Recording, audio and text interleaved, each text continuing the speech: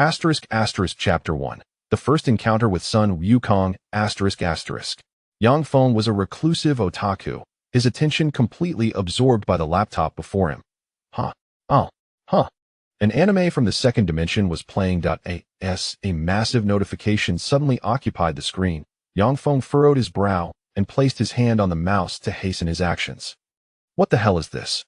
Such a nuisance. He clicked no twice in succession, dismissing the notification, and resumed watching the anime. 433 system. The quick travel system is about to apply for binding with you. Would you like to proceed?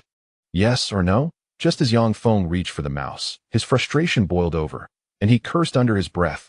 Did I catch a virus or something? He moved the mouse back to no, but it wouldn't click. Ah, damn it. Just when it was getting interesting, standing up, he noticed white tissues scattered all over his oversized shorts, and in annoyance, he shook his head and grabbed a bottle of soda. After taking a large gulp to calm himself, he clicked yes. Almost immediately, another notification appeared. Based on system recommendations, here are your frequently watched animes. 1. Dragon Ball 2. Tom and Jerry 3. Detective Conan.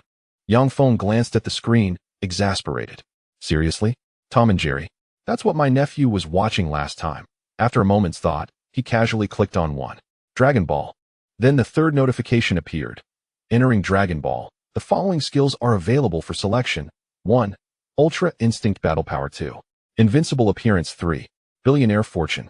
Yang Feng was thoroughly annoyed. Enough already, you useless computer. He moved the mouse to select 1. Ultra Instinct Battle Power. The fourth notification popped up. Selection complete. Countdown to enter Dragon Ball. 3, 2, 1. As Yang Feng held the soda, the laptop suddenly emitted a brilliant flash of light. When the brightness faded, the soda fell to the ground, spilling everywhere. Yang Feng had vanished. He found himself in a vast blue data world, surrounded by garbled text and numerical equations. What? Where is this? Suddenly, the data began to retreat rapidly, and the entire world became a blinding white. Then the surrounding whiteness receded, but a brilliant blue sky appeared, dotted with a few white clouds, and an endless expanse of grass stretched before him. A breeze swept by, carrying the scent of fresh grass. Blinking in disbelief, Yang Feng looked at himself, clad in a t-shirt and oversized shorts, with flip-flops on his feet. Transmission complete. Detecting battle power. 5. Initiating skill acquisition. A luminous display materialized before him. In an instant, an overwhelming pain surged through his body, assaulting his nerves. Damn it, that hurts. A powerful aura erupted from him, sending ripples through the grass below. Yang Feng stared at his fists, astonished. Though the pain was nearly unbearable, he felt an overwhelming surge of strength coursing through him. His aura radiated a faint crimson hue, occasionally generating sparks in the air. Is this the power of Ultra Instinct? -5 is nothing. Yang Feng scoffed, convinced he could never be that weak that he reigned in his immense energy, closed his eyes, and envisioned the instant transmission technique. Instantly, his toes began to lift off the ground. Gradually ascending, he opened his eyes to see houses below that looked like ants, a smile creeping across his face. Backflips, side flips, jumps, spins, and soaring through the air. After enough fun, Yang Feng stood silently in midair, his oversized shorts flapping in the wind. System. Where is Sun Wukong now? A notification promptly appeared before him. At home. Yang Feng was rendered speechless. He closed his eyes to sense his surroundings. A powerful aura emanated from the west, but the strongest presence was to the east. Which direction led to Sun Wukong? Naturally, he would head towards the strongest aura. With that thought, he sped towards the east, a trail of light following him. Meanwhile, atop a towering mountain, Sun Wukong was wreaking havoc on the ground with a tractor. Sitting atop the tractor's canopy, Sun Wutian gazed at the desolate terrain, riddled with potholes. Dad, if Mom sees this, she's going to get mad again. Recalling his mother's wrath, Sun Wutian sighed helplessly. Oh, is that so? Sun Wukong sat cross-legged on the tractor, eyes closed, resting his chin in one hand, deep in thought. Sigh, I really want to train. I feel like my body is rusting away. Sun Wukong declared, jumping off the tractor and glancing at Sun Wutian.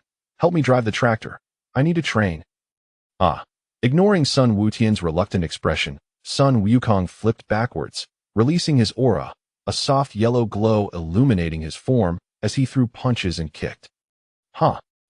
Sun Wutian, already plowing with the tractor, was captivated by the spectacle, further damaging the ground. One was training, the other was recklessly driving the tractor. The consequence? Sun Wutian drove the tractor right off the cliff. A faint gasp escaped him, and Sun Wukong, sensing the danger, quickly placed 2 fingers to his forehead and instantaneously teleported. Just as the tractor was about to plunge into the forest below, Sun Wukong appeared beneath it, raising a hand to support it. "How can I train if you can't even drive properly?" Sun Wukong complained lightly. "Dad, is this really training?" Sun Wutian asked, his eyes wide with curiosity. "Of course. This is how I train while being lazy." Sun Wukong set the tractor back onto the field. He shielded his eyes from the bright sky, gazing at the dazzling light above. "I want to train and become even stronger. To be honest, I want to train with the King Kai, but Chi-Chi." In that moment, Sun Wukong remembered Chi-Chi scolding him for not earning a living and only focusing on training. That he felt utterly helpless, unable to continue his thoughts. "I think Mom is probably the strongest," Sun Wutian mused, fiddling with the tractor's steering wheel. "Heh." Sun Wukong chuckled awkwardly, scratching his head.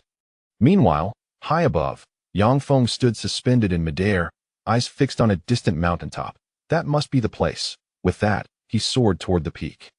As his feet touched the ground, he was met with a landscape that looked as if it had been struck by a meteor, and the corners of his mouth twitched slightly. Indeed, the destructive power of Sun Wukong was formidable. "Who are you?" Chapter 2. Have you come to spar with me? Sun Wukong immediately sensed a formidable aura and turned to gaze at Yang Feng with a serious expression. Yang Feng believed that his current combat power had reached unprecedented heights. He should appear profoundly composed, exuding an air of confidence before swiftly overpowering Sun Wukong. However, in reality, his toes, clad in flip-flops, were awkwardly rubbing against each other, and he was on the verge of succumbing to embarrassment. This was the legendary Sun Wukong, the ultimate warrior from the few anime series he cherished. "My name is Yang Feng," he muttered to himself, struggling to maintain an air of seriousness. "Yang Feng," Sun Wukong echoed, his brow furrowing as he absorbed the powerful aura emanating from Yang Feng. He exchanged a knowing glance with Sun Wutian, who quickly exited the vehicle and dashed off with the tractor. Yang Feng couldn't help but marvel. Indeed, the offspring of Sun Wukong were all formidable warriors. "Are you also a scion?" Sun Wukong's expression grew even more solemn as he noticed the swaying tail behind Yang Feng. Yang Feng exclaimed, immediately turning to look behind him. "A genuine monkey tail. What on earth is this? When did my body grow a tail?" He raged inwardly, feeling a surge of indignation. "It's over. I'm no longer human." With great effort, Yang Feng grasped his tail, only to be overwhelmed by a wave of weakness. Soon, a holographic screen appeared, announcing that upon activating his abilities, the host's physique had transformed into that of a scion. The words seemed to carry a tone that implied, "You didn't ask. So I'll assume you already know. Shouldn't the scions have been exterminated by Frisia long ago? How did you survive?" Sun Wukong furrowed his brow, pressing for an answer when Yang Feng remained silent. I hail from the first universe." Yang Feng fabricated a casual lie. "Oh, I see. You must be quite powerful then," Sun Wukong replied, a realization dawning upon him. "I can sense your strength. Have you come to spar with me?" Yang Feng, puzzled by Sun Wukong's serious demeanor, tilted his head in confusion. "I'm ready to fight," Sun Wukong declared, releasing his energy, positioning himself with legs bent and arms extended, adopting a fighting stance. "What?" Before Yang Feng could finish his sentence, Sun Wukong surged forward, delivering a swift punch. Yang Feng quickly crossed his arms to block the attack. "Why did you launch an attack without warning?" Yang Feng retorted, angered. "I know you train relentlessly to grow stronger. But is it necessary to engage in combat the moment we meet?" He quickly retreated, leaving deep furrows in the ground beneath him, planting his right hand on the earth. Yang Feng unleashed his energy, a faint crimson glow enveloping him. He propelled himself into the air, aiming a punch at Sun Wukong. Sun Wukong, brimming with excitement, executed a sweeping kick, and the two figures collided, sending shockwaves through the air. In a swift blur, one could only catch glimpses of a red and yellow figure ascending from the ground. The two engaged in a fierce exchange of blows, testing each other's prowess. Transitioning from earth to sky, Kamehameha. Suspended in midair, Sun Wukong positioned his hands at his waist, as a luminous sphere gradually expanded. With a forceful thrust, he sent the energy beam hurtling toward Yang Feng. With an impassive expression, Yang Feng waved his hand, effortlessly deflecting the oncoming Kamehameha. The energy blast descended towards the earth, resulting in a tremendous explosion that carved a massive crater into the mountainside. As the energy dissipated from Yang Feng's line of sight, he smirked. With such antics, victory eludes you. What commenced merely as a warm-up skirmish was now poised to escalate into earnest combat. The notion of defeating Sun Wukong ignited a fervor within Yang Feng. He did not wish to merely play the role of a protagonist. He aspired to surpass the very essence of the lead. After all, he possessed the formidable power of the Zizai Ji Gong. Undoubtedly, he would be invincible within the realm of Dragon Ball. In the brief span of mere seconds, having exchanged hundreds of blows, he had gauged Sun Wukong's combat prowess. Approximately 10 million, perhaps, when compared to his own, it paled in insignificance. As such thoughts coursed through his mind, a light screen materialized once more. Detecting Sun Wukong's strength in the later stages of the Dragon Ball universe, combat power is severely compromised. Host has grossly miscalculated. Yang Feng feigned ignorance to the screen's presence. Damn it! Who dares interrupt my moment of grandeur? Sun Wukong, why not cut to the chase and unleash your Super Saiyan Blue form? Observing Sun Wukong transform into a Saiyan, Yang Feng shook his head. Hey! Sun Wukong appeared oblivious, charging towards Yang Feng once more. With a single finger, Yang Feng intercepted the attack, and with a flick of another finger, sent Sun Wukong hurtling backward. What followed was a one-sided assault. As Sun Wukong's aura surged, he ascended to Super Saiyan Blue, bellowing in an attempt to counterattack. Was it not prudent to unleash your full power from the outset? This habit of warming up seems rather unwise. Yang Feng shrugged, feeling somewhat influenced by Sun Wukong's approach. You are indeed formidable, Sun Wukong remarked, wiping the blood from the corner of his mouth with his thumb, grinning widely. He then resumed his stance and charged forward once more. The onslaught remained one-sided. Yang Feng struck with a punch to Sun Wukong's abdomen. With a resounding impact, Sun Wukong was sent flying, crashing through multiple mountain ranges before ultimately plunging into the depths of the sea, creating a colossal splash. Yang Feng stood elevated in the sky, observing the gradually calming waves. Soon, Sun Wukong leaped from the ocean's depths, standing before Yang Feng, a serious expression instantly transforming into a broad grin. Rubbing the back of his head, he exclaimed, "Wow, that felt exhilarating. Bring it on." With renewed vigor, Sun Wukong unleashed his Super Saiyan Blue form once again. He assumed a stance poised for attack, his expression grave. Above, Yang Feng stood casually, yet to Sun Wukong's keen eyes, he appeared utterly flawless. The two faced each other, locking gazes from a distance, neither willing to make the first move as the fierce wind howled around them.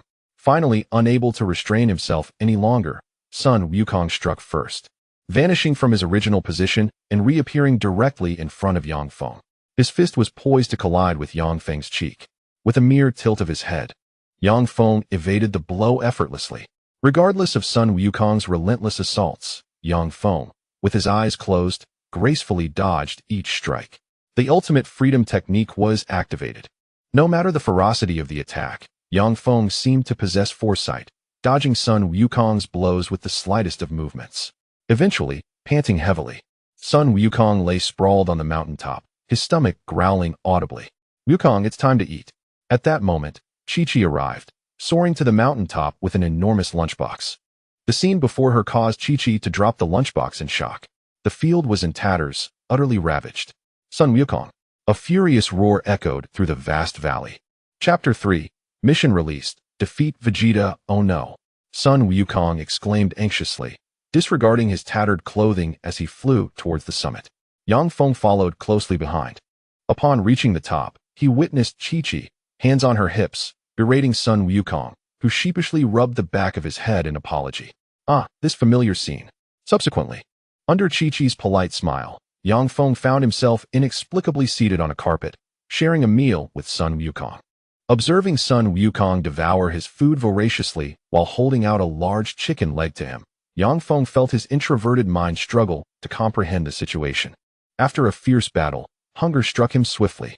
While Sun Wukong gorged himself, he also found time to reflect. With a chuckle, he bit into a piece of chicken.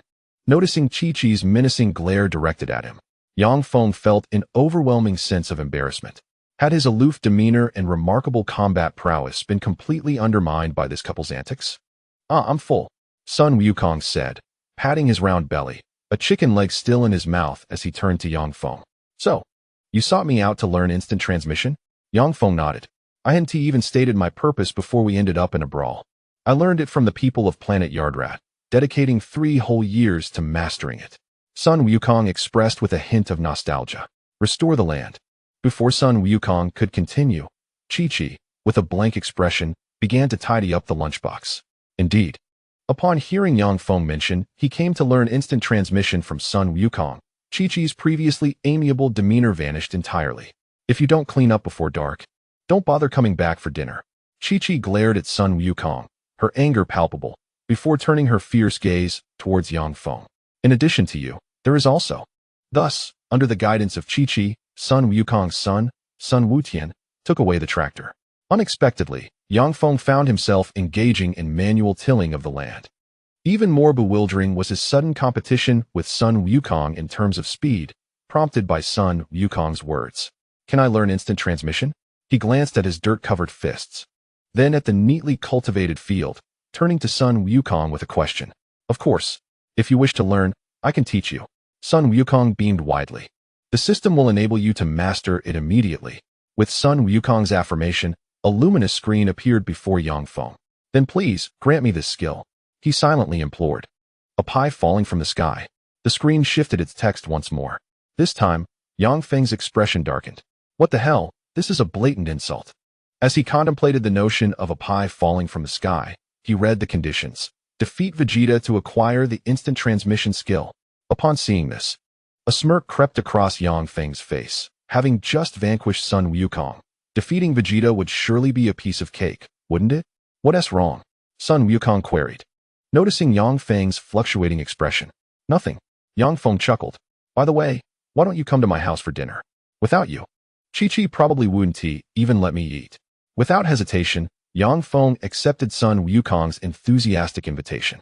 Although he could easily locate Vegeta by flying around and inquiring at the Capsule Corporation, it would be much more convenient to have Sun Wukong guide him. He wasn't merely looking for a meal.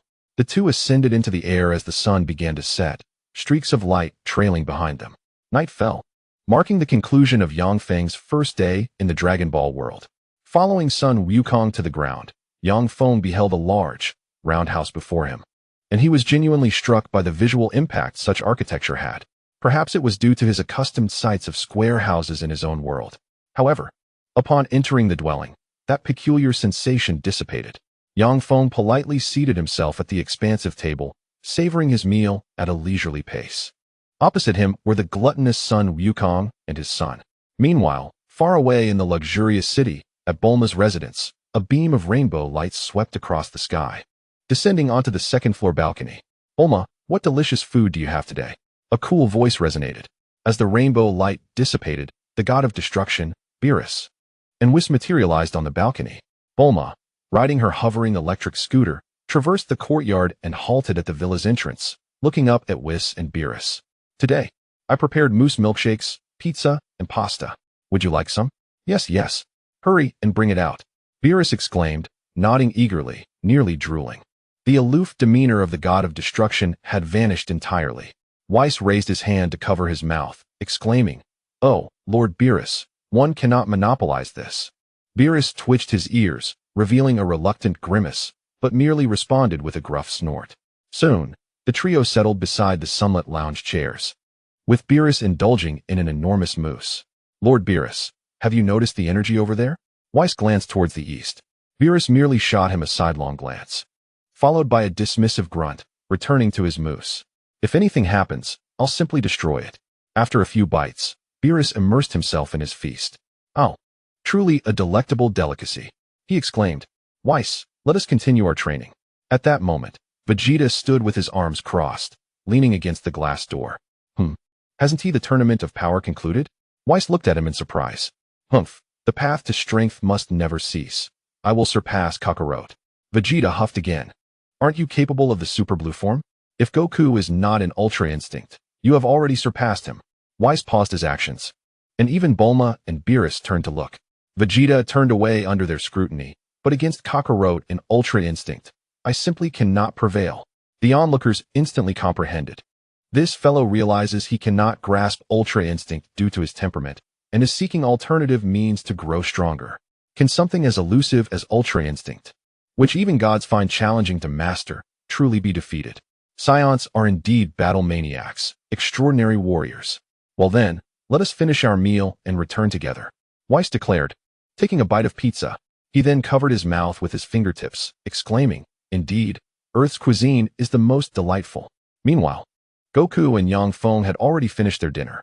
The two lay on the grass outside, resting their heads on their hands as they gazed at the starry sky. "Yang Feng, how about we have another spar?" Goku turned his head to look at Yang Feng. Yang Feng, startled by the suggestion, sat up.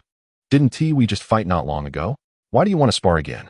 He mused silently, realizing Goku was indeed a combat enthusiast.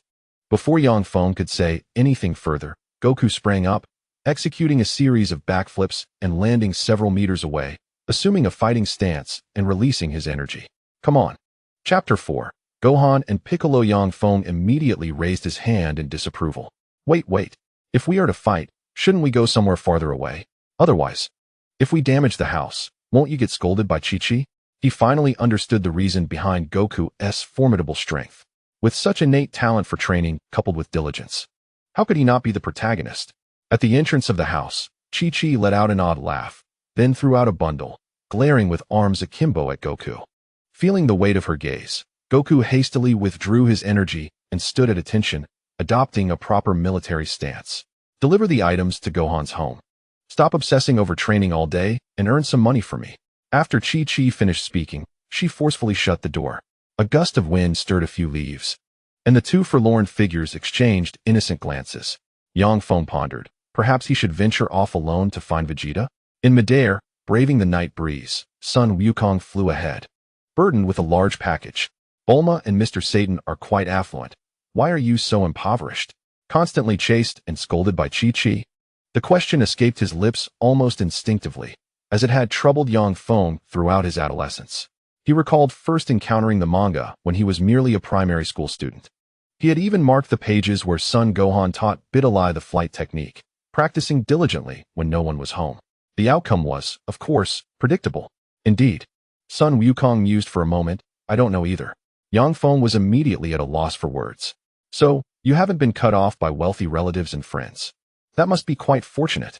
After all, aside from your combat skills, what else do you excel at? Bulma? Mr. Satan?" Sun Wukong turned, his face marked by confusion.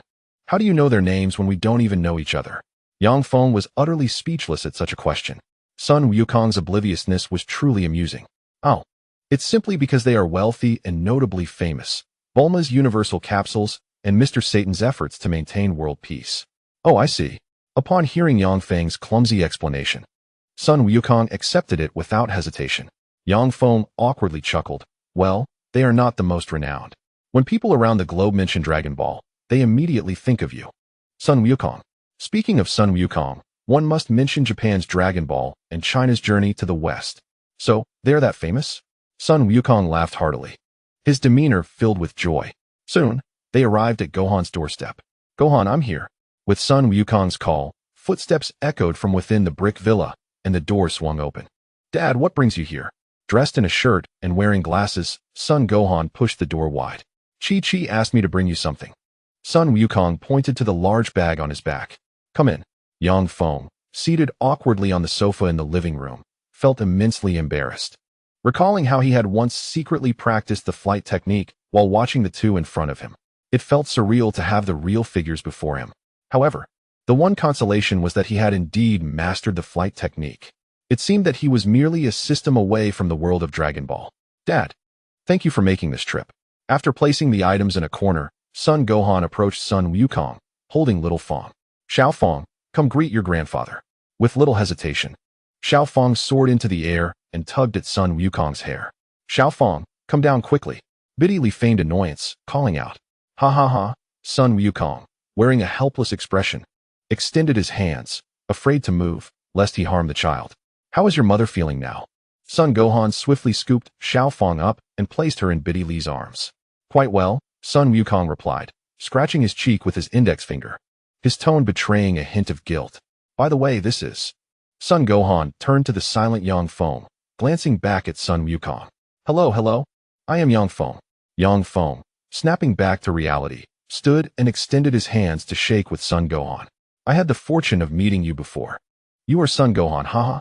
Yes, why not have a match? Yang Feng's strength is quite impressive. He also practices the Ultra Instinct.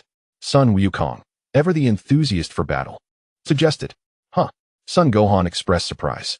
Is he a scion? At that moment, Piccolo, standing by the doorframe, cast an unfriendly glance at Yang Feng, inadvertently noticing his tail. Yang Feng, feeling frustrated, flicked his tail and silently resolved to cut it off when he had the chance. Yes, I am a scion from the first universe who accidentally ended up here. Yang Feng, fully aware of Piccolo's sharp intellect, was on high alert, as it was impossible to deceive such a clever Namekian. First universe? How did you arrive here? Piccolo crossed his arms, glaring coldly at him. Well, as Yang Feng racked his brain, trying to decide whether he had been drawn in by a black hole or brought by a god of destruction, Sun Wukong interjected to ease the tension. Anyway, you've made it here. Why not have a spar, Gohan?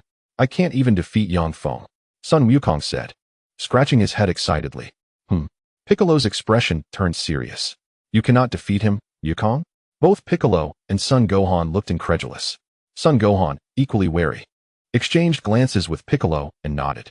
He then turned gently to Biddy Li, saying, I will be back shortly. Be careful. Biddy Li, cradling Xiao Feng, smiled softly. I'll go change my clothes. Following Sun Gohan's departure, Yang Feng wore a discontented expression. Why was he not consulted about this impending confrontation? Did he agree to a fight? Or rather a spar?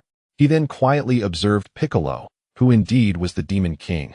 Quite impressive, albeit a bit too green. Subsequently, he glanced down at his flip-flops, yearning for a striking red fighting uniform like Sun Wukong's. Perhaps he should visit Master Roshi one day. After all, he had 20 terabytes of study materials he wished to discuss in depth. His thoughts drifted far away, completely unaware that Piccolo had been observing him intently from the shadows.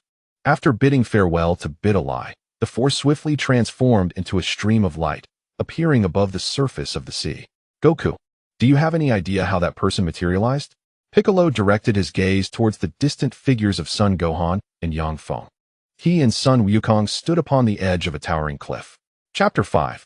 Yang Feng versus Gohan. What do you mean? How did he appear? He just suddenly zoomed in.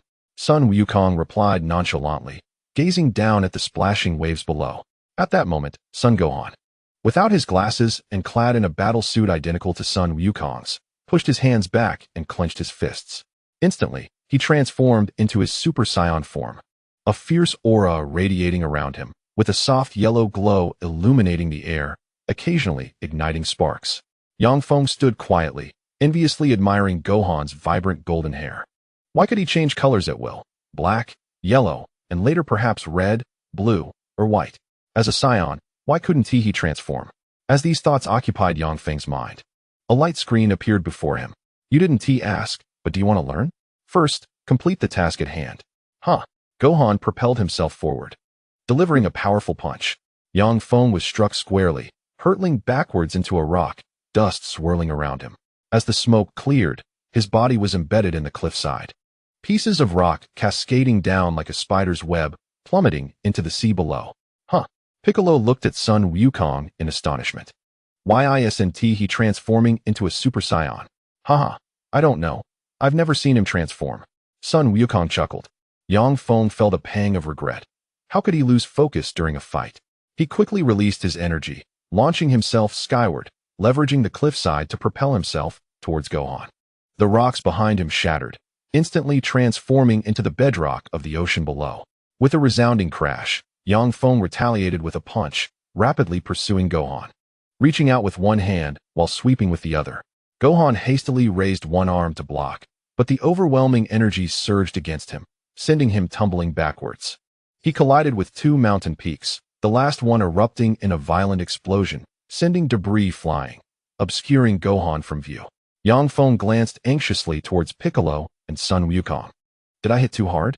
Soon, the rocks trembled under Gohan's energy, scattering chaotically. Unfazed, he brushed off the dust from his clothes and leaped into the air. Yang Feng couldn't help but reflect. Everyone knew Gohan's potential far surpassed that of Sun Wukong. Yet due to Chi-Chi's wishes, he chose the path of a scholar, stalling his own power. As Son Gohan shed his Super Saiyan state, an even mightier aura emerged, drastically altering his presence. His previously spiked hair now had a single strand falling downward.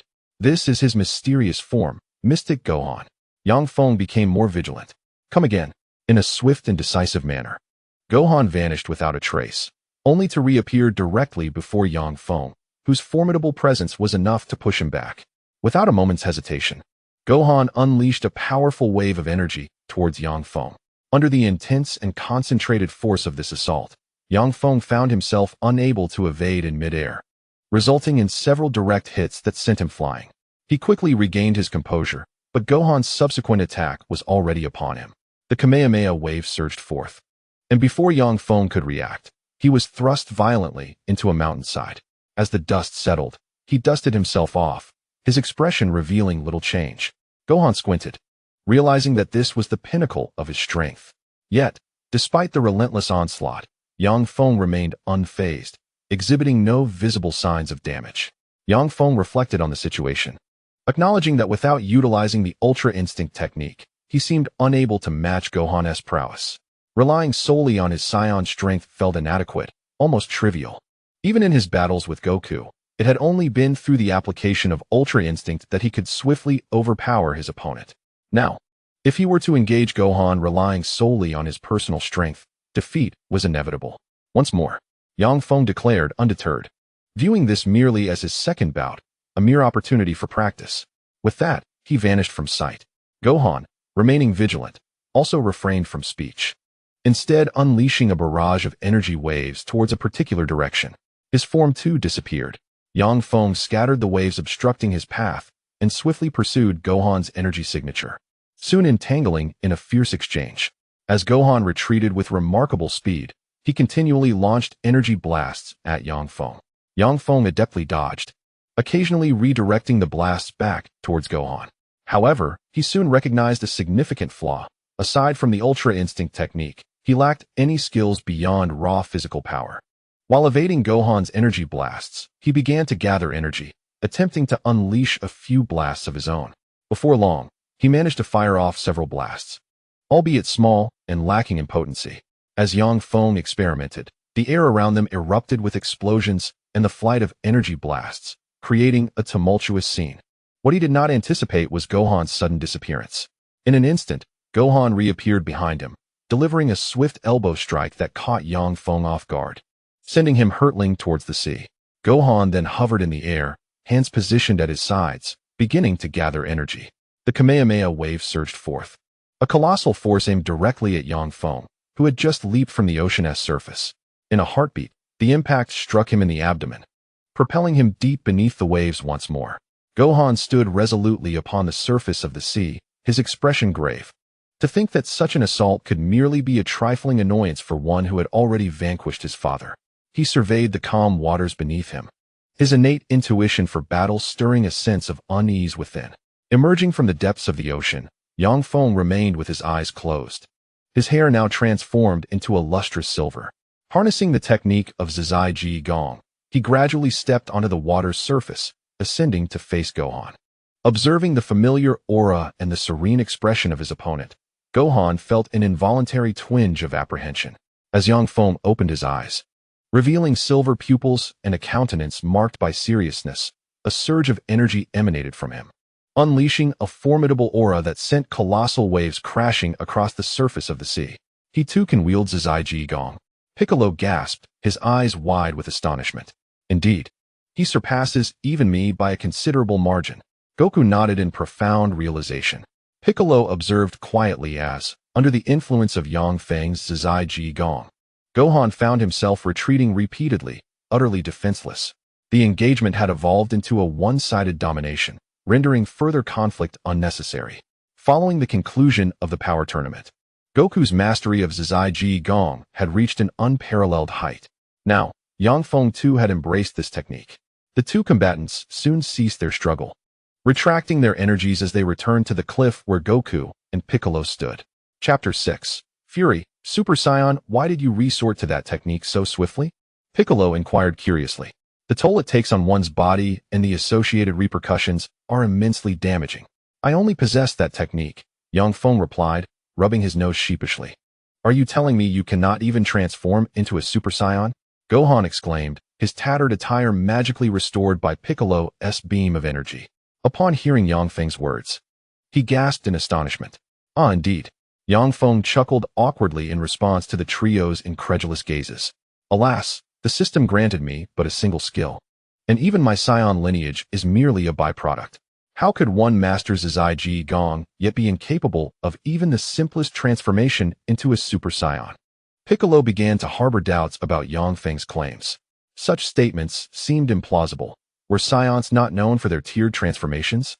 Moreover, if one could wield Zai Ji Gong, how could they possibly lack the ability to achieve even the first level of transformation? Feel free to try, Goku interjected with a rough but kind-hearted tone. For instance, concentrate your fury in your back. Shut your eyes and let your anger ignite. Yang Feng complied, closing his eyes and contemplating thoughts that provoked his ire, such as, "You are worthless. You are a failure. You are utterly useless." Such statements ring true, yet I find myself devoid of anger, he mused, mindlessly fiddling with his notebook. Why bother to dwell on it? What could possibly incite such uncontainable rage within oneself? After a prolonged moment of contemplation, Yang Feng helplessly opened his eyes and spoke to the eagerly expectant Sun Wukong. It simply cannot be. There is nothing that angers me. Your mindset is remarkably tranquil. Even Gohan couldn't help but exclaim. The group fell into a thoughtful silence. Suddenly, Sun Wukong struck his palm with a fist, a broad smile illuminating his face. Let us consult Bulma. She is incredibly intelligent and will undoubtedly be able to provoke your anger. Piccolo and Gohan exchanged glances. Yang Feng, puzzled, wondered how he had been unaware of Bulma's ability to assist others in their training. Had she perhaps made another groundbreaking invention? By the way, system, what is the current timeline in the Dragon Ball world?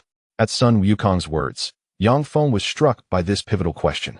2 months after the conclusion of the Tournament of Power, a screen displayed. Yang Feng's eyes widened in astonishment. Isn't that the finale of Dragon Ball Super? When did Dragon Ball release its new chapter? He felt a twinge of frustration as a devoted fan for not having learned of the news sooner. The screen shifted again. No, you have witnessed the conclusion. Hence you have seamlessly transitioned to the current timeline. You didn't specify at which point in time you wish to appear. Oh, for goodness sake, you insufferable system. Well then, let us seek out Bulma. Sun Wukong, always one for action, immediately took flight, leading the way.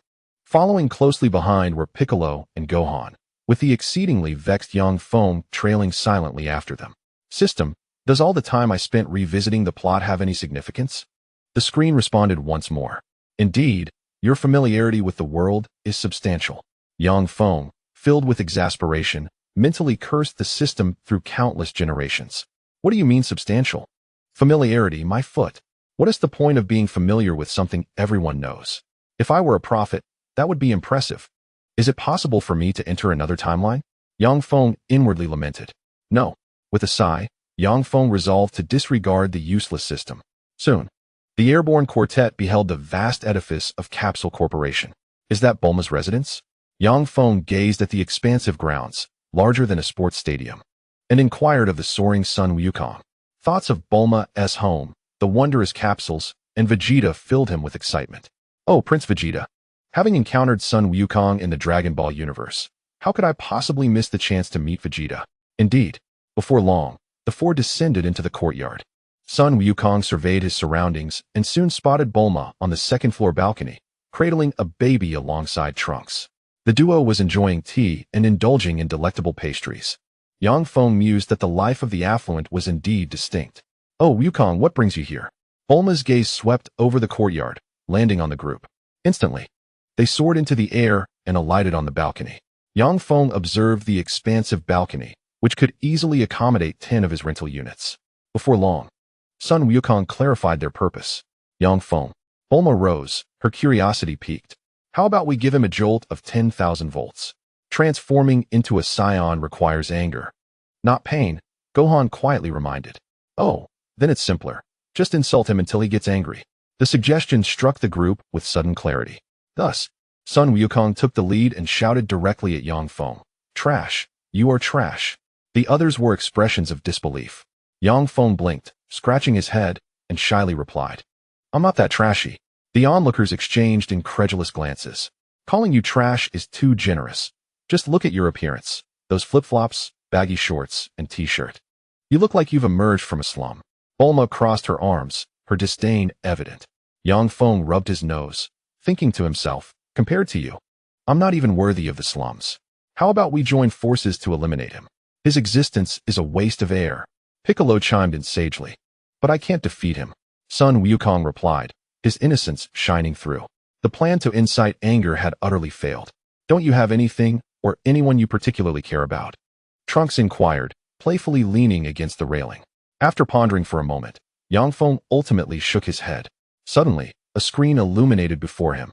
Host, I inadvertently deleted your 20 terabytes of study materials. Yang Feng's gaze lingered for 3 seconds before his pupils dilated. System, I will kill you. He bellowed in fury. His fists clenched as he continued to roar. In a fit of rage, Yang Feng was overwhelmed by the words on the screen. Those materials represented over a decade of hard work, some of which had become rare and out of print. All those years of effort, erased by this infuriating system? He struggled to contain his wrath, which erupted like a tempest, forcing everyone to shield their eyes. Trunks quickly steadied Bulma, preventing her from being swept away by the powerful aura. Chapter 7.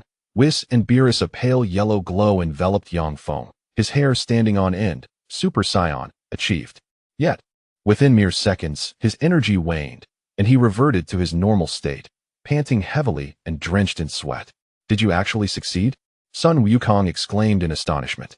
What has provoked you to such fury? I just received a message from that wretched system. It has deleted all my study materials. Yang Feng knelt on the ground, nearly overwhelmed by tears. All my years of hard work, gone in an instant. Sun Wufan privately reflected, astonished that this seemingly disheveled individual was, in fact, a scholar of over a decade. No wonder. And his combat prowess is astonishingly formidable. Truly remarkable. The screen flickered to life once more. Just kidding. Look, your mindset isn't very calm either. Yang Feng stood dumbfounded, then awkwardly turned to face the others. I overreacted, my apologies. Internally, he cursed the system's many generations. The image of a show-off, an impressive figure, had been thoroughly shattered. In an effort to mask his embarrassment, Yang Feng hurriedly shifted the topic. So is Vegeta not here? Do you know my father? Trunks asked, somewhat surprised. Yang Feng pondered for a moment before replying. Not really, I've just heard of him. Oh, Trunks replied earnestly. Father is not here. He went to train with Whis. What? He didn't take me with him to train? How infuriating. Sun Wukong clenched his fists in indignation. I must go as well. He closed his eyes, focusing on Whis' energy, preparing to use instant transmission. Yang Feng, quick on his feet, placed a hand on his shoulder. In an instant, the two vanished, leaving the onlookers bewildered. Oh dear, now mother will be upset again, Wufan thought. Dreading the moment he would have to inform Chi-Chi of this news, envisioning her furious expression, which gave him a headache. With Sun Wukong's instant transmission, Yang Feng felt a shift and opened his eyes to find himself on a planet that was both strangely unfamiliar and vaguely recognizable. The realm of the god of destruction, Beerus. Hello, Whis. Sun Wukong called to Whis, who stood nearby. Vegeta, how dare you secretly come here to train with Whis? He chided, glancing disapprovingly at Vegeta, who was lifting a heavy iron block to strengthen himself. Noticing Sun Wukong's arrival, Vegeta scoffed dismissively and continued his training, unfazed. Another scion? Beerus, lounging beneath a nearby tree, slightly opened his eyes and cast a disdainful glance at Yang Feng. Greetings, Lord Beerus. Yang Feng smiled politely in acknowledgement. At that moment, Sun Wukong also extended his hand. Ah, it's been a while, Lord Beerus. Humph. Beerus grunted, closing his eyes once more. A scion? Could he be a scion from another universe? Vegeta mused, noticing the tale behind Yang Feng. Since encountering the scions from the 6th universe, he was intrigued. Vegeta had long ceased to lament that the only surviving scions in this universe were he and Kakarot, while the rest had perished at Frieza's hands. Such sentiments were now behind him. Ah, you seem not to belong to the 7th universe, Whis remarked with a knowing smile, narrowing his eyes at Yang Feng. Well, I hail from the 1st universe. Yang Feng never anticipated that the fib he had spun once would need to be reiterated before the deities of destruction and angels. If one were to rewind 24 hours, he would never have dared to entertain such notions, let alone express them. Stride boldly, but do not fear tearing your trousers. Beerus scoffed, rising with a warning glare directed at Yang Feng. Regardless of your origins, you possess not a shred of cosmic power from any universe. As long as you remain compliant, I shall not interfere. But should you disrupt the peace, I shall obliterate you. His tone was laden with menace. Yang Feng, upon hearing this, felt an urge to subdue Beerus, to unleash a flurry of strikes upon his feline form. Yet, his foremost objective remained to vanquish Vegeta. Once he triumphed over Vegeta, he would return to deal with this little feline menace, merely a cat barely mastering the ultimate instinct technique. As long as Whis refrained from intervening, surely he could best this small creature with a simple quadratic maneuver. As the most basic prerequisite for an angel, Whis possessed the ultimate instinct, which explained how he could train Goku and bring Beerus to his current half-step mastery. Thus, for the moment, the little cat could be set aside. Defeating Vegeta took precedence. Moreover, even if the cat's words were inconsequential, what if Whis decided to step in? Yang Feng adhered to his personal code of conduct regarding whom to challenge and whom to respect. He was wary of appearing overly arrogant or foolish. Even though he wielded the ultimate instinct and seemed invincible, it was merely one skill. Who could ascertain what other terrifying abilities Whis might possess? Indeed, he felt exceedingly insignificant. He then turned his attention to the training Vegeta was undergoing. If he could overcome him, another skill would be added to his repertoire. Vegeta, might I spar with you? Humph, Vegeta scoffed, showing no interest. I have bested even you. Vegeta, are you not curious to test your mettle? Goku chimed in cheerfully from the side. Vegeta paused, a formula immediately materializing in his mind. If Yang Feng could defeat Goku, and he could defeat Yang Feng, it would equate to him having bested Goku. Humph, I shall see just how formidable you are. Vegeta set down the massive iron block he had been lifting, causing the ground to tremble slightly. With a disdainful huff directed at Goku, he added, Kakarot, you truly are becoming increasingly pathetic, unable to conquer even a lowly scion. Could he possibly possess power akin to a god of destruction? Vegeta's words elicited a deadly gaze from Beerus, causing beads of cold sweat to trickle down his brow. Once Beerus averted his gaze, Vegeta steeled himself and let out a disdainful grunt towards Yang Feng. In an instant, his aura erupted with intensity, and he unleashed a furious roar that sent a deep blue energy soaring into the sky. The sound of Vegeta's bellow echoed, as if he were striving to fully unleash the power within him. Yang Feng watched with great excitement. Was this the deep blue that even Son Goku lacked? Though it could be argued that Goku did not lack deep blue, as he possessed the even more formidable Ultra Instinct. Under Vegeta's resounding roar, his entire being transformed into a deep blue aura, a divine energy. With his blue hair standing defiantly, he regarded Yang Feng with a mocking smile, questioning how he could ever be defeated by such an inferior scion. Chapter 8. Yang Feng vs. Vegeta. Yang Feng, with a slight smirk, allowed his own aura to explode forth, enveloped in a gentle yellow glow. Although he wielded the more powerful Ultra Instinct, he was eager to test the full extent of his Super Saiyan combat capabilities. With no words exchanged, Vegeta launched himself towards Yang Feng. A resounding clash erupted as their fists collided, creating a shockwave. Yang Feng was propelled backward, and Vegeta, grinning, pursued him with a relentless flurry of punches. In midair, Vegeta did not hold back. He swiftly positioned himself above Yang Feng and delivered a crushing blow. The force of the impact sent Yang Feng crashing down into the dense forest, creating a massive crater amidst the foliage, with broken branches buried beneath the dust. As the dust settled, a figure enveloped in a faint red glow emerged, silver hair, silver eyes, and the Ultra Instinct activated. Yang Feng stepped forth with a deliberate pace. Beerus straightened slightly, directing his gaze towards Yang Feng. Vegeta's eyes widened in disbelief as he furrowed his brow at the sight. As Yang Feng advanced, he suddenly vanished, reappearing behind Vegeta. With a swift elbow strike, he aimed to knock the still airborne Vegeta down. However, Vegeta merely scoffed, slightly shifting his body to evade Yang Feng's attack, and countered with a punch. Unfazed, Yang Feng caught it with a single finger, then swiftly grasped Vegeta's wrist. With a gentle tug, he sent Vegeta hurtling away, crashing into a distant mountainside. As Vegeta coughed, The impact caused debris to rain down from the cliffside. With a swift motion, Yang Feng seized the opportunity, vanishing in an instant to stand before Vegeta. In a relentless flurry, his fist struck Vegeta's abdomen, causing the mountainside behind him to shatter. Vegeta gasped in agony, unable to withstand the onslaught, and plummeted downwards. Expressionless, Yang Feng executed another flying kick, propelling Vegeta into a rapid descent. Vegeta's face contorted in rage as he unleashed a shockwave towards the ground, pivoting sharply to gather energy in his palm. Final flash. Die! Vegeta roared in fury, sending forth a terrifying beam of energy directly at Yang Feng. Yet, he merely hovered in midair, unmoving, as the beam hurtled towards him. At the last moment, he raised a hand and effortlessly dismissed it.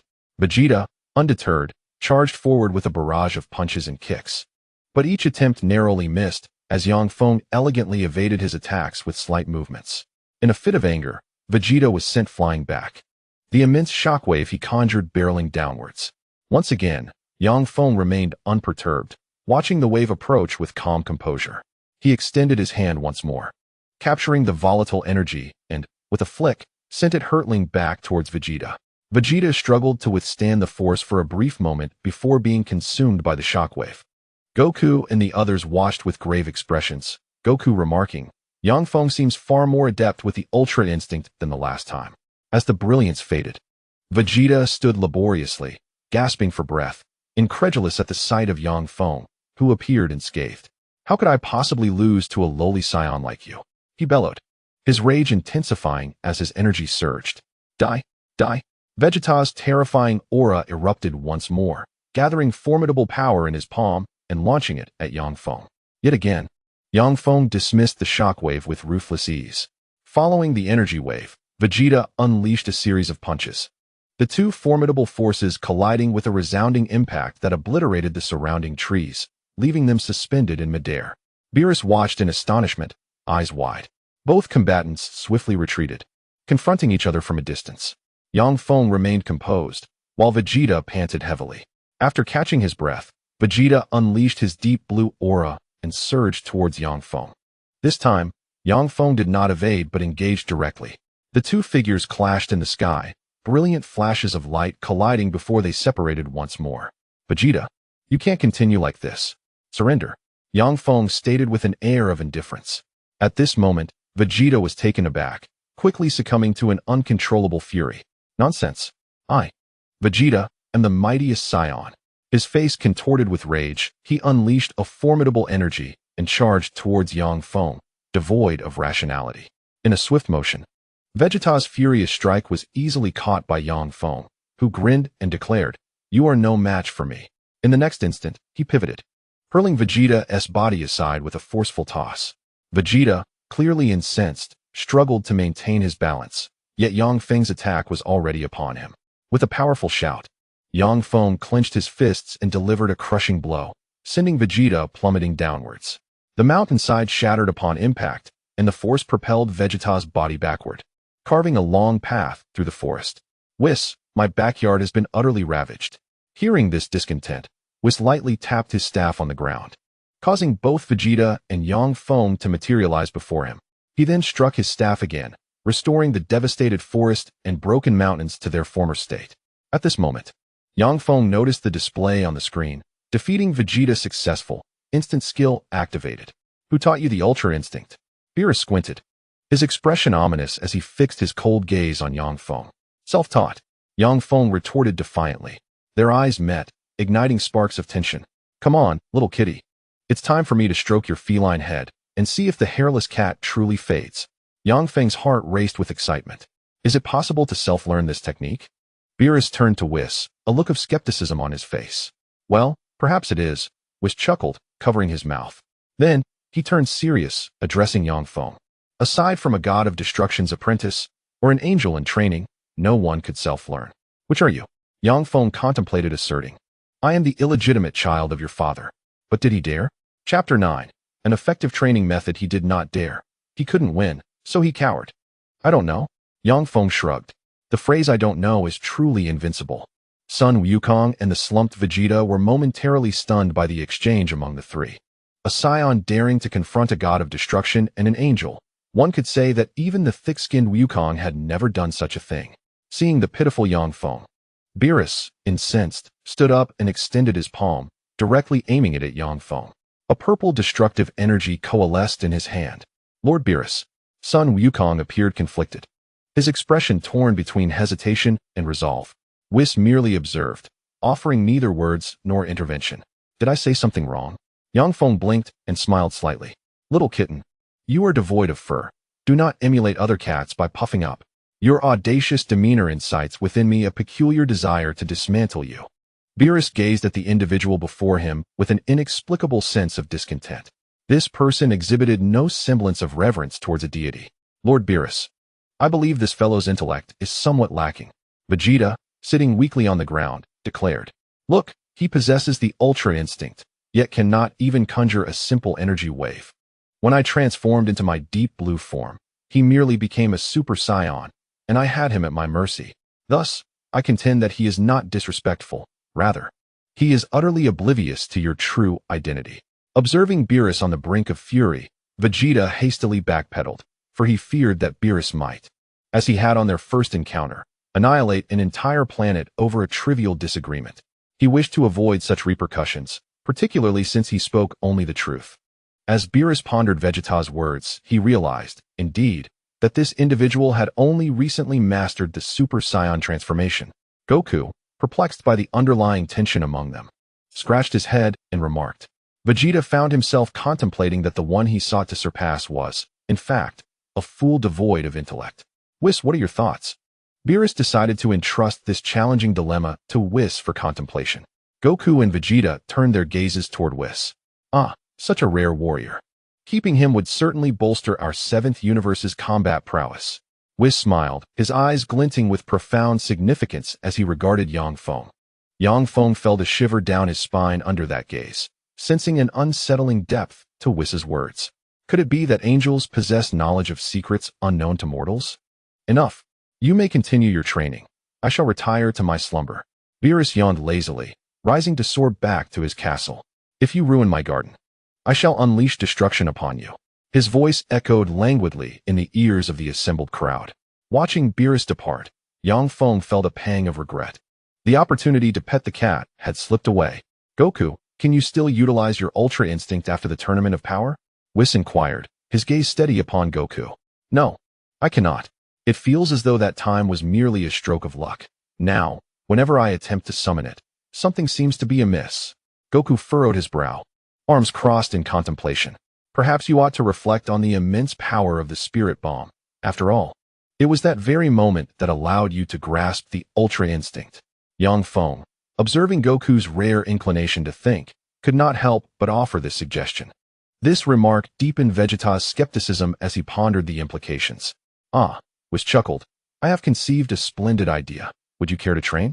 This would not only temper the fervor of their excitement, but also allow him to seize a bounty of snacks riding on their energetic momentum. Goku, still grappling with uncertainty, instinctively leaned closer to Whis. Let us try? Ideas that can be directly attempted with the body are undoubtedly the finest. Both Vegeta and Yang Feng gazed at Whis with curiosity. Whis then gently tapped his staff on the ground, and in an instant, the figures of the four vanished. Meanwhile, on a distant planet in the cosmos, the golden-hued Frieza rose from his seat aboard a spacecraft, placing a foot upon its frame. With arms outstretched, he surveyed the multitude of spaceships before him, a smirk forming on his lips as he spoke slowly. Esteemed guests, your cosmic emperor has been fully resurrected. The time has come for us to commence our conquest of the universe. With that, Frieza settled back into his spacecraft, waving his fingers lightly, sending countless spaceships soaring towards a point in the cosmos. Dragon Balls, I, Frieza, am on my way. Shortly thereafter, Whis brought Goku and the others to an unknown planet. The four floated in midair, observing the desolate world around them. What purpose do we have in coming to this barren planet? Yang Feng inquired, puzzled. You shall soon find out. Whis replied, just as the figure of Bardoss appeared alongside several others. Sister, have you brought the people? Bardoss asked, following Whis' leisurely words. The figures behind Bardoss began to materialize. Kaba, Hit, and Kale, who hid shyly behind her senior. Yang Feng's eyes widened in astonishment. He had suddenly encountered some of the most powerful beings from Universe 6. 3 scions, and an assassin, all renowned characters from the series. Hello, Hit. It's been a while. Goku greeted enthusiastically, waving his hand. Hit maintained his usual aloof demeanor, casting a cold glance at Goku. Master. Kappa saluted Vegeta, who scoffed dismissively. Who is your master? He retorted coldly. Are you planning to give them special treatment? Bardoss flew over to Whis, and, upon noticing Yang Feng's unfamiliar face, remarked, This individual lacks cosmic power? Whis, where did you find him? I cannot divulge that, dear sister. Without Lord Beerus's permission, you mustn't pry into my affairs. Whis replied casually, casting a sidelong glance while using Beerus as a shield. Surely, your Universe 7 isn't concocting another scheme? After the Tournament of Power, Lord Kampa has been quite anxious and has lost weight, Bardoss said with a smile, completely unbothered by the potential embarrassment of Kampa. You must be quite pleased then. Whis began to chat about trivial matters with her. Hey Hit, come on, let us spar, Goku exclaimed, brimming with excitement as he approached Hit before the two angels could finish their conversation. Humph, I never engage in sparring. My every move is a matter of life and death. Hit coldly rejected him, his gaze lingering on Yang Feng. Yang Feng could undoubtedly sense Hit's gaze. However, he was merely an individual who had come to the Dragon Ball world to flaunt his prowess, and his current repertoire of skills was conspicuously limited. If not for the tasks issued by the system, he would hardly bother to engage with these individuals. As Hit regarded Yang Feng, his eyes narrowed slightly. This person's strength was comparable to that of Sun Wukong, yet there was an indescribable peculiarity about him. Chapter 10. It seemed feasible, yet for Hit, who was particularly sensitive to life and death, this was an unsettling realization, truly dreadful. It appeared that the 7th universe was indeed teeming with talent. How about we have another match? The loser will forfeit their snacks, Whis said with a smile, casting his gaze upon Sun Wukong. Why do you always want to challenge Hit? Bardoss remarked as she looked at her own companions, each of whom was quite formidable. It's because Hit is incredibly strong. Sun Wukong answered candidly, scratching the back of his head in mild frustration. What is the point of fighting if you don't challenge the strongest? Hey, I'm formidable too. I'm almost at Super Saiyan 4. Soon, I'll be able to overpower you, Caulifla exclaimed, clearly dissatisfied with Sun Wukong's attitude. While her timid companion Kale meekly interjected, Sister, you're coming off as quite rude. How about we draw lots to decide who will spar with whom? Whis suggested with a grin, looking at Bardoss. That won't do. This is merely an opportunity for mutual learning and discussion between the 6th and 7th universes. We should allow some freedom of choice. Otherwise, it would be rather dull. Bardoss replied with a playful smile. Exactly, I want to battle Hit. Upon hearing Whis' suggestion, Sun Wukong initially considered opposing it, but with Bardoss's words, his spirits soared. What a rare opportunity this was. Master, could you teach me some more? Gabe asked, his face alight with excitement. How wonderful. Soon I shall gain more of my master's insights. Vegeta made a non-committal grunt. Yang Feng observed as everyone busily arranged their plans, blinking as he glanced at the rebellious Caulifla and the timid Kale. So, he, the reluctant recipient, was to endure the affections of these two young ladies? This, it seemed, was not entirely unmanageable. Hit, let us go? Sun Wukong, unable to contain his eagerness, disregarded everyone else and immediately assumed a fighting stance, his aura surging dramatically and transitioning into Super Saiyan Blue. Noticing Sun Wukong's serious demeanor, Hit also adopted a straightforward posture, yet he exhibited no weaknesses whatsoever. You seem to have grown significantly stronger. Sun Wukong observed Hit with renewed seriousness. And you as well. Hit's expression turned grave. Let us begin.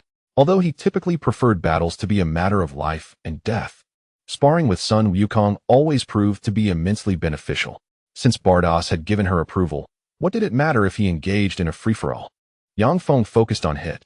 That fighting stance was indeed impeccable. Such an intuitive battle is far more exhilarating than merely sitting in front of a notebook. It feels as though the screen has transformed into reality. The powerful and intense aura left Yang Feng in awe. The two combatants ceased their trivial chatter, as Sun Wukong unleashed his speed to the utmost, delivering a punch towards Hit. In the next instant, Hit's figure vanished, reappearing beside Sun Wukong. Wukong's initial strike missed its target, while Hit retaliated with a punch to Wukong's abdomen. Sun Wukong was forced to stagger back, dust swirling around his feet. He straightened himself, rubbed his belly, and exclaimed, "Ah, how I truly miss your strength." Ha ha ha, This sensation of pain, I haven't felt it in months. Yang Feng wore a puzzled expression. Wasn't the power tournament said to have concluded just 2 months ago? Where did those months come from? Hit regarded Sun Wukong with indifference, asking, "Will you not utilize the strength you displayed in the power tournament?" Sun Wukong merely grinned, then charged forward, unleashing a barrage of punches and kicks. Unsurprisingly, Hit deftly evaded these warm-up attacks, occasionally utilizing his time-skip ability to render Wukong's strikes ineffective. While failing to land a hit on Hit, Sun Wukong absorbed numerous blows. A fierce punch from Hit sent him flying backward. After a few somersaults, he landed gracefully, offering Hit a slight smile as he declared, "Now, we shall get serious." Hit remained silent, his expression shifting to one of grave seriousness. In his ultra-blue state, Sun Wukong stood tall, radiating an even more formidable aura. With a shout, he charged at Hit once more. Although Hit instinctively employed his time-skip technique, he was occasionally thwarted by Wukong's attacks. In their back-and-forth skirmish, both opponents landed several blows on one another. As they momentarily retreated, excitement sparked in Hit's eyes, and he unleashed a surge of purple energy that was awe-inspiring. Fighting you is so exhilarating. Yet, such excitement should not belong to an assassin. It is an emotion unbefitting of a failed mission. After uttering these words, Hit vanished once again. Sun Wukong vigilantly scanned his surroundings, then shouted and charged towards a specific location. With a thud, he received a solid punch. It seems Hit has grown considerably stronger since our last encounter. Meanwhile, Whis had materialized a grand red half-circle sofa in midair, where a group of individuals sat scattered. Observing the clash below, as Sun Wukong was propelled backward, he roared, and a faint red glow began to emerge amidst his blue aura. King Kai fist engage. With a mighty effort, Sun Wukong performed a somersault, rising to his feet while tightly clenching his fists, unleashing a series of resounding roars. His breath surged rapidly in tandem with the roar. Is it this move again? Hit lowered his clenched fist, waiting in silence. The blue radiance enveloped the red glow, intertwining with one another, unleashing a terrifying and formidable power that swept up the dust from the desolate ground. King Kai fist. Countless afterimages appeared, the overwhelming strength leaving spectators astounded. Such incredible power must be taught to me by the elder. Caulifla's eyes sparkled with excitement as she gazed at the battle below. This fight looks exceedingly fascinating. Whis chuckled, concealing his mouth with a finger. Yang Feng watched the clash below, equally exhilarated. Indeed, this is what true passion should feel like. In the super blue state, he could still enhance the King Kai fist. The amplification of this power is unimaginably potent, truly terrifying. Such immense strength comes with a substantial burden. Does this mean a swift resolution is at hand? Batos observed the scene leisurely, showing no signs of tension whatsoever. Humph. Vegeta scoffed disdainfully, yet he could not help but admire Goku's talent in martial arts. In the current duel, Goku charged directly at Hit, who maintained a cold gaze. In a flash, time around him froze. Time prison, a derivative technique of flash. Hit aimed to lock onto Goku's attack, but suddenly, with a crack, the confines restricting Goku shattered. Chapter 11, Goku vs Hit. The fissures widened as the time prison was breached. Hit did not anticipate Goku's super blue, enhanced by the King Kai fist, to have become this formidable. You have grown stronger. A flicker of astonishment crossed Hit's face, only for his punch to be intercepted by Goku once again. Goku simply smiled, delivering a punch to Hit's cheek, followed by an elbow strike. With a swift kick, Hit was sent flying. As he soared back, Hit was compelled to take Goku's increasing strength seriously. He immediately unleashed his aura doppelgangers, multiplying from 1 to 2, then from 2 to 4, and so forth, creating an ever-growing number of himself. Then, he concealed his true form's aura from detection. Subsequently, utilizing the flash space, Hit left Caulifla, Kale, and the others above utterly astonished. Impressive. Compared to their performance during the Tournament of Power, their progress is markedly evident. Whether in strength, speed, or the manifestation of their aura, they are incomparable to 2 months ago. Hit unleashed a barrage of invisible energy blasts towards Goku. Hee, witness my tenfold King Kai fist. Goku merely smiled, launching a flurry of punches at one of the Hits. As he unleashed the King Kai fist, one by one, Hit's forms visibly vanished, including his elusive energy spheres which were dispersed. The air was swept by an overwhelming aura, with explosions ringing out incessantly. and even the desolate ground began to rise with debris. Craters continually emerged in the wake of their onslaught. Soon, with Goku's King Kai fist, only Hit's silhouette remained on the battlefield. How astonishing! Gabe watched in awe, unable to fathom the Scion's remarkable prowess. I'm right here, Hit. Goku's voice suddenly resonated behind Hit, prompting him to whirl around. Yet, in the blink of an eye, Goku vanished, only to reappear intermittently around him. With a swift motion, Goku struck, sending Hit hurtling away. In the brief moment of flight, Hit refused to yield, relentlessly unleashing countless invisible energy spheres towards Goku. The King Kai fist once again shattered those spheres. Bring it on! Goku exclaimed, exhilarated. Meanwhile, Hit, suspended in midair, regained control of his inertia, hovering coldly as he gazed at Goku. With a swift dive, he disappeared, re-emerging behind Goku. And with a rapid succession of punches, he drove Goku deep into the ground, entombed in a pit of earth. With the surrounding soil erupting, a cacophony of explosions ensued. As the earth split open, dust swirling. Smoke enveloped the scene, while a violet wave of energy repelled the dust, leaving only Hit standing. At that moment, Hit's purple aura surged once more, his formidable presence causing the air around him to crackle, and his battle power soared. It seemed Hit knew no bounds. Growing stronger in the face of adversity, much like Goku, Feng, observing the spectacle, couldn't help but voice his admiration. Indeed, aligning myself with Goku was the right choice. The thrill of this battle is unparalleled, far surpassing my solitary practice at home. With a mighty shout, Goku soared from the depths of the pit, charging towards the now heightened Hit. Clenching his fists, he roared, releasing a potent aura, a blend of red and blue radiance. The intertwining hues surged directly towards Hit. Now, let the contest continue, Hit declared, watching as Goku approached, only to disappear. Goku's body momentarily froze, everything around them stilled, entering a state of flash time. Gritting his teeth, Goku unleashed his energy, shattering the flash time, and in the next instant, he pivoted, crossing his fists. Hit's powerful punch was perfectly parried, and with a fierce roar, Goku retaliated with a kick. However, his strike was met with resistance. As long as my power erupts, so too will my flash time. Countless breakthroughs have forged my strength. You shall not surpass me. With a non-committal smile, Sun Wukong resumed his fierce duel with Hit. Without allowing Hit a moment to speak, he struck him with a knee, causing Hit to bend over, and then followed with a powerful punch that sent Hit plummeting from the air. Hit landed clumsily but swiftly unleashed his energy, teleporting directly in front of Sun Wukong. Breaking through Hit's time skip, Sun Wukong engaged him once more in a flurry of blows. The two fought fiercely, neither gaining the upper hand. As Hit launched a punch towards Wukong, the latter crossed his arms to block, and they descended to the ground amidst their clash. Suddenly, Sun Wukong's muscles trembled, and his expression shifted slightly. He quickly retreated, creating distance between himself and Hit. Time was of the essence. Sun Wukong decided to end the prolonged skirmish. He leaped into the air, positioning his hands at his waist. Kamehameha. Hit, sensing the overwhelming energy, let out a furious roar. His purple aura intensified, reaching its zenith. He extended his hand, palm facing Sun Wukong, and began to concentrate a formidable violet light. Vados and Beerus exchanged glances, and simultaneously pointed their staffs, casting a protective shield over the enormous sofa.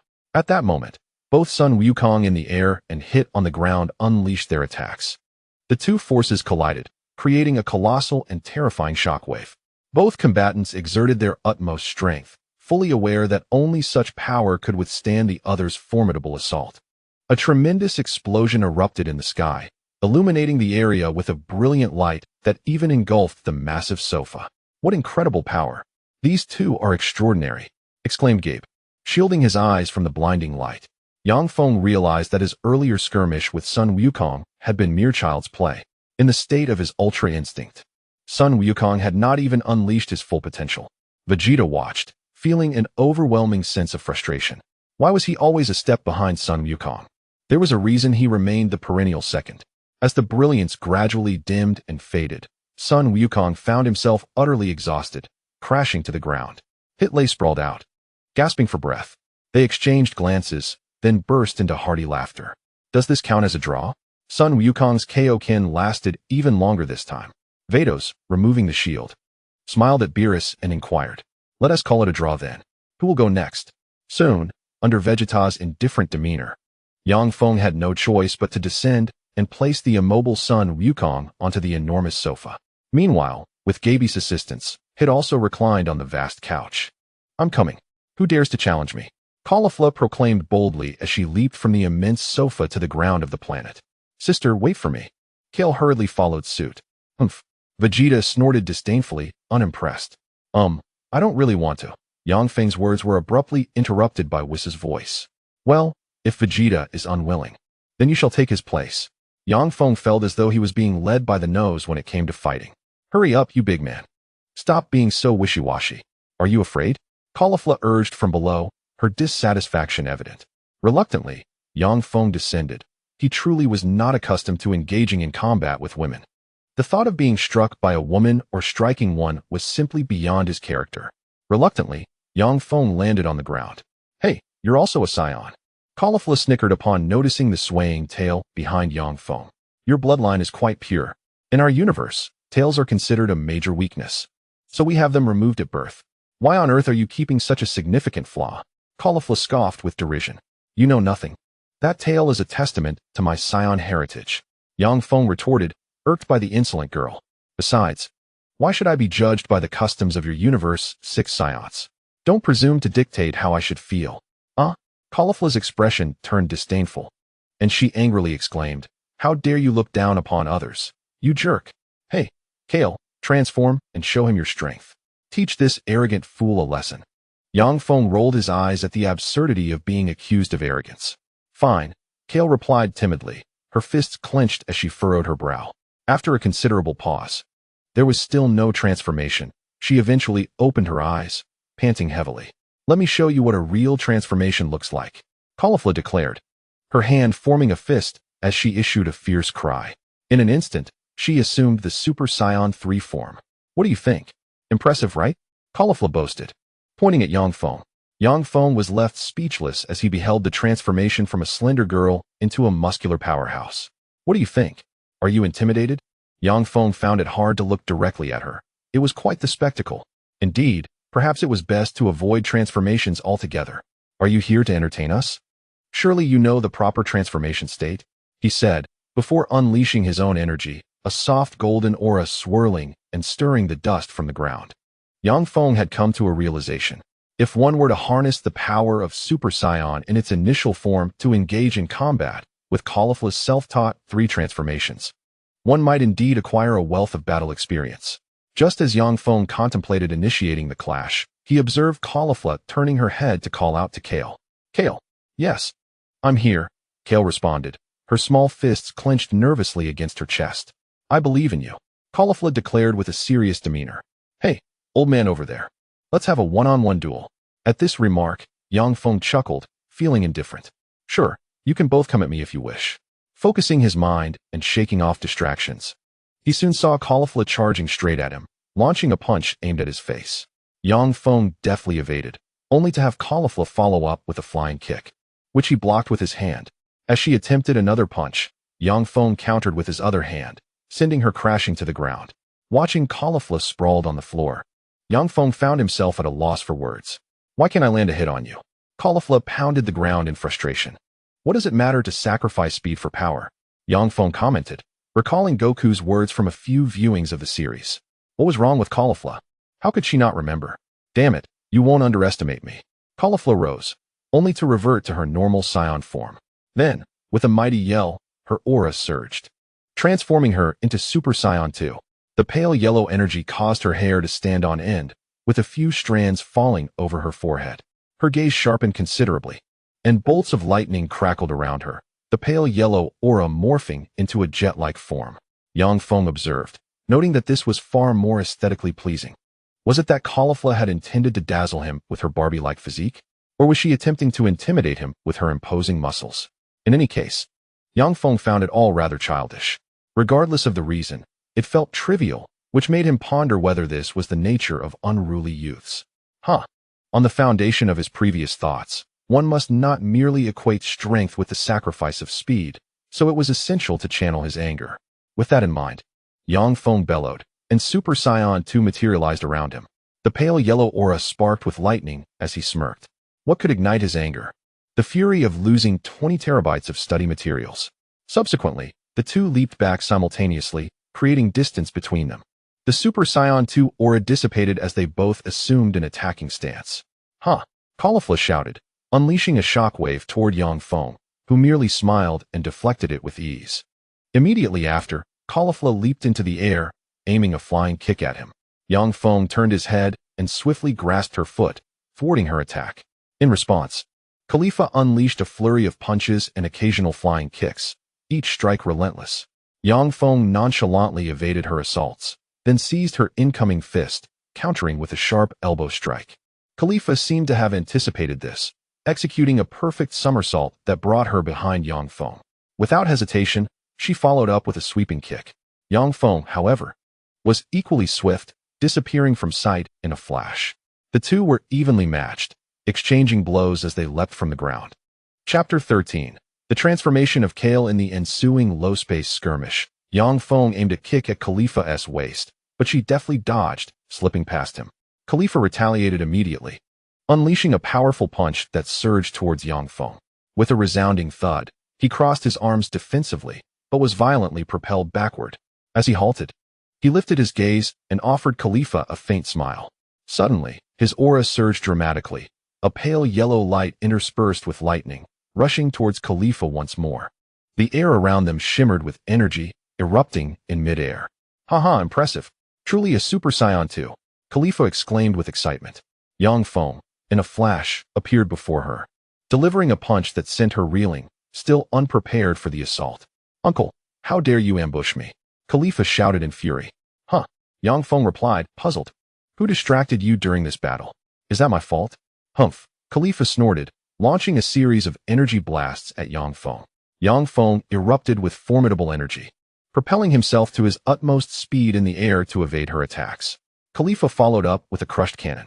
A resounding boom echoed as the red energy wave barreled toward Yang Feng, striking him squarely in the chest and forcing him to arch backward, sent tumbling through the air. He swiftly maneuvered out of harm's way just as the crushed cannon detonated behind him, sending shockwaves cascading. Yang Feng's expression stiffened in astonishment. He hadn't expected Khalifa to be so formidable. Without the Ultra Instinct ability, he mused, he would surely struggle against her. Oh dear. Does that mean I'm merely mediocre in the Dragon Ball world? This won't do. I must maintain my image. Being consistently outclassed by others is unacceptable. System, do you have any tasks available? He wondered. Victory in this battle could grant me Super Saiyan 3. As he gazed at the illuminated screen that appeared, he scoffed at the meager reward. Surely, I should at least be awarded Super Saiyan Blue or Deep Blue, given that Super Saiyan 3 has become a rather trivial existence. Sensing Yang Feng's disdain, the screen's text shifted once more. If you don't want it, then don't. To my astonishment, I was belittled by a system.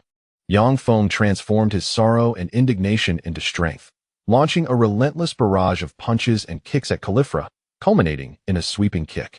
Although Khalifa managed to cross her arms to shield herself from Yang Feng's onslaught, the sheer force of his strikes sent her hurtling backward, crashing through a small hill before finally coming to a halt at a considerable distance. Kneeling on one knee, Khalifa smirked, emitting a cold huff. Meanwhile, the timid Kale approached her from behind, nervously clenching her hands. Sister, are you all right? I will transform to assist you. However, Khalifa, caught up in the excitement of the battle, paid her no mind and continued forward.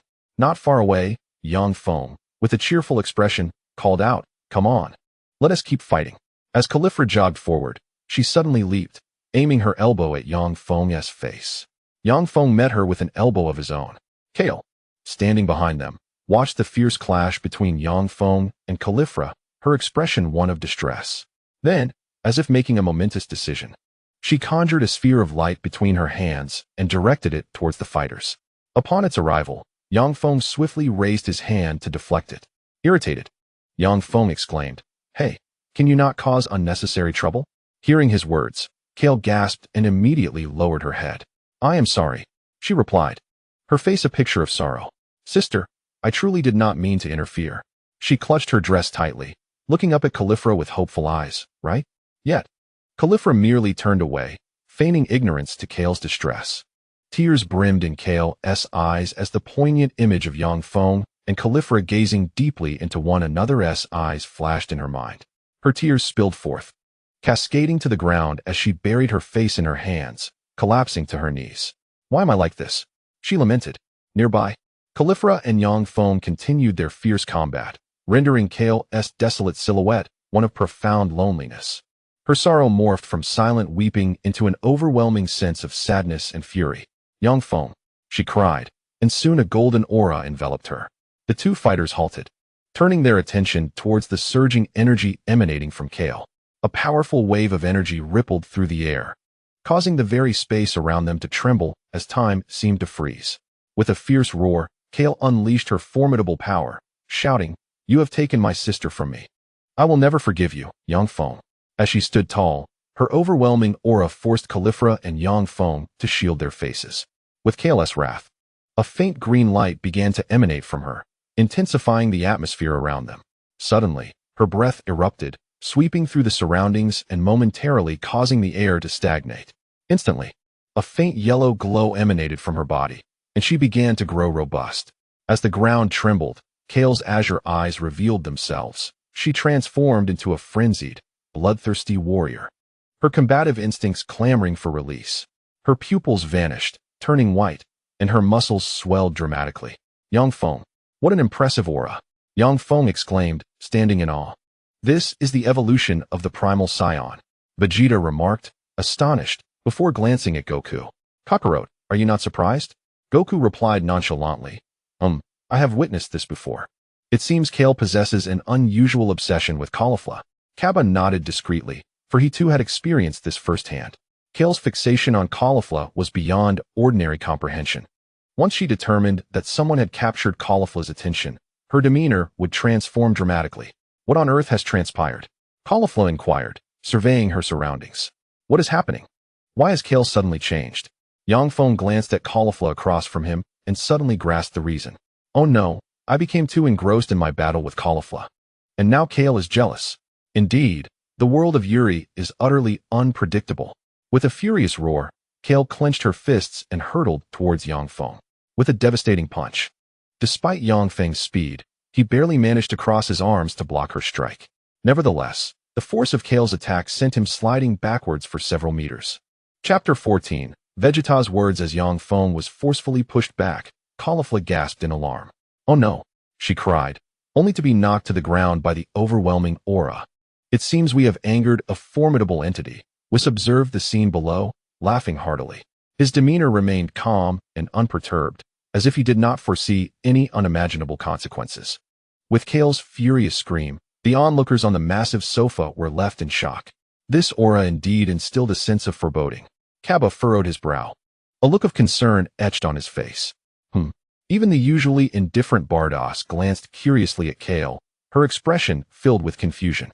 "Is this the form of the primal scion?" Unfettered by reason, Kale murmured Yang Feng's name repeatedly. As Yang Feng listened to the chatter above, Kale lunged at him with a punch, and he hurriedly raised his hands to defend himself. However, the sheer force of her blow astonished him, causing him to stagger back until he came to a halt, kneeling on one knee.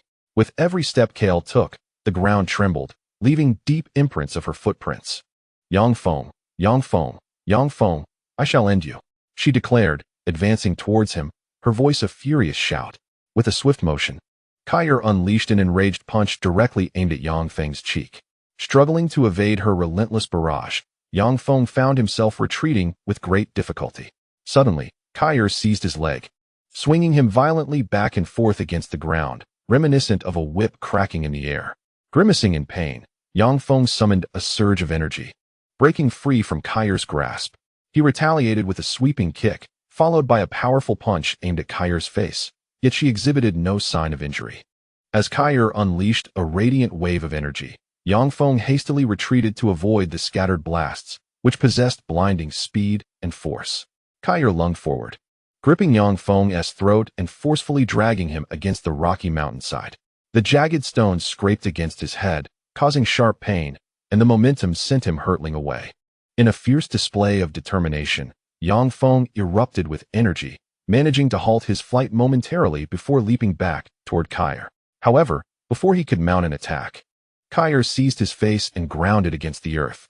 Once again, Yang Feng's energy surged as he threw a punch at Kaier, but she effortlessly flung him aside. He crashed into a heap of scattered stones, dust swirling around him. With a commanding shout, Yang Feng, now with silver hair and eyes, unleashed a powerful aura that dispelled the smoke surrounding him. The air fell into a brief stillness as Kaier approached him slowly, an expression of fury etched upon her face. With a deafening roar, the ground trembled, stones levitating as her overwhelming presence shattered the tranquility. In response to her outburst, the earth was marred with deep craters and chaos. "Kaier, please calm down," cried Caulifla, her voice cutting through the turmoil. Yang Feng, with a subtle shift, vanished from sight, reappearing behind the frenzied Kaier, delivering a swift hand strike that sent her collapsing into Caulifla's embrace. "We have lost."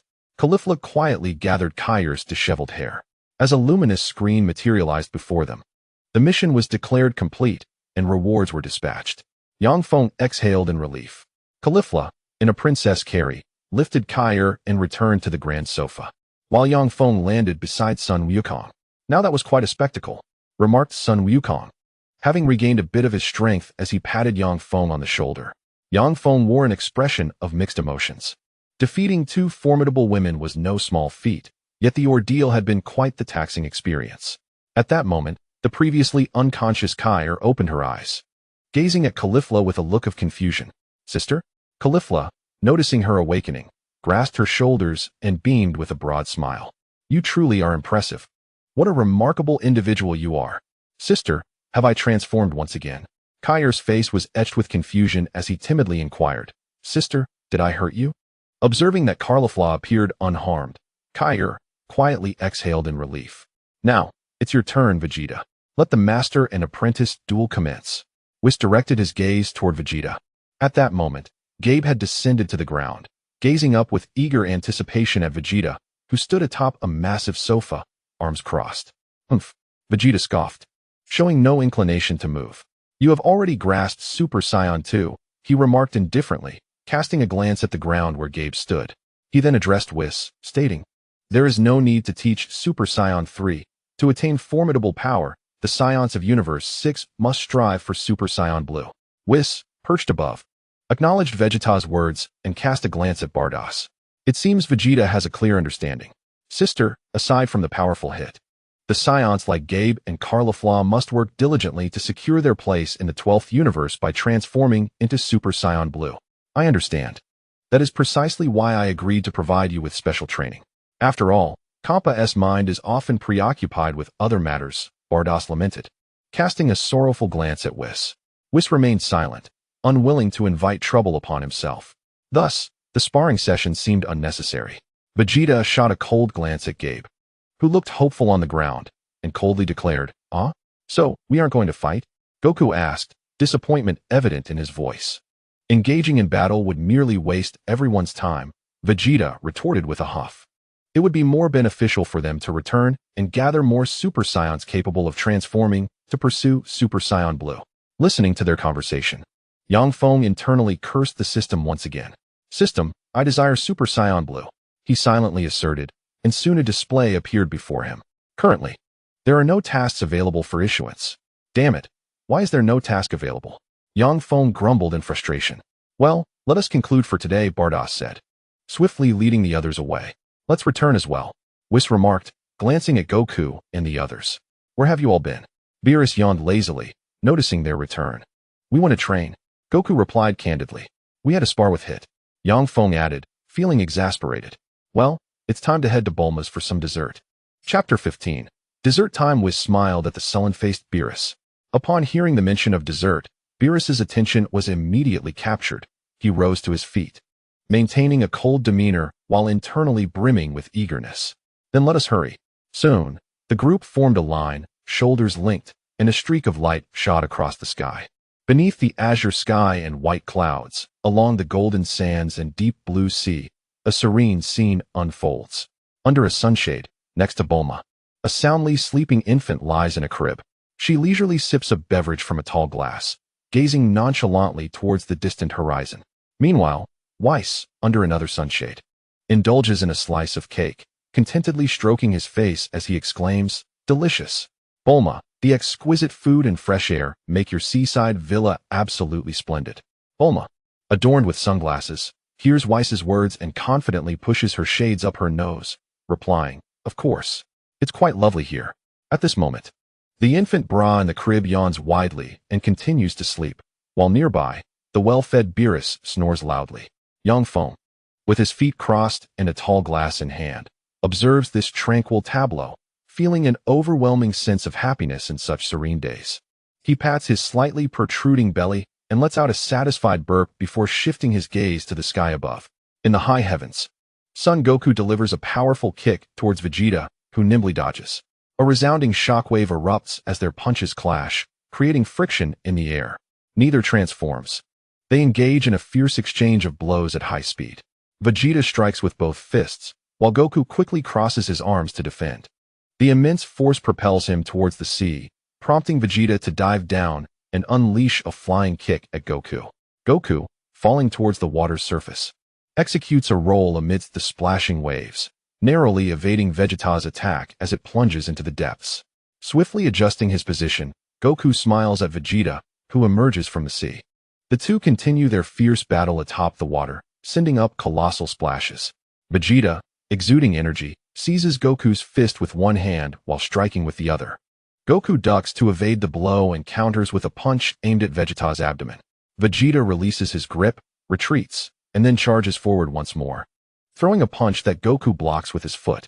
Immediately, Goku retaliates with an elbow strike towards Vegeta, who intercepts it with a punch.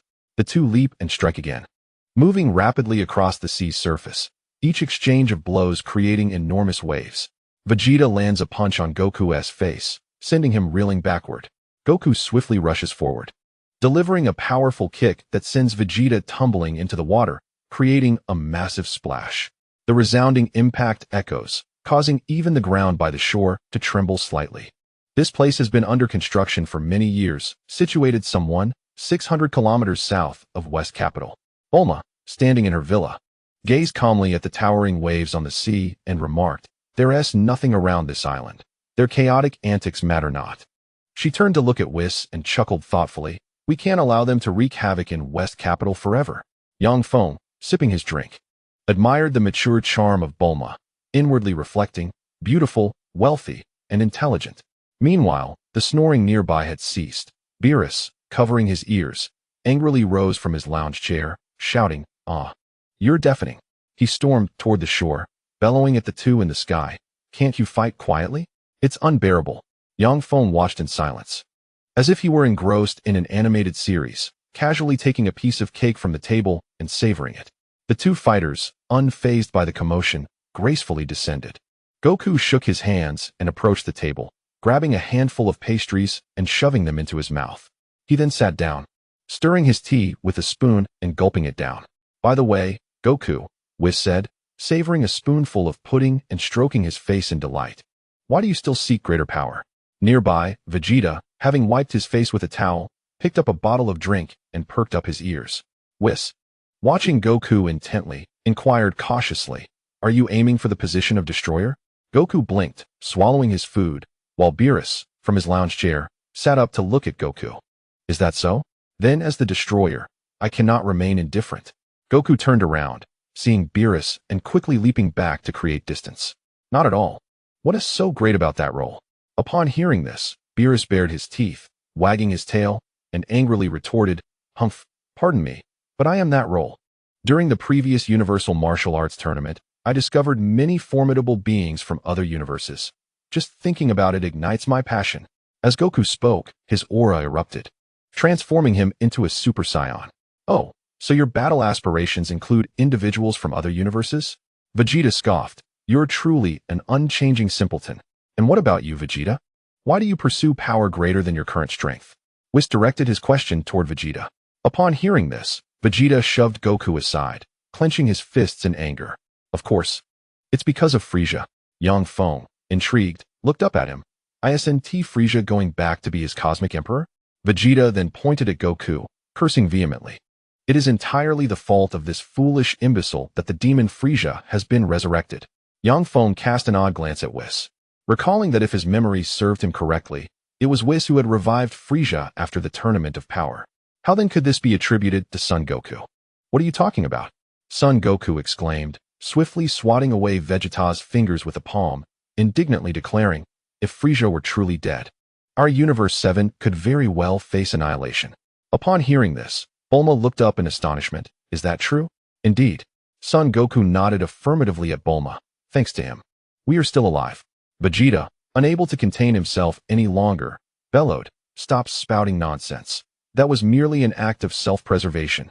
Chapter 16. The Dragon Balls were stolen. Vegeta's forehead throbbed with veins, as he recalled Frieza's formidable power and his bloodthirsty, brutal gaze. You witnessed it when Frieza came to Earth, right? He regained his strength in such a short time. Son Goku inquired. Are you suggesting he could return even stronger to defeat us? Vegeta crossed his arms and nodded. Yes, precisely. Son Goku, puzzled, rested his hands behind his head in contemplation. But he was allowed to leave alive, wasn't he? That does not imply Frieza will not return. Yang Feng sighed, bemused by Son Goku's naivety. Vegeta, unable to restrain his frustration, clenched his fists and shouted at Son Goku, fool, do you truly believe Frieza would feel gratitude towards you?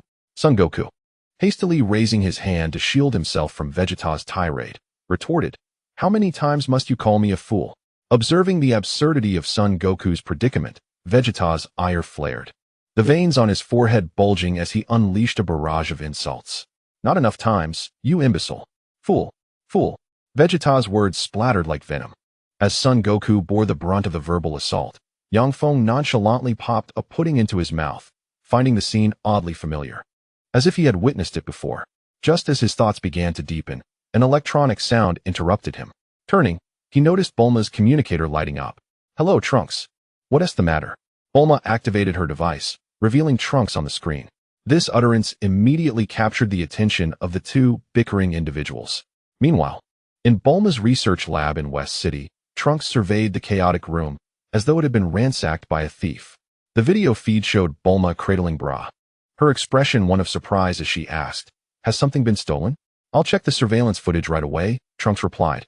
Just as Son Goten peeked in to join him in reviewing the monitors, he observed as Trunks activated the surveillance screen. After a brief examination, Trunks candidly declared, Mother-S Dragon Balls and the Dragon Radar have gone missing. Upon hearing this, Bulma sprang to her feet, her expression a mixture of shock and alarm. What did you say? This exclamation startled both Trunks and Goten on the other side of the video feed. Meanwhile, the Pilaf trio huddled together in the corner, thoroughly frightened. Once small in stature, they had once wished upon the eternal dragon to regain their youth, only to be transformed into infants and subsequently taken in by Bulma as companions for Trunks. Yet, their humble existence did not end there. These diminutive beings occasionally assisted with cleaning, organized equipment within the lab, and even served tea. They epitomized what one might call utility players, ready to lend a hand wherever needed. Vegeta and Goku, standing beside Bulma, peered at the screen. Upon hearing that both the Dragon Balls and the Dragon Radar were missing, Vegeta interjected. I have long cautioned you that your awareness is woefully inadequate. Just as Bulma was about to respond, Trunks' voice resonated through the video once more. Additionally, Mother, he continued, switching to the surveillance footage. The footage revealed the culprits behind the theft of the Dragon Balls. Two figures clad in Scion battle attire, one stout and the other lean, descended into the lab via a rope, rummaging about before absconding with the Dragon Balls and the radar. Moreover, their attire bore a striking resemblance to that of his father. Trunks magnified the image of one individual's uniform, revealing it to be the armor of Frieza's army. Both Vegeta and Bulma gasped in astonishment, exchanging glances before turning to Goku, who wore a perplexed expression. Vegeta, in a fit of rage, averted his gaze from Goku, while Bulma resignedly addressed the video feed. Thank you, Trunks. The video then ended. The thieves appear to be affiliated with Frieza's army, Vegeta remarked, crossing his arms with a cold demeanor. Moreover, they deliberately chose individuals of low combat power to execute the theft, so as not to raise our suspicions. Bulma, deep in thought, rested her chin on her hand. Frieza is relentless in his pursuit of the Dragon Balls. Goku, still puzzled, turned to Vegeta and inquired, what wishes could possibly remain? After all, wishes surpassing the dragon's power cannot be realized. Even if he desires to be the strongest in the universe, It is hardly feasible. Vegeta let out a scornful snort. Isn't it obvious?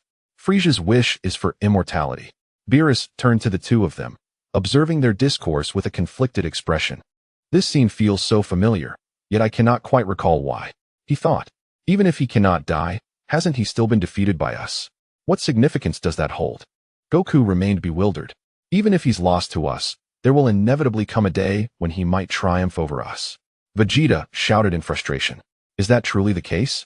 Goku replied, his face a portrait of confusion. Vegeta, fuming with rage, nearly crushed the beverage bottle in his grasp.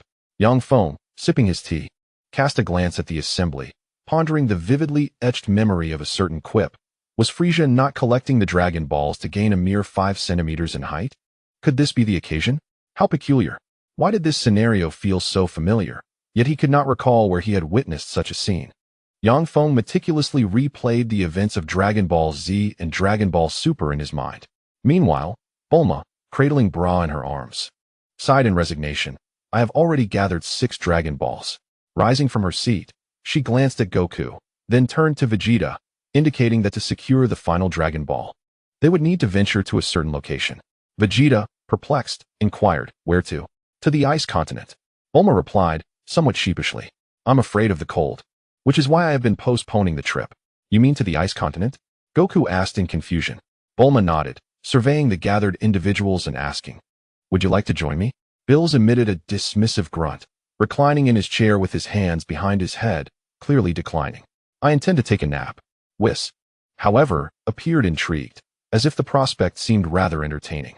Finding himself the sole dissenter, Bills slightly opened his eyes and queried, are there any delectable treats over there? That is uncertain, Bulma replied without hesitation. Then I shall not go, Bills declared, turning away to assert his position. Chapter 17. A joyous Frieza upon hearing this. Bulma joyfully entrusted Bra to Bills, saying, that would be splendid. Please take care of Bra. With a beaming smile, Bra nestled in Bills' embrace. Meanwhile, in a state of mild bewilderment, the remaining companions ascended into the skies aboard Bulma's helicopter. Bulma waved goodbye to Bills, while Whis stifled a laugh behind his hand. Bills stood alone on the helipad, one arm cradling Bra and the other waving at the ascending aircraft, calling out, hey, come back, come back. The helicopter emitted 3 powerful jets of thrust before soaring into the distance. Bulma, at the controls, gripped the joystick firmly, glancing at the instruments from time to time. Oh dear, the ice continent is bound to be quite frigid. She had long since changed into a long coat, complete with a scarf tied around her neck. Whis, seated in the co-pilot's seat, smiled at Bulma. We can always purchase some warm clothing along the way. The helicopter accelerated once more. In the rear of the cockpit, seated cross-legged on the floor, were 3 individuals, Goku, Vegeta, and Yang Feng. Curiously, Goku gazed ahead and asked Bulma, by the way, Bulma, why are you collecting the Dragon Balls? Bulma turned her head and impatiently remarked, you certainly talk a lot. Sun Wukong, with a curious expression, urged, just tell me.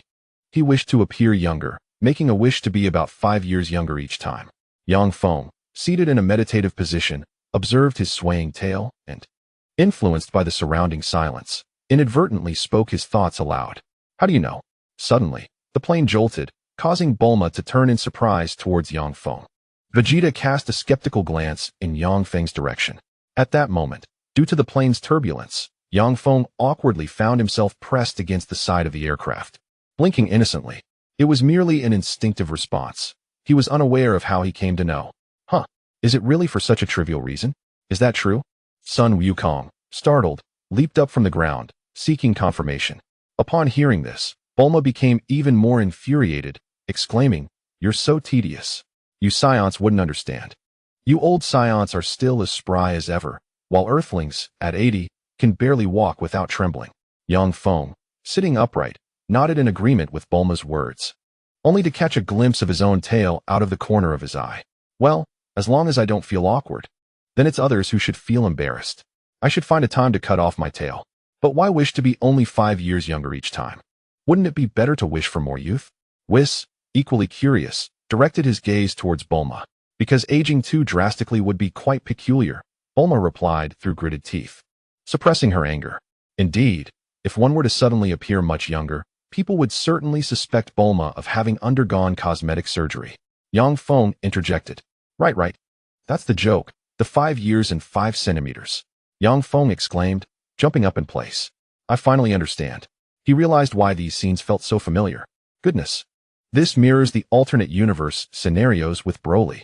The others looked at Yang Feng in confusion, their expressions questioning his sudden excitement. What's the fuss about? Frieza sought the Dragon Balls because his subordinates mocked him for his height. He wished to grow 5 centimeters. If he were to grow too tall, it would become obvious. Yang Feng slammed his fist into his palm. Thus, Bulma's desire for the Dragon Balls was akin to Frieza's. She wished for 5 centimeters of height, creating the illusion for those unaware of the truth that he was still growing. Yang Feng excitedly articulated his epiphany. He had finally found his moment to shine. What? Vegeta scoffed in disbelief. Then wouldn't that mean the Dragon Balls are frequently needed? Sun Wukong inquired, astonished. Do you truly believe Frieza would steal the Dragon Balls for such a ridiculous reason? Vegeta sneered, questioning whether he truly understood the nature of Frieza. However, Bulma pondered for a moment and nodded in agreement. After all, Frieza's stature is indeed rather diminutive. Ridiculous, humph. Vegeta completely disagreed, but time would reveal the truth. Bulma accelerated once more, sending Goku, who was standing, tumbling to the tail of the aircraft, where he was instantly buried beneath a heap of luggage. Goku erupted into laughter, much to Vegeta's disdain. Meanwhile, Frieza sat coolly in the main seat, with Biliblu standing beside him, hands clasped behind his back. Upon hearing a voice, he glanced toward the newcomer. As Kikuno entered, he reported the latest news to the high-ranking Frieza. Lord Frieza, we have successfully acquired the 6 Dragon Balls and the Dragon Ball radar held by Vegeta's wife. With the radar in our possession, our team has already set off in search of the final Dragon Ball. This was indeed delightful news.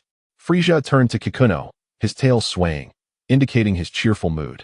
Kikuno, filled with excitement, immediately suggested, shall we head to Earth now? Not in haste. It would be unwise to rush there before collecting all 7. Such recklessness could lead to peril. Frieza explained, seemingly reminiscing. Even without a detector, those with high battle power can sense the approach of formidable foes. Upon hearing Frieza's explanation, Kikuno was taken aback, but quickly bowed and replied, understood. Have you memorized the method to summon the Eternal Dragon? Frieza inquired. Of course, rest assured, Kikuno responded. His curiosity piqued. What do you wish to ask? Frieza appeared in good spirits. Hesitant at first, Kikuno finally mustered the courage to ask. May I inquire what wish Lord Frieza intends to grant once all the Dragon Balls are gathered? Will it be the same as before? Do you still desire immortality? Ha. My thoughts have shifted, Frieza mused, gazing into the vast cosmos, reflecting on his days in hell. I once experienced unfathomable sorrow in that hell on earth. Living yet unable to move, merely enduring pain. Should I wish for a body that is eternally unscathed? What do you think? Kikuno patted his chest, suddenly struck by a sharp pain, and awkwardly looked up to ask. Chapter 18. My son, Broly, such a wish would render the game rather dull. Frieza disagreed. He chuckled, just about to say something when Biliblu interjected. You wish to increase your height, correct? Unafraid, she boldly continued. Those soldiers who whispered about your height have all been dealt with by your own hand, have they not? Floating closer to Frieza, Biliblu spoke candidly. Frieza, feeling an acute embarrassment as his inner thoughts were laid bare, turned away to avoid gazing at Biliblu, awkwardly reflecting, as expected of you. Biliblu, you have indeed guessed correctly. Subsequently, Frieza donned a serious expression and, turning to Jacono, earnestly inquired, I trust you shall not divulge this, correct? Jacono, with a solemn face, nodded fervently as if pecking at grains. Frieza extended his open hand, his demeanor grave, stating, I desire an increase in height of 5 centimeters. Jacono, bewildered by this request, responded, but when you transform into your second form, you are already quite imposing. Your height is more than sufficient. Frieza, however, disagreed, insisting no. I wish for my normal form and final form to maintain a standard height. Then why merely 5 centimeters? Jacono pondered, envisioning Frieza's various forms. It seemed that aside from the towering majesty of his second form, the other forms indeed left much to be desired in stature. Is it that growing too much at once would appear unnatural? Frieza mused, I wish to convey the impression that I am still in a phase of growth.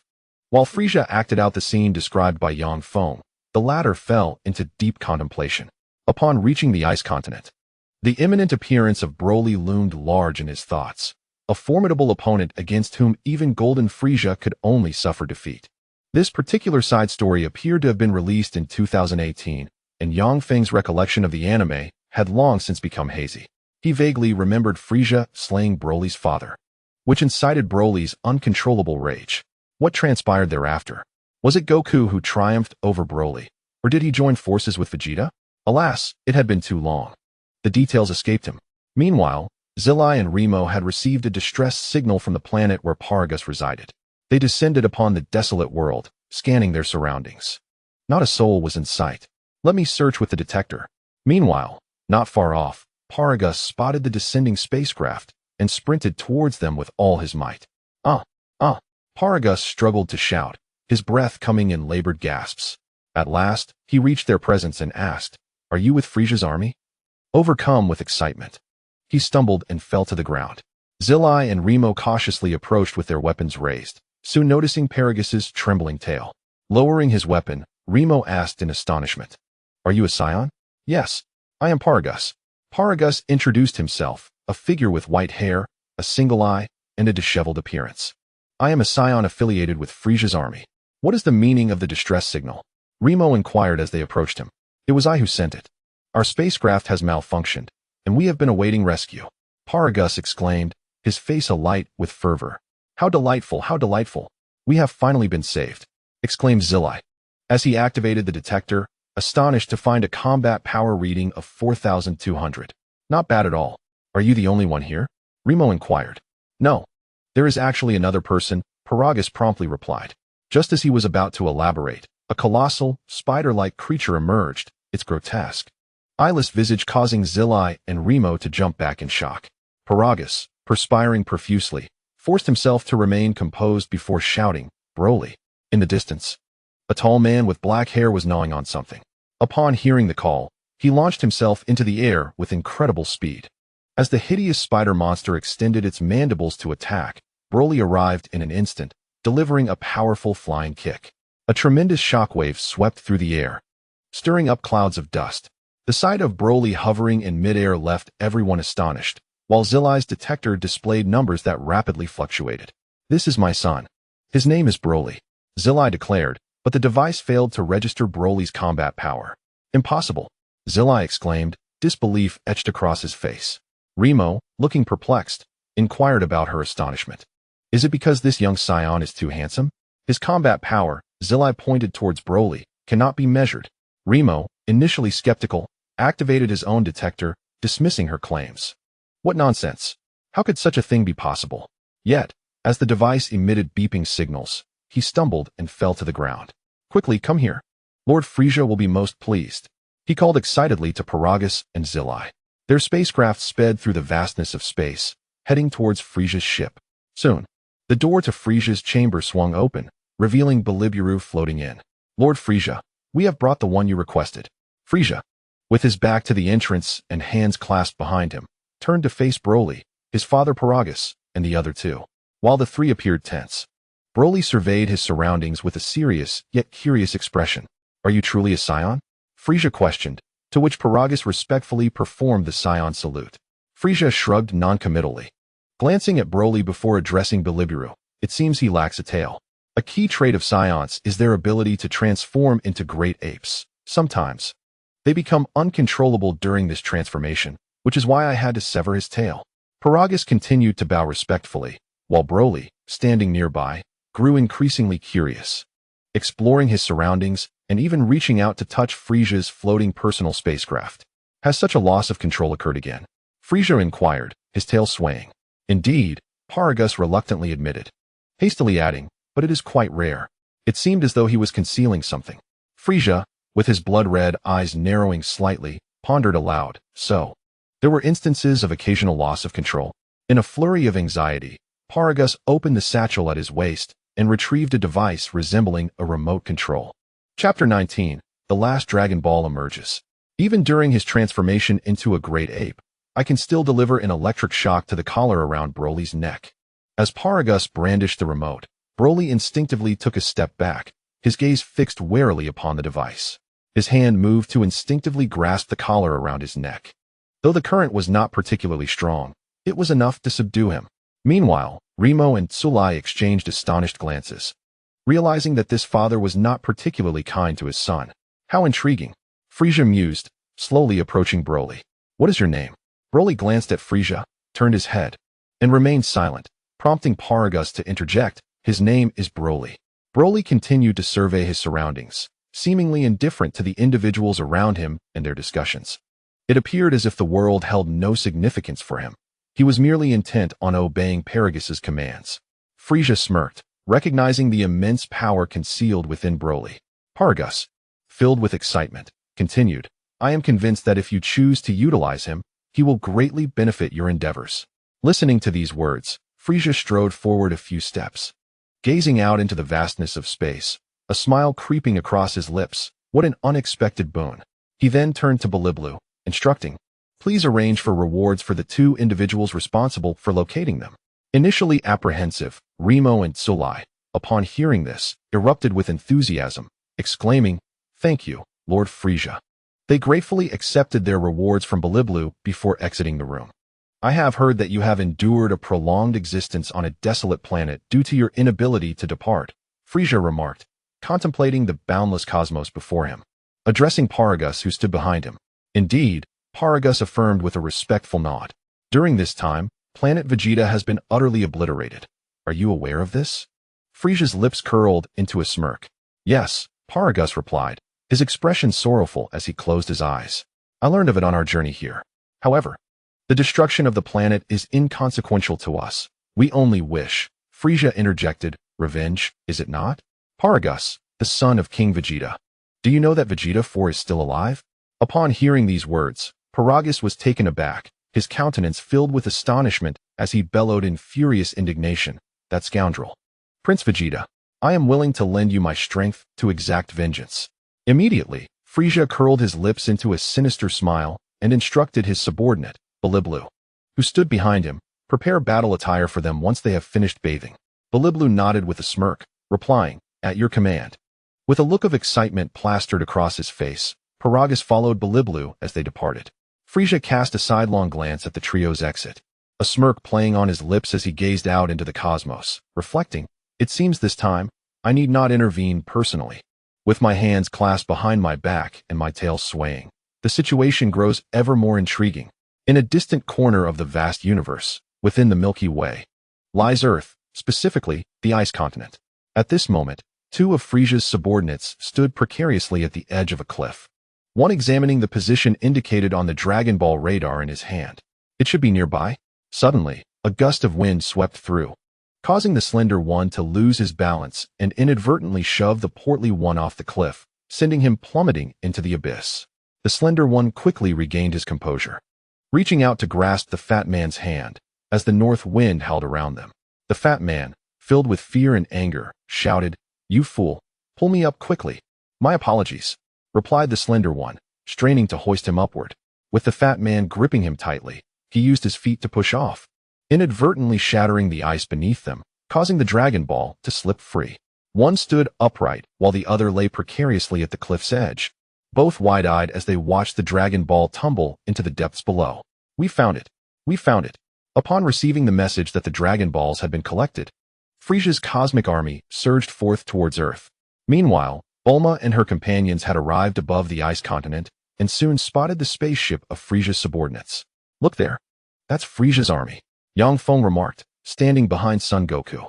Upon hearing this, Vegeta promptly rose and approached, realizing they had located the final Dragon Ball.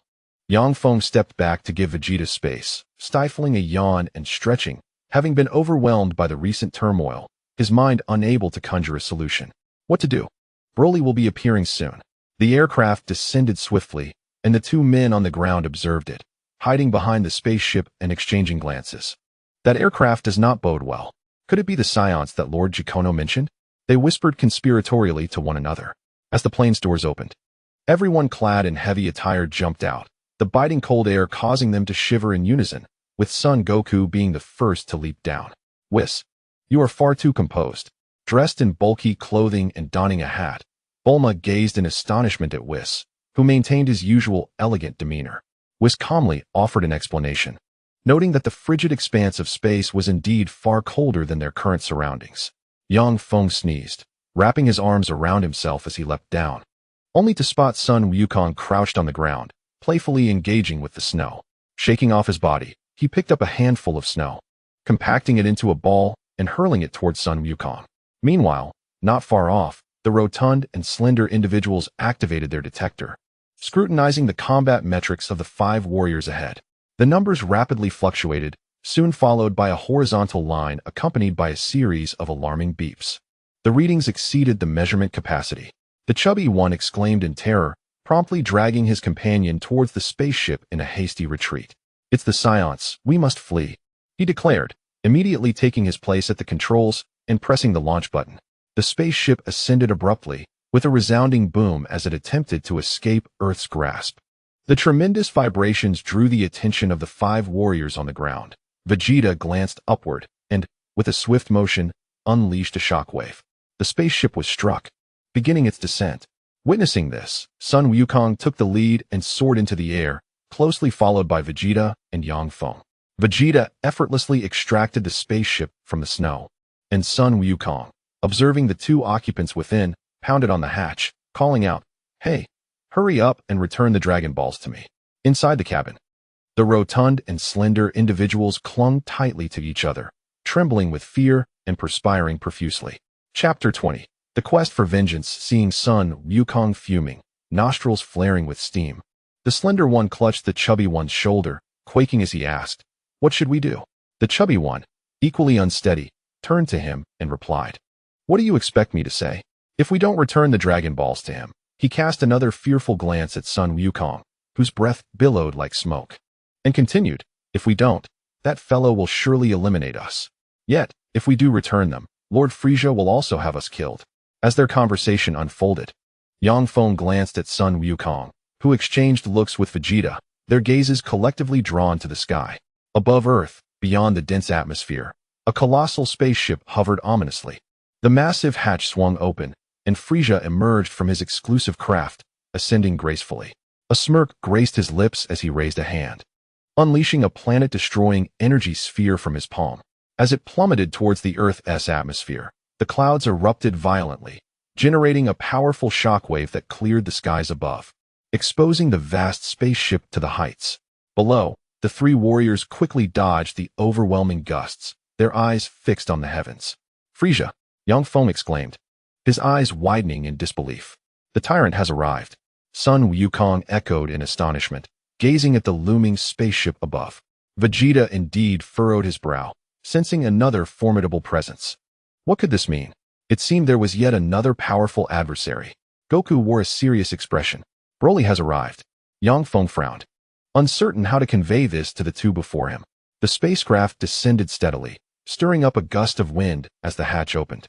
A grand procession unfolded, with Frieza's soldiers forming an orderly line on either side.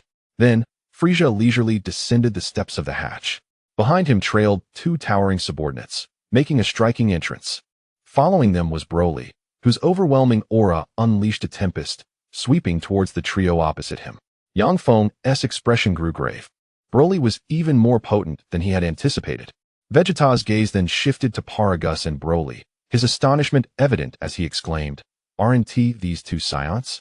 Paragus, in turn, recognized the familiar face across from him, one reminiscent of King Vegeta. He roared in fury, "Vegeta! It's unmistakable. He bears an uncanny resemblance to his father." Goku inquired of Frieza, "What brings you here?" "Frieza, you must already be aware." Frieza raised his hand slightly, fingers curling as he effortlessly summoned the Dragon Ball from the portly figure's possession into his palm. "Of course, to obtain the Dragon Balls and fulfill my wish." Yang Feng nodded unconsciously. "Indeed, for a mere 5 centimeters in height, I sought the Dragon Balls." Without warning, Frieza unleashed a death beam, a crimson point of light coalescing at his fingertip, shooting rapidly toward Yang Feng. Upon seeing this, Yang Feng swiftly dodged, covering his mouth in alarm.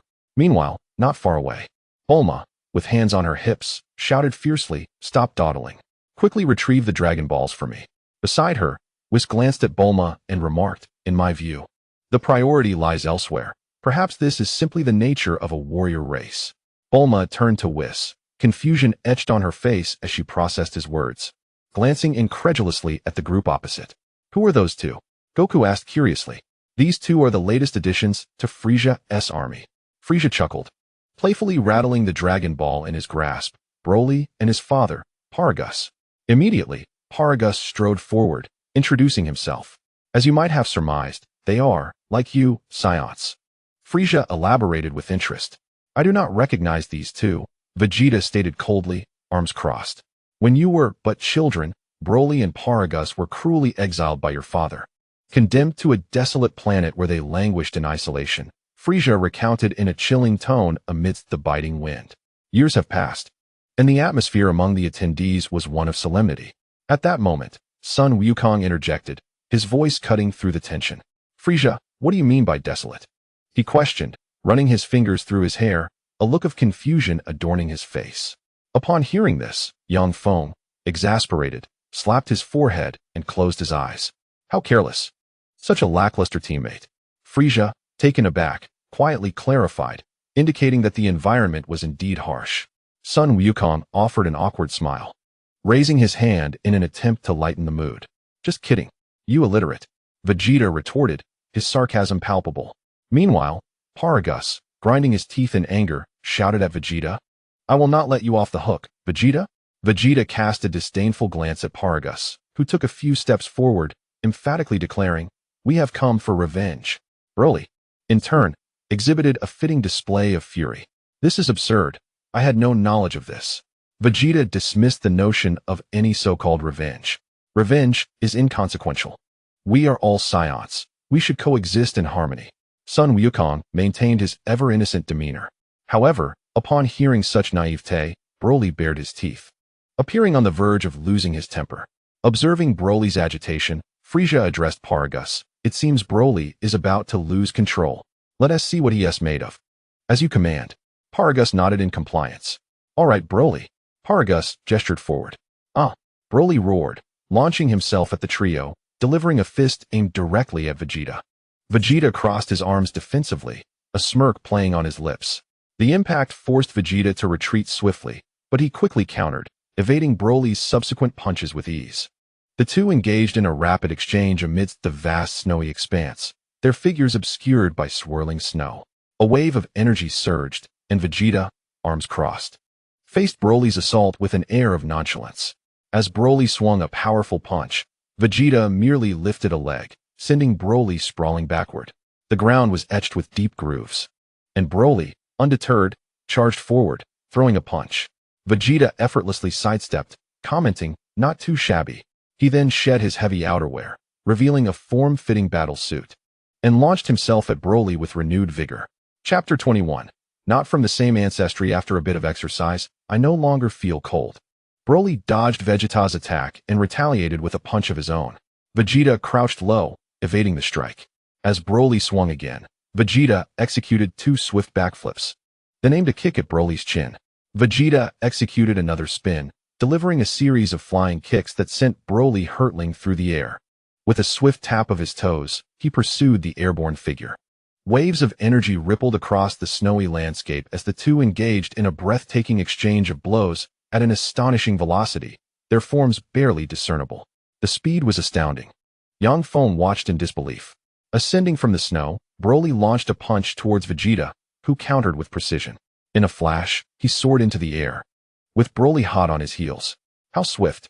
Vegeta marveled as he deftly blocked Broly's incoming fist. A torrent of energy surged forth, leaving Yang Feng utterly astonished. Broly was undeniably powerful. Although he was currently on the receiving end of the assault, it appeared he was still acclimating to the utilization of his strength. With a mighty shout, Vegeta deflected Broly's punch, only for Broly to retaliate with a knee strike followed by a heavy blow. Their fists collided, occasionally punctuated by flying kicks that soared high into the air, accompanied by a series of explosive bursts of air. Observing the fierce battle, Paragus remarked with surprise. It seems this boy, Vegeta, has undergone extensive training. After all, Vegeta had faced many brutal confrontations. Frisia nodded in agreement, casting a glance at Paragus, noting that Broly seemed still unaccustomed to combat. In the distant sky, waves of explosive energy erupted, causing the ground to tremble slightly. He probably hasn't faced humans before. Frisia surmised, looking at Paragus and then back to the tumultuous aerial clash. I usually simulate battles with him, Paragus explained. Frisia scoffed disdainfully, retorting, with combat prowess of your caliber, it's hardly a simulation. However, he added reassuringly, but do not worry. It appears he is beginning to adapt. Yang Feng's attention was immediately captured by the conversing duo. He scampered over to Frisia's side, aligning himself next to them. He noticed he stood a full head taller than Frisia, beaming widely as he remarked, indeed, the legendary height of over 1.6 meters. Frisia's expression darkened at this comment, and with a fierce thump of his tail against the ground, he directed his ire towards Yang Feng. Yang Feng quickly leaped back, patting his head nervously. Don't be angry. I truly admire you. Simultaneously, a screen appeared before Yang Feng, declaring, without utilizing Ultra Instinct, survive 1,000 moves under Frisia's attack to earn the reward of Ultra Blue. At the sight of this message, Yang Feng's eyes lit up. Oh my. Wishful thinking indeed. As Frisia unleashed a barrage of death beams upon Yang Feng, he nimbly dodged, his movements frantic as he evaded the relentless onslaught. Are you also a scion? At this moment, Paragus also noticed the tail behind Yang Feng, expressing his astonishment. Could it be that you are also a scion from planet Vegeta? In the high skies, Broly and Vegeta exchanged powerful blows, and once again, Vegeta struck with a fierce punch, which Broly quickly intercepted with his elbow. As Broly retaliated, he swung a fist towards Vegeta, who crossed his arms to defend. The force of the impact sent him soaring into the heights, culminating in a heavy slam. Broly was forcefully driven down to the ground, his legs firmly planted, sending snow and debris flying. Ah! Broly shouted, a powerful aura erupting from him, enlarging the crater beneath him as he leaped towards Vegeta. He rapidly ascended behind Vegeta and landed a punch to his cheek, causing Vegeta to be sent sideways. Broly pursued relentlessly for another strike. Well done, Broly! Paragus exclaimed excitedly, keeping his focus on the battle, without waiting for Yang Feng's response. Hee. Not quite. Not quite. Our ancestral origins differ, Yang Feng replied with a faint smile, dismissively explaining, before redirecting his attention to Frisia. Lord Frisia, would you be interested in exchanging a few blows? The sly grin on Frisia's face widened, intrigued by Yang Feng's scion spirit. Without hesitation, he extended his hand, launching a powerful energy wave towards Yang Feng. With a sudden surge of energy, Yang Feng instinctively waved his hand, deflecting the energy wave, which exploded in the snow nearby, creating a deep crater. Frisia observed with a cold snort, and in the next instant, his figure vanished, reappearing behind Yang Feng in a bizarre manner. Frisia delivered a heavy punch that drove Yang Feng deep into the snow. He quickly returned to his original position, continuing to watch the aerial battle. The energy released in the snowy terrain sent snowflakes swirling into the air. Yang Feng shook off the snow covering him and removed his heavy coat. Clad only in a short t-shirt and loose shorts, he stood incongruously in the frigid landscape. Truly, you are formidable, Lord Frisia, Yang Feng remarked with an air of nonchalance. Humph, a mere clown. Frisia scoffed disdainfully before vanishing once more. Yang Feng quickly braced himself, but was still struck by a punch that sent him crashing into the snow-covered mountain. In the next moment, Frisia reappeared, grasping Yang Feng's wrist. With a forceful motion, he flung Yang Feng away. Yang Feng soared through the air, shouting as his energy surged, halting momentarily before charging at Frisia with a fierce punch. Frisia simply swept his tail to block Yang Feng's attack, immediately countering with a punch of his own. Yang Feng hurriedly defended himself, and soon, the two engaged in rapid exchanges. However, Frisia's strikes were swifter, landing a blow that sent Yang Feng hurtling back into the snow. Trash! Yang Feng listened to Frisia's disdain, swallowing hard. The contemptible system. The complete form of Frisia is formidable beyond imagination. If Frisia were to transform into his golden state, Yang Feng would be utterly powerless and unable to withstand even a single strike. After just a few exchanges, he found himself utterly outmatched, unable to activate the Ultra Instinct technique. Was this not tantamount to courting death? Observing the battle above, Yang Feng silently swallowed his grievances, channeling his energy once more as he advanced towards Frisia. Chapter 22. The motivation of Frisia's affection. Frisia did not even spare a glance, countering with a single punch. The immense force easily deflected Yang Feng's assault, sending him crashing back into the snowy mountains. Snowflakes danced around him as Yang Feng, embedded in the snow, coughed, gritting his teeth in frustration. This damned system must be deliberate. If he could not utilize Ultra Instinct, then he was left with only Super Saiyan 2. How could he possibly contend against the current Frieza? Yet, to achieve Super Saiyan Blue required 1,000 strikes. So he had no choice but to fight with all his might. Yang Feng surged with renewed energy, charging towards Frieza once again. His repeated provocations incited Frieza's wrath, who unleashed a barrage of energy blasts aimed directly at him. Meanwhile, the battle in the skies intensified.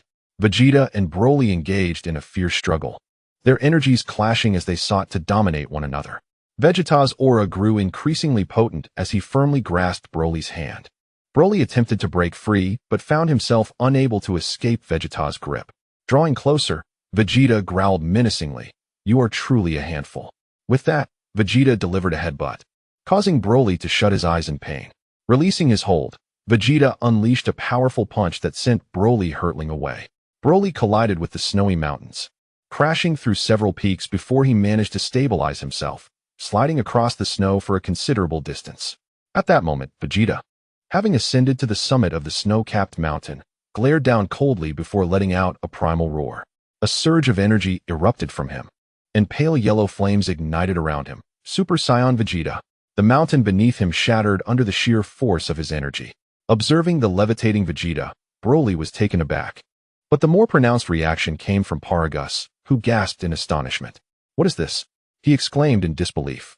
Frieza, seemingly having just finished toying with a kitten, glanced up with mild surprise at Paragus, pondering, is Broly not capable of transforming into a Super Saiyan yet? Super Saiyan. Paragus stared incredulously at Frieza, his eyes widening in realization. Could it be the legendary one? However, before Paragus could finish his thought, Yang Feng, who had been blasted into the snow by Frieza, let out a powerful roar. The snow swirled around him as the ground trembled slightly, and a figure emerged from the blizzard.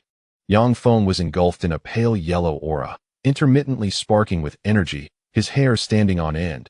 He had transformed into a Super Saiyan 2. Could this truly be another Super Saiyan? Paragus was taken aback, his teeth beginning to chatter. Was the Super Saiyan phenomenon no longer a mere legend? Had it become commonplace? Just look, 2 Super Saiyans had emerged at once. Had he, after years on a remote planet, fallen behind the times? With an expansive aura, Yang Feng launched himself toward Frieza with a powerful punch. However, before his attack could land, Frieza retaliated with a brutal kick that sent him flying. Thud! Yang Feng crashed to the ground, feeling somewhat disheartened. After all, he had already achieved Super Saiyan 2, yet upon their first encounter, he was still being overwhelmed. Let it be, he thought. At least he had fulfilled the task of enduring a beating, and possessing Super Blue would indeed be a satisfying accomplishment. Thus, he leaped once more, bracing himself to receive Frieza's punishing blows. Each time he was sent flying, Bulma shielded her face, utterly astonished. She had never witnessed such tenacity. Despite being outmatched, he continued to press on. What remarkable resilience! Even Whis could only muster a smile, managing to utter a single compliment in the midst of it all. With the task accomplished, the rewards were about to be dispensed. At last, the subtitles appeared on the screen. Yang Feng, with a bruised visage and tattered clothing, collapsed in the snow, gasping for breath. "Oh dear, Lord Frieza, is this your way of showing me love?" he asked, managing a smile as he lifted his head to look at Frieza. Upon hearing this, Frieza's forehead bulged with veins as he extended his hand toward where Yang Feng lay, unleashing a barrage of energy blasts. Damnable insect! Did Frieza wish to slay Yang Feng? No, he did. Yet, Yang Feng was as slippery as an eel, evading every attack with remarkable skill. Even when struck, it seemed to have little effect. The extent of the damage inflicted upon him was already the limit. This Saiyan had not even unleashed his full potential. It felt as if he were toying with Frieza. As Frieza pondered this, a surge of murderous intent welled within him. Yang Feng swiftly rolled and leaped to the side. Since he had attained Super Blue, there was no need to continue fighting in Super Saiyan 2. "Ah!" he shouted, his energy intensifying, his hair transforming from yellow to blue, his aura shifting to a pale blue. Super Blue Saiyan. With a smirk, Yang Feng grinned widely. "Thank you so much, Lord Frieza. To express my gratitude, I shall defeat you using this Super Blue you've bestowed upon me." With that, he charged towards Frieza once more, throwing a punch at his opponent. Frieza disdainfully snorted, effortlessly blocking his arm with one hand before launching a counterattack. This time, Yang Feng did not get thrown away. Instead, he seized Frisia's fist, and the two locked eyes. In the next moment, they simultaneously kicked towards each other. With a resounding thud, Frisia finally began to regard Yang Feng with seriousness, and in an instant, their figures darted about, colliding incessantly from below. What initially appeared to be a duel between two transformed into a chaotic melee involving four. Bulma felt dizzy just watching. Whis. I'm going to grab some snacks from the plane. Let us sit down and enjoy the show together. Bulma rubbed her aching eyes and headed towards the aircraft. Meanwhile, Broly, sensing Vegeta's formidable aura, became increasingly exhilarated. With a fierce roar, he leaped into the air, launching a surprise attack from behind Vegeta. Oh! As Broly shouted. Vegeta's energy surged, and he calmly extended his hand, clenched his fist, and swung. Broly was sent flying. Regaining his footing mid-air, he charged again towards Vegeta.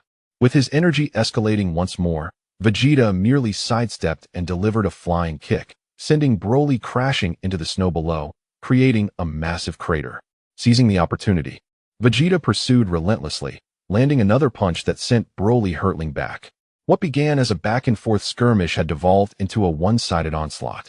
Broly's attempts to resist and retaliate were continuously thwarted by Vegeta, who struck him down repeatedly. Punches, flying kicks, elbow strikes, and a devastating energy wave directed at Broly's head. He was utterly overwhelmed by Vegeta's relentless assault.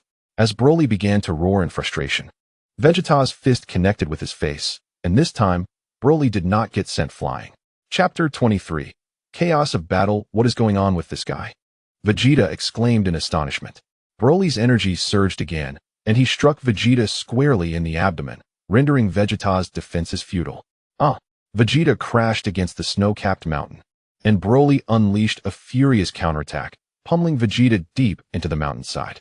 Vegeta crossed his arms in a desperate attempt to shield himself, his face etched with disbelief. His growth rate is astonishing. Watching their fierce clash, Sun Wukong's face beamed with excitement. He keeps fighting, keeps learning, and advances at such a rapid pace. Yang Feng, while vigilant in his battle with Frisia, could not help but reflect. Indeed, I still have much to learn. The mountainside was pierced as Vegeta and Broly engaged in a high-speed exchange, their fists colliding in a flurry of rapid strikes. Each of Broly's attacks was now significantly more powerful than before. What had started as a light-hearted spar had turned into a grueling battle, and Broly quickly identified an opening. He grasped Vegeta's throat, lifting him high. Vegeta instinctively reached for the hand that clutched him, then unleashed a flying kick, breaking free from the hold, and followed up with a spinning energy wave, darting away with agility. Broly unleashed a relentless barrage of energy blasts, all of which were deftly evaded by Vegeta. As he faced the oncoming Broly, Vegeta sidestepped with remarkable agility. Goku, watching in sheer excitement, could hardly contain his enthusiasm, wishing he could take his place in the fray. This fighter is truly formidable. Not only has he grown stronger, but he continues to battle in his base form. As Vegeta dodged, he brushed past Goku and soared into the sky, slowly closing his eyes as crimson flames enveloped his entire being. Gradually, he came to a halt, and upon opening his eyes, his hair and brows transformed from yellow to red. Super Saiyan God Vegeta had arrived. In a flash, his speed was blinding, rendering Broly unable to react in time to defend himself. Broly's eyes widened in shock, sensing the overwhelming power radiating from Vegeta. Below, Paragus stood in stunned silence, questioning whether this was yet another form of Super Saiyan. As Yang Feng, cloaked in blue energy, prepared to speak, he was again drawn to the fierce clash between Broly and the blazing Vegeta, leaving Paragus utterly bewildered. The intensity of the two battles was overwhelming. He could scarcely keep track of both. Lord Frisia, aren't you going to use your golden form? Yang Feng exclaimed as he deftly maneuvered in the low skies, launching punches toward Frisia. Humph, you insignificant insect. I shall eradicate you, Frisia retorted, skillfully evading the attack with a swift kick that blocked Yang Feng's fist. Almost immediately, he unleashed a flurry of energy blasts aimed at Yang Feng. Yet, this mere Saiyan was not as bothersome as Goku, warranting such a display of power. Yang Feng dodged, but as the waves of energy blasts rained down, he teleported behind Frisia, fists poised. Frisia plummeted into the snow below. Hey, Lord Frisia, this is my love punch for you, Yang Feng proclaimed with a smile, suspended midair. Frieza had never encountered anyone quite like him, audacious and persistent. His battle prowess was not weak, yet far from formidable. Most notably, he approached the fight as if it were a mere game, never fully unleashing his greatest strength. That infuriatingly smug demeanor, coupled with his duplicitous speech, felt oddly familiar. With a thunderous roar, Frieza's power surged dramatically, propelling him from the snow and directly toward Yang Feng with a devastating elbow strike. Suddenly, the two engaged in a rapid exchange of blows, the intensity of the battle escalating. Goku, observing the clash between Yang Feng and Frieza, mused that Yang Feng's power was steadily increasing. As fellow Saiyans, could it be that Yang Feng's potential had no bounds? Goku, brimming with excitement, could hardly wait to join the fray. During their first encounter, he hadn't fought seriously, but seeing Yang Feng now, he realized that his approach was exceptionally wild and unpredictable. Could it be that his combat prowess is even more terrifying? Bang, bang, bang. On the other side, with a resounding shout from Vegeta, the sky-rending cannon was unleashed. Vegeta extended his hand, and a sphere of energy began to coalesce in his palm, swiftly propelling towards Broly. Broly hastily raised his guard, but one energy blast after another relentlessly struck him, forcing him into a downward spiral. Soon, Broly unleashed his energy, directing a powerful punch upward towards Vegeta. He roared in fury, throwing punches incessantly, yet Vegeta effortlessly evaded each strike. The two figures raced through the skies at an astonishing speed. In a fit of rage, Broly continued to throw punches, but he could not land a single blow on Vegeta. Suddenly, Vegeta seized his fist, delivering a powerful strike to Broly's face. This seemingly simple punch carried immense force, sending Broly hurtling backward. The ensuing shockwave shattered several snow peaks, and he continued to crash through more mountains, propelled far away until he appeared as a mere black dot amid the swirling snow and mist. How could this be possible? Vegeta's strength is astonishing, Paragus exclaimed in disbelief. His morale shattered as he fell to his knees. The tremendous noise caused Yang Feng and Frieza, who were hovering at a lower altitude, to halt their movements.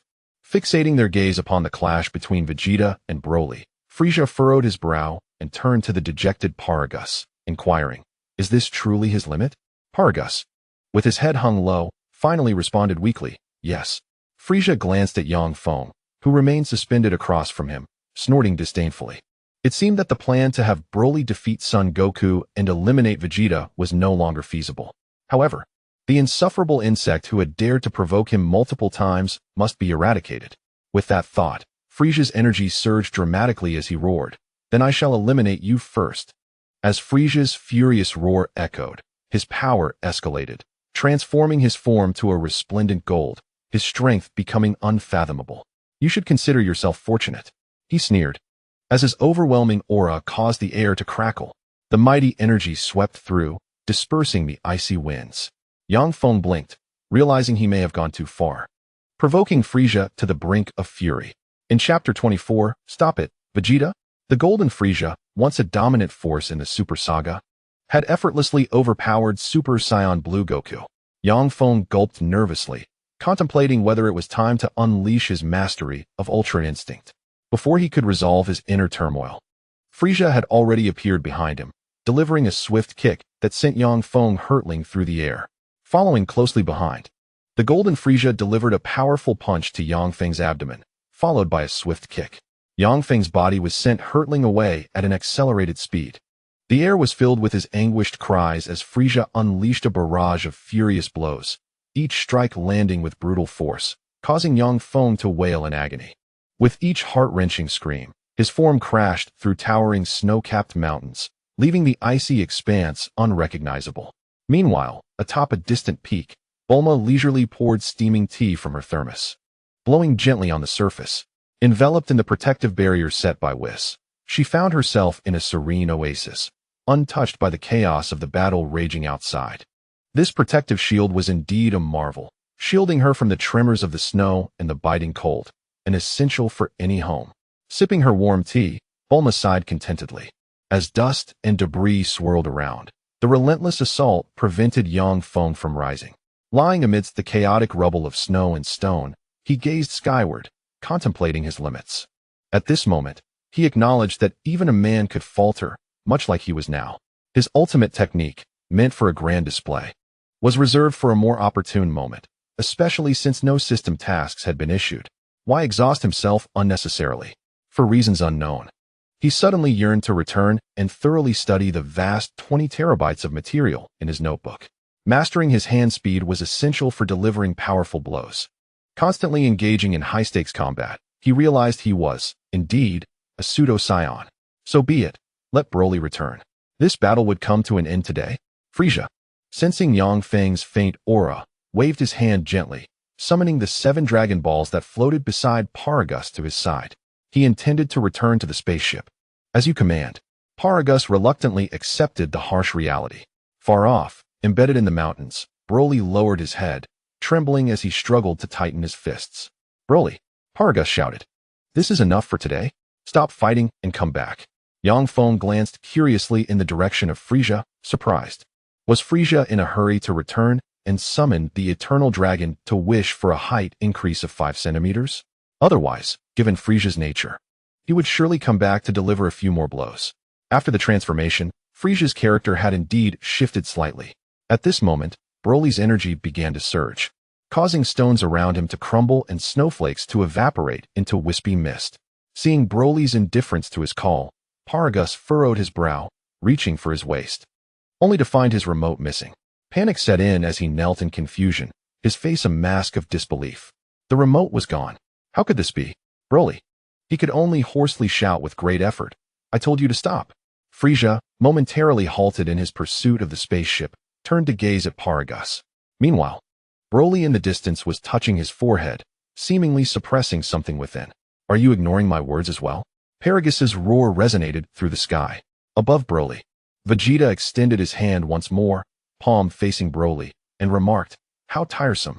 In the next instant, a powerful energy sphere of a vibrant yellow hue began to coalesce in his palm, swelling in size. Sensing the overwhelming force capable of annihilating Broly, both Yang Feng and Goku wore expressions of disbelief, and they simultaneously cried out, Stop it! Vegeta! Please, stop, Vegeta! Yang Feng exclaimed, hastily bringing his fingers to his forehead in an attempt to teleport. However, the colossal energy sphere had already launched downward at an alarming speed towards Broly, who lay helplessly on the now unrecognizable snowy terrain. Yang Feng's teleportation had yet to initiate. With a resounding cry, Broly was struck by the massive energy sphere, plunging into the snow and straight down into the icy depths below. As he fell into the endless darkness of the water, bubbles escaped from his body, gradually succumbing to the void. Submerged at the lake's bottom, Broly bowed his head, his expression concealed. Yet, he slowly clenched his fists, emanating a dense and potent aura. As the yellow energy began to coalesce around him, the bubbles that trailed him were tainted by this yellow essence, and those standing on the snow felt the intensity of this formidable presence. At that moment, the tranquil ice lake began to churn violently, culminating in monstrous waves that surged forth, shattering countless ice blocks that merged into the lake. The vast ice surface began to collapse, and the waters surged back, resembling a cataclysm. Subsequently, a massive whirlpool formed, with Vegeta standing in midair, his expression still aloof, while Goku stood behind him, astonished. Yang Feng, having regained his normal Saiyan form, found a safe corner to quietly observe the battle, deciding not to intervene any further. The upcoming confrontation would be a personal performance by Frieza, a one-sided assault lasting 1 to 2 hours. Though history might unfold this way, one could never be certain of unexpected twists. He was not cowardly, he had a plan. Once they had all faced defeat and despair, he would transform into the state of Ultra Instinct, making a grand entrance to save the day. As the whirlpool expanded, a colossal beam of yellow light suddenly erupted from its center. The ice and water from the lake boiled into vapor, enveloping the area in a thick mist. Following that was a massive waterspout that shot into the sky, transforming into enormous raindrops that cascaded down. Witnessing this transformation, along with the intensely glaring raindrops, even Vegeta's indifferent demeanor began to shift as he gazed in astonishment at the tumultuous surface of the lake. Beneath the formidable aura of Broly, the waters of the lake surged and receded, swirling around him as if in retreat. His overwhelming presence enveloped him completely. Broly's muscles swelled, his stature increasing dramatically as he let out a thunderous roar. His pupils transformed into a fierce yellow, his visage contorted with rage, veins protruding, fully devoid of reason. The immense energy radiated outward, not only sending the lake's waters flying, but also transforming the very air into a razor-like gale. Goku, with his hands interlaced in defense, struggled to maintain his stance while gazing at the formidable Broly, astonishment etched upon his face. Could this be a jest? Chapter 25, Broly vs. Goku. What is the origin of this overwhelming energy? Vegeta and Goku were both buffeted by the fierce winds, their forms wavering as they braced against the relentless force. Striving to avoid being swept away, the ground beneath them had long since vanished, compelling Yang Feng to soar towards Whisk's protective barrier amidst the chaotic scene, where danger lurked at every turn. Have you ever encountered such a scion? Goku inquired, his expression one of disbelief. At that moment, Vegeta gritted his teeth and shouted towards Goku. Do you possess any senzu beans, Kakarot? Not a single one. Goku's voice was swiftly drowned out by the roaring winds. Nevertheless, Vegeta heard him, his brow furrowed as he observed the tumult below. The situation was far from trivial. Broly's form gradually ascended into the air, his power intensifying with each bellow. The colossal waves crashed against the snow-capped mountains, rendering Goku and Vegeta insignificant in comparison. Broly hovered before Vegeta, lowering his head as he unleashed another earth-shattering roar, conjuring a massive energy wave in his mouth. Ultimate technique. The colossal energy wave surged directly towards Goku, who, in a panic, leapt and dodged. The wave veered off course, obliterating a great snow mountain, the force of the impact sending debris soaring into the boundless sky, vanishing from sight. Suddenly, a brilliant green light erupted, shaking the very ground.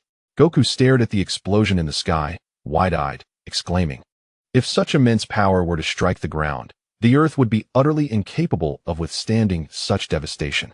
Vegeta scowled momentarily before charging directly at Broly, slicing through the water's surface with a punch aimed squarely at Broly's face.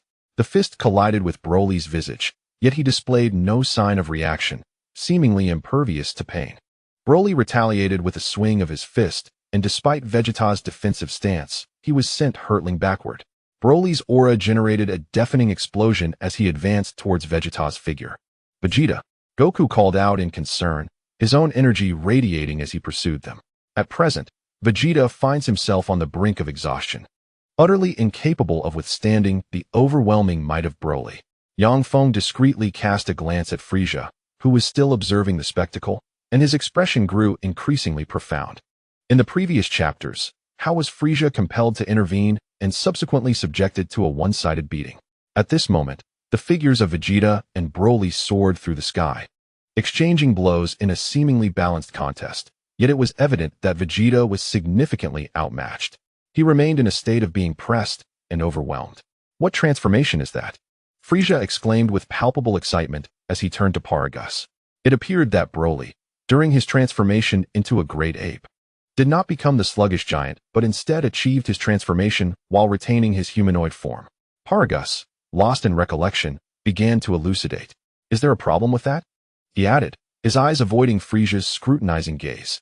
The gravity of the situation weighed heavily upon Paragus, who closed his eyes, unable to bear witness any longer and losing control over his own power. Upon hearing Paragus's words, Yang Feng's expression morphed into one of incredulity. "What an incomplete Super Saiyan 4, he mused. At that moment, Broly let out a thunderous roar, delivering a powerful punch that sent Vegeta careening into a distant iceberg. Vegeta executed a backflip, twisting in midair before landing in the snow, bracing himself with one hand on the ground to dissipate the impact. He still skidded back several paces before finally coming to a halt. Gritting his teeth, he glared at Broly, who stood atop the snowy peak, fists clenched and poised for another assault. Suddenly, Goku's voice rang out from the base of the mountain as he called out to Broly, "Hey, how about we exchange a few blows?" With that, he released his grip on his jacket, letting it flutter away in the wind. Observing Goku's spirited demeanor, Broly ground his teeth, a mix of excitement and irritation evident on his face as his energy began to surge. Meanwhile, Goku closed his eyes and commenced a series of warm-up jumps, culminating in a spirited shout. "Kakarot!" he exclaimed, opening his eyes to behold Broly's ever-increasing power. Broly's golden pupils narrowed sharply as he let out a fierce roar, fixating his gaze on Goku. Simultaneously, the two warriors assumed their stances. With a powerful stomp from Goku, the icy ground cracked beneath him, and as he leaped upward, the fissure transformed into a gaping chasm. Broly, standing atop the snowy summit, dove toward Goku. The two engaged in a brief exchange of punches before swiftly separating, only to continue their flurry of strikes, one delivering a flying kick while the other countered with a punch. Entangling in midair. Seizing the moment, Yang Feng soared to Vegeta's side, helping him to his feet. Humph! Vegeta coldly brushed off Yang Feng's assistance, struggling to stand on his own as he silently observed the fierce battle unfolding above. Yang Feng, who considered himself a mere tool, quietly suggested, "Why not return to Whis? Humph, spare me the theatrics." Vegeta scoffed, launching himself towards Bulma. Yang Feng, scratching his head, followed him with a look of dejection. Goku executed a series of flying kicks, all of which were deftly countered by Broly's fists as they engaged in a high-speed battle.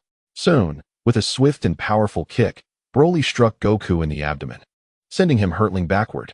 As Goku rolled and adjusted his position, he placed his hands on his waist just before landing. "Kamehameha!" he shouted. His body surged upward as a colossal white energy sphere rapidly condensed, which he hurled at Broly. In response, Broly gathered energy in one hand, unleashing a barrage of continuous green energy spheres toward Goku. The two warriors clashed with their energy waves. Goku deflected one energy sphere but was met with Broly's punch to his cheek, sending him crashing into a massive ice mountain. A small crater formed, creating a larger one. As if the mountain had been hollowed out, Goku's body plunged deep into the snow. Quickly, he crossed his arms over his chest, attempting to brace for Broly's second punch. But it proved futile as he was struck again. As Goku flew backward, he watched Broly's third punch approach, the mountain crumbling under the force, sending him flying far away. Saiyan Bomb! Goku roared, and a brilliant green light erupted from Broly's location, causing the entire snowy mountain to explode. Chapter 26. The battle intensifies. Broly's figure emerged in midair, and with a powerful roar, he seemed to grow even more formidable, his fierce aura intensifying. In response to such a cry, Goku's excitement surged as he shed the inertia weighing him down, shouting as his energy skyrocketed. Super Saiyan 1 activate. A tremendous pale yellow aura erupted as Goku charged toward Broly, who roared back and charged toward him. The two warriors collided with incredible speed, creating explosive bursts of air, while energy waves erupted across the snowy peaks, shrouding the area in thick black mist. Wow, is this the true battle of the Saiyans? Yang Feng found himself unconsciously wagging his tail, excitement bubbling within him. Indeed, they are a truly formidable warrior race. Whis chuckled, glancing at the tattered Yang Feng. With a gentle tap of his staff, Yang Feng's ragged clothing instantly returned to its original state. Looking at his worn-out pants, Yang Feng sighed silently. If necessary, he wouldn't mind donning an outfit akin to that of Beerus, the god of destruction. In midair, Sun Wukong unleashed a powerful punch towards Broly, who met the attack without hesitation, retaliating with a punch of his own. The two engaged in a relentless exchange, each delivering countless blows. It appeared that Wukong held the upper hand. Bulma, observing the dashing Sun Wukong overpowering Broly, voiced her admiration. Humph. Vegeta, arms crossed, scoffed disdainfully. It's hard to say. Although Wukong seemed to be gaining the advantage, Broly, when stripped of rationality, could unleash an even more formidable power. Yang Feng disagreed with Bulma's assessment. You see quite clearly, this Broly possesses the potential to annihilate the universe. Whis smiled and continued to watch the unfolding battle. The trio, taken aback by Whis's unreserved praise, exchanged astonished glances. As Broly delivered a punch, Wukong countered with his knee, surprising Broly, who found Wukong had already soared behind him. Without hesitation, Wukong unleashed a ki wave, but Broly, reacting swiftly, evaded without even glancing back. The two engaged in a rapid exchange of blows, ascending higher into the skies. With another punch, Broly sent Wukong flying, following up with several ki blasts that struck Wukong and propelled him further away. Broly swiftly appeared behind Wukong, delivering a double-fisted blow that sent Wukong crashing down. The pristine snow beneath them now bore a massive half-moon crater as Wukong struggled to rise from the depths. Gazing upward, he saw Broly descending rapidly towards him. In a rush, Wukong leaped and executed a backward kick to evade, his expression serious as he faced the roaring Broly. Super Saiyan God. It seemed Wukong was about to get serious. Whis observed with an air of calm. As Broly charged forward, Wukong assumed a defensive stance, closing his eyes and drawing in his energy. Upon reopening his eyes, his pupils glowed red, and an overwhelming aura enveloped him, erupting in crimson flames. As Broly's fist approached, Wukong, harnessing the momentum, grasped Broly's wrist and redirected him towards the snowy ground. "Hey, calm down a bit," Wukong urged as he leapt back. However, Broly was deaf to reason, consumed by rage, and charged at Wukong once more.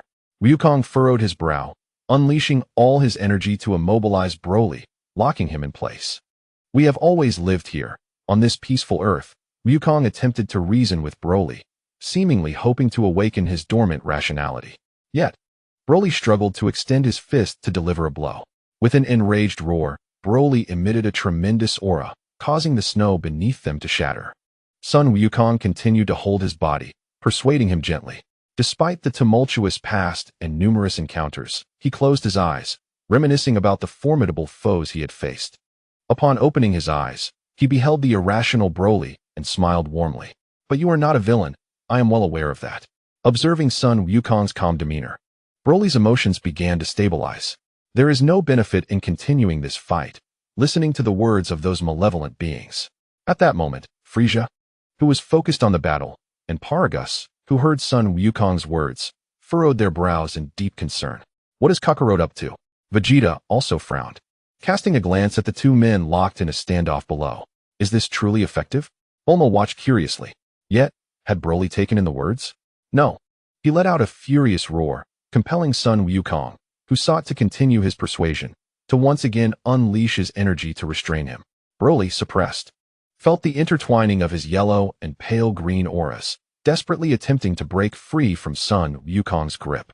At that moment, devoid of any rational thought, he was driven solely by instinct. Unexpectedly, Sun Wukong's energy was counterattacked by Broly, rendering him immobile. Broly delivered a powerful punch that struck Sun Wukong's cheek. In a fierce struggle, Sun Wukong turned, grasping Broly's arm and using the force of inertia to fling him forward. Broly crashed onto the snowy ground, the immense force fracturing the earth beneath him. Bulma, leisurely sipping her tea, found her cup overturned, her body beginning to sway uncontrollably.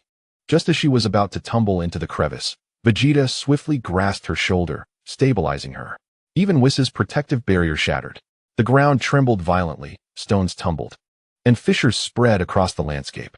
Frieza's army nearly lost their footing, and the spacecraft was on the verge of plummeting into the icy lake. "Lord Frieza, should we take cover?" Jacono inquired, gazing at Frieza, who stood amidst the ruptured snow-covered ground. "Indeed, hiding would be prudent," Frieza replied, gesturing with his hand to send the floating Dragon Balls into the spacecraft, signaling for them to depart. Broly's body crashed forcefully into the snow, and he roared, his formidable energy surging once more. "These Dragon Balls, I shall guard them with utmost diligence." Jacono and his companions, clutching the Dragon Balls, gradually distanced themselves from the ground as the spacecraft's door closed. Chapter 27. Sun Wukong's defeat. With Jacono's voice resonating, the spacecraft departed. "Now, we can revel in Broly's remarkable display." Frieza smirked, glancing at the retreating spacecraft with a cold smile directed at Paragus. With a resounding roar, Broly erupted in a powerful greenish-yellow aura that soared towards the heavens, casting a grave and serious expression upon Goku, who hovered in the air. He suddenly dove downward, charging towards Broly, and the two engaged in a fierce exchange of blows, unleashing tremendous energy. Their combat escalated into a chaotic flurry of punches and kicks, each strike creating a collision of energies that left the onlookers aboard the spaceship in utter disbelief. The realization struck them. How could that individual possess such formidable power? Yet, they understood that this was not the true essence of Broly. Observing the emotionless visage of Broly, resembling a mere battle machine, Remo solemnly turned his gaze to the turmoil below. Indeed, the contrast was stark. The Broly engaged in battle now was a far cry from the innocent youth they had encountered aboard Frieza's spaceship. On the snow-laden ground, the two continued their brutal exchange, their actions resembling that of reckless street thugs, devoid of reason. Witnessing Broly's uncontrollable fury, Zillai furrowed his brow tightly. His teeth clenched in anger. It was all the fault of that detestable father. Remo sighed in resignation, acknowledging the truth of their plight. Yet what could they do? Paragus was Broly's father, after all. They had no standing to argue or contest anything. Once a naive and innocent boy, he had been molded into a senseless fighting machine. As Broly's fist connected with Goku's face, the latter was sent staggering backward several meters. The relentless training had turned him into a warrior who fought for his own survival. Zillai felt an indescribable sorrow as memories of Paragus mercilessly using the remote control to shock Broly flooded his mind. No wonder he was so enraged. Remo, still in shock, observed Zillai, whose fists were clenched in indignation. Broly was indeed a pitiful figure. With another thunderous roar, Broly's green aura surged once more. Paragus, witnessing this transformation, broke into a cold sweat, as if he had come to a dreadful realization. He stepped back in fear, murmuring that if this continued, Broly would be his own undoing. Gripped by anguish, he clutched his head, feeling that all was lost. Broly's punch struck Goku in the abdomen, sending him hurtling away, crashing heavily into the snow. As Broly's foot came crashing down towards him, Goku narrowly evaded, each stomp shattering the snow beneath. Goku, regaining his footing, summoned a red energy ball in his palm and rushed at Broly. However, Broly seized Goku's fist, crushing the energy ball with ease. The explosion of dark smoke billowed forth, obscuring the scene momentarily. As Goku's foot was captured, Broly spun him around, generating a vortex of energy before slamming him forcefully into the ground. The snow-covered ground shattered under the immense force of inertia, and Sun Wukong let out a piercing scream. The colossal Broly, now transformed into a giant, relentlessly slammed him against the earth. Even the mighty and robust Sun Wukong found himself unable to withstand the onslaught. With a deafening roar, Broly ensnared Sun Wukong's head in his massive hand, dragging him across the icy surface before flinging him away. As Sun Wukong plummeted helplessly to the ground, his clothes tattered and torn, he succumbed to unconsciousness, enveloped in an overwhelming sense of desolation and loneliness. In a fit of rage, Broly bellowed like a gigantic gorilla, followed by a triumphant roar. Frieza, observing this spectacle, smirked with satisfaction, remarking, "It seems that I, Lord Frieza, need not intervene." At that moment, Yang Feng furrowed his brow in concern. Both Vegeta and Sun Wukong had been defeated. The sight was disheartening, leaving him to ponder whether it was time for him to take action. Yet, why had Frieza not yet been struck? Yang Feng realized he could no longer remain a mere spectator. He swiftly teleported, cradling Sun Wukong in his arms, and reappeared beside Whis and the others. "I leave Wukong in your care," Yang Feng said with a solemn expression, before teleporting directly in front of Broly. "Now it's my turn." Without hesitation, he entered his super blue form and unleashed a powerful punch towards the towering Broly, now exceeding 2 meters in height. Broly initiated the assault, and the two engaged in a rapid exchange of blows, their battle echoing through the air with equal might.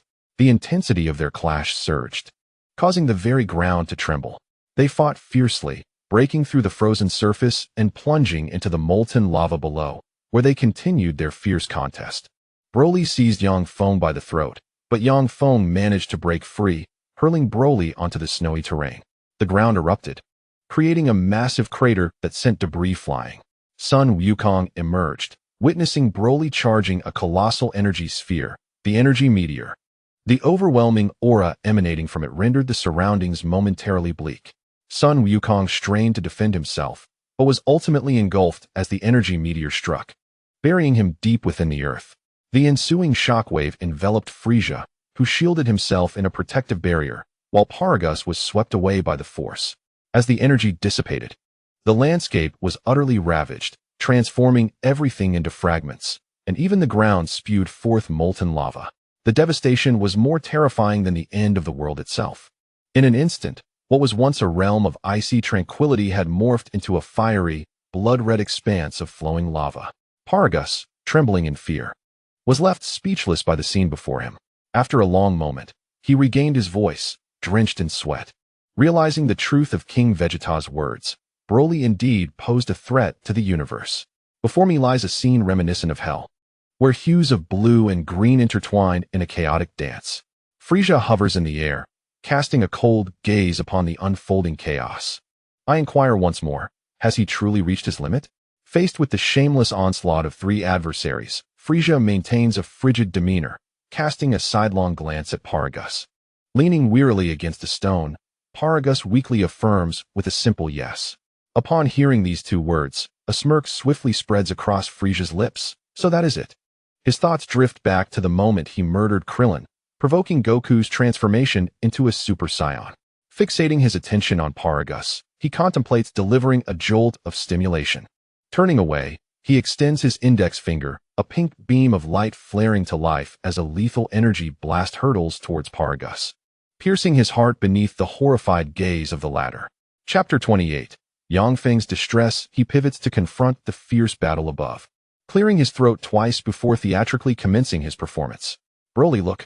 Broly! He cries out in terror, drawing the attention of the two combatants still entangled in their struggle. Both fighters cease their movements, turning their gaze towards Frisia. Your father has been brutally slain. The lifeless form of Paragus tilts slightly, his breathless state causing Broly's pupils to constrict sharply. His father dead? This revelation strikes Broly like a lightning bolt, and he clutches his head in agony as his green aura begins to swell dramatically. The force of his energy sends Feng reeling backward. Broly roars in fury, his aura becoming terrifyingly potent, instilling fear in all who behold it.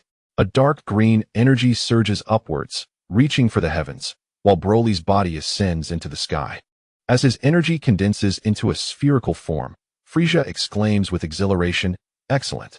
The plan has succeeded." The sphere gradually descends, Broly's voice still echoing in wrath. His energy compresses relentlessly, generating countless waves of power cascading towards the ground. Feng frowns, surveying the ravaged terrain, ready to counter the impending impact of the energy waves.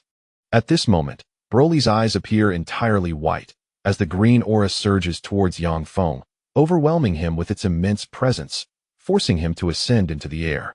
Following closely is a trail of green luminescence. Utilizing his Ultra Instinct, Feng struggles to shield himself from the onslaught, yet vanquishing Broly seems a daunting task. Should he not embrace his full potential? Out of reverence for the Dragon Ball universe, he instinctively hesitates to disrupt the natural course of this world. However, if he has indeed become the last hope, is there still a need to conceal his true abilities? Goku was unable to harness the Ultra Instinct, yet he knows he can. Why then should he hold back? Observing Broly, now even more powerful due to his rage, Frisia coldly watches the scene unfold before him. Excellent. This is the expression I have eagerly anticipated. On the other side of the earth, the short flute pursed its lips and let out an angry roar. Wukong. Instantly, Sun Wukong, who lay at Whice's feet, suddenly opened his eyes wide as Piccolo's voice echoed once more in his ears. How are things on your end? Besides Frisia, there are other presences. Trembling, Sun Wukong struggled to clench his fist. Are you all engaged in a fierce battle? Piccolo wore a grave expression, rapidly contemplating strategies. If even Sun Wukong could not prevail against his adversary, how formidable must they be? Sun Wukong attempted to rise, but cried out in pain, gasping heavily. The energy of the opponent is overwhelming.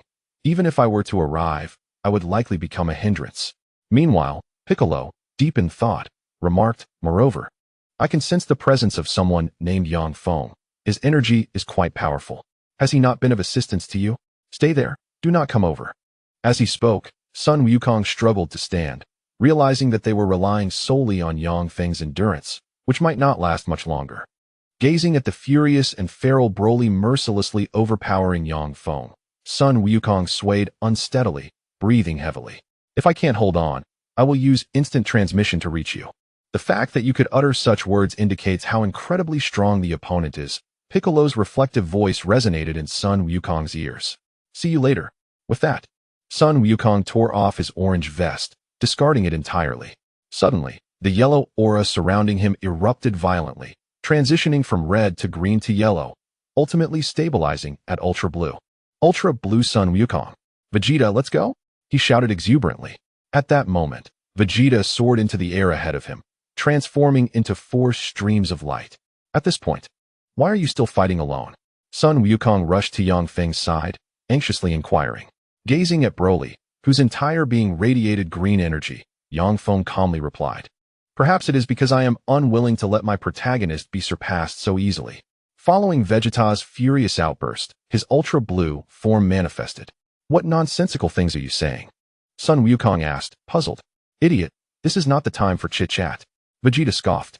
The three of them advanced towards Broly, but their collaboration was insufficient to subdue him. Instead, they found themselves in a precarious position, evading Broly's relentless energy waves. Go for it, Vegeta, Sun Wukong shouted. You bastard. Vegeta cursed angrily. For streams of light swiftly navigated the sky. As Yang Feng had yet to master any energy blasts or shockwaves, he could only watch the impressive collaboration of the two. Back to back, Vegeta and Sun Wukong unleashed their ultimate techniques simultaneously, Galactic Gun, Kamehameha. Together, the two released their energy waves, which merged into one and surged towards Broly. At that moment, Broly had already concentrated energy blasts in both hands, and two medium-sized energy spheres propelled forward, directly countering Goku and Vegeta's combined technique. The ground, oh. There was no longer any ground. Lava churned violently, splattering high into the air as four streaks of light darted swiftly about. Yang Feng could only restrain Broly's movements. Yet he could offer little more assistance unless he activated his Ultra Instinct. Suddenly, Yang Feng noticed Frieza standing atop a rocky outcrop, wearing a smug grin, which filled him with rage. You asked for this. What about your so-called 5 centimeters of growth? Follow me. With a loud shout, he soared towards Frieza. The four streaks of light intertwined. Dodge. As Yang Feng swooped past with his first descent, Vegeta and Goku swiftly evaded and flew before Frieza, narrowly escaping. Frieza, watching as the three flew past one after another, initially had no significant reaction, but was soon taken aback by the immense figure of Broly appearing before him. He immediately attempted to intervene. Calm down. I am Frieza. However, the irrational Broly paid no heed to Frieza's words and charged at him with a green energy wave. What followed was a one-sided assault on Frieza. Witnessing this scene, Goku quickly grasped Vegeta's hand and exclaimed, Vegeta, now's our chance. Come over here. What for? In an instant transmission, Goku appeared beside Piccolo, and the two clumsily landed atop the mountain. Hey, what on earth happened? Vegeta pushed himself up, shaking off Goku's hand. Let go. Chapter 29. Wait, I'll handle it myself. The situation was urgent. They could talk later. Goku struggled to support himself and turned to Piccolo, asking, Piccolo, do you have any senzu beans? No. Piccolo replied bluntly. Goku, looking helpless, turned to Vegeta and inquired, Vegeta, have you heard of the fusion technique? Vegeta, sitting on the ground, raised his head to look at Goku. Fusion technique? I think I've heard Trunks mention it. After a brief contemplation, Vegeta recalled and, incredulously, exclaimed, Isn't that the ridiculously silly fusion move? Indeed, Goku replied, mimicking the standard fusion pose. We'll use the fusion technique. Vegeta sprang to his feet, waving his hand dismissively, resolutely rejecting the suggestion.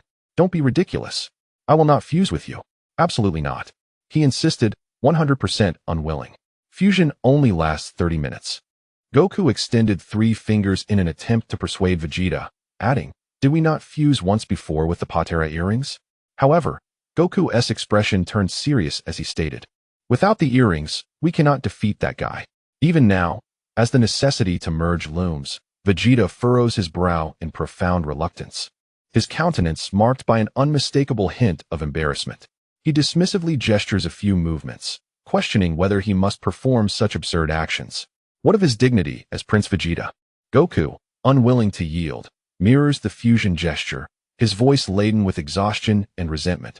Without this, victory remains elusive. If this continues, even Earth itself may face annihilation. Vegeta retracts his gesture, crossing his arms defiantly, turning his back to Goku with a scoff, exuding an air of indifference, as if to say that the fate of Earth is of no concern to him. Such is the heartless nature of Prince Vegeta. To compel him to lower his pride and engage in such humiliating actions is a mere fantasy. Goku gazes solemnly at his back, asking earnestly, Would it not matter if your beloved Bulma were to perish? At this, Vegeta's face flushes crimson, his voice dropping to a whisper, a picture of shyness as he retorts, Do not speak such shameless words.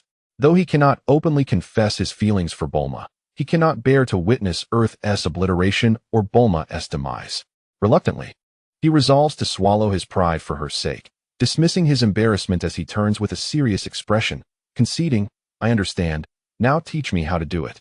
Meanwhile, far from the battlefield, Yang Feng has concealed all his energy, not daring to make a sound, lying low on a high vantage point, only his head peeking out. Broly delivers a fierce kick, sending Frieza crashing into the wall. The relentless assault leaves Frieza gasping, a ghastly sight. The hardened volcanic rock is gouged by the relentless blows. With great effort, Frieza opens his eyes, glaring furiously at Broly, his aura swelling ominously, a golden energy radiating from him. The ensuing shockwave knocks Broly back several meters. The golden Frieza emerges. How audacious you are to lay hands on me. His golden aura blazes fiercely as he clenches his fists in fury, both at the affront and the insolence of his subordinate, albeit one who has only served him briefly. The majesty of the cosmic emperor brooks no challenges. As his eyes snap open, he extends his hand, proclaiming loudly, "Prepare to witness the might of Golden Frieza." At this moment, Goku and Piccolo are demonstrating the fusion technique to Vegeta. Fusion. Vegeta watches in an unspoken turmoil, his cheeks tinged pink, struggling to maintain the dignity of a prince. Protesting with reluctance. This posture is utterly humiliating. Goku and Piccolo align their fingers, illustrating the fusion movements, oblivious to any embarrassment, urging Vegeta onward. This is the fusion technique. Time is of the essence. Let us practice swiftly. If one were to pay close attention, one would notice the twitching at the corners of Piccolo's eyes, undoubtedly reflecting his profound embarrassment and helplessness. After all, he once embodied the essence of a formidable demon king. What is the matter? Vegeta. Upon seeing Vegeta, who had taken a couple of steps back, Goku inquired with a look of confusion. Vegeta's expression was one of indescribable anguish. Death would indeed be a more merciful fate. The proud Vegeta uttered such words, yet his body, ever obedient, moved beside Goku, following suit in the actions. The initial fusion attempt failed due to one party's index finger slipping. A red and blue figure intertwined, resulting in the emergence of a rather rotund individual. "This must mean I am the strongest now," he proclaimed with exuberant confidence, hands on his hips, utterly oblivious to his current, rather unseemly appearance. "Try again in 30 minutes. Piccolo remarked, exasperated, "You two failed to synchronize your movements." Left with no choice, the duo could only wait in disbelief for half an hour. Meanwhile, Frieza, even in his golden form, found himself at the mercy of Broly's relentless onslaught. The scene was brutal, with spit flying as he endured a merciless beating. How tragic. Yang Feng observed quietly, his expression one of sympathy as he kept track of the time, recalling that Frieza was supposed to withstand an hour of punishment in the original storyline. Half an hour had already elapsed. On the other side, the two attempted the fusion technique once more, but the second attempt also ended in failure, resulting in a gaunt individual. It seemed they would have to wait another 30 minutes. Piccolo, with a stern countenance, pointed out a specific error, declaring the angle was wrong. "We must wait another 30 minutes. Meanwhile, Yang Feng, peeking curiously, watched the unfortunate Frieza endure a merciless beating, feeling utterly helpless. What to do? An hour had passed, and Goku and Vegeta had yet to appear. Must he truly take matters into his own hands? Observing the battered Frieza, Yang Feng furrowed his brow. This was his beloved Frieza. Watching him suffer for an hour was quite the spectacle. Oh dear. Frieza gritted his teeth, his body embedded in a mountainside, gazing at the levitating Broly across from him, a smirk creeping onto his face. How magnificent. He possessed such flawless combat prowess. Yang Feng nodded in silent agreement, recognizing that Frieza seemed to be relishing his suffering. Could this be the paradox of pain entwined with pleasure? Indeed, one must not assess Frieza's mindset through conventional reasoning. Just as Yang Feng was torn between whether to intervene or continue waiting for Goku and Vegeta, the system's light screen suddenly illuminated. Task issued. Defeat Broly to acquire attack skills. Chapter 30. Task. Character attack skills. What? This wretched system has issued a task. Defeat Broly? Good grief. Even Golden Frieza is merely being thrashed. How could he stand a chance? If he were to activate Ultra Instinct, what attack skills would he gain? Yang Feng's curiosity piqued as he recalled Goku's Kamehameha, his eyes sparkling with anticipation. For a long time, he had been envious and initially intended to seek out Master Roshi for mentorship, having prepared a tribute in the form of his 20 terabytes of learning materials, which he believed would delight the esteemed master. However, with a system now at his disposal, he opted for the expedient path. In the realm of Dragon Ball, characters' combat skills were available for selection.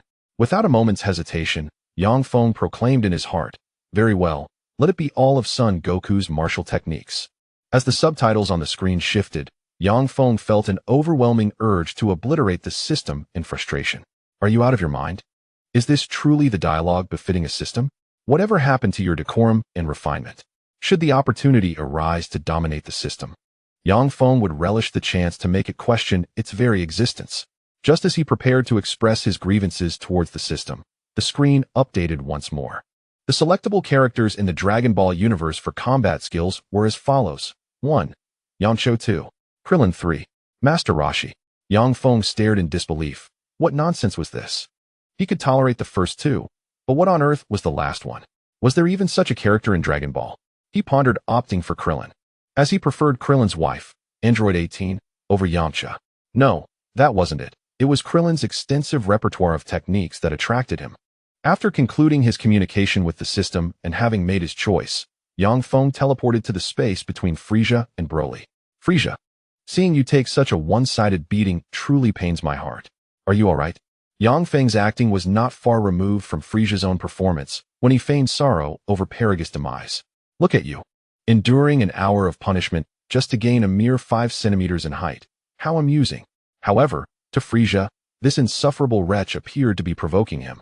Upon Yang Feng's arrival, Broly successfully diverted his attention and charged at him. Yang Feng realized that there was no time for idle banter with Frieza as Broly's fist barreled toward him. He dodged desperately, evading the onslaught while swiftly maneuvering through the chaos. With a surge of energy, Yang Feng unleashed his full aura, closing his eyes as it transformed from yellow to blue, then to white and silver. The next moment, he opened his eyes to reveal silver pupils. The ultimate instinct had awakened. Broly momentarily paused, but in the blink of an eye, he unleashed a barrage of punches. Yang Feng remained unfazed, effortlessly evading each blow with minimal exertion, employing the most efficient and shortest evasive maneuvers. As Yang Feng delivered a flying kick, Broly hastily defended himself before executing several backflips to regain his footing. Come on. Yang Feng calmly adopted a combat stance. Broly's fierce roar echoed as his yellow-green aura erupted forth. Super Broly. In an instant, the two ascended into the sky, leaving trails of light in their wake. As Broly waved his hand, countless energy blasts surged towards Yang Feng, yet he swiftly dodged them with his rapid flight, leaving a haze of smoke in his wake.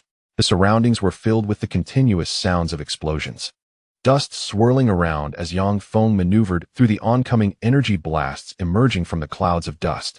Evading the attacks, the energy blast struck the ground, erupting violently and sending up plumes of dust from which new blasts emerged. Behind the swiftly darting Yang Feng trailed numerous energy blasts of various sizes, accompanied by sporadic explosions, with Broly pursuing from a distance, relentlessly launching energy blasts. As Yang Feng turned, he deftly flicked away the energy blasts before him, standing tall with a commanding shout, his aura intensifying several-fold. "Let the warm-up begin," he proclaimed, charging towards Broly and delivering a powerful punch directly to his abdomen, causing Broly's body to arch like a shrimp. In response, Broly swiftly sidestepped and kicked out, which Yang Feng blocked with both hands, leading to an intense exchange of blows as the two engaged in close combat.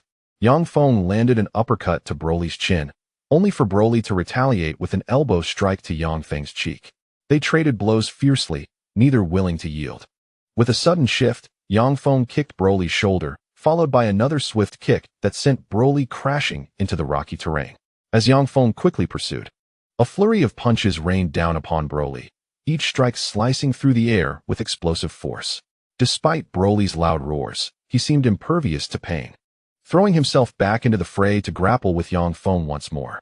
The two shouted in unison as they battled midair, their auras flaring, the atmosphere cracking under the immense power they exerted. When Broly unleashed an energy blast directed at Yang Feng, he extended his palm to meet it.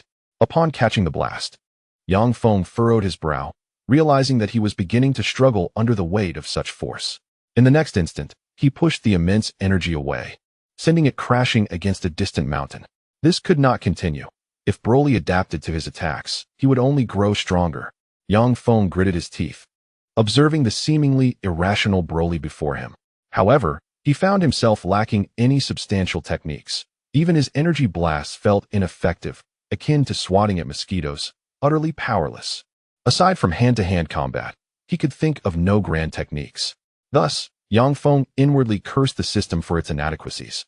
With Broly's furious roar, he gathered another energy blast in his fingers, unleashing it like a laser beam in a sweeping assault.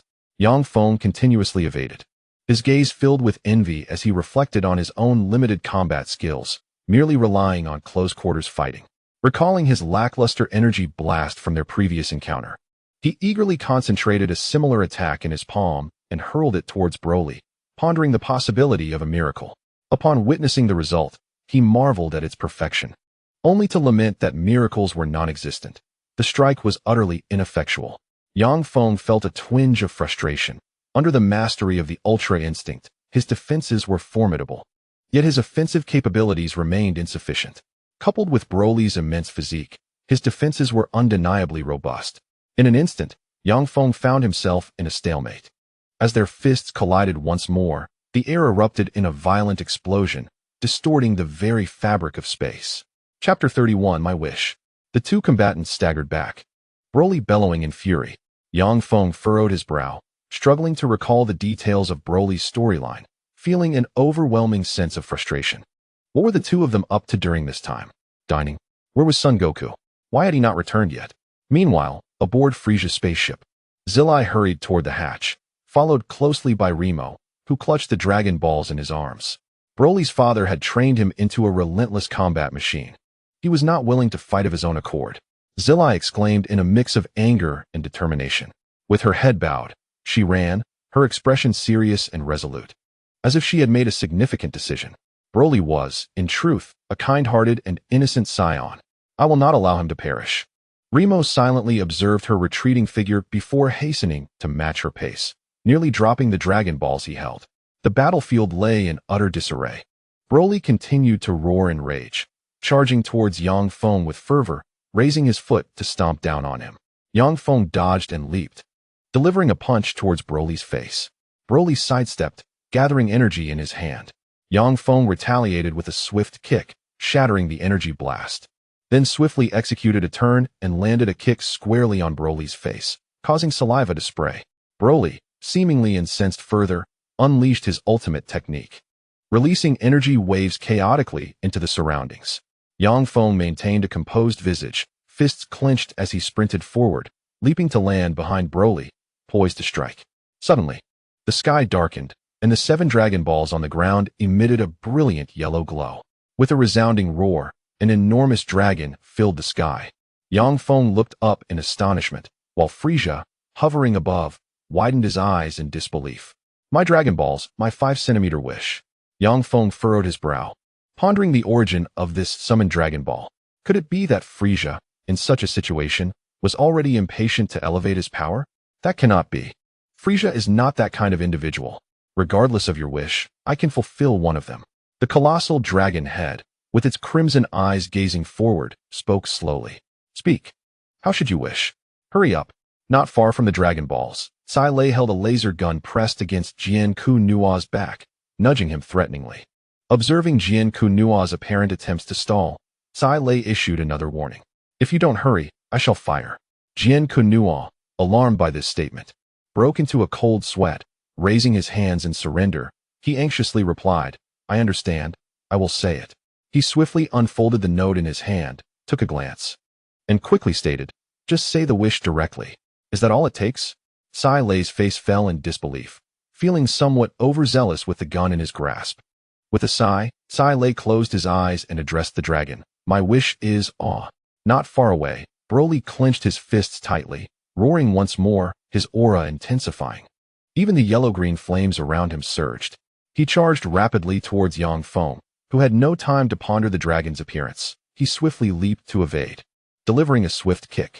Broly raised his hand to block the attack, but Yang Feng followed up with a powerful kick that sent Broly staggering backward. Reluctantly retreating, Broly gathered energy in his palm and hurled it towards Yang Feng. Yang Feng deftly dodged, soaring directly towards Broly, his own aura amplifying further, and landed a punch squarely on Broly's face. Ah! It seemed that the pain and blows only excited Broly further. The more he was struck, the more invigorated he became. As he tumbled backward, he roared again, unleashing a continuous barrage of energy blasts from his hands. Yang Feng swiftly maneuvered, evading the blasts, and then retaliated with a punch and a flying kick, sending Broly soaring. Pursuing him, he unleashed a flurry of punches and kicks, rendering Broly utterly defenseless. Gathering his energy, Yang Feng unleashed a powerful punch to Broly's abdomen, causing him to stagger back 2 steps before his aura surged once more, launching another heavy strike towards Broly. The immense energy created a shockwave that lifted debris from the ground. Broly, roaring, attempted to swing a punch at Yang Feng, but Yang Feng swept his leg, causing Broly's fist to crash into the ground. The earth cracked, and magma erupted. Yang Feng moved swiftly. Each punch he delivered fell heavily upon Broly, eliciting cries from him. Oh! With each blow, Broly was forced to retreat, even spitting saliva in the process. Wow, how impressive! Weiss smirked, casting an admiring glance at Yang Feng. It was truly unexpected that Yang Feng, usually meticulous and unyielding, could unleash such ferocity, overpowering Broly to the point of utter helplessness. As Yang Feng landed, he swiftly propelled himself forward, intending to deliver his mightiest blow to Broly. Send Broly back to his original planet. Zillai shouted fervently at that moment. In the next instant, Yang Feng's fist met only air. A flash of red light enveloped Broly's form, transporting him directly to the summit of a mountain on planet Wampa. With his arrival, the yellow-green aura surrounding Broly dissipated, his hair reverted to black, and he regained his sanity. I have fulfilled your wish. Farewell. The words of the dragon echoed as its body began to radiate light, coalescing into a luminous sphere that withdrew into the Dragon Balls. The 7 Dragon Balls ascended into the sky, scattering in all directions. Yang Feng, observing the departing Dragon Balls, released his clenched fist and stood gazing at the sunset. A look of bewilderment etched on his face. Is this truly the end? He pondered who had made the wish to the dragon, resulting in Broly's departure. A resolution to the formidable crisis he posed. Poor Frieza, having endured an hour of punishment, saw his wish for an additional 5 centimeters in height dashed. Just then, a small spacecraft erupted from Frieza's cosmic ship, and Remo, seated in the pilot's chair, bellowed toward Zillai, who stood beside Jacono. Get on board, Zillai. Before long, the hatch opened, and in a few swift strides, Zillai boarded the ship before Jacono could react. Observing the vessel ascending to escape, Golden Frieza extended a finger, gathering a red energy sphere. Sensing the energy, Yang Feng instantly teleported to seize Frieza's wrist. Chapter 32. You can use energy attacks. Yang Feng smirked, his expression a blend of affection and a warning directed at Frieza. With a furrowed brow, Frieza relinquished his golden form, having been battered by Broly. And Broly in turn by Yang Feng, Frieza resignedly accepted the reality of his situation. The energy sphere on his fingertip vanished, and with an indignant huff, he withdrew his hand. Oh, don't be upset. Just wait a year and wish for that 5-centimeter height increase. Yang Feng taunted with a mischievous tone. If one could call it consolation. I shall return. Frieza disregarded Yang Feng entirely, leaving that remark before soaring toward his spaceship. Meanwhile, Goku and Vegeta successfully fused for the 3rd time with Piccolo, unleashing an immense and potent energy that shot skyward from the mountaintop. The aura spread, causing Piccolo's white cape to flutter wildly. Excellent, go defeat that fellow. The 3 present did not take note that the battle on the other side had already concluded. Piccolo spoke calmly, then pondered with curiosity. What should I call you? The fused being, slightly pouting, pondered, recalling the last time he was called Vegeto. What should he be named this time? Observing the conflicted expression on the fused entity's face, Piccolo impatiently urged, Come on, let's get going. No. It is essential to choose a name that sounds appealing. It will enhance our charisma. This time, let us go with Gogeta. With that, he executed an instantaneous movement. Gogeta made a dazzling entrance, hovering gracefully, his attire billowing, exuding an aura of striking handsomeness. Yang Feng dispelled his state of Ultra Instinct, watching Frieza's spaceship recede into the distance, when his peripheral vision caught sight of the newly arrived figure. Who are you? A bewildered Yang Feng struggled to process the scene, although he sensed a peculiar familiarity about the person before him. Gogeta, he exclaimed, slightly tilting his head toward the somewhat disheveled Yang Feng. I am the result of the fusion between Son Goku and Vegeta. Fusion? Yang Feng was perplexed. You might not comprehend, thus unaware of this technique. It is not merely the summation of two individuals' powers, but rather a creation of greater combat prowess, Gogeta elaborated. So what does that entail? Yang Feng found himself at a loss for words. Was he truly unaware? No, he was quite aware. How could it be that you two had not yet mastered fusion, necessitating practice? No wonder it took you both half an hour, failing twice. You two vanished mysteriously to perform the fusion?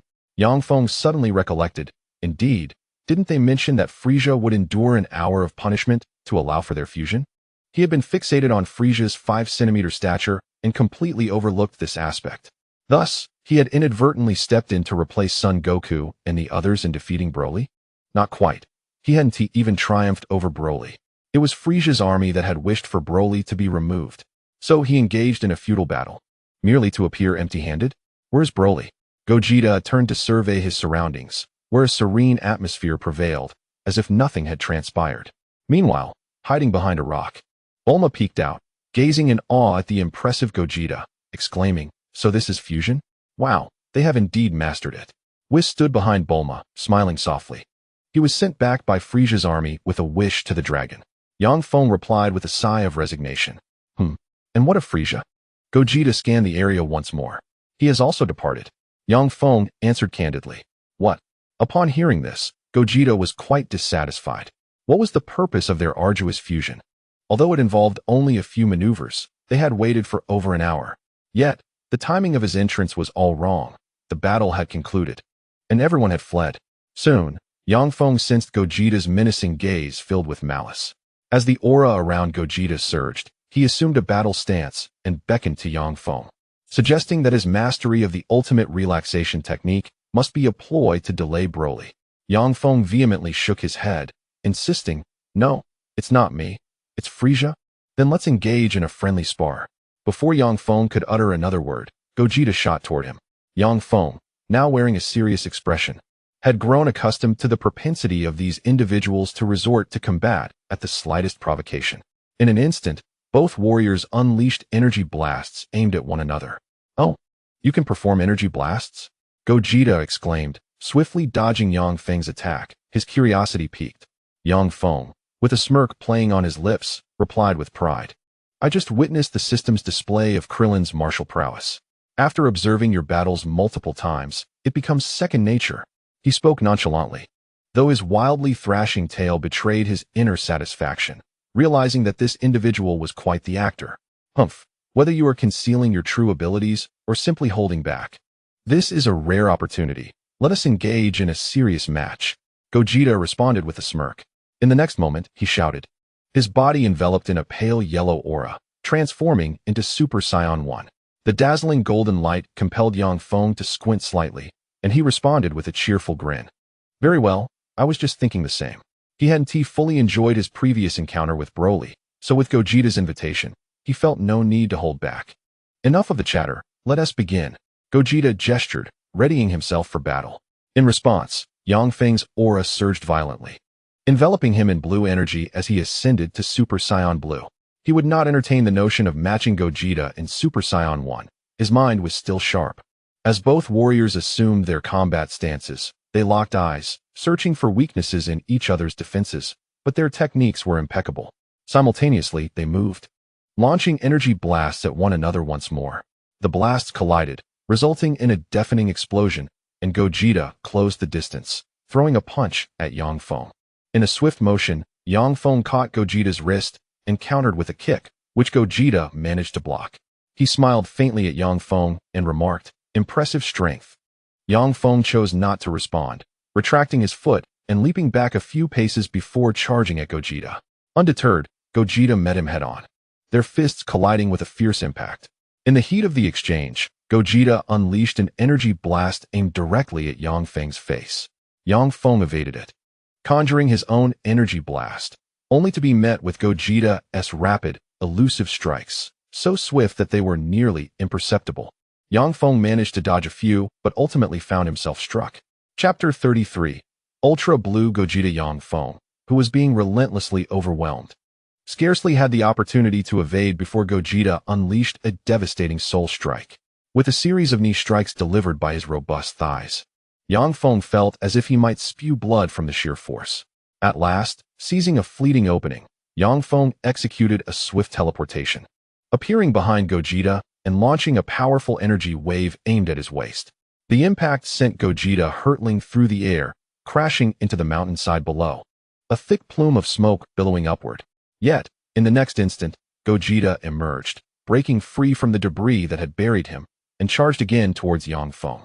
Without hesitation, Yang Feng met the incoming punches with his own, countering instantaneously but missing his return strike. He then delivered a sweeping kick that connected squarely with Gogeta's face. Gogeta weathered the blow, unfazed, and retaliated with a barrage of starburst energy, beams of light transforming into a rain of lasers directed at the swiftly retreating Yang Feng. With a mighty roar, Yang Feng's aura surged, propelling him to evade at high speed, while simultaneously unleashing a volley of energy blasts toward Gogeta. The resulting collisions of their energy blasts erupted in a cacophony of explosions, shrouding the two figures in a veil of smoke. As the mist swirled, Yang Feng was struck by Gogeta's punch, prompting him to pivot and retaliate with another sweeping kick that landed on Gogeta's face. What on earth are these two doing? Observing the rapid movements of the combatants high above, Bulma tugged at her collar in discontent. This icy continent has been transformed into a molten battlefield. It's becoming unbearable. Gogeta had merged, and surely he felt discomfort if not engaged in battle. Whis watched intently, captivated by the fierce duel. These scions are truly something, Bulma thought, exasperated. The two in the sky were evenly matched, though it was evident that Yang Feng held the upper hand. With a fierce shout, Gogeta launched a punch, which Yang Feng immediately blocked, their fists colliding in a symphony of explosive sound that reverberated through the air. They both retreated simultaneously, unleashing a flurry of energy blasts at one another. Then, Gogeta positioned his hands on his hips, gathering energy, a terrifying power building at an astonishing rate, causing the energy sphere to swell in size. Kamehameha. Yang Feng furrowed his brow, realizing this adversary was preparing a significant attack. Reflecting on Krillin's techniques, he thought, wait, I can also perform the Kamehameha. Without delay, Yang Feng began to gather his own energy. With a thunderous call, both combatants unleashed their formidable energies simultaneously. Whis glanced at Bulma, then with a gentle tap of his staff, conjured a protective shield that enveloped both fighters, the next moment transporting them to a distant height. These scions truly engage in endless battles. Bulma leaned against the shield, observing the distant conflict, muttering to herself. The resilience of Earth amidst their fierce battles is truly remarkable.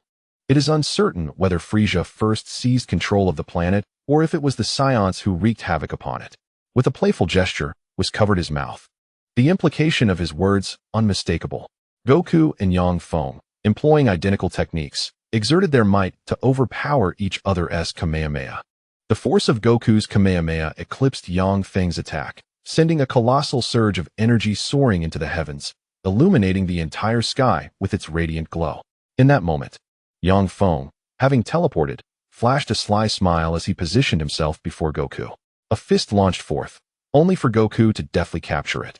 With a mischievous grin, Yang Feng broke free and unleashed a flurry of strikes, forcing Goku into a defensive retreat. Seizing a fleeting opportunity, Goku propelled a powerful punch towards Yang Feng's forehead, which Yang Feng calmly received. With a fierce shout, he retaliated with a barrage of punches and kicks aimed at Goku. Goku swiftly retreated, then executed a meteor-like strike that sent Yang Feng soaring into the sky, subsequently enveloping him in a blast of energy. Yang Feng let out a primal roar, his aura surging once more as he emerged from the billowing smoke, charging towards Goku. The two figures danced through the air, entangled in a fierce confrontation. As Goku unleashed a punch, Yang Feng had already landed 2 blows upon him, culminating in a fierce strike to Goku's abdomen. Goku grimaced in pain and attempted a counterattack. Yet Yang Feng seized his outstretched arm, spinning him around and hurling him towards the ground. The impact was catastrophic, as Goku plummeted into a mountainside, causing it to shatter like glass, revealing a massive crater at its base. A fearsome force began to wreak havoc, resonating with explosive sounds. Yang Feng smirked, directing his compressed energy towards the colossal pit. The energy struck deep, amplifying the explosion, stirring clouds of dust, and enlarging the crater several-fold. Goku, is that truly all the power you possess? Are you not inclined to fight seriously? Yang Feng scoffed. This habit of Son Goku is truly excessive. It seems his fusion with the Scions is nearly complete, or else why has he yet to transform? As Yang Feng's words echoed, a staggering power erupted from the depths of the crater, dispersing the surrounding smoke. At that moment, a figure with azure hair and a vibrant blue aura emerged from the abyss. Super Saiyan Blue Goku. Yang Feng, taken aback, thought, is this a slap in the face? In the next instant, Goku's form burst forth, moving with such speed that it was nearly imperceptible, his presence radiating an overwhelming force that sent shivers down Yang Feng's spine.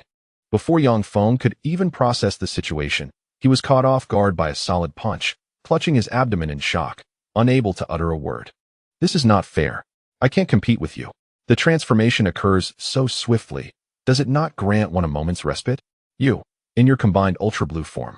While I am merely in an Ultra Blue state, how can I possibly contend? His body fell straight to the ground, consciousness beginning to wane. Good heavens. That blow was mightier than Broly's attacks. Ha ha ha. Witnessing Yang Feng curled up on the ground, Gogeta laughed heartily with his hands on his hips. Gazing at Yang Feng, hunched like a shrimp, he jested, get up, let us continue the fight. Yang Feng, on the verge of losing consciousness, felt his lips twitching as he struggled to articulate, if you wish to fight, seek out Broly. Why unleash such ferocity upon me? He did not intend to resolve your concerns. Meanwhile, Beerus, lounging in a deck chair at Bulma's seaside villa, yawned widely, watching the sun dip below the horizon. It seems the battle has concluded. Chapter 34, I shall not rise. Bra sat atop him, reaching for his gently swaying tail. On the icy continent, gazing at the cold sweating Yang Feng on the ground, Gogeta crossed his arms, frowning with impatience, urging him to rise and continue fighting. Yang Feng, filled with rage, found that the recent blow had reverted him to his Saiyan form. Yang Feng struggled to stand, roaring in fury, and then suddenly opened his eyes.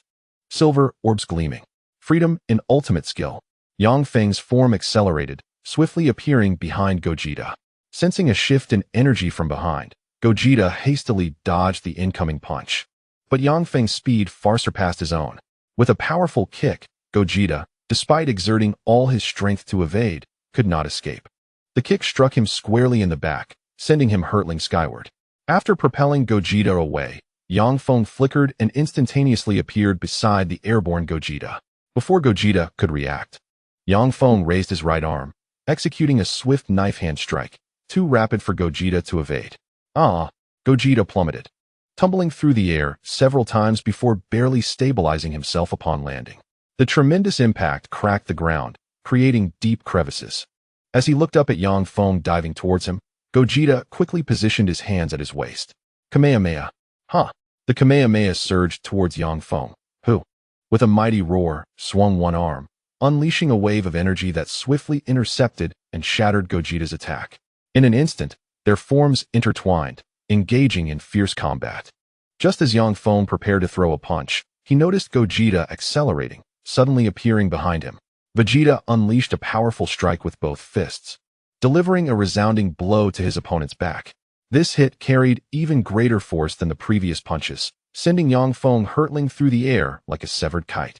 Vegeta's prowess surpassed that of Super Broly, and even in his Ultra Instinct form, Yang Feng found their battle to be a mere stalemate.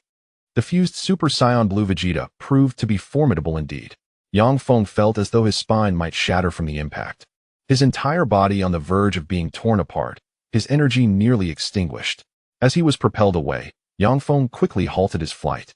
Beads of cold sweat dripping down his forehead. He let out a fierce roar, his aura surging once more as he raised his arm to block the incoming powerful punch from Vegeta. Taken aback, Vegeta offered Yang Feng an opportunity, and he seized it, swinging his right arm with a crushing elbow strike. The elbow connected squarely with Vegeta's left cheek, eliciting a muffled grunt that brought a sense of satisfaction to Yang Feng's heart. Seizing the moment, he followed up with a punch that landed heavily on Vegeta's abdomen. Then, he delivered a swift kick aimed at his opponent's neck. Vegeta, having endured 2 consecutive strikes, let out a furious roar and deftly sidestepped Yang Feng's kick. seizing his leg and hurling him violently into the sky. Yang Feng performed several somersaults in midair before regaining his composure. Meanwhile, Vegeta leapt towards him with impressive speed, prompting Yang Feng to gather his energy in the palm of his hand, unleashing a powerful energy blast.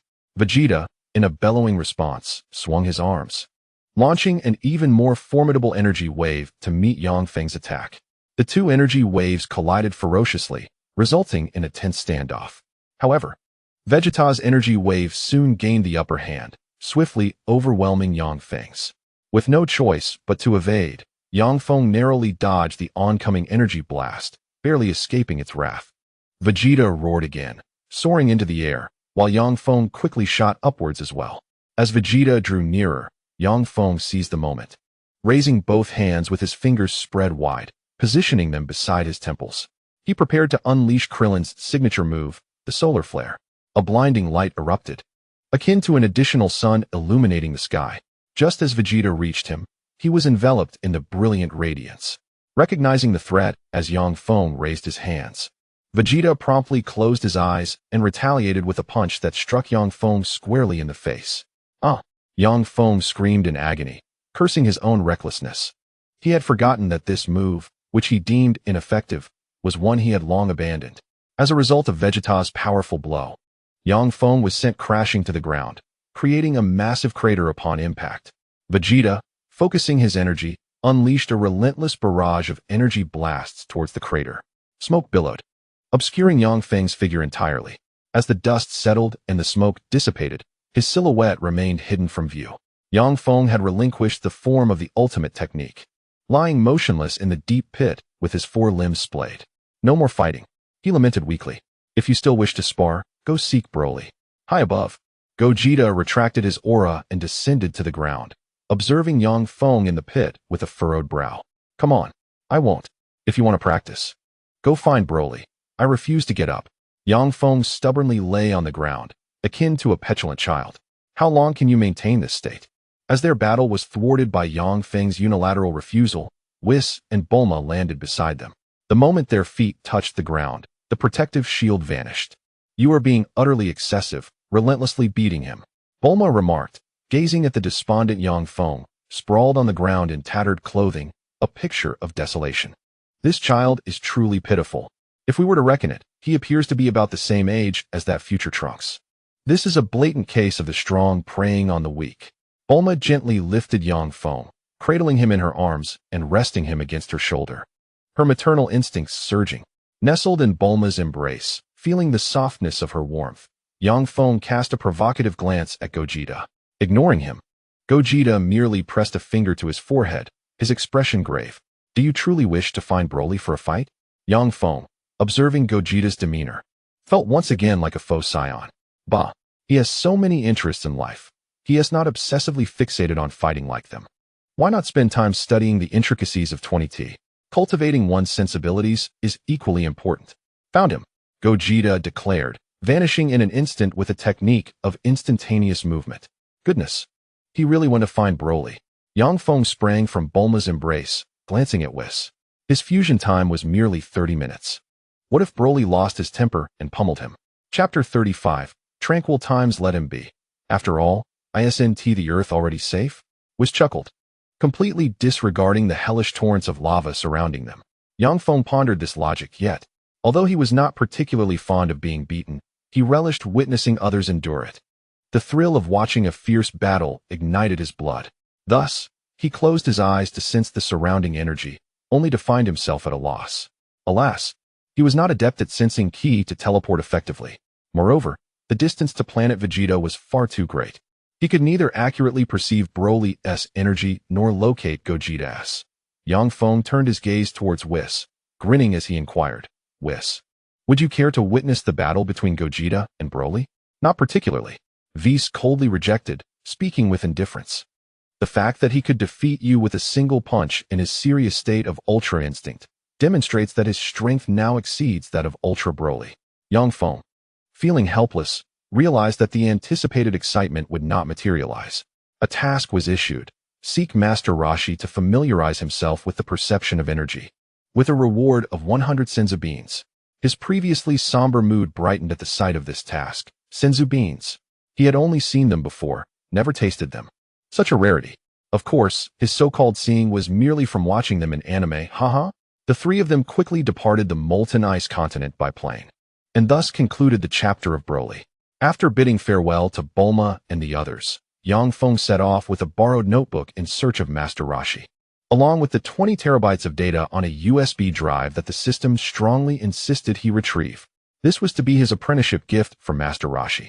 Under the azure sky, Yang Feng soared swiftly over the sea, marveling at the islands that occasionally appeared beneath him. The sensation of flying was simply indescribable. At that moment, Master Roshi was leisurely reclining on a beach chair, a magazine covering his face. Yang Feng's arrival elicited no response from him. He remained blissfully asleep, snoring thunderously. However, the turtle basking on the beach glanced at Yang Feng, acknowledging his presence. "Hey, old turtle, I am Yang Feng." Yang Feng cheerfully approached, keenly observing the turtle. Well aware that this old creature could speak. How does the turtle converse? Yang Feng curiously pondered, stroking his chin. Yet, he hardly cared for the turtle's response. In this two-dimensional world, he figured it best not to dwell on such trivialities. "Wow, there are beautiful women," Yang Feng suddenly shouted, cupping his hands to his mouth. As for Master Roshi's character, well, that needed no further elaboration. Where? Upon hearing the shout, Master Roshi, who had been peacefully snoring, abruptly sat up and scanned his surroundings. His cool black-framed sunglasses made Yang Feng feel an inexplicable familiarity. "Hi, Master Roshi. I am Yang Feng, and I wish to become your disciple." Yang Feng greeted with a smile. Cough, cough. "I generally do not take on students." Master Roshi feigned a cough, but then noticed the swaying tail behind Yang Feng. "Are you a scion?" Master Roshi questioned warily, recalling the initial visit from Goku and Gohan, along with those other tail-bearing scions. "Yes, indeed. I just came from Bulma's place. I am not proficient in energy manipulation and wish to receive your guidance," Yang Feng replied, opening the notebook and presenting it to Master Roshi. "Master, this is my gift for our first meeting." As Master Roshi gazed at the anime and the perplexing voiceovers within the notebook, his eyes widened, and as his nose bled profusely, he murmured in disbelief. Living a long life brings with it the advantage of witnessing a multitude of splendid experiences. He then, as if cradling a precious treasure, closed his notebook and placed it against his chest, gently patting Yang Feng on the shoulder. "Splendid. You are truly an exemplary disciple. I have no doubt that your future accomplishments will be boundless." "Thank you, Master." Yang Feng beamed with a broad smile. Occasionally receiving guidance and sharing insights with the turtle hermit about USB data has made life utterly carefree and liberating. As Yang Feng settled into his stay with the turtle hermit, days passed serenely like a still lake. The fate of the missing Vegeta remained a mystery. However, on a certain day, 2 weeks later, Sun Wukong and Vegeta suddenly appeared at Bulma's residence. Observing their disheveled appearances, Bulma erupted in fury. "You scions are always preoccupied with fighting." The two turned to see Bulma standing behind them, and they immediately froze in shock. "Apologies, I must be going now, Vegeta?" Sun Wukong scratched his head, stuck out his tongue, and waved his hand before leaping into the air, intending to take his leave. "We can train together later." "Are you trying to escape?" Vegeta shouted in panic, watching Sun Wukong ascend. In a flash, Sun Wukong's figure transformed into a streak of light. Faced with Bulma's piercing gaze, Vegeta hesitated, unable to meet her eyes, and sheepishly muttered, "By the way, Bulma, I need to change Bra's diaper. Let me prepare the formula too." With that, Vegeta hastily fled. It had been 3 months since the Tournament of Power in the 12 Universes, and over a month had passed since the incident with Broly. Vegeta stood in the courtyard, arms crossed, gazing into the distance, lost in thought. Suddenly, Sun Wukong teleported behind him. "Where have you been?" Vegeta glared at him, his expression sour, having not seen Sun Wukong for quite some time. "That foolish idiot left me to face an angry Bulma alone. How infuriating." "Oh, just a little matter." Sun Wukong recalled Chi-Chi scolding him for not working hard enough to earn money and awkwardly shifted the topic. "Vegeta, let's train." As he spoke, he began to warm up with punches and kicks. "We'll disturb the neighbors here. Let's head to the gravity room." Vegeta snorted dismissively and turned to leave. "Hey, is Bulma around?" "I came to return the notebook." Yang Feng descended from the sky, clutching the notebook, and spotted Vegeta and Sun Wukong. The turtle hermit had purchased a new, stylish notebook and had learned various operations, copying a portion of his study materials, immersing himself in the atmosphere of learning. Thus, his task was accomplished. Chapter 36. Urgent communication from Satan. Bulma is in the laboratory. Without even sparing a glance, Vegeta casually gestured in a direction. Hey, young Feng, would you like to join me for some training? Goku waved in greeting. Sure, but first I must return something to Bulma, Yang Feng replied with a smile, indicating the item he held in his arms. Oh, as the two departed, Yang Feng faintly heard Goku inquiring of Vegeta, what is he carrying? Idiot. Don't you recognize a notebook? Don't call me that. Isn't a notebook just a book? Eventually, under the guidance of the three, Yang Feng located Bulma and successfully returned the notebook. However, Bulma, seemingly indifferent, remarked, if you were useful, you wouldn't need to return it. I have plenty of these at home. Yang Feng pressed his lips together, shamelessly probing. Does your house have a guest room for me to stay in? I'm still looking for a place. He felt as though some invisible force was mercilessly striking his face for suggesting such a thing. A guest room? I have an entire separate suite over there. I might as well give it to you, since no one else is using it. Bulma continued to fiddle with her instruments, not lifting her head as she spoke. Her tone was akin to, need paper? It's right on the table. Feel free to take it. How ostentatious. At the behest of the three, Yang Feng caught sight of a row of two-story villas across the street. Indeed, she is a wealthy beauty, quite generous with her resources. He mused that he should seek out the book How to Make a Rich Woman Fall in Love with Me, as he felt he was well suited to living off another's fortune. Meanwhile, Vegeta and Goku were engaged in a fierce bout within the gravity chamber. How is your Ultra Instinct coming along? Vegeta elbowed Goku sharply. Goku defended himself with his hand, replying, I don't know. I haven't succeeded even once since that tournament. Something so unpredictable is of no use. Their figures swiftly retreated from one another. That is not entirely true. I think we could ask Yang Feng for advice, Goku countered, discontented. That guy? Vegeta scoffed, his disdain evident. If it weren't for the fact that Yang Feng was significantly younger, he, Prince Vegeta, would never tolerate such a presence around Bulma. I don't want to fight alongside you anymore. Vegeta's expression darkened, clearly in a foul mood, as he launched a flying kick. I want to achieve that too. To be able to defeat any enemy single-handedly. Goku blocked the kick and retaliated with a punch. Indeed, there are no shortcuts to training. One must hone their strength. He reflected. Just as he finished speaking, a series of beeping sounds emanated from outside the gravity chamber.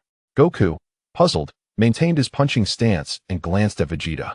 Soon after, they heard Bulma's voice call out, Vegeta, Goku, can you come out for a moment?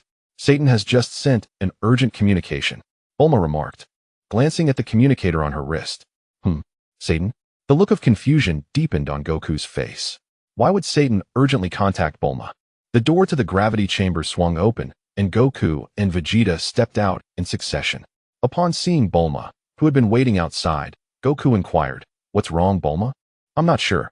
Bulma replied, her own confusion evident. Satan mentioned that a peculiar group of individuals had appeared at his home, claiming that Bu was to be taken away. Bulma was equally perplexed, unable to grasp the situation. However, Satan's expression was frantic, as if on the verge of tears. Upon hearing that Bu was to be taken away, Vegeta scoffed derisively. Take Bu away? Are they joking? Have they all forgotten how powerful he is? Could it be that more villains have emerged? Goku's demeanor shifted to seriousness, excitement glimmering in his eyes. But I don't sense any particularly strong energy, Vegeta remarked, closing his eyes to quickly assess the surroundings. Why don't we go take a look? Standing here isn't yielding any good ideas. Yang Feng's head popped up from behind Bulma, addressing Vegeta and Goku. You should go. There is strength in numbers. Bulma stepped aside, revealing Yang Feng's figure. At that moment, Yang Feng donned a new outfit. A blue sleeveless tight-fitting combat suit reminiscent of the attire worn by Vegeta in Dragon Ball Z against Majin Buu. Vegeta frowned at the sight, casting a sidelong glance at Bulma before snorting dismissively. What are you looking at? I have no idea what has happened with Satan. Bulma shrugged in response. There's no helping it. We should go see. Goku turned his gaze to Vegeta, silently asking if they were going. Ugh, what a troublesome fellow, Vegeta grumbled, clearly reluctant, his tone growing more caustic. Let us go, Vegeta. As these words left his lips, Yang Feng placed a hand on Goku's shoulder. The seasoned driver is ready to set off. Goku, meanwhile, pressed his finger to his forehead, extending his other hand towards Vegeta. Satan City is just 5 seconds away. You all go ahead. Vegeta rolled his eyes, muttering an expletive. What a cold response. Goku looked on in bewilderment. Meanwhile, in Satan City, at Satan's villa, in the courtyard. What do you intend to do with Mr. Bu? Satan shouted, fists clenched, his voice filled with rage. You shall not take him away. Return Mr. Bu to me. Kidnappers. He stood 10 meters away, agitated like an ant on a hot pan. At that moment, Bu was soundly asleep, lying on a stretcher being carried by 2 unidentified individuals towards a spaceship. A person wearing a communicator similar to that of Gak directed the others. Clearly the leader of the group. It's unavoidable. This is self-defense, Satan thought, watching helplessly as Bu was about to be taken inside. Desperation etched on his face. He reached into his shirt, retrieving a handgun aimed at the leader. Prepare to face the consequences. With a resounding bang, a gunshot pierced the air as a bullet swiftly hurtled towards Mel's. In that fleeting moment, Mel's drew his laser gun from his waist and fired with remarkable speed. The laser beam struck the bullet, causing it to explode in midair. Witnessing this spectacle, Satan's hand trembled around his pistol. These adversaries were far beyond his capacity to handle. He had urgently contacted others, yet why had neither Vegeta nor Goku arrived? Were they not supposed to be training at Bulma's residence? Despair enveloped Satan as he watched helplessly. Knowing that Bu was about to be taken aboard the spaceship, Mel swiftly returned his laser gun to its holster and, with a calm demeanor, addressed Satan. As I mentioned earlier, before he could finish, Goku and Yang Feng appeared beside Satan in a flash. Goku! Satan exclaimed, his voice filled with renewed hope. His gaze shifted to Yang Feng, puzzled. Who was this individual? Typically, it was Goku and Vegeta who teamed up. Why was there a different partner today? Had they quarreled, resulting in a change of companions?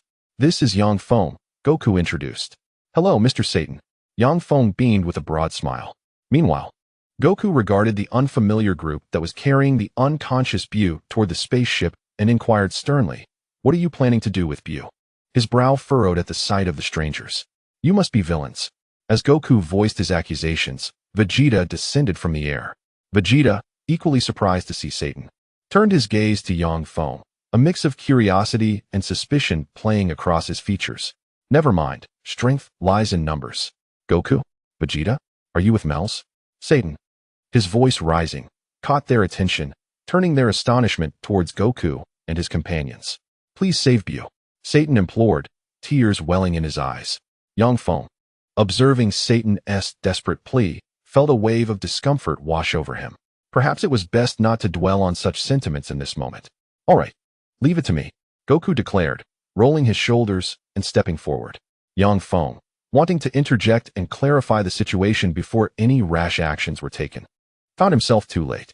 Goku had already vanished, appearing at the spaceship's entrance, where he swiftly incapacitated the individuals carrying the stretcher with a decisive strike. Yang Feng shielded his face in disbelief. This was undeniably Goku's character. In rapid succession, Goku executed an elbow strike that felled another opponent, followed by a flying kick that took down 2 more. As 4 assailants lay sprawled on the ground, Mel's hastily reached for his laser gun, whispering to himself. In this manner, there was no turning back. With a swift motion, Melis appeared behind Sun Wukong and fired a shot. A sudden jolt overwhelmed Sun Wukong, rendering him numb and causing him to collapse to the ground, unconscious. Satan, taken aback, could hardly believe his eyes.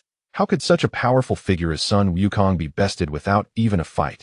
Hey, Kakarot! Vegeta exclaimed, equally astonished. Sun Wukong lay still, as if in a deep stupor. Amidst the shock of the onlookers, Melis had already circled behind Vegeta and fired again, causing him to fall to the ground as well. Wukong, Vegeta, Satan stammered, trembling in disbelief. What on earth is happening? Yang Feng, initially intending to avert his gaze, was startled into confusion by Satan's quivering voice and the unfolding drama. How could a mere laser gun take down both Sun Wukong and Vegeta? Without further contemplation, Yang Feng rushed forward to seize Melis's weapon. However, as he moved, Melis aimed the gun at him, perplexed by the tail behind Yang Feng, and fired without hesitation. Bang! Anticipating the move, Yang Feng dodged and charged at Melis. Despite a flurry of shots from the laser gun, Melis missed each time, and Yang Feng soon stood before him, ready to strike. Just as a smirk crept onto Yang Feng's lips, a gunshot echoed from behind. Bang! He turned slightly to discover one of the four, who had just been felled by Sun Wukong, rising again and firing at him. How reckless! Yang Feng stared blankly at Melis, his vision beginning to blur. Before everything faded into darkness. What the? This is a tranquilizer gun. Melis commanded. Take these two to the spaceship. He glanced at Sun Wukong and Vegeta lying on the ground. Then turned to Yang Feng, a thoughtful smile gracing his face. Though unfamiliar with Yang Feng, he suspected a unique connection to Sun Wukong. Bring him along as well. They might be of assistance. We will explain everything at headquarters. Take them away. With Melis's directive, disregarding Satan's tearful despair, the spacecraft swiftly ascended, departing from Earth. In the vastness of the cosmos, within a space station, a voice called out, "Hey, Wukong, wake up." Sun Wukong groggily opened his eyes, realizing he lay on a cold floor. "Get up, Wukong," came the impatient call, hands on hips, radiating pride. "You sleep quite soundly. Our team's tranquilizer gun works remarkably well." "What is happening?" "It hurts." Sun Wukong rubbed his head, and then stood up, gazing at the person before him in utter surprise. Are you not Jack?" At that moment, both Vegeta and Yang Feng awakened, each touching their heads with expressions of bewilderment. "Why on earth did you all come here?" "It would have sufficed to bring back Majin Buu," Jack exclaimed discontentedly, directing his gaze at Yang Feng. "Who are you?" This Myers approach is increasingly devoid of mystery, even bringing along unfamiliar faces. Is he afraid the organization lacks intrigue?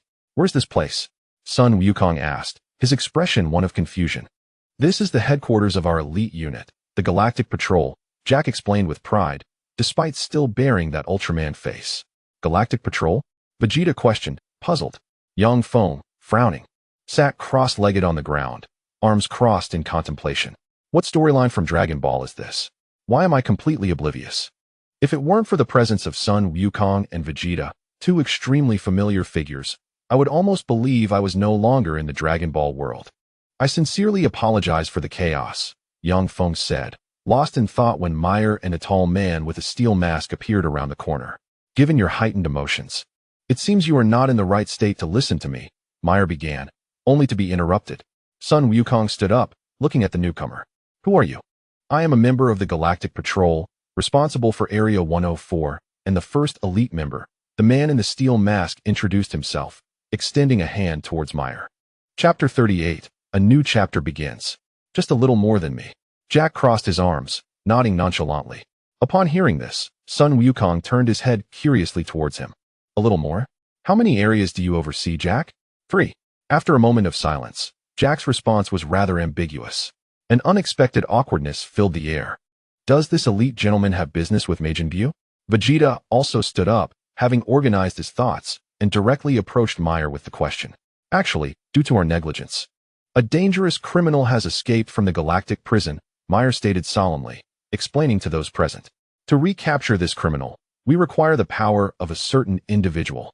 "A certain individual?" Sun Wukong tilted his head, looking at Meyer, awaiting further elaboration. "Who is it?" Vegeta chimed in. Yang Feng stood up from the ground, glancing at Meyer, still furrowing his brow, pondering the origins of this Dragon Ball narrative.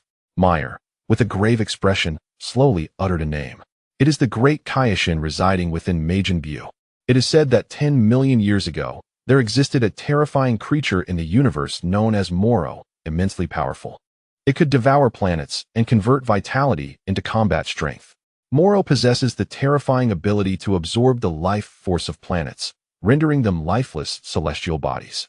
He has wrought devastation upon the Iraqi galaxy, extinguishing the lives of 320 planets. Even the combined efforts of the Supreme Kai of the East and the Supreme Kai of the South proved futile against him. In a distant epoch, this marked a cataclysmic battle in which the Supreme Kai of the East wagered the very fate of the universe. On a desolate planet within the galaxy, colossal meteors plummeted towards the ground, forcing the Supreme Kai of the East to evade them in a state of disarray. Gasping for breath, he lamented the pain he endured. At that moment, his struggle against Moro had reached a critical impasse. "Look out!" shouted the Supreme Kai of the South, his expression fraught with anxiety as he pointed skyward. The two warriors darted about at incredible speeds, narrowly avoiding a massive meteor that crashed directly onto the Supreme Kai of the East's head. "Supreme Kai?" The Supreme Kai of the South cried out in alarm, his gaze fixed on the gigantic meteor. The meteor, embedded in the ground, began to tremble ominously. With great effort, the Supreme Kai of the East raised his arm, pushing the enormous rock aside and casting it away, panting heavily. That was close. Such a fiend, employing comets as weapons. The Supreme Kai of the South seethed with anger, lifting his gaze to the heavens. A comet, embodying the essence of countless lives, approached ominously. Cloaked in shadows, Moro stood upon a floating stone, his hands radiating a faint, flickering light, surrounded by an array of meteors of varying sizes. Under his command, these meteors hurtled toward the two combatants below. With a sinister smile curving upon his lips, Moro's indifferent demeanor towards life was chilling. He extended his hand, coaxing a massive comet from the sky to rotate and glide toward him.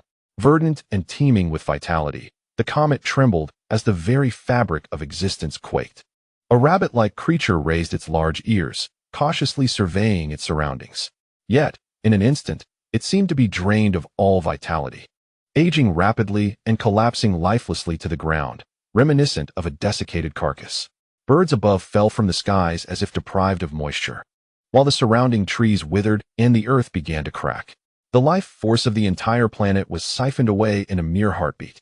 The comet, now under Moro's dominion, spun with increasing velocity, its vitality transforming into countless orbs of light that surged toward him, coalescing into a singular sphere in his grasp. He has transformed yet another planet into a dead star.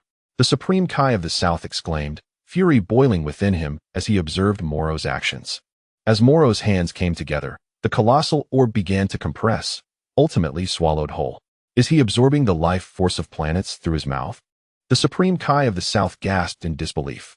The Supreme Kai of the East, gritting his teeth, glared at Moro with unbridled rage. Such a being is undoubtedly a malevolent fiend, and he must not be allowed to prevail. Otherwise, it would herald the end of life in the universe. Moro suddenly opened his eyes wide, and with a fierce glare, an overwhelming aura erupted from his being. The colossal comet shattered into countless fragments, and a multitude of meteors once again surged towards the two figures on the ground. Despite their timely defenses, the Supreme Kai of Time and the Grand Supreme Kai were struck by the dense barrage, letting out pained cries. Moro raised his hands high. Having just consumed the essence of a comet, his power began to intensify, and a fierce blaze erupted as a second wave of meteors descended upon the earth. As the smoke on the ground gradually dissipated, the two figures, disheveled and gasping for breath, were taken aback. What is this? He has increased his power. The South Supreme Kai was so astonished that his voice trembled. Meanwhile, the typically affable Grand Supreme Kai also revealed a furrowed brow, looking up with an air of resignation. This is quite troublesome. It seems we cannot defeat him, his tone laced with a hint of despair. In the distance, aboard a spaceship, the Galactic Patrol, comprised of a tall and a short officer, stood with arms crossed, observing the fierce battle below. Moro, the devourer of planets, was accused of wreaking havoc in the Iraqi star system and causing the demise of 320 planets. The tall officer, with a serious expression, scrutinized the conflict unfolding on the barren planet. As rumored, he is indeed formidable. The shorter officer chimed in, echoing his sentiment. It's truly terrifying.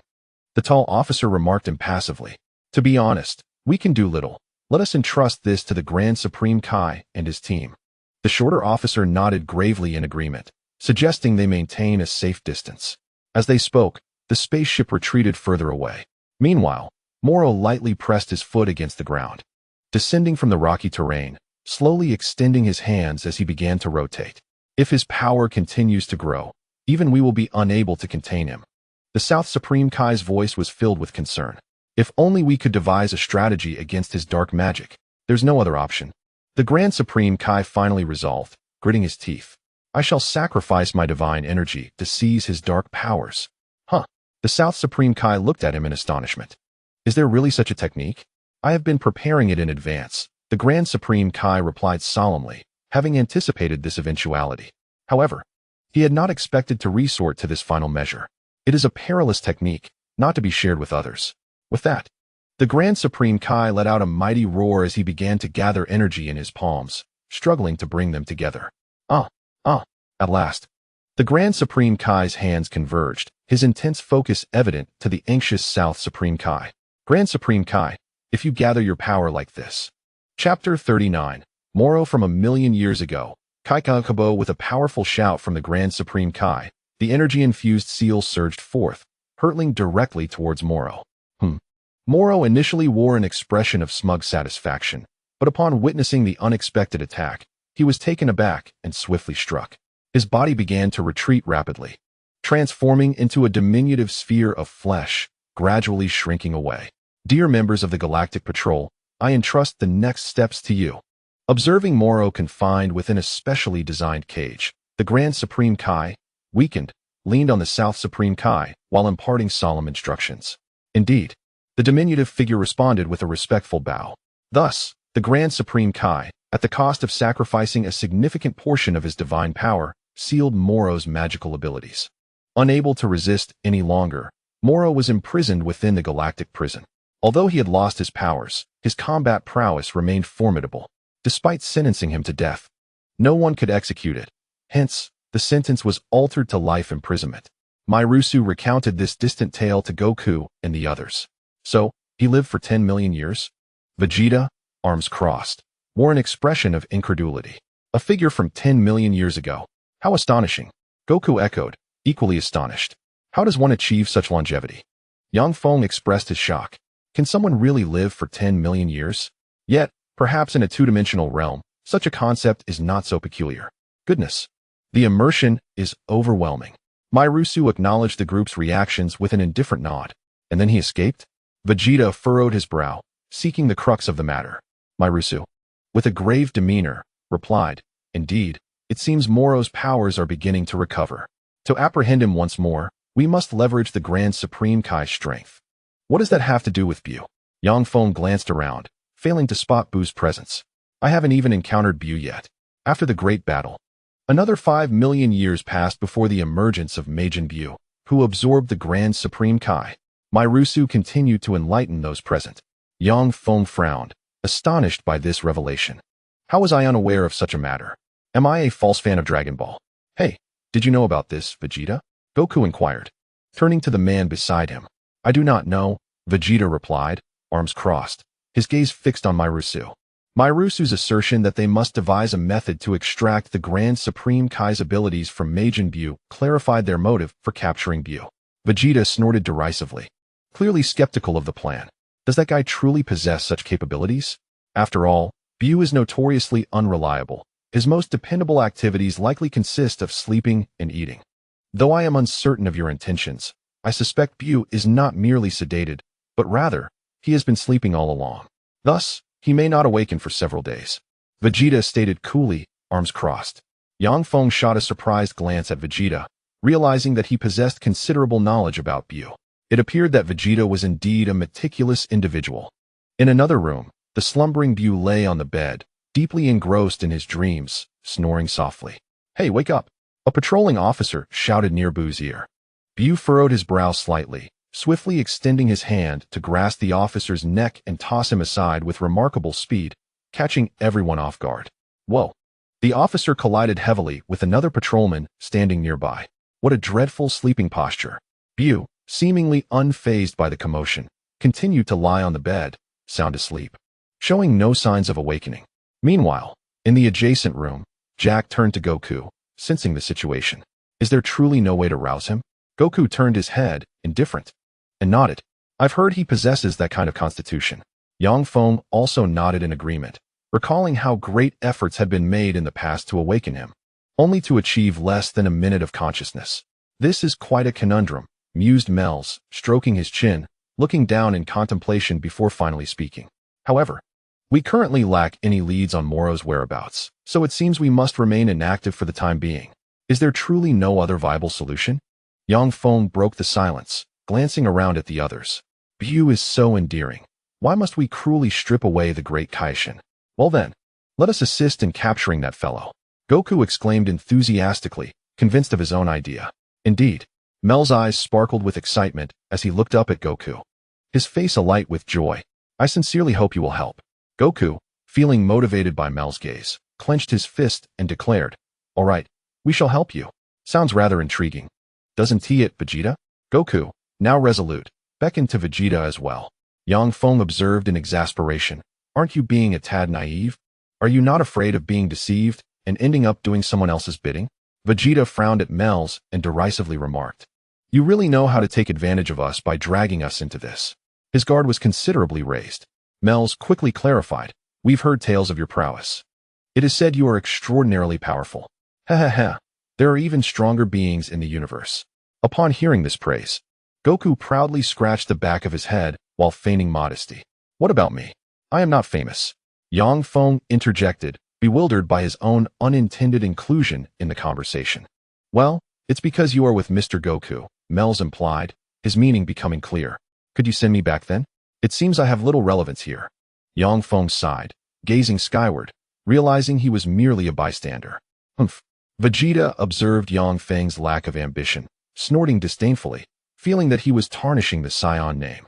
Not long ago, a Scion enthusiastically engaged in conversation with Meru's. And Meru's disregarded Yang Feng's words, joining Son Goku in their dialogue. Vegeta turned away, casting a sidelong glance at the exchange between Goku and Meru's, lost in contemplation. He remained highly wary of this unexpected individual named Meru's. Although he could not discern his energy, Vegeta instinctively sensed that Meru's possessed formidable strength. Chapter 40. Joining the Galactic Patrol, Yang Feng gazed despondently at the scene before him, bewildered by how circumstances had unfolded. Was it his fault? Apart from indulging in anime, he had scarcely delved into any other Dragon Ball-related content. And he might have even misplaced the physical manga he once read. Why hadn't he explored it? Was the system deliberately working against him? Upon his arrival, Super had concluded, and the Broly incident was merely a side story from 3 years prior. Would the forthcoming events mirror the manga? Yet, he had never read it. Cursed system, when did these plotlines originate? Yang Feng mentally berated the 6th-generation ancestor of the system. Please refer to the Dragon Ball Super, Moro arc. The words on the screen nearly sent Yang Feng into a fit of rage. Why don't you just transmit the manga for me to see? Do you think that's possible? The system could only display subtitles. Once the text appeared, it vanished immediately. Yang Feng felt an urge to explode. What kind of system operated in such a manner?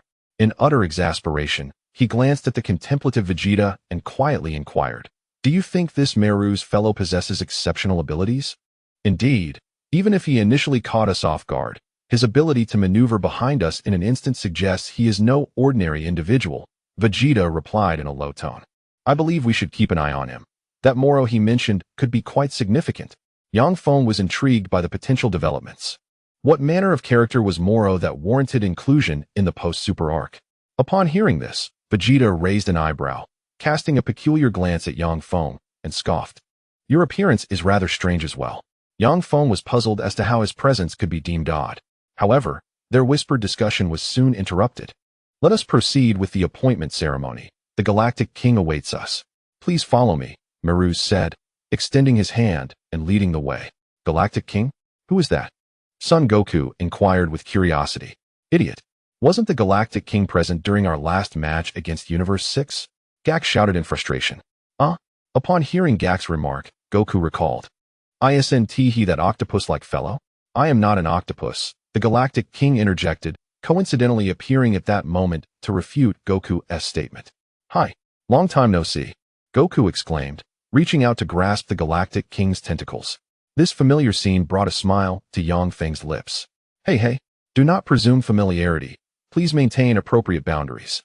Observing from the sidelines, Gak could not restrain himself from attempting to intervene with Sun Wukong. Although I have previously expressed my views, witnessing Sun Wukong grasp his own tendril, he earnestly declared, This is my manhood. Before Yang Feng, the luminous screen that had just vanished reappeared, delivering a proclamation. Embark on a mission and become a member of the Galactic Patrol. With a stoic expression, Yang Feng gazed at the shifting subtitles, a smile curving upon his lips at the next moment. Mission reward, God of the Science. This was indeed an enticing offer. Becoming the God of the Science was an exceedingly straightforward task, practically a gift. Regardless of the reward, Yang Feng was elated.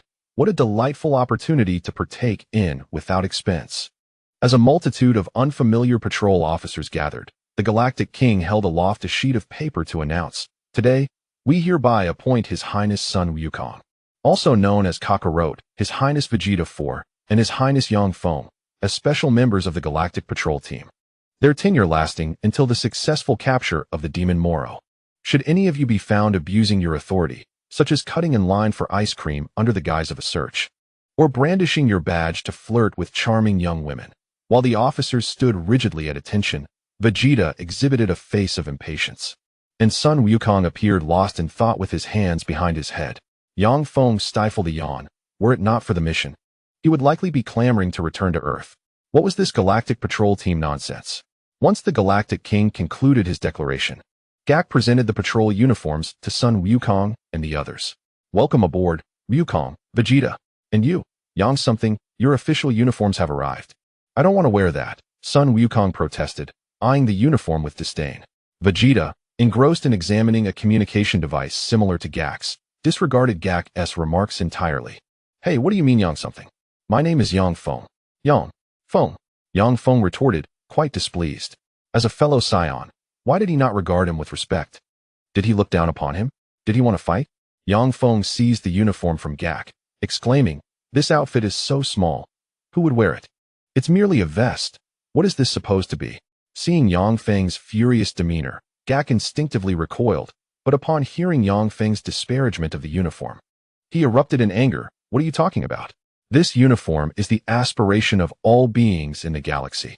He snatched the uniform back, gazing at it with admiration. And just look at how cool the design is. No, it seems impractical for movement. Sun Wukong frowned, voicing his objection. Although it was not mandatory to wear it, at least they could add the team emblem to comply with regulations. Observing Yang Feng's fervent objections and Sun Wukong's resistance, Melz waved his hand, instructing them to have the emblem of the patrol team painted upon their chests. How could you two foolishly abandon such a rare opportunity? Jack glared at Yang Feng and then at Sun Wukong, his tone imbued with disappointment akin to that of a mentor who sees his pupils fail. Observing the unsightly mark upon his chest, Sun Wukong tugged at it in sheer disdain, feeling a tinge of embarrassment. Vegeta, unable to suppress his irritation, reached out instinctively, as if to wipe it away.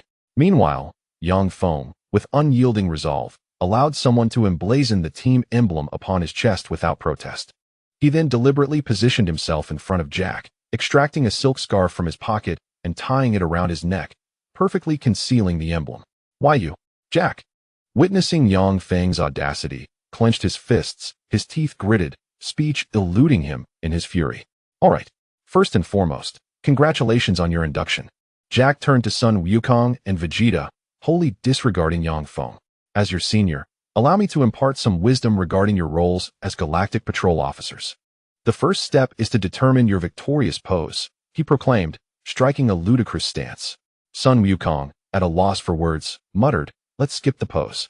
Yet Jack continued to flaunt various poses, unwilling to cease lest he lose face.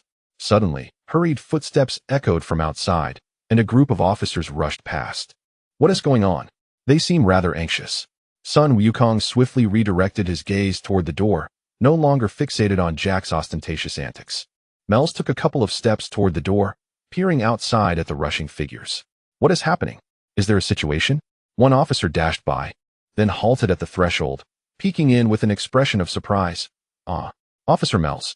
The Magellani brothers are robbing again, he stated succinctly, revealing the cause of the commotion. Here they come again. They truly lack memory, Melz remarked, his brow furrowing, his demeanor turning grave. Who? At that moment, Jack's relevance became apparent. Sun Wukong inquired of him. Jack, hands on his hips, cast a smug glance outside, declaring, those troublesome miscreants who repeatedly flout galactic law are nothing but incorrigible villains. Melz at the door interjected, understood. I have some time on my hands. I will first attend to your matter. Upon hearing this, the group outside erupted in jubilant excitement. Wonderful. If Officer Melz joins us, we shall feel much more secure. Hey, where are you going? Seeing Melz about to step out, Yang Feng immediately pressed for an answer. What is this? Are you planning to leave us behind? Apologies, I must attend to a task, but shall return shortly, Melz replied, gesturing to those present, indicating he had a mission to complete and requested their patience. I will accompany you. I wish to witness your prowess. Vegeta, seemingly with deeper considerations, made his request without hesitation. Melz readily agreed, of course. Soon, A small spacecraft emerged from the space station. 5 individuals occupied the seats within the vessel. Sun Wukong glanced back at Jack, discovering that he had also joined them. I must keep an eye on you all. After all, Earth and its inhabitants fall under my jurisdiction, he declared, arms crossed, wearing an air of nonchalance. Meanwhile, Vegeta gazed silently through the glass at the cosmos beyond. Yang Feng pondered, stroking his chin, contemplating how he might procure the manga for the 2nd season from the system. The thoughts of those aboard the spacecraft diverged, enveloping the scene in a profound silence. At this moment, on the planet Jianggu, a train laden with or thundered past the edge of a cliff. Following closely behind were 3 canine guards, shouting from their flying vehicles, "Stop! Halt immediately!" In response, the rear of the train erupted with gunfire, targeting the pursuing canines with a relentless barrage. The 3 canine guards' vehicles were damaged, and they screamed as they plummeted into the abyss below. The train sped along, its front compartment occupied by 2 men and a woman with pointed ears. "Brother, those were the last of our pursuers." The shorter man, Getty, smiled at the taller man. "Pasta, is that so? The cavalry is surprisingly weak, truly pathetic." Pasta scoffed, turning his attention to the cargo behind them. "These 3 are the Magalini brothers. Once we sell this cargo, we shall become wealthy beyond measure." His eyes sparkled with excitement at the sight of the abundant ore, as if envisioning a life of opulence. Not far behind them, the trapped train crew struggled against their bindings. "Behave yourselves," Getty called back, launching an energy blast that silenced their resistance. The crew shrank back, ceasing their struggles. Meanwhile, the spacecraft carrying Sun Wukong had stealthily positioned itself beside the train. "Brother, that girl at the controls is Panai?" she exclaimed, pointing out the window at the spacecraft. "The Galactic Patrol has indeed arrived." Pasta remained unfazed, merely smirking at the approaching vessel. "I will bring them down. Keep a close watch on the hostages, Getty," he declared as he leaped from the front of the train. "Yes," Getty responded promptly with respect. The hatch of the hovering spacecraft gradually opened, revealing a group standing at the threshold. Mel surveyed the cargo hold filled with ore, his expression grave. "Indeed, their target is the blue gold." "What is blue gold?" Sun Wukong inquired of Jack, appearing puzzled. "You, our free tool, serve only to enlighten us," Jack retorted. "Blue gold is a power source for various machines. It seems to be referred to as sky gold on Earth." After a moment of reflection, he provided his answer. "That is lapis lazuli." Yang Feng scoffed, clearly unimpressed by the capabilities of this so-called free tool. "Is it very expensive?" Sun Wukong turned to Yang Feng and inquired about the cost. "It may be expensive for you, but for Bulma, it is not." Yang Feng rolled his eyes at Jack.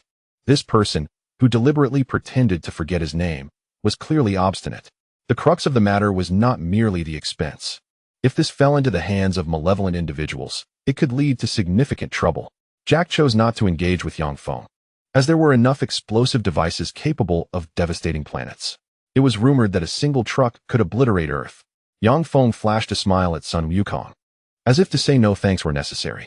"Oh dear, this is troublesome." Sun Wukong, believing him, expressed his astonishment. While the 3 conversed, Mel's gracefully leaped onto the freight car laden with blue gold stones. He picked up a piece of ore and surveyed the several freight containers ahead with a serious demeanor, astonished at the audacity to steal the entire truck along with the blue gold stones. Suddenly, a gunshot rang out. Mel's turned to see a bullet hurtling toward him. With a slight tilt of his head, he evaded it and glanced across. "Long time no see, Mel's." Patar, gun in hand, stood on the freight car behind him. "Greeting, Mel's is back. I won't relent until I send you to the galactic prison." Mel's turned around, his face stern as he warned him. "Wait a moment." That was merely a greeting. Seeing Mel's reach for his gun, Patar quickly raised his hands in a gesture of surrender. "I have no intention of dueling with you." However, Mel's ignored his words and continued to reach for his weapon. Okay. Patar smirked, glancing back at the sign he longed to see, indicating left and right directions. He felt the moment of opportunity was near, thus he subtly adjusted the revolver in his hand. Mel's, growing impatient, aimed his gun at Patar, urging him to hurry. "I understand." Patar tossed the handgun toward Mel's, saying, "Here you go." Chapter 42. The emergence of Moro's location. Mel's gaze fell upon the tossed handgun, which landed between 2 freight cars. Subsequently, Patar snapped his fingers. The handgun emitted a bright flash and exploded, shattering the central axle. "What?" The tremendous explosion captured the attention of a few individuals aboard the spaceship. As smoke billowed, Mel shielded his nose with his hand. While Patar shouted towards the front of the car, "Pan, change course." "Okay," Pan responded, her hand extending rapidly towards the distant route-changing lever. Yang Feng watched, his eyes widening in disbelief. "Isn't that Luffy's signature technique?" With a clatter, the lever was adjusted, altering the direction of the tracks. As the front of the train, along with a segment of the freight car, veered onto another track. Meanwhile, the freight car where Mel stood shifted to the opposite side, narrowly avoiding collision.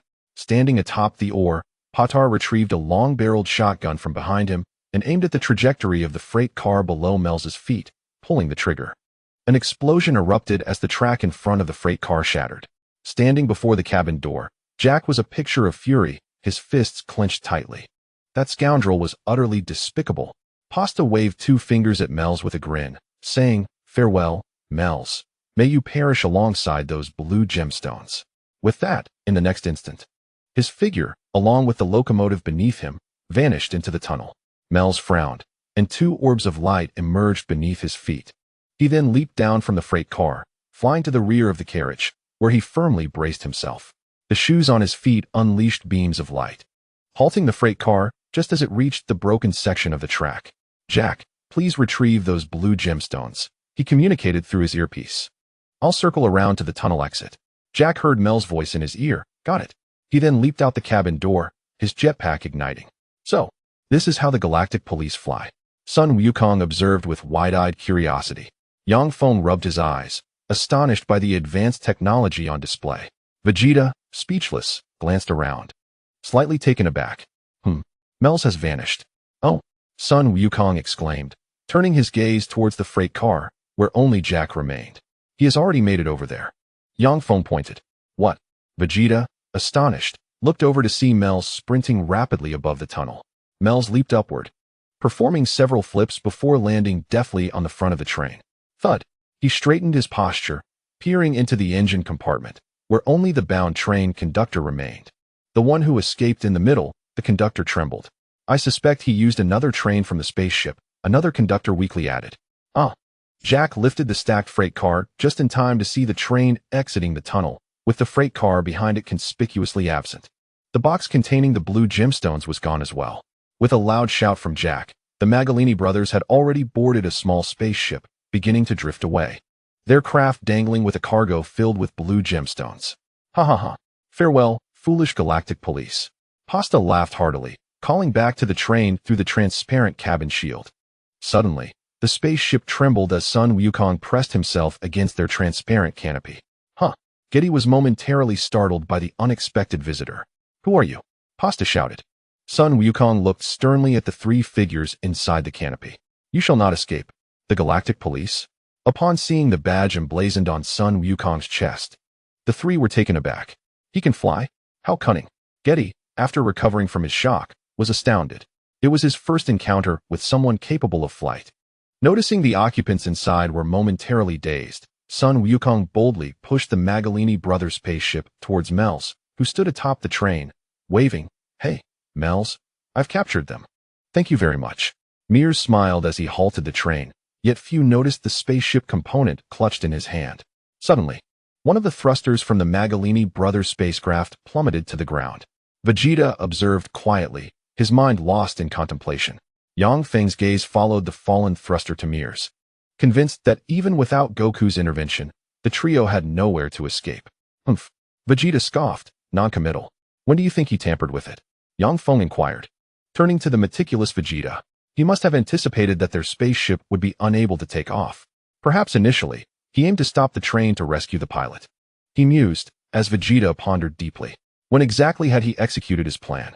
Frustrated, Vegeta reflected, he had failed to notice. As the train driver waved farewell, Goku and his companion spacecraft gradually receded.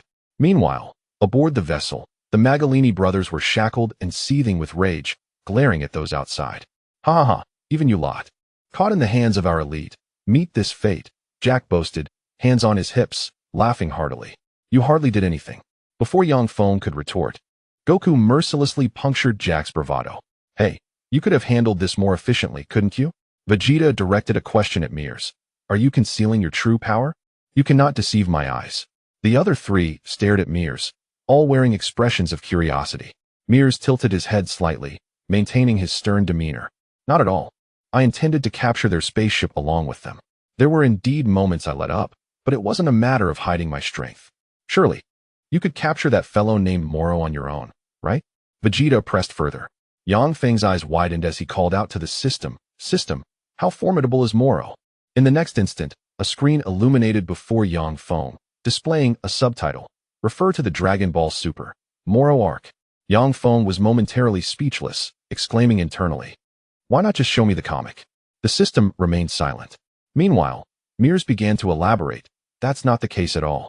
Though I rank first in the Galactic Patrol, Moro's power resides in an entirely different dimension. Jack crossed his arms, visibly displeased, scoffing at Mears' self-praise. To claim you're the best in the Galactic Patrol with such a straight face, though it's true, isn't that a tad shameless? Chapter 43. The aura of Moro, his power has no limits? Mears mused, seemingly unbothered by his own words. Oh, will he continue to grow stronger? Goku inquired, both astonished and intrigued. If such a person were to spar, would he not be formidable? Yang Feng gazed at Sun Wukong, who appeared eager and curious, perplexed by his own lack of such feelings. Indeed, Myers turned around in response and addressed Sun Wukong, urging him to act swiftly to capture him. Suddenly, a voice emanated from the driver's seat, interrupting Myers' words. Without a moment's hesitation, Myers rushed to the driver's side, inquiring about the source of the announcement. Announcement? Sun Wukong turned to Jack, his confusion evident. It's communication from other troops. Jack explained, the reliable voice of the team. Meanwhile, Yang Feng, who had been preoccupied with requesting a comic book from the system, snapped back to attention, directing his gaze toward the driver. The Kasaya units dispatched for reconnaissance have discovered the location of Moro. The driver, with a grave expression, imparted this weighty news without turning around. Oh, have they already found it? Sun Wukong immediately leaned closer to Myers. Yang Feng's attention shifted to Sun Wukong as he pondered silently whether the protagonist would once again triumph over Moro at the last moment. Was it time for him to transform into the White God? Wukong, do you think you can defeat Moro? Yang Feng, having never read the comics, directly questioned Sun Wukong. Utterly baffled. I've never fought him, so I don't know, Sun Wukong replied candidly, his eyes brimming with enthusiasm at the thought of engaging in battle. Vegeta, taken aback, exclaimed, have they found it so quickly? While traversing the KT-40 zone, it seems he hasn't ventured far, Myers remarked, somewhat surprised that Moro had not escaped significantly. Which direction? Sun Wukong turned to Jack, his inquiry clear. Jack gestured toward a direction not far behind Sun Wukong, indicating roughly that way. Sun Wukong pressed his finger to his forehead, closing his eyes to begin his search. Let me see. Jack looked at Yang Feng, puzzled by Sun Wukong's actions. What is he doing? As long as he knows the direction, he can attempt to sense the opponent's energy, Yang Feng casually explained, then began to chide. After bouncing around on Earth for so long, you still don't know about this skill of Sun Wukong? He continued, moreover. This technique to sense energy is something everyone on Earth can do. Jack fell silent, regretting his inquiry. Sun Wukong, with his eyes shut, focused intently, his energy radiating outward in search. In the distance, he sensed a cloaked figure. A cloaked figure? It was not quite accurate to call it a person. It was a tall being with goat-like horns, resembling a mountain goat. Is this Moro? Has he been discovered? On the spaceship, Moro, sensing something amiss, suddenly smirked. This movement caused Sun Wukong to open his eyes wide, gasping for breath as he recalled Moro's energy. What's wrong? Kakarot? Vegeta immediately noticed Sun Wukong's unusual behavior, finding his state indescribably strange. This guy can actually be frightened? Is the entity known as Moro truly as terrifying as they say? Have you detected his energy? Vegeta, slightly turning, was also eager to investigate Moro's presence. Stop right there, Vegeta, Goku exclaimed, still shaken from sensing Moro's aura. Observing Vegeta's actions, he quickly reached out to impede him, for it was evident that their adversary was aware of their search. What? Vegeta turned in surprise, staring blankly at Goku, awaiting an explanation. What is going on? Goku furrowed his brow, unusually serious and solemn. I cannot quite comprehend this sensation. It is unlike anything I have ever experienced. Can that fiend even accomplish such a feat? Jack felt a cold sweat trickle down his back, realizing that even the formidable Goku was unnerved by Moro. What kind of feeling is it? Is his power truly overwhelming? Vegeta pressed on. No, it's not, Goku replied, lowering his gaze. Is it more potent than Broly? Yang Feng, rarely witnessing Goku in such a state, noted, every time he appears like this, it seems to indicate an encounter with a formidable foe. However, it was clear that Moro was indeed their significant adversary. Yang Feng contemplated once more, attempting to acquire a comic book from the system. Damn it, with no plot direction. I feel utterly lost, stumbling blindly without any opportunity to showcase my prowess. Could it be another divine presence? With Goku's continued silence, Vegeta's patience waned, prompting him to inquire once more. Not exactly. Goku remained somber, his expression reflecting a perplexity that rendered him at a loss for words. His energy is not overwhelmingly powerful, yet it is extraordinarily fearsome, unlike anything I have ever encountered. It feels as though countless souls are wailing in agony. Wait, you speak of such chilling descriptions. Jack shuddered involuntarily. Moro absorbs the life force of planets, converting it into his own energy. Thus, his power is a collective manifestation of countless slain lives. Melis, with a serious demeanor, remarked, did I not mention this before? It appears that these few individuals were not paying attention. What? Vegeta was once again taken aback by Melis's revelation, genuinely regretting his lack of attentiveness. Melis glanced at Vegeta, his brow furrowed as he reiterated the details regarding Moro. His lifespan is exceedingly prolonged. Perhaps that is part of the reason. It seemed that Moro was even mightier than previously envisioned. Yang Feng, in a rare moment of contemplation, pondered whether Goku would ultimately triumph over Moro. System, could you grant me a white god? Yang Feng silently implored. If there is no plot, so be it. As long as I possess strength, I can still revel in the experience. Suddenly, the screen illuminated, and the answer was clear. Do not inquire. The response is simply negative. Once Goku regained his composure, he diverted the conversation, directing his gaze towards Jack. How many lives have been extinguished? Jaikai remained his tool, articulating that when calculated on a planetary scale, the numbers were indeed staggering. What a formidable character, Sun Wukong mused, reflecting on the chaotic and desolate aura he had just sensed, muttering to himself. Perhaps he would prove to be a formidable adversary? Yang Feng pondered. Lacking the white god skills, he resolved to continue requesting comic books from the system, seeking a glimpse of the plot. He could hardly believe this predicament. Other systems facilitated traversals, with golden fingers aplenty, rendering their bearers invincible, yet his own system would not even grant a mere spoiler. Chapter 44. The Dragon Balls of Namek. Their spacecraft surged forward, abruptly accelerating ahead. Meanwhile, on the vessel occupied by Moro, he tilted his head, surveying his surroundings. The pilot, Kalambari, an escaped Frisia soldier, cautiously monitored his movements, his voice quivering as he inquired, "What's wrong? Is someone watching me?" Moro replied in a deep, slow tone, reminiscent of an elderly man in his twilight years. "Is that so? Have the Galactic Patrol already discovered us?" Kalambari, perplexed, glanced around, noticing nothing on the display screen. With a sidelong glance, Moro regarded him with profound significance, leaving Kalambari feeling exceedingly awkward and frightened, their silence thick with unspoken tension. "Unbeknownst to us, the universe has proliferated with humans," Moro mused, lowering his gaze to his feet. Kalambari, drenched in cold sweat, trembled in fear of Moro's very essence, his voice quavering, fragmented with anxiety. "Indeed, after all, you haven't ventured outside in a million years." Suddenly, Moro seemed to sense something, stroking his head and emitting a low hum. "Are you all right?" Kalambari exclaimed, startled, rising from his seat and turning to face him, momentarily neglecting the operation of the spacecraft. Moro regarded Kalambari with an odd expression, bemused by the man's exaggerated reaction, yet he refrained from elaborating further, simply stating in a somber tone, "Merely searching for life energy has reached my limits. My current magical prowess is rather pathetic." Kalambari felt a modicum of relief, hastily resuming his position at the controls, reassuring Moro, "We shall reach our destination shortly. Just a bit longer." Moro's lips curled into a slight smile, his gaze fixed on Kalambari, brimming with excitement, yet laced with skepticism. "Is that so? I await with anticipation." Kalambari was taken aback by his words, gripping the accelerator with urgency, drenched in cold sweat, fearful of any misstep that might provoke Moro's wrath. "I'll accelerate." "Where indeed?" Was Moro headed? At this moment, everyone was lost in contemplation. Jaikai, noticing the silence, could not suppress his curiosity and voiced a question.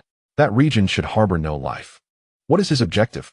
Sun Wukong, initially lost in thought, turned to Jaikai and calmly replied, "No, I have been to that place." "What?" Vegeta cast a peculiar glance at Son Goku, his expression filled with intrigue. "What secrets does this fool conceal? When did this occur? What lies in that direction?" Son Goku glanced toward the recently sensed location, pondering for a moment before exclaiming, "It seems to relate to when I went to retrieve Dandy." "Dandy?" Vegeta responded, his face a mask of astonishment. How could he be unaware that Son Goku had embarked on such a journey? Was it possible? Reflecting on the narrative, Yang Feng nodded discreetly. It must pertain to the storyline involving Frieza. He turned to Son Goku and inquired, "Is it the planet inhabited by the Namekians?" Gak was also drawn into the conversation, suddenly appearing to recall something, his expression one of disbelief. "What did you say? Did the Namekians not perish in the planet's destruction?" "No, we rescued them," Son Goku replied, furrowing his brow in confusion. Yet, they should not have revealed their existence. Indeed, Moro had regained his magical prowess and could now detect living planets. Mircea, well versed in Moro's information, speculated that Moro might be regaining some strength as he listened to their animated discussion. Son Goku was taken aback.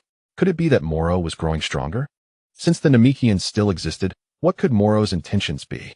Mircea contemplated, but his thoughts were soon interrupted by another voice. It must be regarding the Namekians possessing the Dragon Balls that can grant any wish. Parda, confined within his prison, interjected with a mocking expression, joining the discourse outside. His comment left everyone present astonished, as they collectively turned to him. "The wish-granting orbs? Are you referring to the Dragon Balls?" Gak, surprised that Parda was aware of this, quickly pressed for more information. "Hey, why do you know about the Dragon Balls?" Without waiting for Parda's reply, Gak hurriedly approached and tapped on the transparent barrier of his cage. He mentioned that Frieza sought such orbs on Namek. Parda said with a mischievous grin. "TSK. Yet another remnant of Frieza's army spreading tales." Upon hearing Frieza's name, Vegeta's gaze toward Son Goku grew laden with meaning. Frieza was never a good person. Yang Feng chuckled, acknowledging that the cosmic tyrant's influence was indeed pervasive. "I have no interest in things that cannot be exchanged for money. I never believed such stories," Parda remarked, observing Gak's exaggerated reaction. "But considering your response, it seems there may be truth to it." With a smirk, Parda appeared to have set his sights on a new escape plan. "Oh no," Gak suddenly realized, alarmed at his own overexcitement. "You, Gak," Son Goku shook his head disapprovingly. "This place is a treasure trove of secrets." "Foolish and naive," Yang Feng added with a smirk.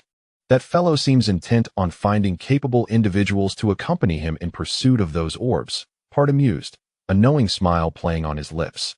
Sun Wukong found himself at a loss for words. Surely, he had once spoken of the formidable Moro within the confines of the galactic prison. Pasta continued to revel in the misfortune, analyzing the situation with glee. To his astonishment, Gak's anger intensified. That wretched Frieza? Yang Feng surprised. Hadn't he anticipated this turn of events, realizing that Frieza's knack for instigating trouble remained unparalleled? Unbeknownst to them, such a ruckus had been stirred up. And discussing the Dragon Balls with Moro indicated an alarming abundance of those eager to seize them. Thus, it could be inferred that Moro's objective was the Dragon Balls of Namek. Vegeta, arms crossed, directed a scrutinizing gaze towards Meru's. After some contemplation, Meru speculated that perhaps Moro had realized his magical powers could be restored through the wishes granted by the Dragon Balls. Such a possibility was not out of the question. The likelihood was indeed high, but what could Moro's desire possibly entail? Sun Wukong scratched his head, struggling to conceive an answer. Gak shot a furious glare at Pasta, wary of any further nonsense that might escape his lips. Unfazed, Pasta continued to incite unrest, harboring a grudge for being imprisoned for 10 million years. Chapter 45. Time is of the essence. Gak was filled with dread. The mere thought of Moro enacting vengeance upon the Galactic Patrol made him tremble with rage. "Silence, you scoundrel!" he exclaimed, abruptly raising the isolation window and declaring, "I shall ensure you languish in prison for eternity." Maruz, sensing the gravity of the situation, felt disheartened. Matters had indeed taken a dire turn. Across the vast cosmos, Moro's spaceship continued its accelerated flight. How fortunate it is to regain even a fragment of my magical power before my lifespan concludes, Moro expressed with a hint of joy in his voice. Your powers were restored years ago, were they not? Kurambali cautiously ventured, sensing no malice directed at him from Moro. Indeed, Moro replied nonchalantly, acknowledging the fact that it had facilitated his escape. Kurambali, the pilot, nervously reiterated his gratitude, adding, and I must thank you for bringing me along in this escape. Moro shot him a piercing glance, as if struck by a sudden realization. Ahahaha, I truly owe you my thanks. Kurambali, overwhelmed with anxiety, felt an intense awkwardness, unsure how his gratitude had irked Moro. Indeed, powerful demons often harbored obscure quirks. Is what you mentioned genuinely true, or does it warrant verification? Moro's gaze towards Kurambali darkened ominously. Of course it is true. Kurambali, feeling the weight of that gaze, grew increasingly anxious, his words becoming somewhat disjointed. Yes, indeed. It can fulfill any wish. As he spoke, he turned with unwavering conviction, casting a look at Moro that implored him to believe. Moreover, it can grant 3 wishes. Is that so? Moro, indifferent to Kurambali's pleading eyes, displayed an air of nonchalance and chose to divert his gaze elsewhere. Mr. Moro, feeling assured of the value of the information he had provided, cautiously probed once more, seeking a definitive response.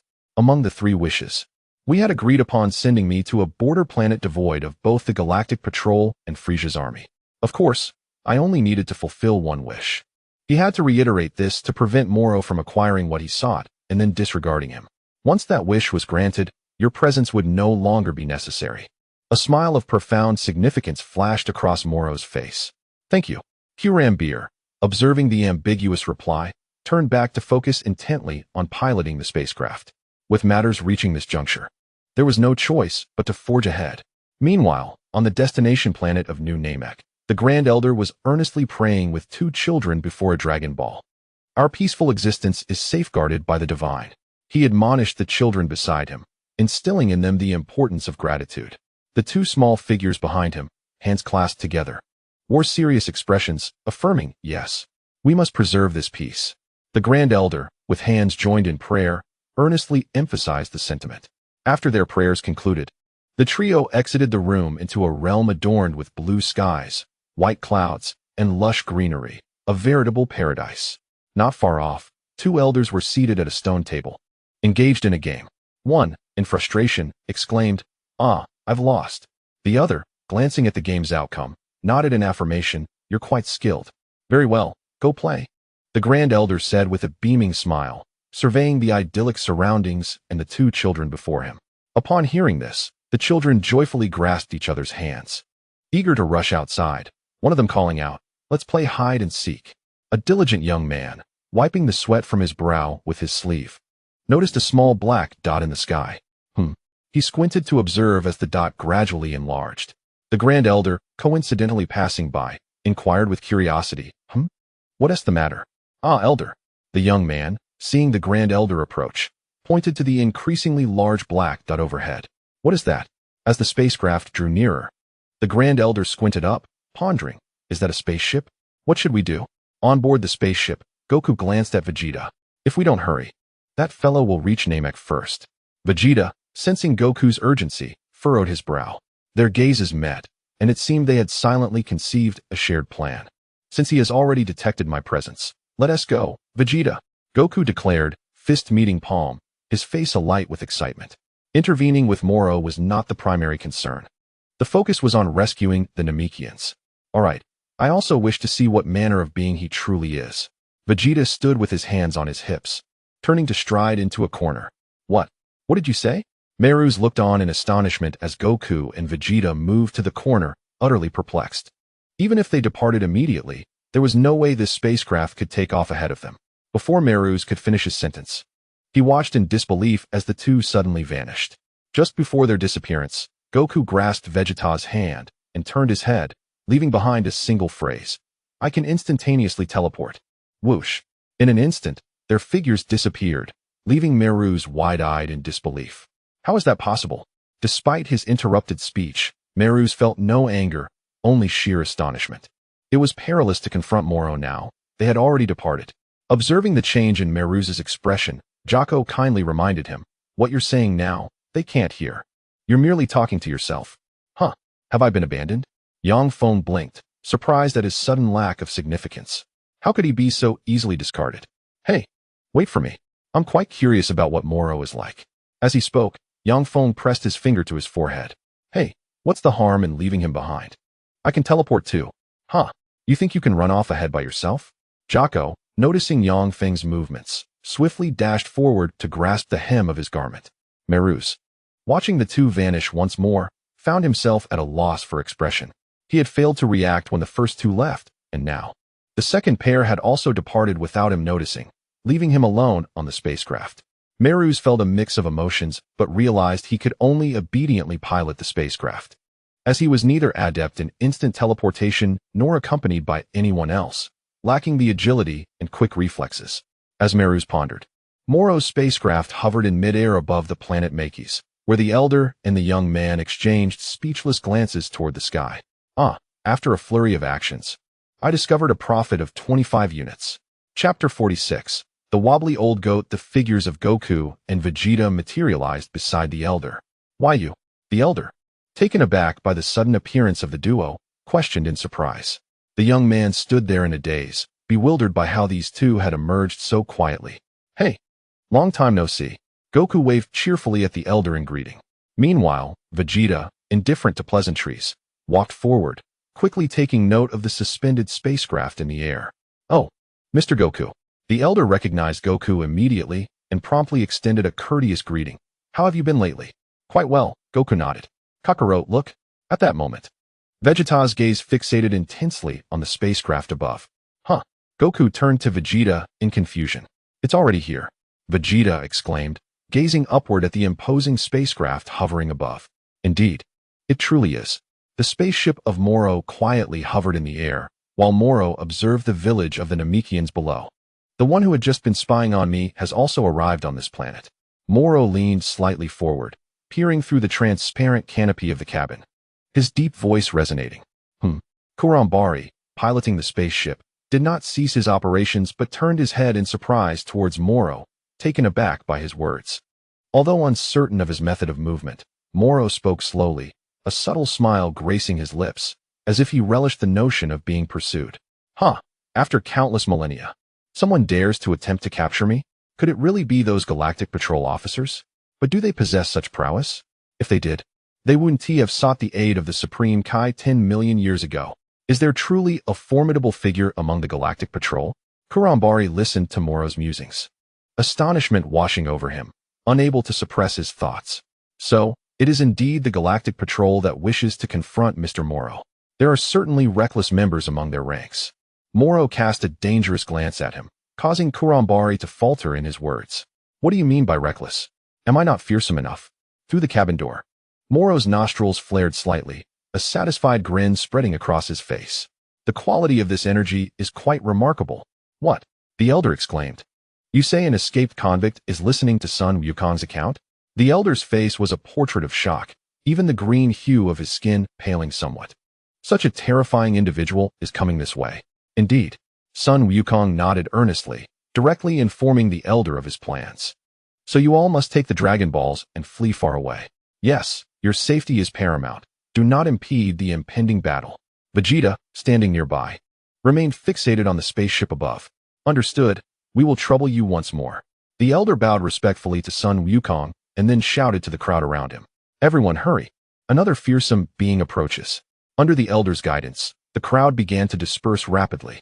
Vegeta continued to scrutinize the spaceship in the sky, carefully sensing Moro's aura, his expression grave. Indeed, an unsettling presence. Isn't that so? Sun Wukong remarked, observing the Namekians leaving, his gaze now directed upwards. However, their combat power does not seem particularly strong. Vegeta furrowed his brow, questioning whether the Galactic Patrol's warnings were exaggerated. Is he truly the kind of monster Melis spoke of? Hard to say, Sun Wukong admitted, uncertain how to respond, as he had never directly encountered Moro, only sensed his aura. Yet, he felt an ominous premonition. Glancing at Vegeta, he noted how much the latter was concerned about Moro's presence. As their gazes locked, the spaceship in the sky began to descend slowly, stirring up dust. And the cabin door swung open. A hunched figure draped in a cloak stepped down with deliberate slowness. An unsteady old man. Vegeta gazed in a state of bewilderment. This manifestation of Moro was somewhat divergent from his expectations. After all, he had lived far too long. Goku, on the other hand, held no profound thoughts about it. A being from 10 million years ago, if he had not endured the ravages of time and still appeared youthful, it would indeed be abnormal. Take Broly, for instance. Initially, he was overwhelmed, yet he grew to such strength that even when fused with Vegeta, they merely reached a stalemate. Thus, appearances are but illusions, crafted to deceive others. Oh. Gak lay sprawled on the mountainside, mouth agape as he beheld Moro in the distance, his voice quivering with astonishment. This is silence. Yang Feng forcefully pressed his head into the grass, exasperated by Gak's exaggerated reaction to merely a goat. What a disgrace to the galactic people. What possessed you to follow me? Yang Feng inquired with irritation. He truly believed this timid creature to be absurd. Rather than standing and observing, he chose to lie down. Did he think that by occupying more ground, his presence would somehow amplify his aura? Bah! It was more credible to believe that the louder one roared in battle, the greater their power would be. After 10 million years, Moro finally inhaled the outside air for the first time, his arms outstretched in a display of relaxation. He tilted his head back and deeply breathed in the fresh air, unable to suppress a sense of rebirth. Meanwhile, hidden within the spaceship, Karanberry noticed Vegeta's silhouette through the transparent hatch. Is that not Vegeta? He exclaimed, recognition dawning upon him. Confusion washed over his face. It was peculiar indeed. What was he doing here?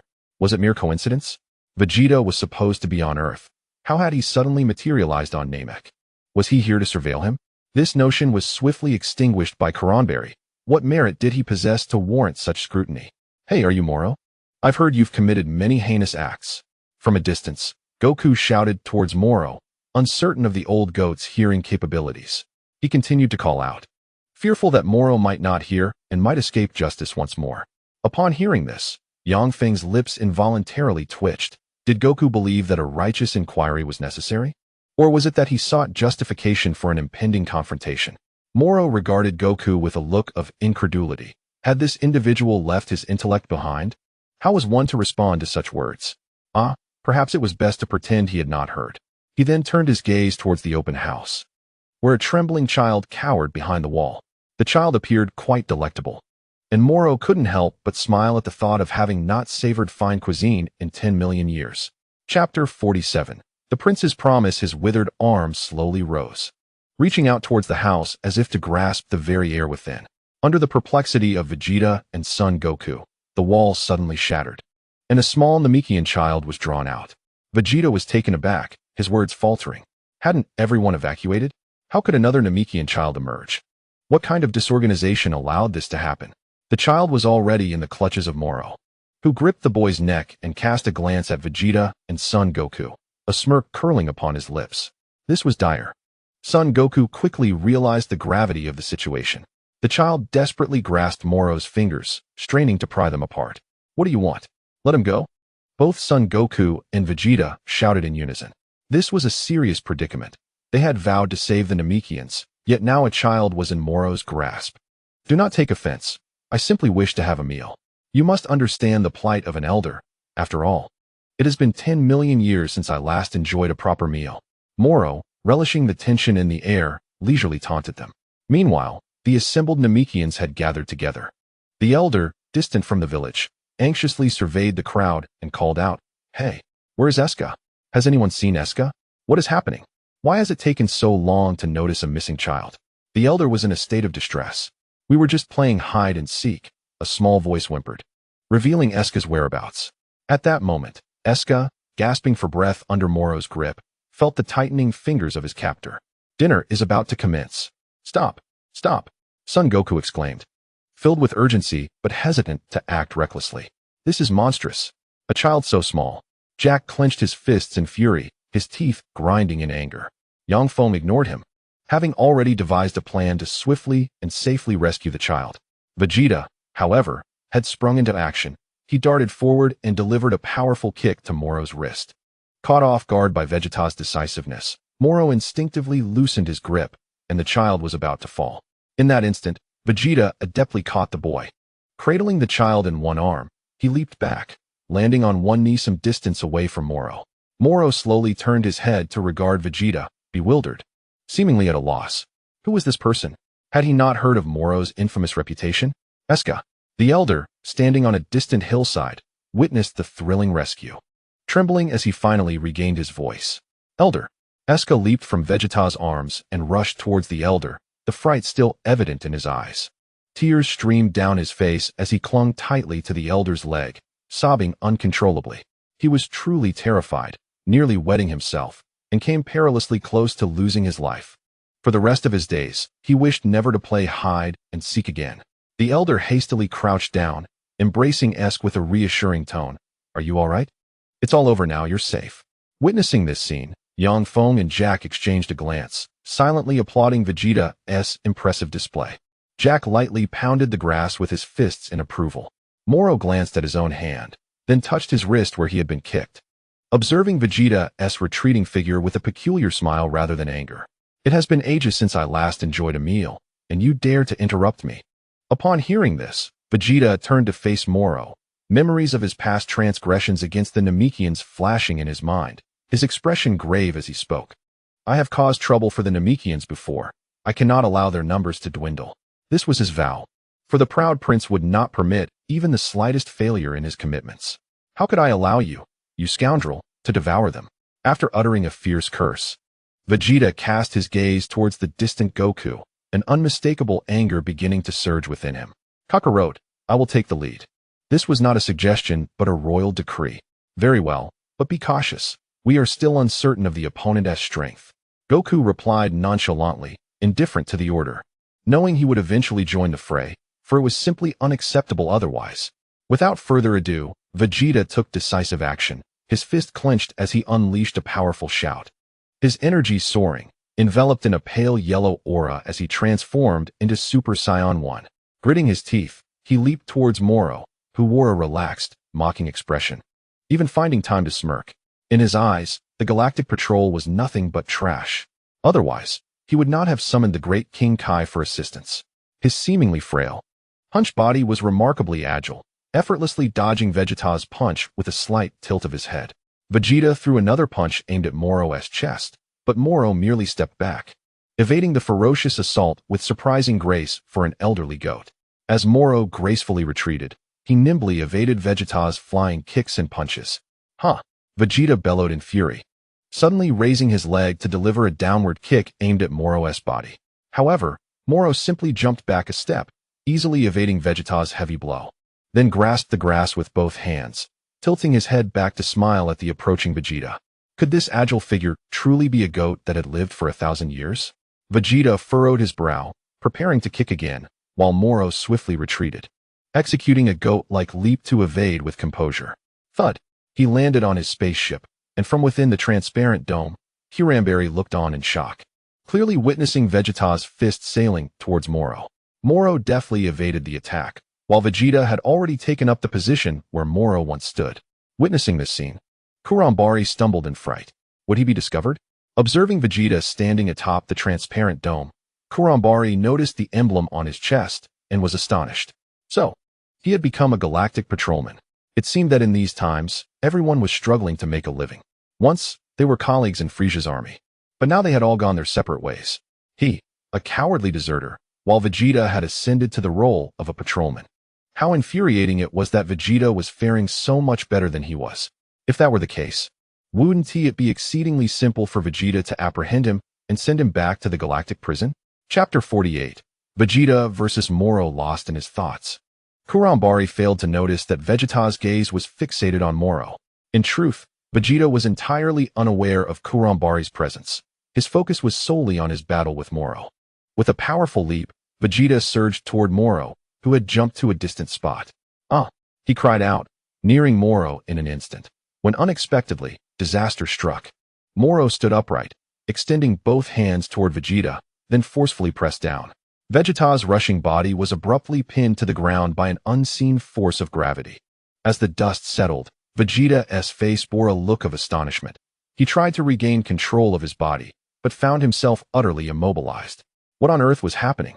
Observing Vegeta's struggles, Moro smirked, then raised his arm sharply, causing Vegeta's body to lift off the ground uncontrollably.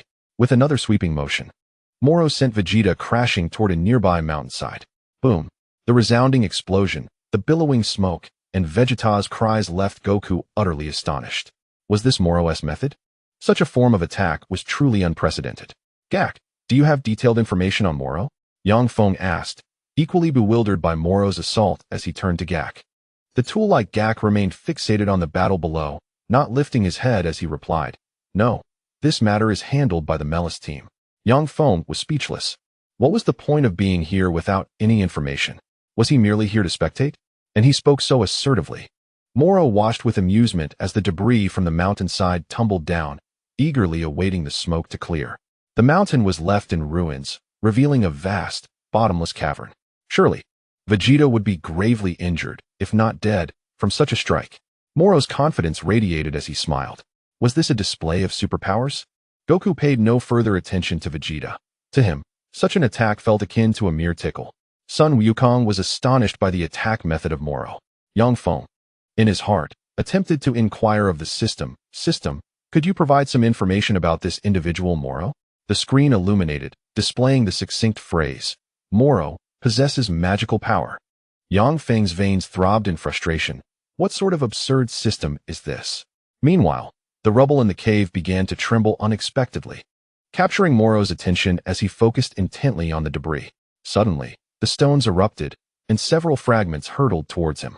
He swiftly tugged at his blood-red cloak to shield himself from the incoming projectiles. As the dust settled, a figure emerged unscathed. Vegeta, let us continue. With that, Vegeta charged directly toward Moro. Moro narrowed his eyes, fixating on Vegeta, and instinctively extended his palm, attempting to use his original tactic to seize control of Vegeta's body. Vegeta, however, remained vigilant. Just as Moro believed he was on the verge of success, Vegeta abruptly sidestepped and accelerated, leaving behind a series of afterimages. Arriving before Moro in the blink of an eye, Moro, caught off guard by Vegeta's sudden maneuver, was momentarily stunned, and before he could react, he crossed his arms defensively, barely intercepting Vegeta's incoming punch. With a smirk, Vegeta followed up with a flying kick that landed squarely on Moro's chin, sending him reeling backward in astonishment. Wait, aren't these mere ants from the Galactic Patrol? When did I become incapable of defeating even them? Oh, Sun Wukong exclaimed, elongating his tone. Vegeta has begun to counterattack. Fantastic. Vegeta, Jack watched with excitement, whispering his admiration. Yang Feng rolled his eyes, silently observing the battle with an indifferent heart. He was too preoccupied with cursing the system to enjoy the fight, feeling frustrated at his inability to attain a godlike perspective. Vegeta, with a knowing smile directed at Moro, thought, Moro, the one said to be so overwhelmingly powerful by Myers, is nothing remarkable after all. Moro quickly regained his composure, executing a graceful flip to land on his feet as he braced himself with one hand on the ground, wiping his chin with the other while casting a cold glare at Vegeta. How careless of me. I never anticipated that after spending 10 million years in the galactic prison, those outside would be so cunning. Moro pondered as he slowly rose to his feet. I heard you are a prisoner that instills fear across the galaxy. I expected you to be far more formidable, Vegeta scoffed dismissively. Moro remained silent, his earlier mocking demeanor now replaced with a more serious expression. He extended his hand toward a distant mountain peak, and suddenly, a tree there snapped in half. With a swift motion of his hand, the severed tree shot toward Vegeta as if under his control. Vegeta, without even casting a glance, extended a single finger, and with a brilliant flash, a minuscule wave of energy sent the tree soaring away. Moro, observing Vegeta's disdainful demeanor reminiscent of his own earlier arrogance, felt a surge of anger. He decided to unleash both hands, vigorously swinging them side to side, causing the surrounding stones to levitate and hurl toward Vegeta once more. However, Vegeta merely waved his hand, obliterating the airborne debris into dust with a single energy blast. Moro was left speechless, struggling to comprehend the situation. It was not that Vegeta was overwhelmingly powerful. Rather, it was his own energy that had yet to replenish, a thought he clung to for solace. Truly, in this day and age, there exists a multitude of disrespectful youth. We have battled many with peculiar abilities. Observing Moro's flabbergasted expression, Vegeta's confidence swelled with an intoxicating pride. At this juncture, He could hardly be astonished by such a level of power, could he? If Moro only exhibited the strength he displayed now, it would be akin to offering himself as prey. Could Moro genuinely be this feeble? Yang Feng found it hard to believe. Was it possible for a character like Moro to be introduced so carelessly, only to meet his demise within mere minutes? That would be absurd. Surely, the narrative would pivot to Moro unleashing his fury upon Vegeta, followed by Son Goku's grand entrance, culminating in a cataclysmic showdown. The tropes of Dragon Ball. So predictable, yet irresistibly appealing. Unbeknownst to him, all the detailed information rested in the hands of the Meru's team. Believing Yang Feng was engaged in conversation with him, Gak reiterated the question. Chapter 49. Do you wish to witness my sorcery? When will Meru's spaceship arrive? Yang Feng gazed at the vast azure sky, where only a few clouds drifted lazily by, devoid of anything else. How should I know? Don't you possess the ability to teleport? Go ask. Gak scoffed, glancing disdainfully at Son Goku below, and then at Yang Feng. Yang Feng, perceiving Gak's contempt, yanked at his collar and closed his eyes, teleporting instantaneously. On the spaceship still traversing through the cosmos, Meru's was lost in thought when he suddenly beheld Yang Feng and Gak materializing before him. You've returned? Where are Mr. Son Goku and Mr. Vegeta? Meru's inquired anxiously. The battle has just commenced. Moro appears to be not as formidable as anticipated. Gak exclaimed, shaking off Yang Feng's grip and standing proudly with his hands on his hips. Are you heading to New Namek? Yang Feng disregarded Gak as foolishness and directed his question to Meru's, subsequently recalling something. Also, could you provide me with detailed information regarding Moro? Meru's pondered briefly before articulating his thoughts. No, we must return to headquarters. We require the assistance of Mr. Majin Buu. Well, Meru's, Son Goku and Vegeta are exceptionally strong. They may have already dealt with Moro. Upon hearing such words from Mels, Jack instantly became displeased. How could one bolster another's confidence while undermining their own authority? No, it seems improbable. Moro is not as simplistic as you perceive. Mels wore a disapproving expression. You are utterly ignorant of Moro. This was directed at Jack. And then Mels turned to Yang Feng. Do you wish to acquire information regarding Moro? However, the records reside at headquarters. Headquarters? Then share what you recall, for instance. Does Moro possess any extraordinary techniques? Yang Feng furrowed his brow, exasperated by the meticulous placement of the data. Why was the information about Moro not provided initially? How dare they request assistance? It is a trap. Only someone as naive as Sun Wukong would fall for such deception. Meanwhile, on the new Namek, Moro regarded Vegeta with newfound seriousness.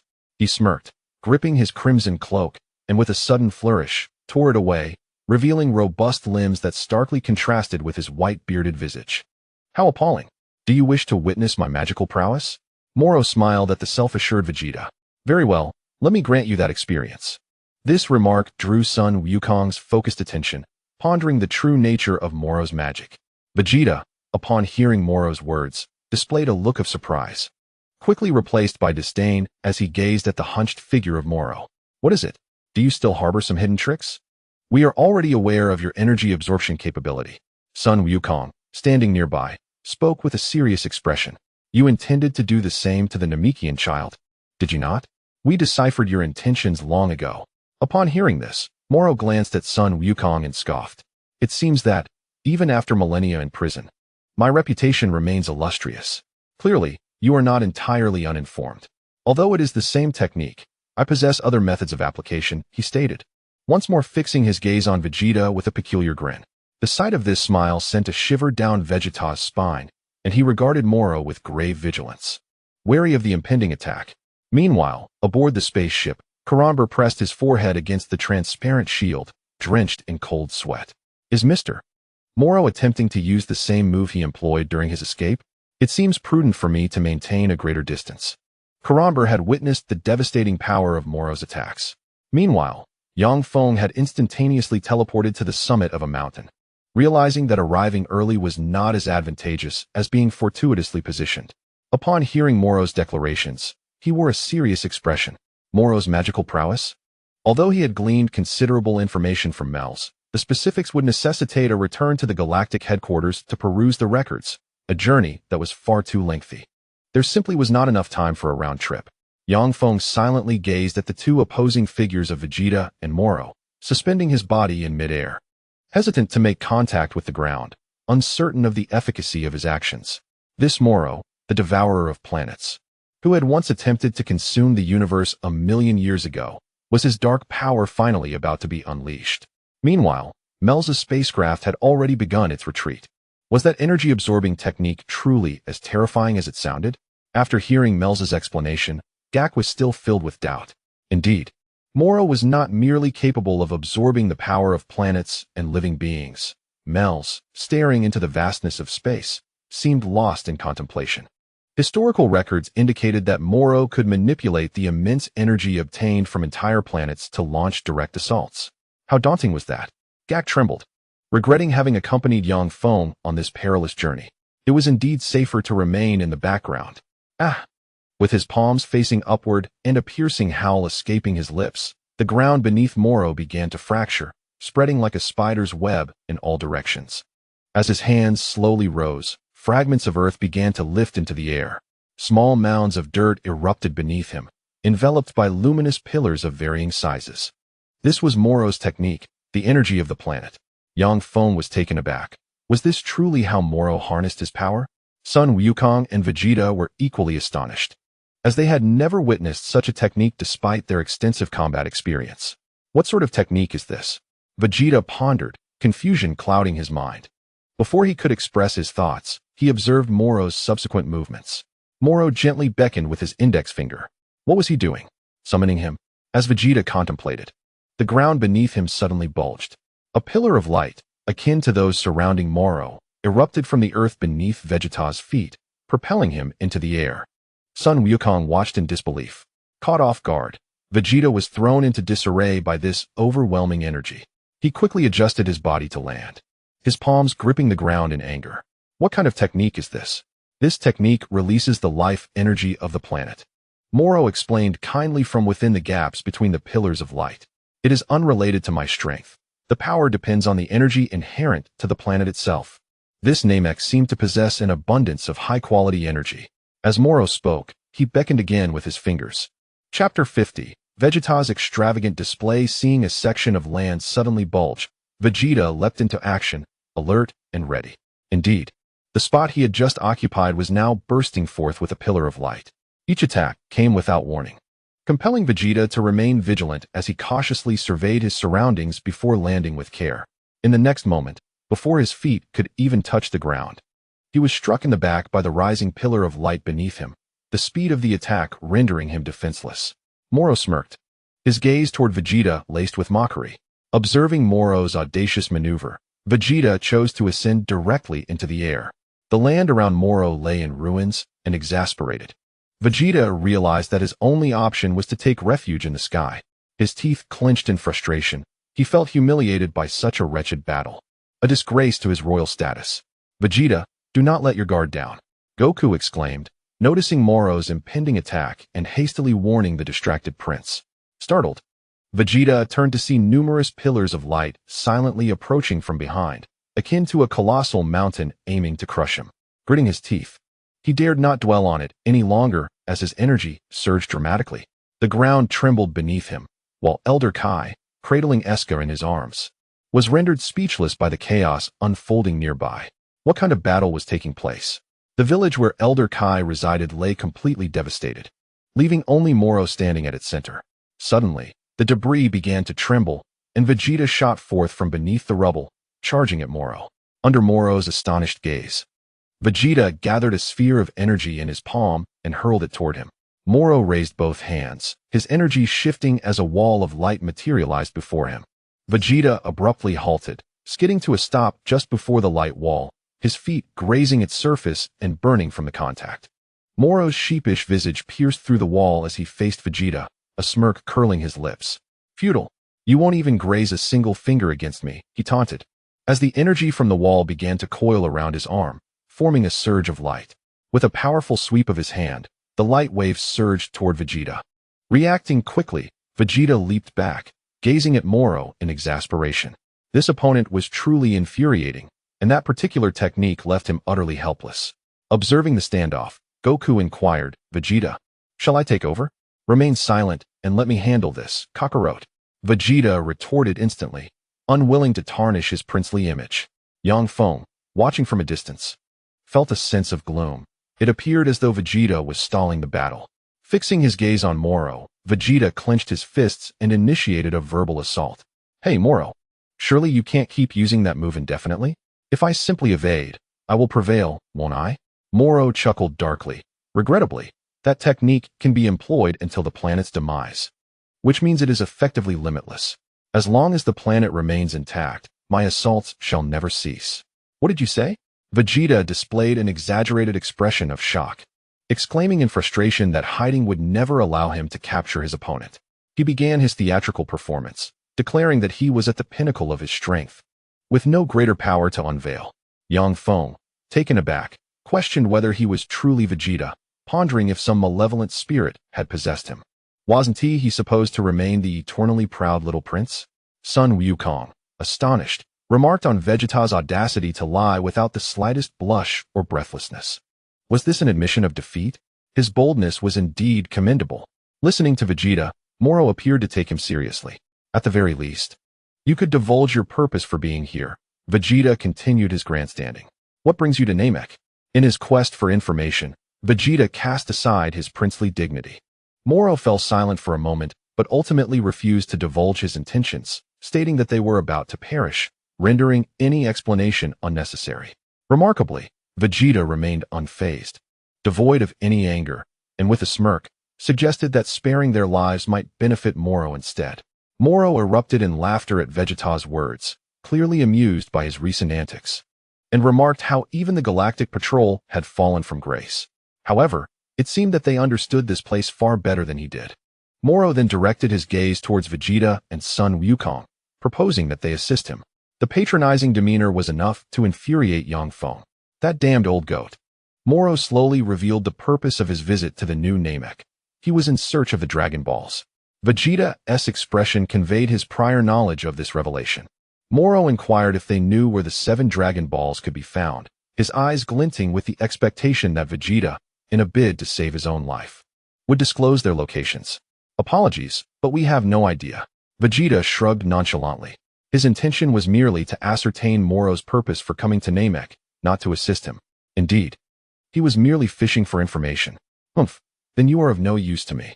Moro recognized Vegeta's lack of sincerity and decided to dispense with any further pleasantries. With a swift motion, he extended his arm, clenching his fist. Suddenly, a massive wave of energy surged towards Vegeta. Anticipating Moro's propensity for immediate combat, Vegeta had already prepared, condensing an energy sphere in his hand and launching a wave of energy to counter the oncoming tide. The two forces collided, and as the wave threatened to overpower his energy wave, Vegeta shouted to amplify his output. The tide of energy began to slow and ultimately ceased, forming a mound reminiscent of a wave. As the dissipating smoke cleared, Vegeta sighed in relief, only to be struck by an inexplicable sensation. He abruptly turned to look behind him, but found only emptiness. Was it merely a figment of his imagination? He seemed to have just perceived the ominous presence of Moro lurking behind him. However, at that moment, Moro was positioned directly behind Vegeta on the opposite side. His hand transformed into a claw, infused with planetary energy, striking towards Vegeta. Shocked, Vegeta hastily gathered energy with both hands, struggling to fend off this planetary assault, his forehead veins bulging from the exertion. He was continuously forced backward, while Moro smirked, delivering a heavy swing of his hand, intensifying the ferocity of his attack once more. I still have a question for you, Vegeta. What is your wish? Chapter 51. Moro's attempt to escape. You have become so powerful. Is this not sufficient? Vegeta appeared to be on the brink of being overwhelmed by Moro's relentless onslaught. Yang Feng observed in disbelief. Proud little prince, you've already employed that trick. Do you truly believe it will work again? If it fails, you could always let him or Son Goku take over. Moro, with a smirk, coldly regarded the beleaguered Vegeta, struggling to withstand the planetary might. If I were to regain my full strength, I would not need to bother fighting you. I could simply devour the entire planet. A glimmer of anticipation lit up Moro's face as he began envisioning the moment he would locate the Dragon Balls and make his wishes. And he could even make 3 wishes. What should he wish for, he pondered. Vegeta's form was being relentlessly pushed back by the energy impact. Yet, at that moment, Moro expressed a frustration that seemed to stem from his prolonged solitude. I simply cannot do that right now, he lamented, perhaps due to the lengthy period without conversation. Becoming quite loquacious upon speaking. I've been imprisoned for far too long. I have grown weak. Ah, so regaining your full power is your wish. Vegeta observed the despondent expression on Moro's face, a smirk creeping onto his lips. At last, he had extracted valuable information. His moment of vulnerability had not been in vain. Indeed, that is my objective, Moro acknowledged candidly, surprised that Vegeta still had the composure to engage in conversation. After a brief silence, Vegeta raised his proud, princely visage and burst into laughter. Is that so? Splendid. You are indeed the wretched scoundrel of legend, and you are worth my time to eliminate. The disparity between his previous demeanor and this newfound declaration left Moro utterly dumbfounded, a myriad of questions swirling in his mind. Huh? Vegeta shouted, no longer retreating, firmly planting his feet upon the ground to counter Moro's attack. Previously, those had merely been the little tricks of Prince Vegeta. How could his strength be limited to such a degree? Vegeta's aura surged dramatically, shifting in color, and when he opened his eyes again, Super Saiyan Blue Vegeta emerged. With a mighty roar, he unleashed a wave of energy that devoured Moro's planetary force. The energy wave, having consumed Moro's attack, surged toward him. Moro swiftly evaded the formidable wave of energy, leaping into the air and observing as the smoke dissipated, leaving only the trace of the energy wave unleashed by Vegeta. The ground was marred by a long, deep trench. Have you concealed a greater power? Moro gazed incredulously at the devastation wrought by Vegeta. Is this how you take advantage of an old goat who hasn't witnessed such spectacles in years? Cunning human. Vegeta smirked, speaking with confidence and pride, of course. One must keep a few cards close to their chest, wouldn't you agree? Meanwhile, around Moro's spaceship, deep craters were scattered across the terrain, and the craft, which had once rested on solid ground, now appeared to hover at the summit of a hill. Inside, Karanberry, standing before the transparent dome, was utterly astonished. What? How has that guy increased his energy again? He exclaimed, his face a mask of disbelief. To feign weakness in order to elicit the truth. Well done, Vegeta, Goku remarked, hands on his hips, belatedly grasping Vegeta's stratagem. Moro, at a loss for words, suddenly thrust his hands upward. The energy of the light pillars surrounding Vegeta began to surge. As Moro crossed his arms, the energies surged towards Vegeta. Unfazed, Vegeta soared towards the oncoming light pillars, deftly dodging them and moving at high speed through the chaotic energy beams, charging at Moro. In midair, Moro gritted his teeth and leaped backward, while the light pillars continued their relentless assault on Vegeta. Yet again, Vegeta evaded with ease. Moro, gritting his teeth, gathered energy from the planet, while Vegeta, with a cold smile, extended his hand, using the impact of the light pillars to propel himself forward. He even managed to run atop those energy beams, advancing towards Moro. Much to Moro's astonishment, with a swift flying kick, Vegeta struck Moro in the abdomen. Ugh! Moro screamed in agony as he was sent hurtling back, crashing into the lake. The water erupted into a massive whirlpool, sending waves soaring high. Karanberry, watching from the spaceship, gasped in shock. How has he become so powerful? This is bad. If Mr. Moro loses, I'll be apprehended. Cold sweat dripped from Karanberry's forehead. He knew he had to escape, but what about Moro outside? Vegeta, panting slightly, suddenly felt his super blue state dissipate, his body landing on the lakeside. Goku, observing from the sidelines, wore a look of astonishment. Why did he revert from super blue? Is it over already? At that moment, Goku sensed something amiss. The trees around them were slowly withering. He glanced at his hands, feeling as though something was slipping away. Was it power, or was it life? What was happening? Feng gazed down at the withered grass beneath his feet, a frown creasing his brow. Could it be that Moro was already siphoning the life from this planet? He could no longer bear to witness this. Otherwise, the vitality of this world would vanish, transforming it into a lifeless husk, devoid of existence. Vegeta observed as Moro's form gradually emerged from the depths of the lake. Regardless of the multitude of sins you have committed, they bear no relevance to me. I simply refuse to allow you to consume this planet. Vegeta declared with a confident smile, certain of his impending victory. Here, I shall obliterate you completely. Hey, Vegeta, be careful. Something feels off, Goku shouted at Vegeta, his instincts clamoring with an ominous premonition. What? Vegeta turned to face Goku. At that moment, a spaceship suddenly soared overhead, capturing the attention of those present. Moro's spacecraft sped away into the distant sky. Karamboli was attempting to flee, gripping the accelerator with a smug expression. There is no way I will be captured by you again. Now is my chance to escape. In the next instant, the spacecraft vanished beyond sight. Moro furrowed his brow and unleashed several energy blasts toward the unsuspecting Vegeta and Goku. The two heroes found their line of sight obscured by a billowing cloud of smoke, instinctively raising their hands in defense. This is bad, Vegeta thought, watching the rising smoke with alarm. Is it possible that Moro intends to escape? Chapter 52. Something feels off. Goku and Vegeta desperately wave their arms to disperse the smoke, only to find that Moro's figure had indeed vanished. Where did he go? Vegeta ground his teeth in frustration. They were so close to annihilating Moro, only to have him slip away at the critical moment. Over there. Goku suddenly pointed towards a distant mountain peak. At that moment, Moro was gathering a colossal sphere of energy, while beams of light from the ground continuously transmitted energy to the orb suspended above his head. What is he planning? Vegeta watched in astonishment. The energy seemed merely luminescent, lacking any palpable strength. Feng swiftly descended beside Goku, shouting at Vegeta, "Vegeta, you must stop him, no matter how large he makes it. That kind of attack will have no effect on me." Vegeta regarded Moro's desperate attempts with amusement, finding them utterly laughable. Vegeta was brimming with confidence. Ignoring Feng's warnings entirely, Feng finally grasped the essence of this proud little prince. He felt a mix of exasperation and amusement. Moro was absorbing the energy from the planet itself, the vitality of its flora and fauna. Without hesitation, Feng leaped toward Moro, determined to interrupt him.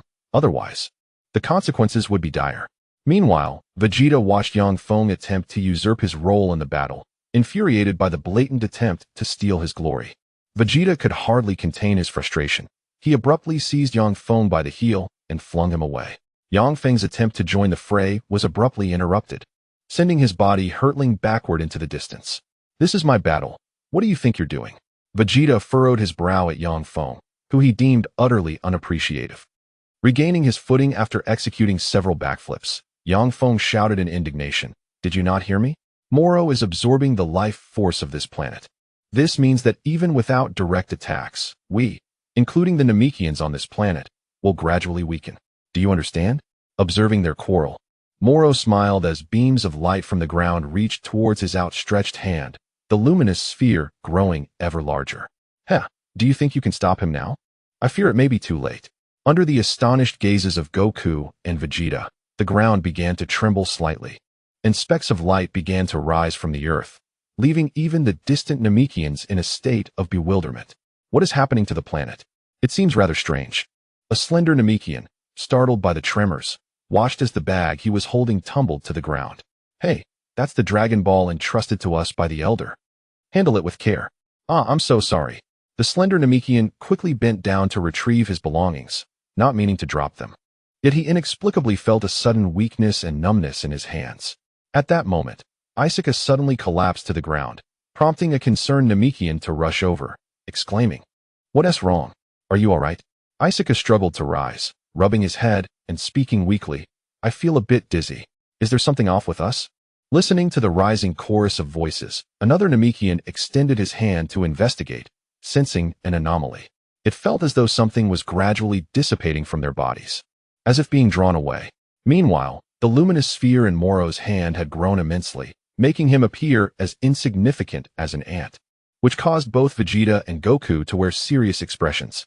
They were compelled to take Feng's words seriously. Could this be what Moro referred to as planetary absorption? But when did it begin? Why had no one sensed anything amiss? Goku, having overheard Feng's remarks, urged Vegeta, "Shouldn't we take this opportunity to strike him?" Vegeta, "He doesn't carry the burden of so-called pride or dignity."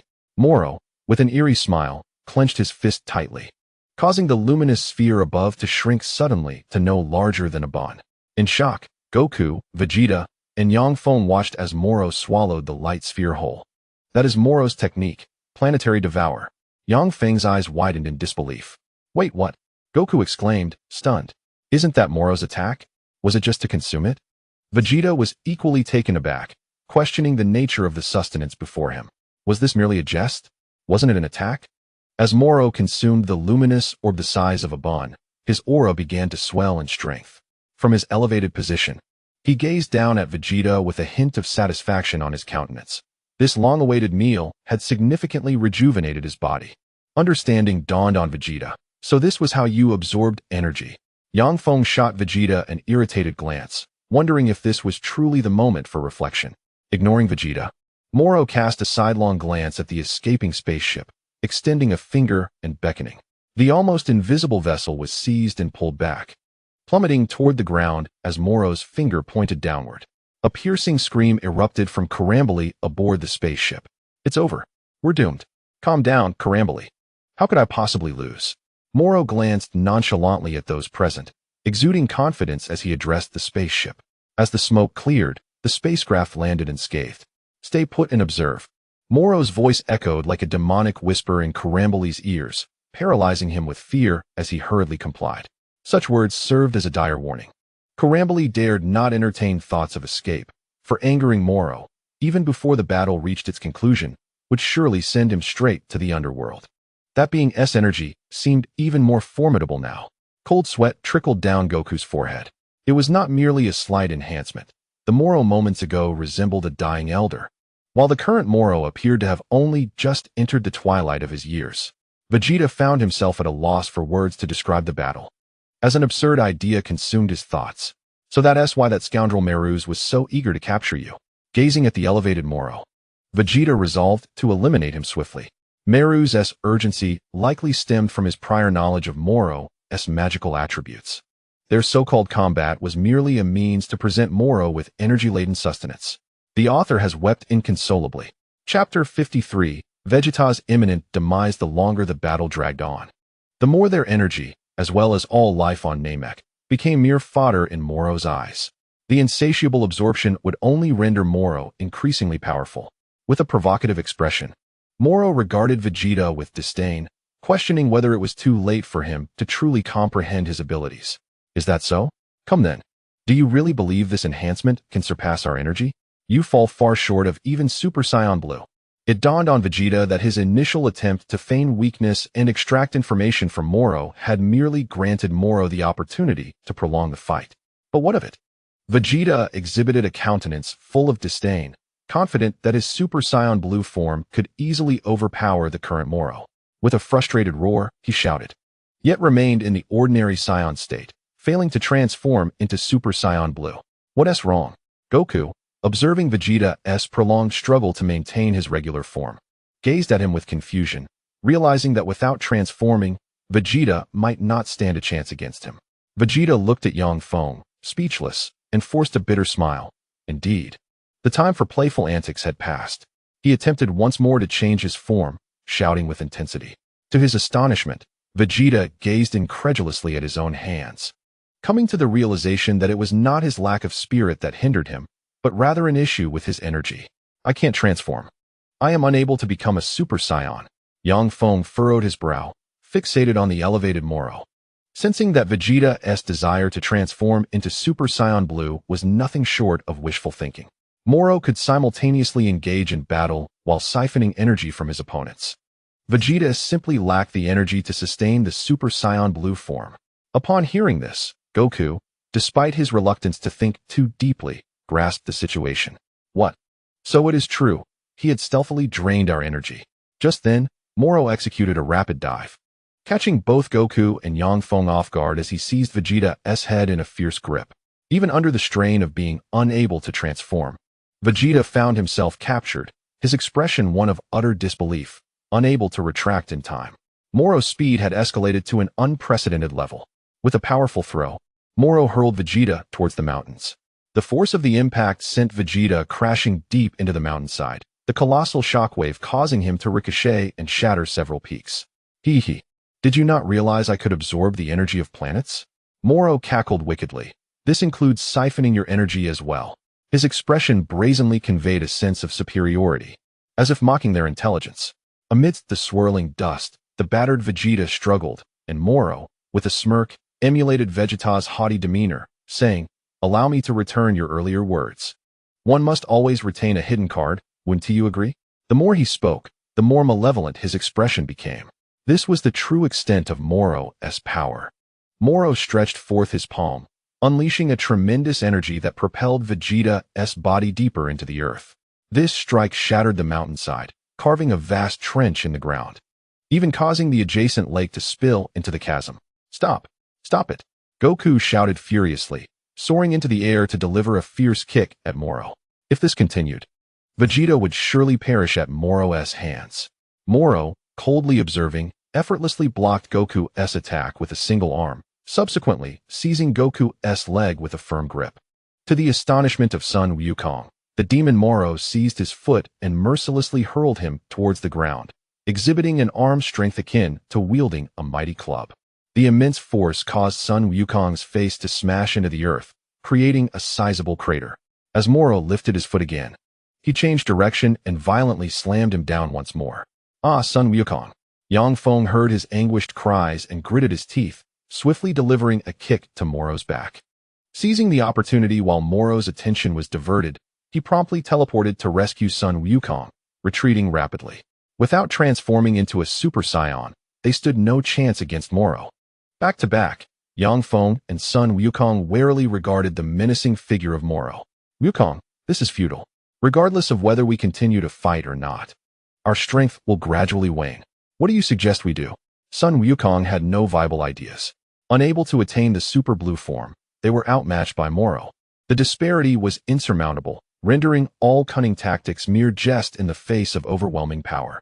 Just as Yang Feng was about to suggest a trial, Moro's fingers twitched, causing the small mound beneath them to erupt.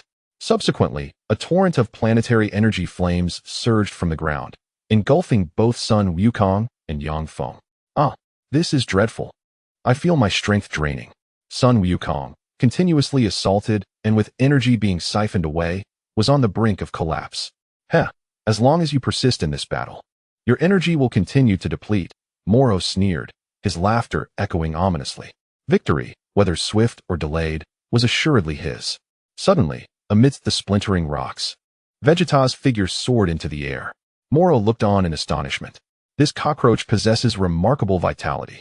Vegeta's aura surged, and with all his might, he unleashed a powerful energy wave directed at Moro. Huh. Moro smirked, coldly observing the approaching energy wave, then abruptly opened his mouth wide, absorbing the attack into his being. This was yet another of Moro's abilities, energy wave absorption. Vegeta, visibly shocked, thought, what is it that Moro cannot consume?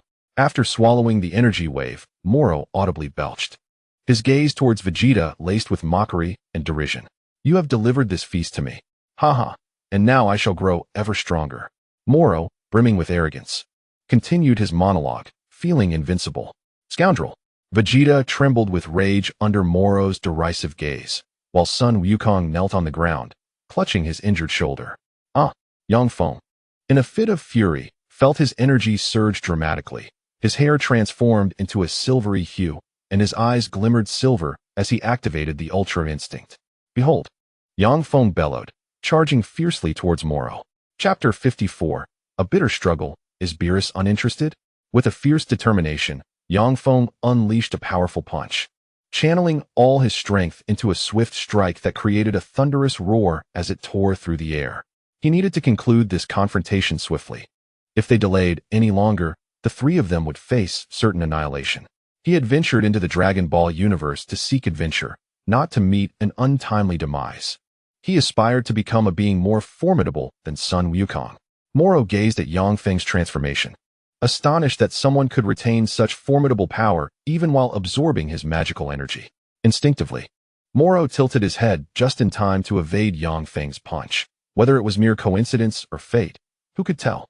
Failing to land his blow, Yang Feng roared in frustration, his aura intensifying further.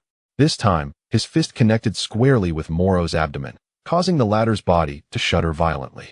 Following that, Yang Feng unleashed a relentless barrage of strikes, swiftly overpowering the once arrogant Moro, forcing him into retreat. With a final, devastating punch, Yang Feng sent Moro plummeting from the air, crashing into the ground and creating a deep crater enveloped in a cloud of dust. As the haze cleared, Moro emerged unscathed, wiping his lips and squinting up at Yang Feng. Furrowing his brow, Yang Feng realized he could not utilize his energy waves. Most of the damage he inflicted had been absorbed by Moro, resulting in minimal impact. What a headache. That infernal old goat can consume anything. No wonder he has lived for millions of years. Truly, this must be the essence of immortality. Once again, Yang Feng intensified his aura and charged at Moro, delivering a punch aimed directly at his forehead. Futile, Moro chuckled, effortlessly intercepting Yang Feng's fist, simultaneously nullifying Yang Feng's state of mastery. Without energy to sustain it, the effect dissipated instantly. Yang Feng felt a wave of embarrassment wash over him. Would you believe me if I said I was just passing by? He thrust his left fist forward once more, but Moro raised his hand, extending both arms and employing his magical control, rendering Yang Feng immobile. With a forceful throw, he sent Yang Feng hurtling away. He crashed into the rocky terrain, coughing amidst the debris. Yang Feng, Sun Wukong's expression shifted dramatically. Could it be that the state of mastery could not be maintained for long? Wait a moment. As Yang Feng observed Moro preparing to deliver a final blow, he struggled to rise, exclaiming, I know where the Dragon Balls are. Moro, intrigued by this sudden declaration, relaxed his stance, eager to hear what this unexpected monkey had to say. Yang Feng, you despicable fiend. Vegeta seethed with anger upon hearing those words.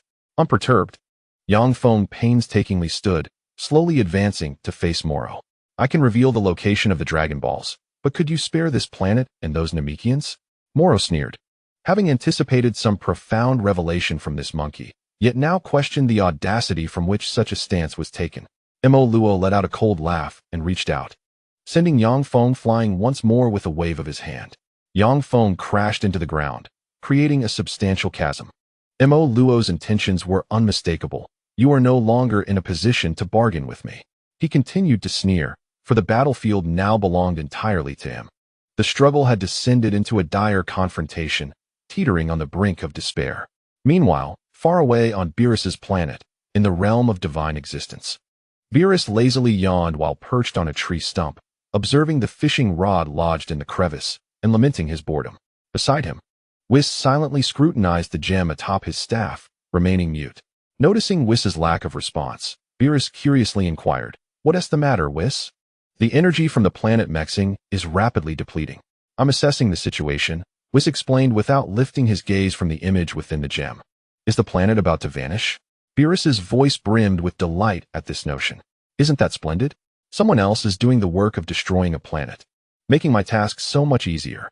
With that, Beerus leapt from the stump, his words laced with nonchalance and pride. In this seventh universe, even if left unattended, there would inevitably be someone appearing to obliterate planets, which was quite the stroke of luck for him. As he spoke, he extended his hand towards the lake, focusing intently before suddenly diving in to catch a fish. Got one, he exclaimed joyfully. Whis looked at him with a bemused expression. Regarding the contradiction of his words and actions, this capricious god of destruction, were you not just lamenting your idleness? Whis pointedly remarked. I am merely occupying my time. Beerus retorted with audacity, his tone exuding an air of righteousness, as the fish in his hand flopped in agreement. He then called out to the prophetic fish, who stood by the lake, rod in hand. Hey, prophetic fish, is this the fish you meant? Our contest is fishing. How can one catch it by hand? The prophetic fish turned with a serious expression, beginning to educate Beerus. That is a foul. You are breaking the rules. TSK. Beerus grimaced in annoyance, feeling his authority was being challenged. Enough. I've grown weary of fishing. He abruptly lost interest, tossing the fish back into the lake. Shall we simply ignore this matter? Whis asked, glancing at the image within the gem. Well, I have no concern for those peace-loving creatures' planet. Beerus yawned nonchalantly. I am utterly uninterested. What significant event could arise from those who merely consume vegetables and incessantly chant about peace? Even if a great demon were to wreak havoc on their planet, it would simply be free labor for me. What is there to worry about? What could possibly pique my interest? Beerus remained utterly indifferent, scarcely bothering to cast a glance at the unfolding events. After a moment of silence, as he gazed at the images of Sun Wukong and Vegeta within the gemstone, alongside Yang Feng battling against Moro, Whis ultimately refrained from mentioning that these individuals were also involved. At this moment, the three of them were so exhausted that they could scarcely stand, their garments in tatters. No, this cannot continue. Yang Feng gasped for breath. helplessly observing the two others who were equally out of breath. They were reaching their limit. Moro had become immensely powerful after absorbing the planet's energy, and their side had weakened to the point where they could barely stand. How could they possibly continue fighting under such circumstances? Though it pained him to abandon the Namekians, Sun Wukong recognized that their only option was to retreat to Meru's. He understood that persisting in battle would only result in unnecessary casualties. In Chapter 55, Desperate Struggles, Sun Wukong hastily grasped Vegeta's arm with one hand while placing the other against his forehead, signaling to Yang Feng to rest his hand on his shoulder. After a moment, Vegeta, surprised, looked at Sun Wukong, who remained in shock and did not act. Unable to contain himself, he inquired, "What's wrong?" "I can't instantaneously move. My energy is too depleted," Sun Wukong replied, his expression one of bewilderment. This outcome had completely caught him off guard. It was dire. They lacked even the strength to flee. "Let me give it a try." Just as Yang Feng began to speak, a colossal energy sphere hurtled toward them from above. The three of them hastily leaped back, attempting to evade, but Moro's attack was far more formidable than they had anticipated. The sphere expanded, crashing into the ground and creating an enormous crater, the shockwave erupting outward like a tempest. The three figures were entirely engulfed by the energy sphere. They screamed in terror under the might of the attack. Moro's assault radiated a blinding brilliance, the resulting crater unleashing powerful waves of energy that swept across the surroundings. Even the Namekians taking refuge in the distance felt the effects of the hurricane. The elder clutched Eska tightly, fearing that a moment's carelessness would allow the tempest to sweep Eska away. As the dazzling light gradually subsided, a stunned Namekian gazed toward the battlefield, his voice trembling with astonishment. That attack had an incredibly vast range. Our village. Another Namekian cried out in despair, nearly breaking into tears. Their homeland, always yearning for peace, had been invaded and harmed time and again. As the dust slowly settled, even from his lofty vantage point, Moro sensed the magnitude of his attack's power and was thoroughly satisfied. The ground resembled a vast crater created by a meteorite, with the figures of Vegeta and the others rendered nearly invisible, highlighting just how expansive the range of Moro's strike truly was. The three were in a state of utter disarray, incapable of movement. With great difficulty, Sun Wukong attempted to rise, relying solely on his arms for support. He barely managed to lift his head, searching for the figures of Vegeta and Yang Feng. Alas, Vegeta's current state rendered him incapable of even raising his head. "Are you all right, Vegeta?" Sun Wukong's voice was barely a whisper. "Damn it!" Vegeta exclaimed in frustration, struggling to get up, but ultimately remaining on the ground, gasping for breath. This disastrous defeat weighed heavily on him, and he felt a profound sense of responsibility for it. Where could he, Prince Vegeta, possibly find solace? Meanwhile, Yang Feng struggled to kneel on one knee, gazing up at the descending Moro high above. The only troublesome matter was the Grand Kaishin who had stolen my abilities.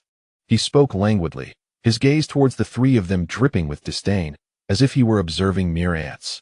As he approached Sun Wukong, he unleashed a brutal knee strike directly into his abdomen. "Ugh!" Sun Wukong, now helplessly lying on the ground, cried out in pain. In the next moment, Moro seized Sun Wukong by the throat, coldly taunting him. "Let me be clear, I do not perceive your presence as a threat."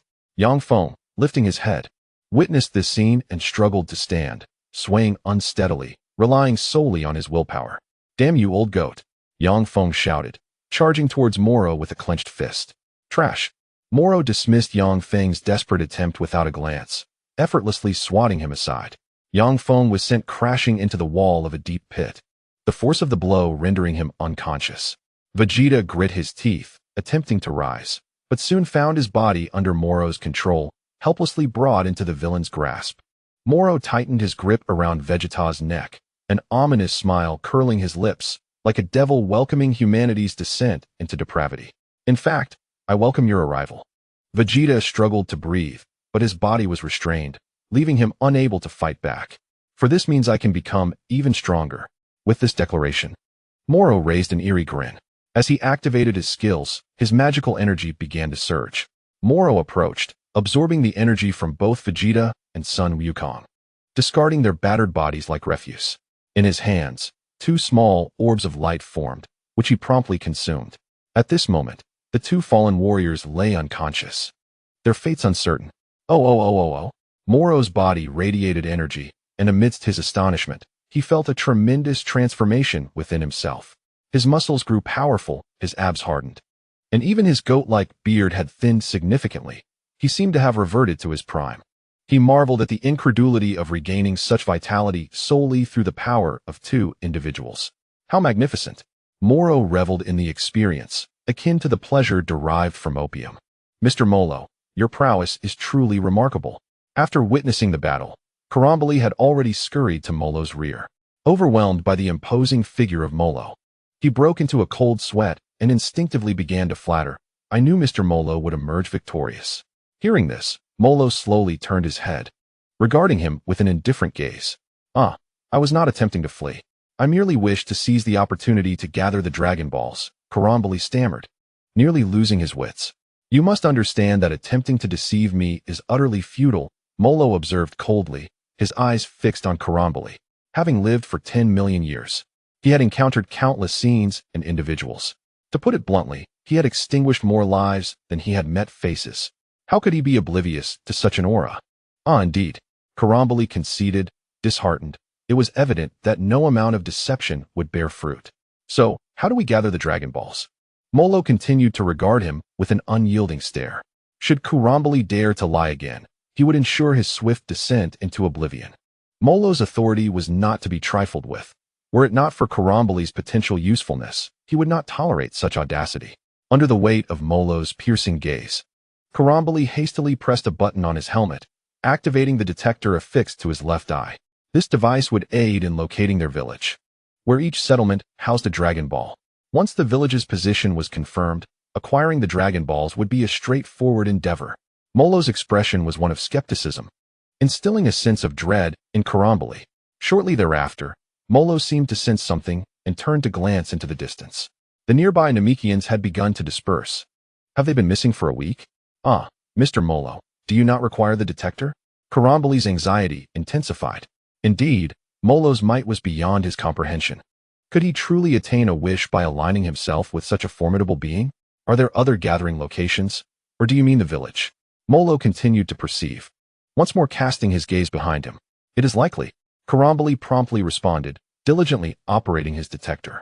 Then we shall proceed to the nearest one, Molo declared, leading the way toward the spacecraft. Karamboli hurriedly followed, eager to comply. The spacecraft gradually ascended. As Karamboli peered outside at the three individuals lying in the vast pit, he cautiously inquired of Molo, by the way, are they deceased? If such powerful beings were vanquished by Molo, just how formidable was he? It seemed his perspective had been too narrow to fathom. The ones drained of energy will perish if left unattended, Molo replied nonchalantly, urging Karamboli onward. Their fates were of no consequence. His focus lay solely on the wish-granting Dragon Balls. Understood, your command. Karamboli quickly responded, as the spacecraft accelerated, streaking through the cosmos. At this moment, Feng slowly regained consciousness, clutching his head, his eyes opening to a fleeting sense of confusion. Soon, he beheld two individuals lying nearby, their fates uncertain. Struggling to his feet, he staggered toward them. Could it be? Sun Wukong and Vegeta, have they perished? How could this be? If they were dead, how would the Dragon Balls continue to function? Yet, as he felt his consciousness begin to fade, he heard hurried footsteps approaching from afar. They are still alive. Quick, Isuka. It was the anxious voice of the elder. All right, came Isuka's response. Upon hearing this, Feng finally sighed in relief, but darkness enveloped him as he collapsed. The vast galaxy resembled the night sky above Earth, adorned with countless stars. Meanwhile, on Earth, Bulma furiously piloted an aircraft, slicing through the heavens like a fleeting comet. It had been a week, an entire week. Bulma's rationality was nearly consumed by her anger. Vegeta and the others had been missing for a week. The tremendous roar startled Satan, who quickly covered Bra's ears. Such a furious Bulma was a rare sight indeed. Satan looked on in astonishment. Hey, Satan. Bulma, taken aback by her own fury, noticed Satan's stunned expression, yet he instinctively replied, yes. Before his shocked gaze, Bulma held up a piece of paper bearing the insignia of the Galactic Patrol, presenting it before him. Those who took Vegeta and the others bore this symbol, correct? Still dazed, Satan nodded absent-mindedly. Yes. There was no mistake. It was indeed the Galactic Patrol. Bulma set the paper down, gritting her teeth as she resumed piloting the aircraft. Where are we headed? Satan finally regained his senses under Bulma's imposing presence, weakly inquiring. Suddenly thrust into the role of caretaker for Bra, he was oblivious to their destination. We are going to my sister's place. Bulma glanced back at him, her anger subsiding somewhat. With her communicator, she could directly contact Jocko. As she spoke, she yanked the throttle, and the aircraft surged forward, skimming low over the sea, creating a long wake. At that moment, Myers' spaceship landed at the Galactic Patrol headquarters. Welcome back, Officer Myers. As the hatch opened, two officers, one tall and one short, stood respectfully outside, bowing to Myers. Thank you for your hard work. I heard that Mr. Majin Buu has awakened? Myers quickly disembarked from the spaceship, eagerly inquiring, is it true? Yes, he just woke up. Where is he now? Myers and Iliku stepped down in succession, with Myers continuing to press for answers. It seemed to be in the cafeteria. Before the tall team member could finish speaking, someone in the distance hurriedly greeted Melis. Melis, over here. Presently, Mr. Majin Buu was consuming an enormous quantity of food, his tone laden with urgency, indicating that the situation was quite dire. Truly, he had never encountered anyone who could eat like Majin Buu. The food supplies at the police headquarters were in jeopardy. I'm on my way. Upon hearing this, Melis promptly quickened his pace. Then, recalling something, he turned to his companion, Iliku, and said, Iliku, we may need to depart for Namek at any moment. Please prepare the spacecraft. Understood. Iliku replied with a respectful salute. Hey, you guys. At this moment, Gak stood at the hatch, boldly shouting toward the shorter team member. He felt that his grand entrance was nothing short of magnificent, exuding an overwhelming presence. He was undoubtedly looking incredibly dashing now. Lock up the Makalini brothers inside the ship. Send them to Galactic Prison. Gak ordered confidently, as if the successful capture was solely his achievement. I was wondering why I hadn't seen Gak. Are you with Melis? The shorter team member, hands on hips, clearly disregarded Gak's command. They were all of the same rank. Why should he take orders from Gak, who was not even a member of Melis's team? Meanwhile, the taller teammate kindly reminded Gak, someone called for you just now. Looking for me. Gak responded with a puzzled expression, seemingly pondering, could it be my mother? Perhaps the birthday card I sent has finally arrived? It's not your mother.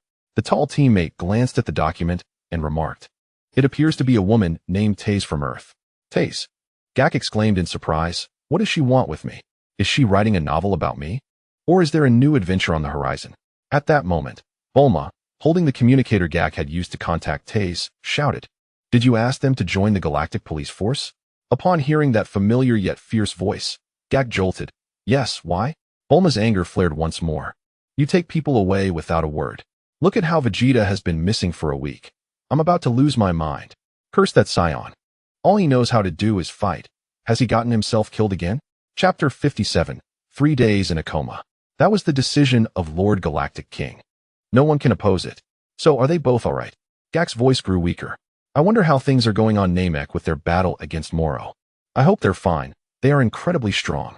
Bulma sat by the coffee table, her furious outbursts contrasting sharply with the tender scene beside her, where Taze cradled Bra. And Satan made faces at Bra. Well, I don't really know, Gak stammered, unable to articulate his thoughts, and could only offer a vague response. Huh? What do you mean you don't know? Bulma shouted in anger. That damned Gak, he's utterly useless at critical moments. She lamented their reckless departure. Utilizing that disruptive instant transmission technique, which would inevitably lead to a prohibition under galactic law. Gak, attempting to divert the conversation, realized he didn't possess much information and was at a loss for words. After all, only Vegeta and his companions remained, and he had returned alone, unaware of any subsequent events. Gak had conveniently crafted a perfect excuse, ignorance. If anything happens to Vegeta, I won't forgive you. Bulma's heart ached with fury at Gak's irresponsibility, leaving her to shout in frustration. On the other end of the line, Gak felt dejected, questioning why he was being blamed when it was clearly Vegeta and the others who had disobeyed orders. Noticing a moment of respite for Bulma, Mr. Satan eagerly whispered, Miss Bulma, could you ask him if Mr. Buu is doing well? Huh, Majin Buu? He's not dead. He just woke up. Gak heard Mr. Satan's voice, and without needing Bulma to relay the message, Mr. Satan visibly relaxed, his hands clasped in prayer, exclaiming, That's wonderful news, Mr. Buu. Come and get us. After a brief silence, Bulma suppressed her anger, as if making a decision. I want to come to your side. The moment Bulma declared this, Gak was left in shock. Faced with the possibility of the universe's destruction, she insisted on witnessing the being known as Moro before her demise. Her words were undeniably reckless, rendering Gak speechless. Gak abruptly yanked the communication line, exclaiming, I'm sorry, the signal has suddenly been throttled. I can't hear you well. It seems I've exceeded my data limit this month. We'll talk later. Goodbye. He offered Bulma no chance to respond, severing the connection. Wait. Bulma's voice trailed off as the line disconnected, replaced by a busy signal. In a fit of rage, she removed the communicator, grinding her teeth as she pounded the table, cursing, what throttling? That damn Gak, I won't let you off easily. She was furious, questioning if that woman treated the Galactic Patrol as a mere taxi service. Gak stared at the unplugged line, utterly speechless. Bulma certainly shows no politeness when giving orders. He mused, reflecting on his role as a Galactic Patrol officer, a genius responsible for overseeing 3 regions. Just then, Eliku rushed in from the door, addressing Gak. What is the matter, Eliku? Gak, straightening the phone line, looked at Eliku. The Kazaya team near Namek has just sent word that they have detected life signals from Mr. Goku, Mr. Vegeta, and Mr. Feng. Eliku shared the good news. Oh, they're still alive? With a tone that suggested he had long anticipated this, Jack contemplated briefly and decided to inform Bulma. After all, this could be considered a means to avert the worst outcome. Eliku reflected on his fortunate survival. Otherwise, disobedience might have cost him his life, a truly tragic fate. At that moment, within a circular chamber on Namek, Feng was the first to awaken under the urgent care of Eska. His injuries were the least severe, having been spared from energy absorption by Moro due to the interruption caused by Kuran's Barry's appearance. It was also conceivable that Moro deemed his energy unworthy, a notion Feng would never concede. Observing Goku and Vegeta still lying on stone beds, their faces contorted in agony, Feng looked on with concern and then inquired of the elder, how are Goku and the others? They are saved, thanks to Eska. The elder replied, his expression grave. He had not anticipated that their adversary, Moro, would prove to be so formidable, nearly bringing Goku and Vegeta to their demise. And what of Moro? Where is he now? What is he doing? Feng noticed the elder's troubled demeanor and pressed further. How long have I been unconscious? Moro had mentioned seeking the Dragon Balls. Has he already gone after other Namekians? Has he gathered any Dragon Balls? Has he spared those people? Feng was beset with queries. Eska, glancing at Feng, who was laboriously sitting up, spoke with a somber tone. 3 days have passed. Feng's eyes widened in disbelief. What? He merely knocked me out. How could I have been unconscious for 3 days? The elder pursed his lips, suppressing his inner fury and sorrow. 3 villages have already been attacked. He is likely en route to the village of Elder Zubri. What? Feng responded with grave seriousness. So they have already seized 3 Dragon Balls? Indeed. The villagers could not protect the Dragon Balls and were slaughtered, the elder lamented, despair evident in his voice. Feng struggled to sit upright, but the sharp pain in his abdomen compelled him to clutch it, stifling a groan. We must find a way to evacuate the other villagers. He must be tracking the energy signatures of Namekians to locate the Dragon Balls. After having watched countless episodes of Dragon Ball, Feng thought it was only natural to deduce the situation. Disregarding the narrative implications, he resolved to rise from the stone bed. Although these individuals were not earthlings like himself, they were still lives worth saving, and moreover, they were of Piccolo's kin. As a devoted Dragon Ball fan, he could not idly witness these people lose their lives in vain. Protecting the Dragon Balls? Were their lives not more valuable than mere orbs? Feng glared at the elder, incredulous at the line of reasoning. Chapter 58. Gathering the Dragon Balls to guard the Dragon Balls. Only to be killed by Moro in the end? In the end, was it not the demon Moro who seized the Dragon Balls? Feng's pallid complexion flushed slightly with anger. I understand now. The Grand Elder remained silent for a considerable time, weary in both body and spirit, before departing. I will notify them to vacate the village and scatter. Feng clutched his painfully aching abdomen, despite his words. It was certain that at least one Namekian would remain behind to safeguard the Dragon Balls. Therefore, it was inevitable that someone would have to make a sacrifice. That damn Moro. Iskar, terrified, appeared ashen. It was truly a struggle for Feng to rise. Although he was the least injured among Sun Wukong and his companions, his condition was still relative, for he had been unconscious for 3 days. Just as Iskar was about to urge Yang Feng to return to bed, the ground suddenly trembled. Everyone felt it, their faces displaying shock and profound anger. The Namekian clutching the Dragon Balls trembled, his complexion paling further. Was it Moro? Yang Feng closed his eyes, reaching out with his senses. Once again, he perceived the aura of battle emanating from that direction, and the Grand Elder wore a visage of profound sorrow. More Namekians were beginning to perish due to Moro's rampage. Yang Feng clenched his fists tightly. What should I do? What can I do? System, what should I do? Yang Feng was infuriated, his fists clenched in frustration, lamenting his current impotence. Suddenly, the screen flickered to life with a caption. Are you an idiot, host? Do you not possess 100 senzu beans? Staring at the words on the screen, Yang Feng was taken aback, then broke into a broad smile. Indeed, was he not in possession of senzu beans? How could he have been so blind to this? As for the system's remark, he chose to disregard it. He was a man of gravitas. He promptly retrieved a small cloth pouch and extracted some senzu beans, quickly consuming one. As he chewed and swallowed, he soon felt his energy surge back to its peak. Quick, Iskar, give those 2 senzu beans to them as well. Yang Feng urged hastily. He then closed his eyes, focusing on locating Moro, placing his finger on his forehead in an attempt to teleport. He could not allow any more Namekians to perish. At that moment, the land in the distance trembled violently, as Moro's planetary energy blazed like a colossal wall of fire. A Namekian, under Moro's control, desperately grasped at his collar, striving to break free from the demon's grip, but to no avail. Elder Zaburi stood at the forefront, flanked by the Namekian populace, as they watched helplessly while Moro hurled the controlled Namekian into the inferno. In the blink of an eye, Tanichi's form was consumed, reduced to ash. Tanichi! Elder Zaburi's voice trembled with despair. At this moment, the flames encircled Elder Zubri's village like a ring, with the fractured exit lying just behind Moro, visible yet unattainable. You scoundrel! Elder Zubri cried out in fury, helplessly witnessing Moro slay his kin before him. Ha ha ha! Moro laughed heartlessly, the village engulfed in flames.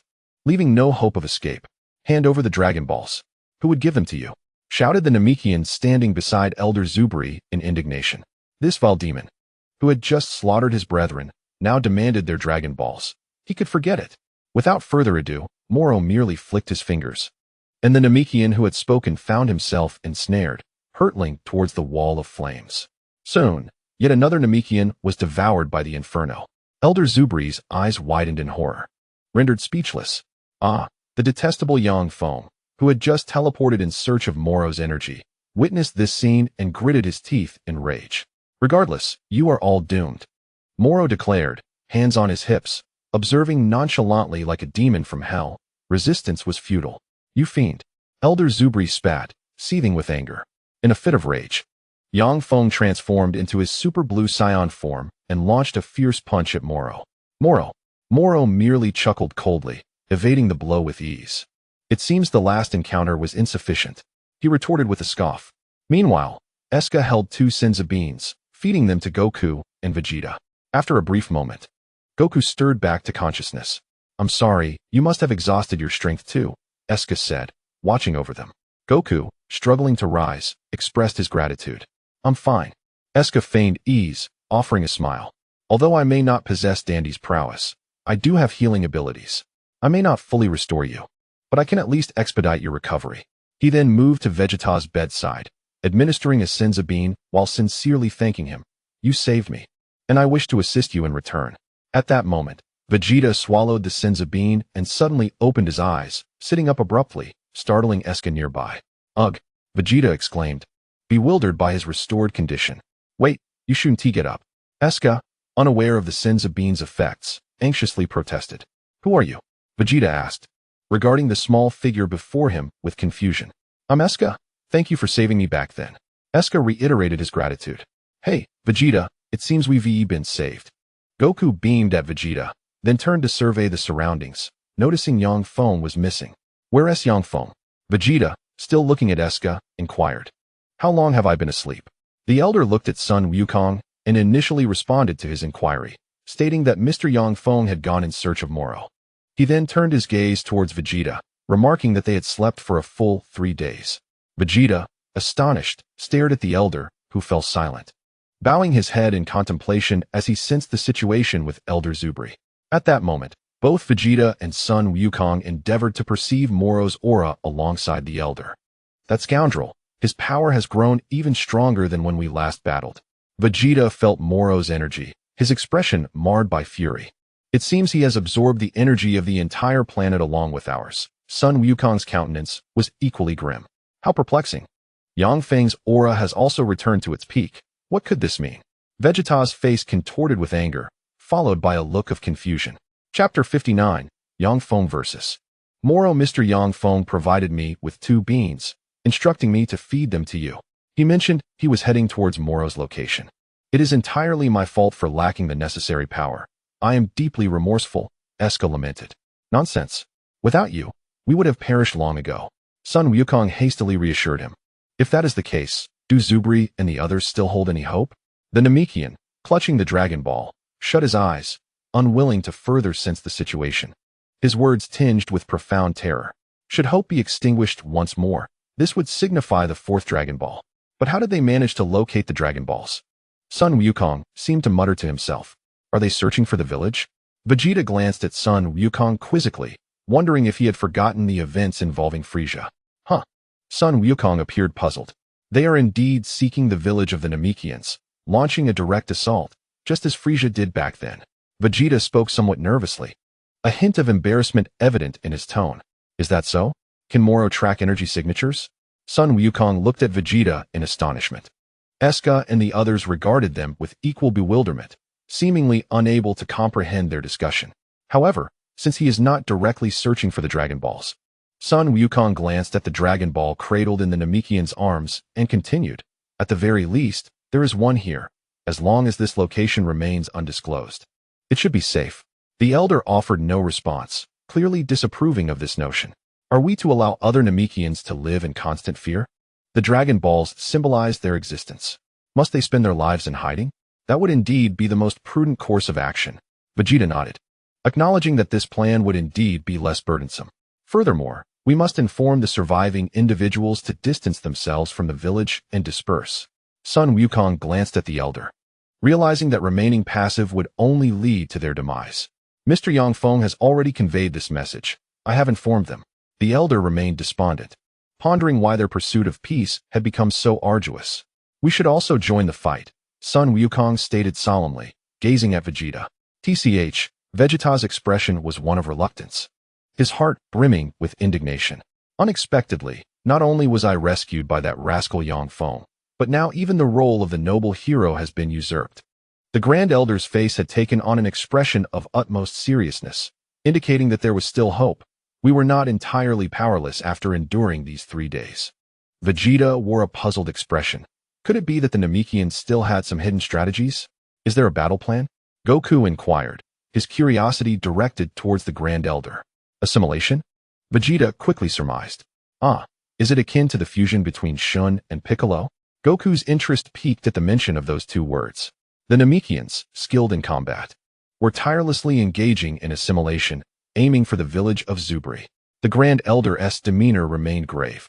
At that moment, dozens of Namekians were swiftly flying towards the village where Elder Zubri resided.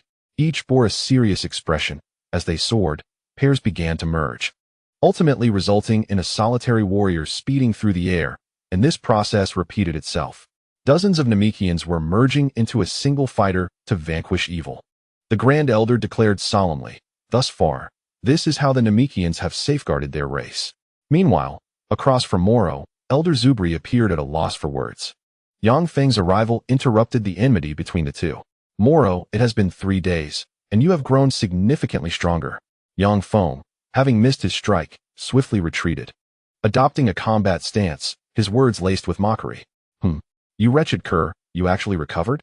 How did you manage that? Moro gazed at Yang Feng's Super Saiyan form in astonishment.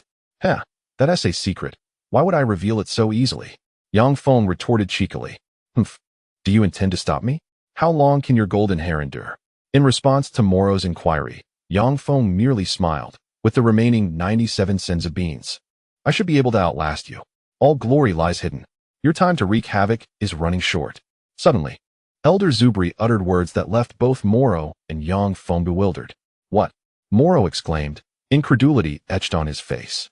With disdain, he pointed at Yang Feng and questioned Zubri. What do you mean? Is it merely because of him? The savior of Namek was about to make his appearance. Elder Zubri disregarded Yang Feng, for he did not recognize him. And his pride was soon to arrive. You have no escape. Yang Feng exclaimed. No. Why are you not adhering to the script? Could you not allow me to make a grand entrance and show off a bit? As he spoke, an increasing number of Namekian warriors continued to assimilate in the distance, until only two remained, merging into one. With swift flight, this newly formed warrior drew closer to Moro's location. Come forth, our savior. Let him witness the pride of the Namekians. Elder Zubri bellowed in a dramatic fashion. The detector of Koranberry emitted a continuous series of beeps, prompting him to turn in astonishment, whereupon he beheld a Namekian rapidly approaching through the air. It's here, Zubri exclaimed with excitement, watching as the swiftly advancing figure drew near. Dozens of assimilated Namekian warriors brandished their fists, arriving before Moro in the blink of an eye. Huh! With a thunderous roar, the Namekian shouted angrily. Yet Moro merely executed a delicate hand chop, aiming to pierce the Namekian's body, delivering a chilling blow. Yang Feng sensed the pride Zubri had spoken of and chuckled. What the hell? He then executed another instantaneous move, rescuing the individual just in time. Witnessing this abrupt and dramatic turn of events, Zubri fell into a state of shock, struggling to comprehend. Could this individual truly be the savior? A sinister smile crept across Moro's lips as he grasped the severed arm of a Namekian warrior, his voice dripping with derision. Though Yang Feng's speed was remarkable, Moro was not to be underestimated. While he had saved the person, he had also severed an arm. Yang Feng gazed helplessly at the fallen Namekian warrior he had inadvertently sent crashing to the ground. Was this arrival merely for comic relief? Amid the anguished cries of the Namekian warrior, Zubri and the elders stood in stunned silence, their mouths agape, as if dislocated, muttering apologies. Moro disdainfully discarded the severed limb, wiping the blood from his hands as he cast a cold glance at Yang Feng. Chapter 60. Only one Dragon Ball remains. You scoundrel, why must you ruin my plans? Is the lesson I imparted not sufficient? Perhaps I should have absorbed your energy back then, ensuring your demise sooner. Moro glared at Yang Feng with a look of revulsion. His expression twisted in rage, resembling a demon from the depths of hell. Yang Feng found himself at a loss for words, pondering why maintaining his facade was so challenging. Was it because he was merely a supporting character, not the protagonist? With no retort forthcoming, Yang Feng resolved to focus on eliminating Moro, channeling his energy as he launched another punch toward him. Despite Yang Feng's relentless assaults, Moro remained unfazed, skillfully evading each strike, causing Yang Feng's efforts to miss their mark entirely. With a primal yell, Yang Feng unleashed all of his energy, his aura surging dramatically as he transitioned from Super Saiyan 1 to Super Saiyan 2. Yet, despite this transformation, Moro danced around him like an agile goat, effortlessly dodging Yang Feng's motions. Even in the state of Super Saiyan 2, Yang Feng found himself at an impasse. Their fists collided, and as a result of the momentum, Yang Feng was sent skidding backward for several dozen meters. He raised his head and swiftly consumed a senzu bean. After swallowing, he stood up once more, unleashing another deafening roar. His state transformed once again into the super blue form. As the corners of Moro's mouth curled into a smirk, a subtle flick of his fingers caused the small mound beneath Yang Feng's feet to rise. With the emergence of planetary energy, Yang Feng leaped backward, while the energy manifested as a walking flame, forming a wall of fire that enveloped him completely. Yang Feng sprang upward with a sudden force. Yet Moro seemed to have anticipated this move. With a swift wave of his arm, an additional layer of flames erupted around Yang Feng, charging toward him in the air. With a swift motion, Yang Feng's silver eyes darted, and he instantly transported himself to face Moro directly, landing a powerful punch squarely on his face. A cold smile graced Yang Feng's lips as he reveled in the moment. The force of the blow sent Moro flying backward, and he spat in anger, raising both hands as the ground trembled once more. You seek your own demise, Moro bellowed furiously. At that moment, Yang Feng's transformation abruptly reverted, restoring his Saiyan form. Clenching his teeth in frustration, he glared at Moro, realizing that despite the brief skirmish, his energy had been drained to the point of failing to maintain his form. He had underestimated Moro's formidable power, having only pretended to be strong for a fleeting moment. Observing the immense flames converging around the village, Yang Feng gritted his teeth and instantaneously transported himself to Zubri's side, taking hold of him before teleporting once more. Meanwhile, the Great Elder sensed the fading energy of the Namekian warriors, along with the disappearance of many others, leaving him to collapse to the ground in despair. Why? Why is this happening?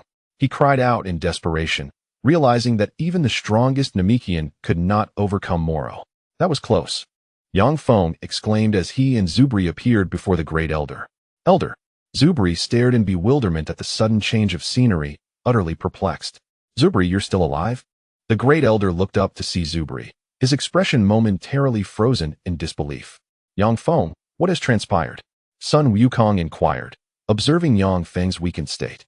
With a sigh, Yang Feng swallowed a Sinza bean before replying. Moro has grown even stronger. Even after consuming this bean, I can hardly sustain my form in battle against him. Vegeta listened in solemn silence. In the village where Elder Zubri resided, the remnants of the Namekians had been reduced to ashes in an instant due to the recent fiery assault, leaving the village in ruins. Hirambelli rummaged through the debris, muttering, "Damn it, where could they be hiding? How did those guys perish so quickly? They couldn't withstand even a moment. Just tell me where the Dragon Balls are before you die." Listening to Hirambelli's complaints, Moro sensed that Yang Feng's energy had concealed itself. He gazed skyward in exasperation. After a moment of contemplation, he directed his attention to a location that still resembled a house. "Search that dilapidated little shack over there, Hirambelli," Moro commanded. Huh. Although Karanbari did not fully comprehend, he obediently entered the dilapidated house indicated by Moro. Soon after, he emerged with the Dragon Ball in hand. Curiously, Karanbari gazed at Moro, inquiring how he knew. "Humph." Moro replied with a haughty snort. "Can you even sense the Dragon Balls?" Karanbari exclaimed, astonished as he held the Dragon Ball. Truly, Moro was remarkable. Moro remained silent, disregarding him, and then, after a moment of sensing his surroundings, calmly announced, "Found it." He turned his head in a certain direction, a smirk gracing his lips. "Next is over there. Let us go, Karanbari." Meanwhile, at the goddess temple on Earth, Dandy sensed a profound silence emanating from the distant Namek. Even Bobo looked at Dandy with confusion. "What is wrong, Lord God?" Bobo finally couldn't contain his curiosity and asked. "It seems something unfortunate has transpired in my homeland," Dandy replied, gazing up at the distant sky as if peering into his faraway home. "Do you feel it too?" Suddenly, Piccolo approached him with a serious expression. "Mr. Piccolo?" Dandy was taken aback by Piccolo's sudden appearance. "Since a few days ago, the energies of Goku and Vegeta have vanished from Earth," Piccolo stated, stepping closer to Dandy. "Perhaps they have gone to Namek." "What?" Dandy exclaimed, realizing he and T noticed that Goku and the others' energies had disappeared for several days. "Is something amiss?" Piccolo murmured to himself, his words laced with concern. On Namek, a Namekian was desperately fleeing while clutching a bundle, soon overshadowed by a massive dark figure. He looked up to see Moro's spaceship. Leaning his chin on his hand, Moro languidly gazed out the window, with 6 Dragon Balls already at his feet. "Mr. Moro is truly impressive, acquiring so many at once." Karanbari, piloting the spaceship, glanced back at the Dragon Balls, then at Moro, flattering him. Finally, Moro extended his finger, closed his eyes to concentrate, and then addressed Karanbari. "Nearby the initial landing site is the Dragon Ball hidden by the villagers." "Understood." Karanbari quickly adjusted the spaceship's course toward the Elder S location. Chapter 61. Task Reward. White God. At that moment, Goku, Vegeta, and Yang Feng, clad in tattered garments, sat on a stone bed, exchanging heavy glances amidst a somber atmosphere. The Elder approached them with their newly made clothes to divert their attention. "Here are your outfits." 2 elders held up 3 garments. "Haha, it's simply perfect," Goku exclaimed joyfully, rising to take the clothes from the Elder. "Actually, that emblem is unnecessary." Vegeta grumbled upon receiving his outfit from Zaburi, his displeasure evident at the sight of the team insignia. Yang Feng swiftly donned his garments, an act that felt oddly embarrassing when compared to their shared experience of undressing. Sun Wukong clenched his hands and inquired of Yang Feng, "How many fairy beans do you possess?" Before Yang Feng could respond, Vegeta abruptly exclaimed, "Hey, Kakarot, what is this?" Sun Wukong sensed a shift and turned to observe a change in the direction of Moro's movements. Yang Feng furrowed his brow, his expression growing grave. The three stood, gazing intently at the wall, while the elder looked on in confusion, wondering what was amiss. Is something happening? He pondered. There was no mistaking it. Moro was heading straight toward them. Sun Wukong's demeanor became even more serious. What? Zibuli's hands trembled incessantly. Is he the terrifying demon? Has that dreadful demon come this way? Has he sensed our presence? In that moment, the elder appeared to age several years, hunching over and sighing quietly. No, it cannot be. Sun Wukong reassured himself as he sensed the surrounding aura. If that were the case, there would still be other survivors nearby. Vegeta, seemingly struck by a thought, gritted his teeth and spoke. Can he directly sense the Dragon Balls now? Yang Feng glanced at a nearby star Dragon Ball, his expression inscrutable. This Moro truly possesses the capacity to surprise us at any moment. How could this be? The elder and the others shared looks of astonishment. If that is the case, has this location already been compromised? Once fully attired, Sun Wukong adjusted his attire and strode to the door, turning to the elder and the others, saying, "You should remain hidden." The elder gazed at Sun Wukong in disbelief, asking, "What do you plan to do?" "We can only confront him," Sun Wukong declared as he exited the room. "Mr. Wukong," the elder suddenly called out, attempting to dissuade him. "Even if you regain your strength, Moro has grown even stronger." The elder's concern for their safety was palpable, uncertain whether they would be fortunate enough to survive this encounter. Sun Wukong hesitated for a moment, but resolutely stepped through the door. Following him closely, Vegeta suddenly spoke, as if recalling a memory. "What is it?" "In the past, I killed those Namekians. What do you think of that now?" Vegeta's gaze deepened, a flicker of regret passing through. The elder remained silent for a long time. And just as Vegeta was beginning to lose hope for a response, he slowly began to speak. "Are you referring to the attack on Village Xeno? We have not forgotten." "Do you not hate me?" Vegeta asked, turning to the elder in surprise. "Hate only serves as the catalyst for conflict. The Namekians are not a foolish race." The tone of the Grand Elder was imbued with an indescribable weight. "Is that so?" Vegeta shrugged. "All we desire is to preserve the peace of Namek, nothing more." The Grand Elder lifted his gaze towards Vegeta's figure. Vegeta chose not to utter another word and exited the room, leaping to join Goku, who stood atop a mountain. Yang Feng remained rooted in place, a look of incredulity on his face as he observed Vegeta's ostentation. He shook his head and retrieved a communicator from his pocket, uttering a few phrases. Shortly thereafter, he followed suit, regarding the two figures standing against the wind on the mountaintop. He sighed deeply, pondering why the protagonists exuded an inexplicable charisma while he felt utterly inadequate.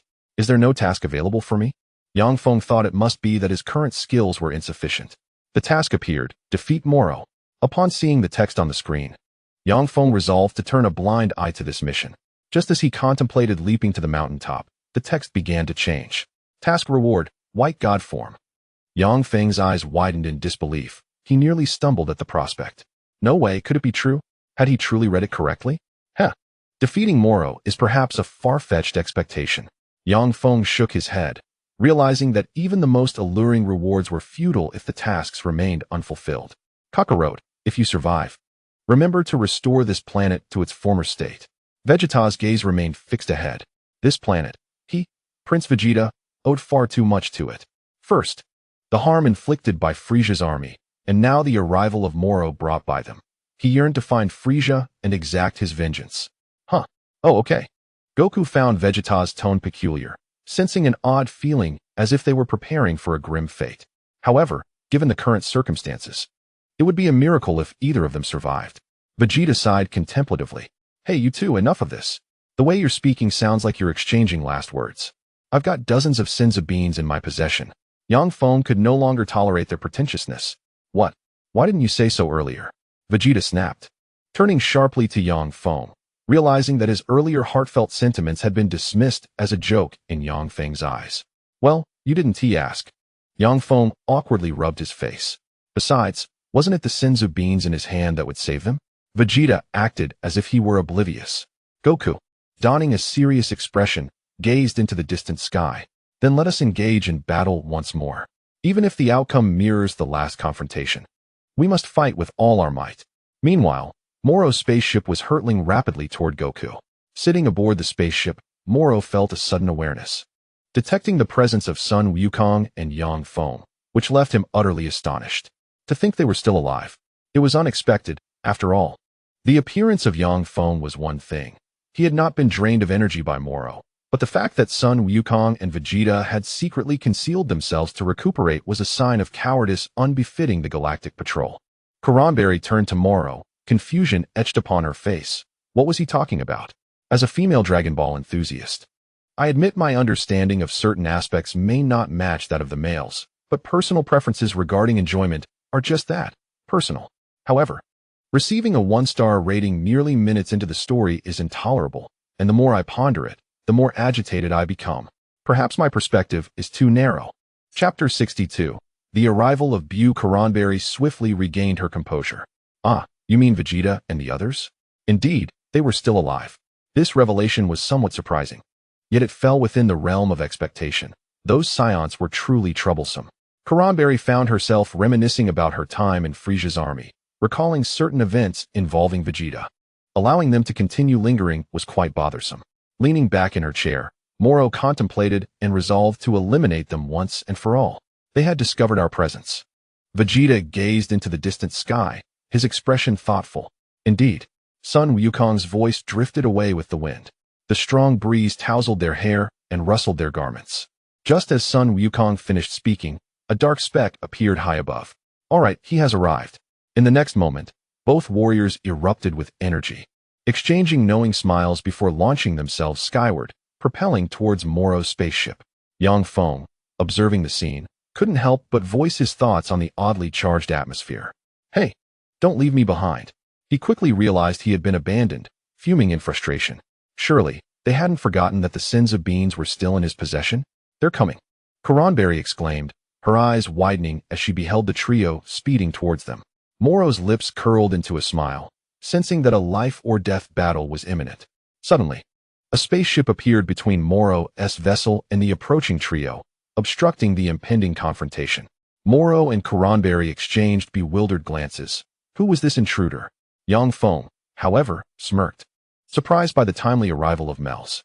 Iliku piloted the spaceship as Mels stepped onto its surface with an air of confidence, brandishing a weapon with poise.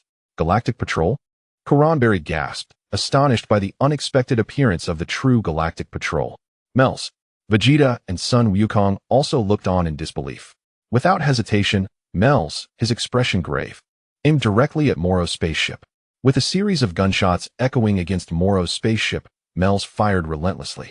Amidst the anguished screams of Karamberry, the vessel plummeted toward the ground. As the Earth drew ever closer, Karamberry's cries grew more frantic. Suddenly, from the rapidly descending craft, a figure shot upwards. Moro. Iliku team, ascend. Mels commanded through his communicator. Understood. Mel's spaceship surged upward, following Moro's ascent. Moro glanced down at Mels, who stood atop the spacecraft. A wicked grin spreading across his face as he unleashed a barrage of energy blasts. Mels deftly leaped, activating his boot's propulsion system, swiftly evading the onslaught of Moro's attacks. Wow, Mels is impressive, Sun Wukong exclaimed, brimming with excitement. Vegeta, equally captivated, mused that Mels was slightly more formidable than he had anticipated. When Mels reached the same altitude as Moro, he raised his wrist, activating the watch-like launcher attached to it. Moro, bewildered, wondered what this strange contraption was. Before he could react, a sphere of energy enveloped him. Having spent so long in prison, he was no longer attuned to the advancements of modern science. What is this? He gasped, struggling desperately against the energy that ensnared him. Mels then tilted his body downward, redirecting his jetpack to propel him upward, dragging Moro down toward the ground. In the stunned gaze of the onlookers, Mels landed firmly while Moro crashed violently, stirring up a cloud of dust. Furious, Moro raised his head, glaring at Mels. Ah!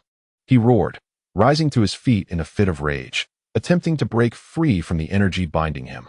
Yet, despite his frantic struggles, he remained ensnared. This is a specialized capture device developed by our team for your apprehension, Mels declared, a serious note in his tone, though his actions were somewhat comical as he struggled against Moro's resistance, much like a tug-of-war. It seems it's not so easy to break free after all. Yang Feng taunted from the sidelines. Damn you, Galactic Patrol. Moro shot a furious glare at Mels. Mels, Sun Wukong called out as he, Vegeta, and Yang Feng descended behind him. Mr. Wukong, Mr. Vegeta, and Mr. Yang Feng, It's wonderful to see you all safe, Mel's exclaimed, clearly relieved at their well-being. The spaceship of Moro crashed into a nearby pit, and Karambari, still inside, struggled to rise and gazed at the surroundings. What?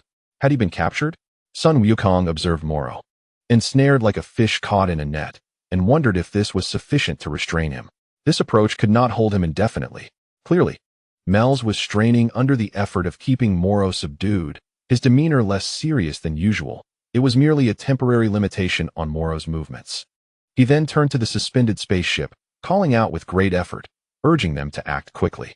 Moro ceased his struggles, curious to see what new trick Mel's would devise. The spaceship swiftly descended above them, casting a shadow over their figures. Huh? What? Sun Wukong tilted his head in confusion, pointing upwards and inquiring of Mel's if anyone was aboard. Gak, please come down quickly. If you don't hurry, he will break free, Mel shouted in urgency, having received no response from the ship. Soon, Gak's anxious voice echoed from within the spaceship. Hey, hurry up. It's your turn. Frustrated, Gak seemed to be pushing something forward, letting out an irritated grunt. The hatch swung open abruptly, and Gak leapt out, pushing a spherical object ahead of him. At that moment, he realized he was still suspended in midair, the unfamiliar sensation eliciting a startled cry from him. Consequently, Gak plummeted rapidly, crashing to the ground with the unidentified object landing atop him. Now, everyone could see clearly. It was Majin Buu, under the weight of the rotund Buu. Gak struggled with great difficulty. The onlookers were first taken aback, followed by a sense of incredulity, shocked by Buu's sudden appearance and bemused by Gak's clumsy antics. Isn't that Buu? Sun Wukong exclaimed in disbelief. What are you doing bringing him here, Gak? As Gak emerged from beneath Buu, he looked up at Sun Wukong with a puzzled expression. Ignoring Sun Wukong, Gak continued his struggle to free himself from Buu's bulk. While grappling with the situation, he attempted to rouse Buu, exclaiming, Hey, wake up. Open your eyes. Finally, through sheer determination, he managed to crawl out and stood, pushing against Buu's form. Looking sheepishly at Sun Wukong, he explained, wasn't he just awake? Now it seems he's experiencing motion sickness. Yang Feng observed in utter disbelief. Motion sickness? Shouldn't it be seasickness? Are you a monkey sent to amuse us? As Gak realized he could not rouse Buu, he angrily shook his fist at the spaceship overhead, attempting to shift the blame. Iliku, it's all your fault for piloting so unsteadily. Apologies, came a meek voice from within the spaceship belonging to Iliku. Enough already. Your talent for deflecting blame is truly remarkable. Yang Feng could no longer bear to witness Gak's antics. Just as Jack was about to retort, Buu suddenly sat up, taking a deep breath. Wonderful, you are awake, Jack exclaimed, observing Buu, who was unsteadily rising. Without a moment's hesitation to argue with Yang Feng, he commanded Buu, quickly, seal that fellow, the one called Moro. Upon hearing this, Vegeta swiftly turned his gaze towards Meru's, questioning whether the memories of the Supreme Kai had awakened within Buu.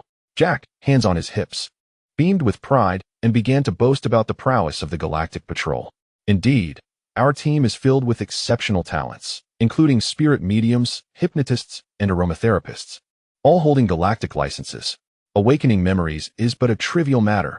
The newly awakened Buu wobbled toward the opposite direction, and as soon as Jack finished speaking, he rushed forward to grab him, shouting, Fool! Not that way, Moro is over here. Buu, confused and still half asleep, turned around, uttering Moro? Sighing helplessly. Yang Feng lamented the unpredictable nature of the unfolding events, wishing fervently for a divine perspective. System, I desire to know the deeds of Moro, he thought, not truly expecting the system to provide any useful information. Suddenly, the screen illuminated, displaying a lengthy string of text. He attacked 3 villages and absconded with the Dragon Balls.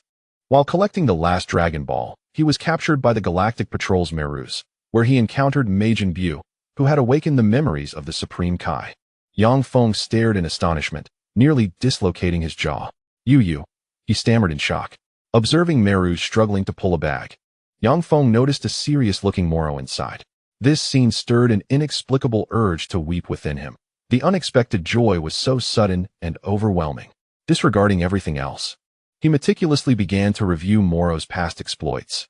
The atmosphere fell silent as Buu and Moro exchanged glances. Suddenly, Buu spoke. I remember. Moro, however, had yet to recognize Buu. For the current appearance of Buu differed somewhat from the Supreme Kai, whom he despised, though they shared a common trait: plumpness. He was a villain I captured in the past. As he gazed long enough at the somewhat familiar round face, Moro vaguely recalled that individual but remained puzzled. Could you be the Supreme Kai? The mere utterance of the name left Moro in shock, still struggling to believe that the person before him could be the Supreme Kai. Wait a moment, why are you still alive? I have survived for 10 million years due to my magical power, but how can the Supreme Kai endure for so long? Hasn't he exhausted his energy, leaving him weak and near death? The sight of that goat-faced Buu incited a tempest of fury within Moro, smoke seemingly rising from his head. The memories of countless friends lost to this fiend surged forth, and he grappled with the uncertainty of whether the figure before him was indeed the Supreme Kai of the universe. As Buu spoke, Moro was reminded of the 1,000 millennia he spent imprisoned, a consequence of being the Supreme Kai, and the veins on his forehead throbbed with rage. The sight of his nemesis stirred a deep animosity within him. With a primal roar, Moro unleashed his fury into the heavens, his aura intensifying with each passing moment. This was a dire situation. He felt he was on the verge of losing control. Mel's clutched the capturing device tightly, perplexed by Moro's overwhelming ire towards Buu. However, if this continued, the device would surely be rendered useless. As Moro's anger crescendoed, he extended his hands, shattering the energy that bound him. Mel stared in disbelief. This was their latest technological marvel. The sheer force of Moro's aura astonished everyone present. Jack stumbled backward in shock, nearly toppling over, only to be steadied by Feng, who rolled his eyes in exasperation.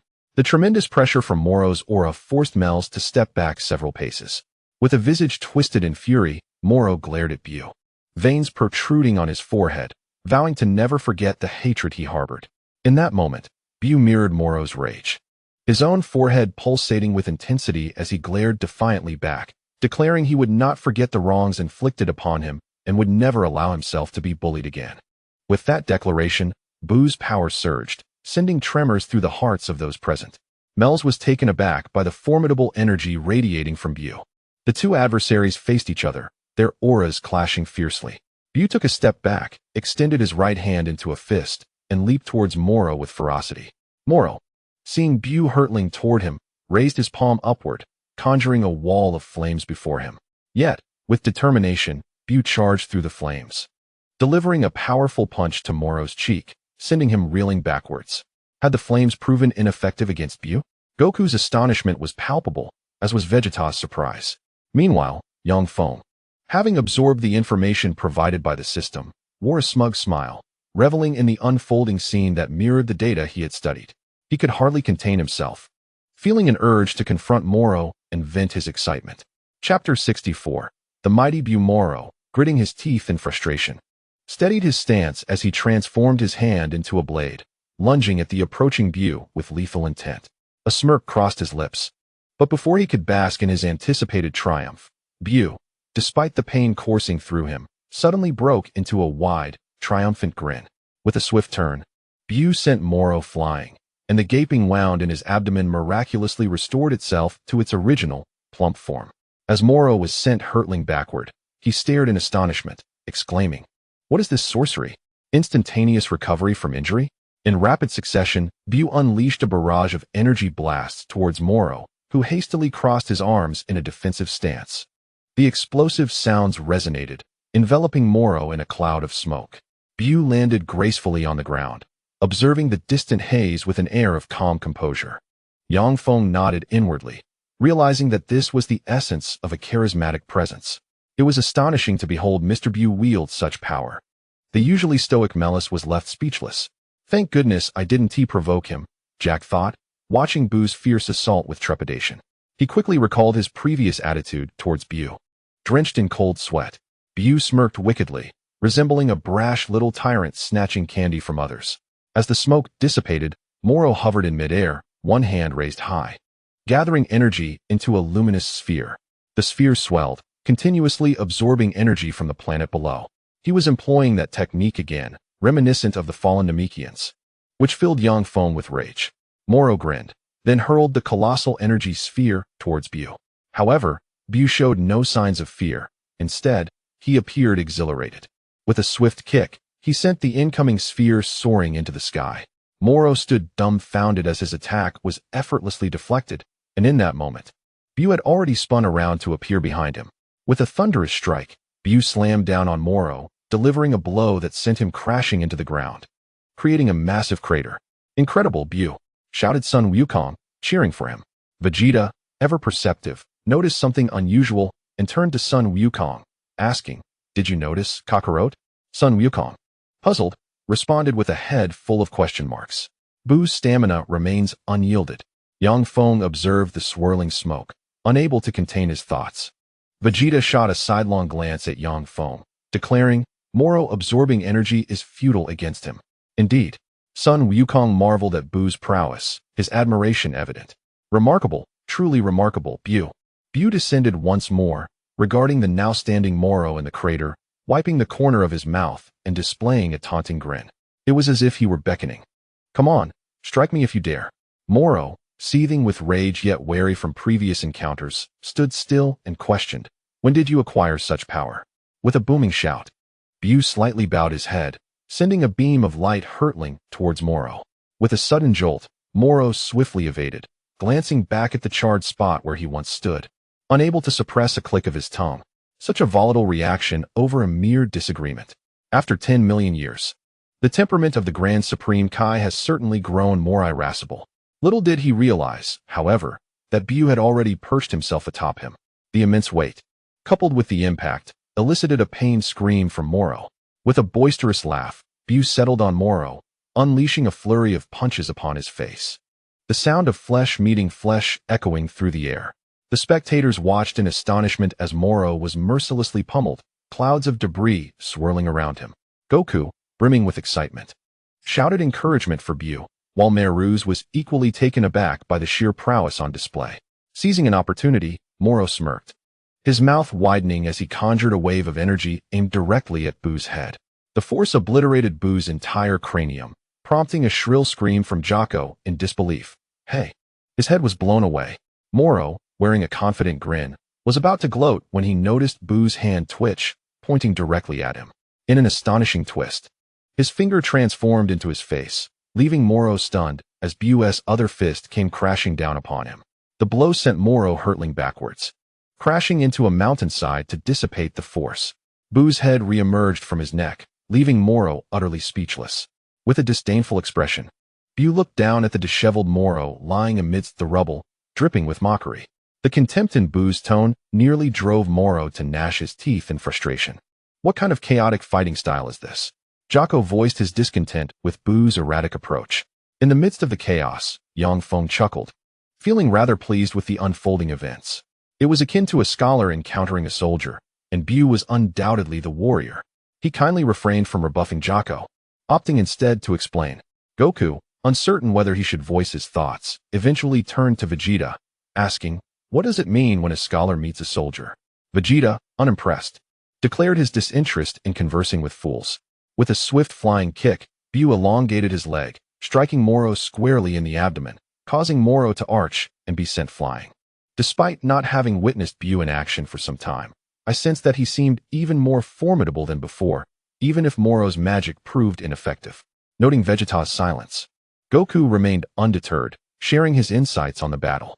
Yang Feng nodded in agreement, acknowledging that while Goku often appeared as a naive simpleton in daily life, his combat prowess was undeniably exceptional. "Is that so?" Mel's gazed at Goku in perplexity, articulating his thoughts that perhaps the awakening of memories had simultaneously liberated latent abilities. However, he swiftly dismissed his own notion, yet it truly surpassed his expectations. As Mel spoke, his attention shifted to the battlefield, where Bu was whimsically spinning Moro around by his foot. Soon, Bu released his grip, and Moro's body collided violently with a distant mountainside, sending clouds of dust and debris into the air as boulders tumbled down. Embedded in the mountainside, Moro gritted his teeth in fury, exclaiming, "Is this how you treat me? Like a mere plaything?"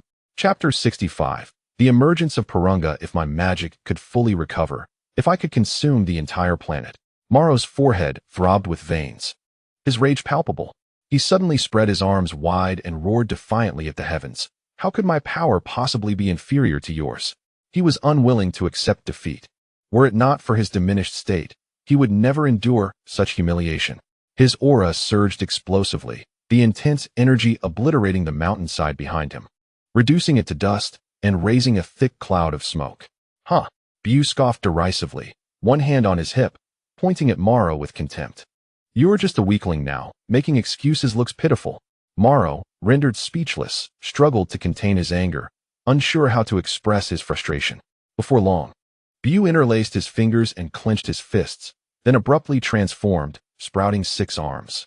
Moro stared in astonishment, his expression akin to that of a bewildered lamb. Why has the Grand Kaishin turned into this? He thought. For heaven's sake, why not adhere to some sensible logic? With a sudden push off the ground, Bu swung his 6 arms towards Moro. The air crackled with the sound of fists striking, reverberating like thunder as Moro, left in a daze, staggered backward, forgetting to resist. Aya! Bu shouted, driving Moro deeper into the ground, carving a profound trench in his wake. Observing this turn of events, Goku excitedly clenched his fist, exclaiming, Yes. It seems we can win. Let us defeat him. Vegeta watched in astonishment, while Yang Feng furrowed his brow, contemplating what action to take. Should he allow the narrative to unfold naturally, or strive to alter this outcome? Indeed, Mr. Bu's strength was capable of overwhelming Moro, yet he still possessed magical abilities. Mels, witnessing the battle reach a decisive point, felt a twinge of concern. He was uncertain of what Moro might do next, and knew caution was paramount. Remaining vigilant, Mels sensed the opportune moment and hastily called out, Mr. Bu, while Moro is unable to counterattack, quickly use that technique. Upon hearing this, Bu momentarily appeared taken aback, but then swiftly regained his focus. All right. He straightened his posture and flashed Mels an okay sign, his 6 arms still prominently displayed. The fallen Moro, already battered and lying on the ground, was relentlessly pummeled by his 6 fists. Witnessing such a scene, Jack was filled with terror, shouting as if he had seen a ghost. He can still do that? Hearing Jack's words, Bu mistakenly believed he was being praised and bashfully scratched the back of his head. Jack was momentarily speechless, pondering the peculiar nature of this creature. Bu turned around, extending his hands and grasping the air towards Moro, while his disembodied hand restrained Moro's limbs. Let us commence, Bu said with a grin, as Moro stood in utter astonishment. Observing this, Yang Feng silently retreated, sensing the elder's faint aura and feeling astonished. He quickly extended his hand for a teleportation. He reappeared outside the elder's chamber, where the elder lay on the ground, still breathing weakly. Beside him lay the severely injured Zubri and the frail Namekian. Damn it! Yang Feng regretted his decision. Had he not been so captivated by the battle, he would not have missed the prime opportunity to intervene. Breathing heavily, Kalonbari, with 7 Dragon Balls at his feet, had his back turned to Yang Feng as he fitted a blindfold on Escada. A data cable from the device connected to the left side of Kalonbari's helmet, indicating it was a controller. Release Escada, or I shall reduce you to ashes. Yang Feng was genuinely furious. This soulless creature dared to harm a child. Startled by the voice, Kalonbari swiftly turned around, raising the gun attached to his left hand and aiming it directly at Yang Feng. Bang! Yang Feng dodged. Momentarily unsure of how to rescue Escada, he lacked the necessary information. He quickly reached the elder's side, propping him up to assess his condition, discovering he was deeply unconscious. Observing Yang Feng's expression, Kalonbari smirked, pressing the gun against Escada's head. If you dare make a move, I will kill him. Despicable, shameless scoundrel. Yang Feng calculated whether his speed exceeded that of the gun. Certainly, his speed was sufficient, but how could he deal with that damned cable? If he acted recklessly, could it endanger Escada? System, I require information on Escada's life. The next moment, Yang Feng's lips twitched as the screen displayed 4 words. No information found. What the hell? Was there truly no data on such a minor character? With Kalonbari radiating confidence, he clasped his right hand on his left shoulder, exclaiming with excitement, Come forth, dragon. Soon after, Escada echoed the incantation in the Namekian language. The 7 Dragon Balls beside Kalonbari began to glow, and the sky darkened as the mighty Purunga manifested. Is this truly Purunga? Kalonbari gazed upwards in awe at the colossal dragon. Yang Feng silently observed, having already placed a senzu bean in the elder's mouth. Yet the elder merely held it, failing to swallow. What a perplexing situation this is. Yang Feng had yet to contemplate the notion of reciprocity. Yet the hairs on his body quivered in trepidation. Despite my disheveled appearance, I am, after all, a superior soldier of the Frisia force. Observing Yang Feng glaring furiously at the elder, Kalambali confidently remarked, even a formidable scion like you can only stand by helplessly before me. Speak your wish. Any desire you harbor can be granted thrice. Intoned the dragon god Barunja, his gaze slowly scanning the ground. What is happening? Yang Feng gritted his teeth, poised for a confrontation, raising his head to speak ahead of Barunja. Hey, dragon, my wish is to become the wealthiest being in the universe. Barunja, however, paid him no heed, plunging the atmosphere into an unexpected awkwardness. Damn it, different races, language barriers, and I can't go first. Yang Feng felt a wave of embarrassment wash over him as he touched his nose. First, heal my wounds. I feel I am on the brink of death. Kalambali disregarded Yang Feng's discomfort and addressed Barunja directly. Meanwhile, Isaka suddenly began translating his words. Yang Feng observed silently. Indeed, a controller. Is it connected to the brain's neural pathways? If I were to sever that connection, would the gentle and obedient Isaka instantly become a fool? Understood. I shall grant your first wish. Soon. A gentle glow enveloped Kalambali's body, and he felt an overwhelming sense of relief, instantaneously healed and restored to his former state. Oh, marvelous. I am healed. Kalambali exclaimed joyfully, examining his body with delight. Chapter 66. The Second Wish. Restoration of magical power. After Yang Feng had teleported away, no one noticed his absence. All were entirely focused on the battle. Bu raised his hands, beginning to gather energy as if preparing a formidable attack. Moro initially wore a look of confusion before quickly realizing the gravity of the situation. Could it be that the Supreme Kai is about to employ that technique again? At that moment, the sky suddenly darkened, prompting Bu to gaze up in bewilderment. Moro, too, looked up, puzzled. The sky has turned dark. Will this planet suddenly be shrouded in night? Such a strange place. Mel's and Jack also raised their heads, sharing their confusion. Meanwhile, Sun Wukong and Vegeta exchanged astonished glances, both struck by disbelief.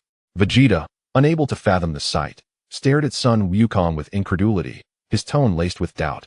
Hey, is that glowing figure the dragon? Upon hearing this, Mel's also struggled to process the information. It is Moro's accomplice. He has summoned the dragon. A bead of cold sweat trickled down Sun Wukong's forehead. If that is the case, then what of the elder from Namek and Isaka? Hey, I can't sense their energy anymore. Vegeta, evidently alarmed, exclaimed after attempting to feel their auras. When did Yang Feng make his way over there? Sun Wukong, ever perceptive, scanned the surroundings, realizing that Yang Feng had long since vanished from the scene. Bu wore a puzzled expression, struggling to comprehend the conversation around him. Meanwhile, the upside-down Moro was startled. Upon overhearing their exchange, he grasped the situation. Fury surged within him as he clenched his teeth, cursing Karambari for seizing his Dragon Ball. He hastily focused his senses and began to call out in his mind. Karambari, can you hear me? Karambari, taken aback, glanced around and caught sight of Yang Feng's furious gaze.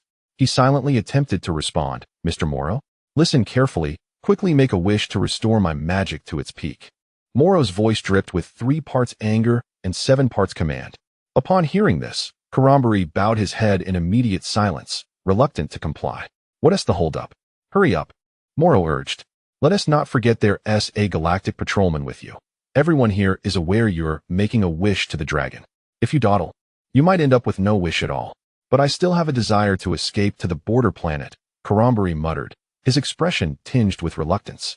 It was rare for Moro to be absent, and the 3 wishes of the dragon should have been solely for him. After you fulfill my wish, you can have the last one. Moro threatened menacingly. If you dare betray me again, no matter where you hide, I will hunt you down. Understood. Karambari replied helplessly. He recognized Moro's ability to follow through on his threats. Karambari was terrified, which is precisely why he contemplated fleeing to the border planet. Now, state your second wish. The god of Barunga directed his gaze at the individuals below, awaiting their request. Please restore Mr. Moro's magic to its fullest capacity. He exclaimed to Barunga. Understood. I shall grant your second wish. Upon hearing this, Yang Feng abruptly turned his gaze toward Karambari, pondering if this second wish was too divergent from the first. Silently, he laid down the body of the Grand Elder. He could not allow this fellow to make wishes related to Moro. Yang Feng narrowed his eyes slightly, casting an apologetic glance at Eska. I'm sorry, Eska. If blame is to be assigned, let it fall upon me. I can only choose one life over the many. With a swift motion, he propelled himself toward Karambari. The moment Barunga agreed, Moro's heart began to race violently. His eyes widened in astonishment as his magic rapidly surged back. As his aura intensified, the attention of those present shifted back to Moro. His power began to swell, and as he stood, a wicked smile crept across his face. Surveying the crowd. What is Feng doing? Why hasn't he intervened? Could it be that he has allied with Moro? Vegeta's conspiracy theories took root. If he allows him to make wishes related to Moro, it would spell disaster. Sun Wukong, though not overly concerned, exhibited a hint of urgency. Let us hurry, Vegeta. Upon hearing this, Vegeta promptly placed his hand on Sun Wukong's shoulder. Observing the two who had vanished, Meru's furrowed his brow, taken aback by Moro's unexpected contingency plans. His magical power had been restored, but would Sun Wukong and the others arrive in time? The Grand Supreme Kai, Meru's, cast a glance at Bu, hoping he would swiftly conclude the battle. Just then, a formidable wall of flames erupted from the ground before Moro, causing everyone present to become vigilant, bracing for his next assault. As the flames dissipated from before Moro, his figure also vanished. Gak wore an expression of disbelief. Moro had disappeared. Meru's demeanor shifted, tinged with a hint of panic. Did Moro intend to seize the last wish of the dragon as well? Meanwhile, Moro soared through the air with a velocity that rivaled lightning. Feng swiftly delivered a punch that incapacitated Kurrenbelly, then turned his gaze towards the distance. Sensing Moro's energy rapidly approaching, Vegeta, who had just appeared at Baranga's feet, wore a look of astonishment. Oh no, hurry! Sun Wukong cast a glance at Feng, who was tugging off the helmet from the unconscious Kurrenbelly, then noticed the dazed Eska, standing motionless with her blindfold. Damn it! What have you done to Eska? Vegeta shouted angrily at Feng, having already concluded in his mind that Feng was indeed aligned with Moro. Now, reveal the final wish. Baranga's voice rang out. Upon hearing this, Feng had no chance to explain himself to Vegeta and merely accelerated to remove Kurrenbelly's helmet. Huh! Vegeta, noticing Feng's silence, shouted and launched a flying kick at him. The helmet was knocked from Feng's grasp, causing him to stagger several steps, his mind swirling with confusion. Just confess. Vegeta smirked, his lips curling in derision. What on earth is this? Feng, now filled with indignation and a sense of injustice, grappled with his emotions. Chapter 67. Feng is aligned with Moro. He had just been burdened with sorrow for harming a child, and now Vegeta was so insistent on attacking him. Vegeta, what are you doing? Sun Wukong, standing by, watched in bewilderment as Vegeta assaulted Feng.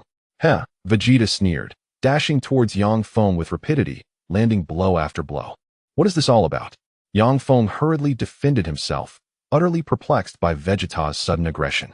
Sun Wukong sought to intervene in their scuffle, occasionally calling out, Hey, stop fighting. What on earth are you doing, Vegeta? At that moment, the unconscious Kurrenbelly opened his eyes, gazing at the helmet before him, struggling to reach out and grasp it. He also noticed the internal strife among the three. Finally, my wish can come true, Kurrenbelly thought as a smile crept upon his lips, whispering softly. His third wish was hastily expressed towards the god of Baranga.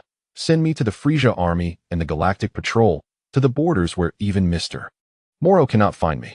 Suddenly, Kurrenbelly's words faltered, accompanied by the shattering of his detector, as a foot forcefully pressed his head into the ground. He was promptly lifted by a hand, slowly turning to face the newcomer. It was Moro. Kurrenbelly felt Moro's other hand pierce through his abdomen, blood dripping from the corner of his mouth. How infuriating! Kurrenbelly managed to utter. Thank you for your efforts, Kurrenbelly. Moro smirked, then shoved Kurrenbelly's body aside, withdrawing his hand. Actually, I have another wish. Gazing at the fallen Kurrenbelly's lifeless form, Moro wiped the blood from his arm. My apologies for not being able to fulfill your wishes. Observing the helmet clutched in Kurrenbelly's hand, Moro extended his hand, his claw resting upon Kurrenbelly's head. Meanwhile, the battling Vegeta halted, and Feng looked at Moro's sudden appearance in astonishment. How could Moro be so swift? He is already here? Vegeta was taken aback, deeply surprised by Moro's arrival. Feng, frustrated, wished he could punch Vegeta for not realizing that the time spent fighting was ample for Moro to make several trips back and forth. Fighting so fiercely, he hadn't even given himself a chance to explain. Feng gazed skyward in exasperation. Now, It seemed the world could not be saved. His aura grew immensely powerful as Sun Wukong turned to Moro, his face a mask of rage. Are you truly going to kill your own comrades? This is outrageous. The final wish is slipping away. Yang Feng felt utterly powerless. Was his foresight incapable of shaking the gears of fate? Moro paid no heed to Wukong or the other two. Seizing the helmet from Karamboli's grasp, he glanced at the observing Isuka, then at the god of Baranga. Hey, Baranga, is it still possible to make a wish? With Isuka translating, Baranga dutifully responded, yes, one more wish can still be granted. Really? Moro smirked, a wicked smile crossing his face.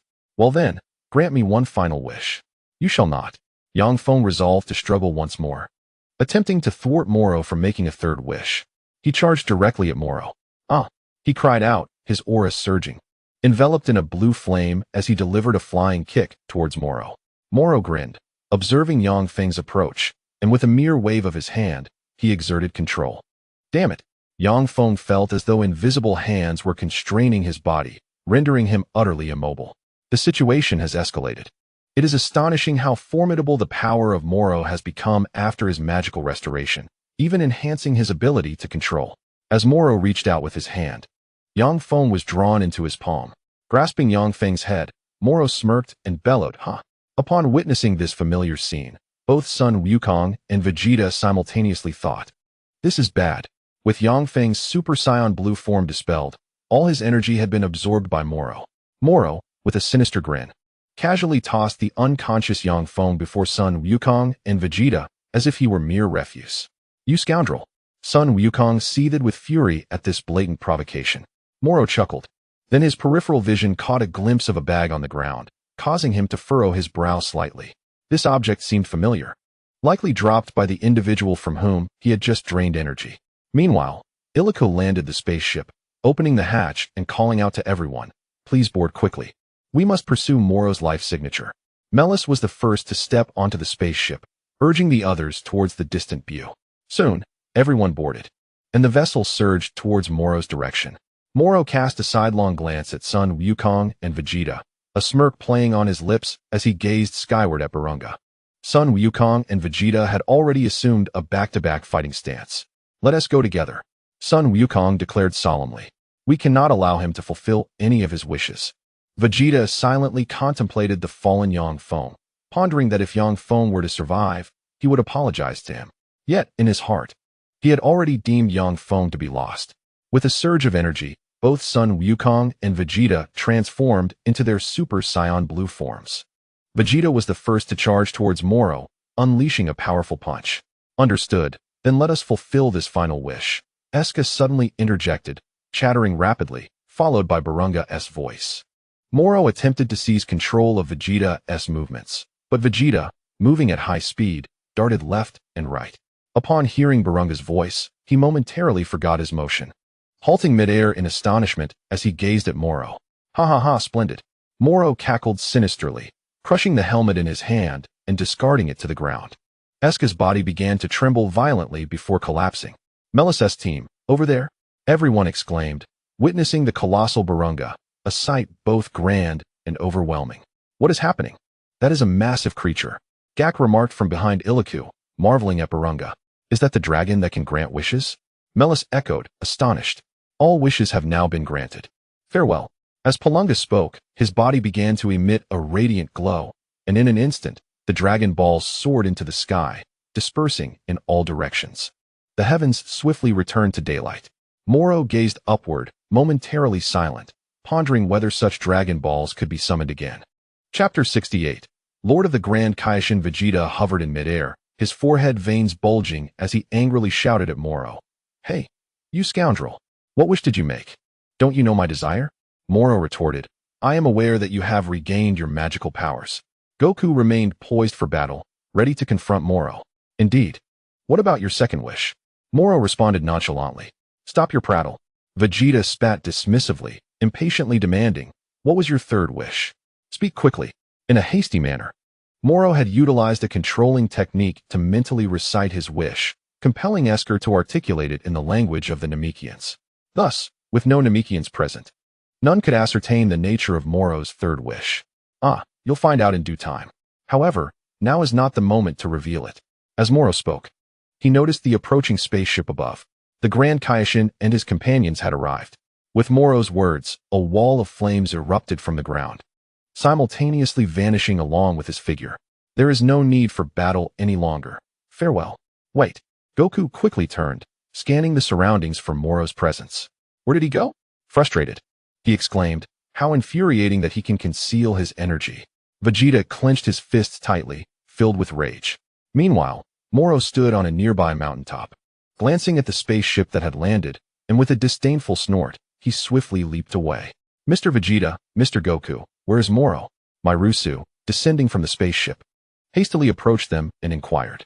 He vanished and masked his energy. We have no idea where he went. Goku furrowed his brow, observing the fallen elder and Yang Feng. Cursed Moro, that vile scoundrel. No, he is still nearby. Bu suddenly spoke with a serious tone, asserting, he has merely regained his magical powers and cannot yet truly become stronger. He might attempt to devour this planet. Goku looked astonished at Bu's unusually grave demeanor. Staring at his back, Bu approached Esker, placing his hands upon him, and with a fervent shout, he exerted his strength. The eye patch over Esker's eyes fell away, and he stood, bewildered, before joyously recognizing the familiar faces. Mr. Goku, Mr. Vegeta, Esker, splendid. You are all right, Goku exclaimed, his face lighting up in joy. Taken aback by Bu's remarkable ability, Bu smiled, exhilarated by the fact that he could save a life, for he was alive and capable of healing. Suddenly, he approached Yang Feng once more and shouted again. Yang Feng jolted awake, leaping from the ground. Where's Moro? Still dazed from the energy absorption by Moro, Yang Feng began to scan his surroundings. Bu, moving over to stand beside the Grand Elder and others, spoke in a grave tone. The others cannot be revived. I am sorry.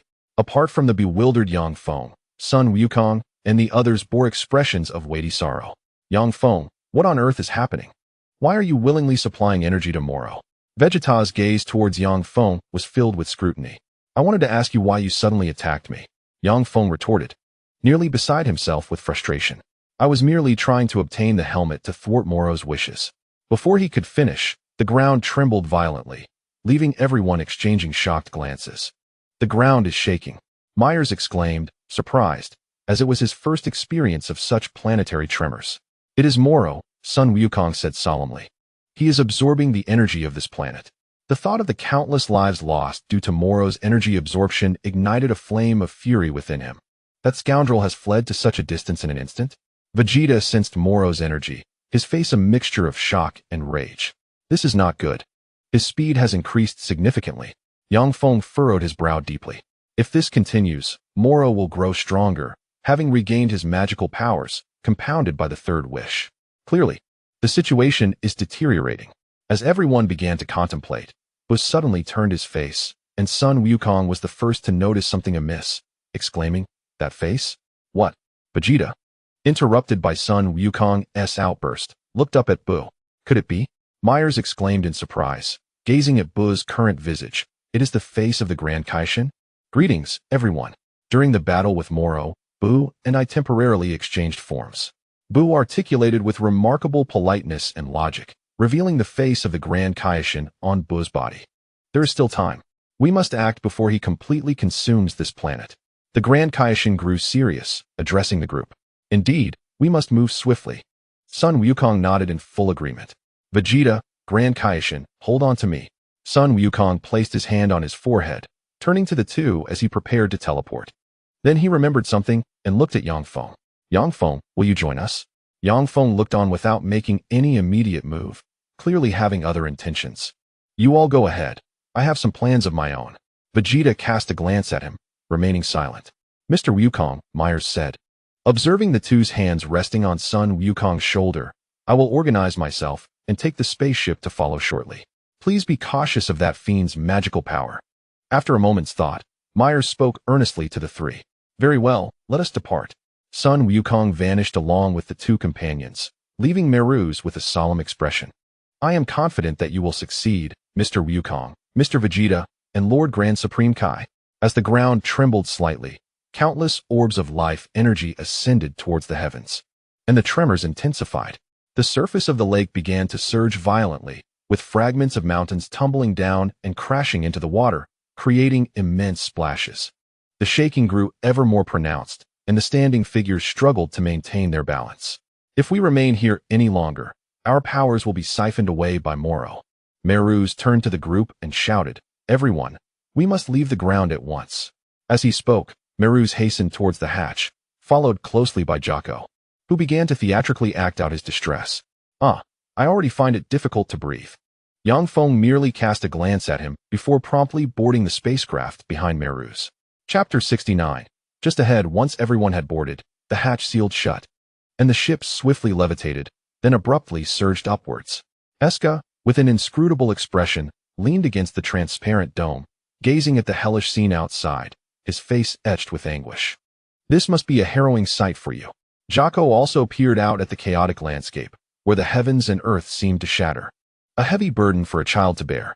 Eska's gaze remained fixated on the outside, as if he wished to engrave the scene in his memory.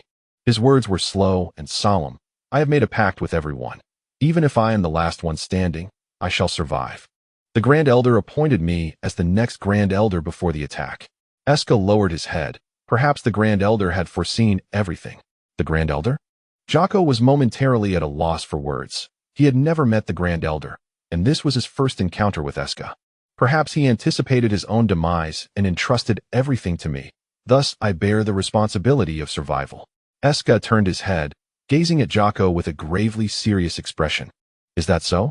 Yang Feng glanced at Jocko before moving to Eska's side, gently patting his head while looking towards the transparent dome. "Rest assured, once we vanquish Moro, everything will return to its former state. Indeed, we must survive and restore peace to Namek." Meruz clenched his fist and looked at Eska, offering him encouragement. "To achieve this, we must first defeat Moro." With a hint of youthful exuberance in Meruz's words, Yang Feng chuckled, then spoke with gravity. "Meruz, I believe it is imperative for you to contact headquarters and inquire about the situation at Galactic Prison." Meruz looked puzzled. "What is it?" "Mr. Yang Feng, is something amiss at Galactic Prison?" "Well, I suspect that Moro's third wish is undoubtedly related to this." Yang Feng refrained from revealing that Moro wished to release all the prisoners from Galactic Prison. Otherwise, he would face another dilemma. How could he possibly know what wish Moro had made? He is not an Namekian and cannot comprehend their language. The Galactic Prison stands as an impregnable fortress. What could possibly go wrong? Jaker, with his hands on his hips, cast a disdainful glance at Yang Feng. Mishaps are conceivable anywhere, yet the Galactic Prison is an exception. Otherwise, how could it have held the demon Moro for 1,000,000 years? Consider this my warning. Believe it or not, it is entirely up to you. Yang Feng, indifferent to Jaker's remarks, merely shrugged. "Very well. I shall contact headquarters to ascertain the latest developments regarding the Galactic Prison." Melz acknowledged Yang Feng's words. A simple inquiry to confirm the prison's status, indeed straightforward. However, should an incident actually arise, timely detection would yield significant merit. Nodding at Mel's comment, Yang Feng retreated to a corner, squatting down. He refrained from rushing to witness the battle between Sun Wukong and Moro. Truth be told, he felt somewhat disheartened, as though he were an outsider in this world of Dragon Ball, unable to fully integrate. First, it was the moral conundrum involving Eska, followed by the inexplicable beating from Vegeta, and ultimately, being drained of his energy by Moro, just as he contemplated burying his head in his knees. A luminous screen materialized before him. "Welcome to the 433 Quick Transition System. Sensing the fluctuations in your emotions, do you wish to leave the Dragon Ball world?" Yang Feng fell silent, cursing the system inwardly. Who said anything about leaving? Mission issued. Defeat Moro. Reward. White deity. Yang Feng sprang to his feet, reaching for the screen, only to grasp at empty air. He inwardly berated the system. "Get lost, you nuisance. Don't disturb my melancholic state. Listen here, give me the white deity first, and I will defeat Moro. Detection indicates that your mission completion rate is inadequate. Reissuing mission. Save Mel's. Reward. Perfect freedom technique." Yang Feng remained silent, casting a glance at Mel's back, who was seated behind the control panel. What does saving entail? The screen abruptly vanished. As expected, the system he had unearthed was utterly unreliable. "Life is challenging," Yang Feng scoffed. Meanwhile, outside the transparent dome, the dragon planet gathered its life energy, coalescing towards a specific point in the sky. Moro was now situated high within the atmosphere, extending his hand towards the ever-growing life energy, a smirk playing on his lips. The immense sphere of light continuously absorbed smaller orbs of energy as the planet's life force converged into it. Suddenly, three figures appeared behind Moro, the Grand Kaishin, and Super Saiyan Blue forms of Sun Wukong and Vegeta. Moro turned to face them as the trio swiftly approached. "Go!" Sun Wukong shouted, and they accelerated once more. The Grand Kaishin and Sun Wukong's punches, along with Vegeta's flying kick, pierced through Moro's body, landing without effect. "What?" Vegeta exclaimed in disbelief, witnessing Moro's vanishing form. Had his speed increased to such an extent? "Over there!"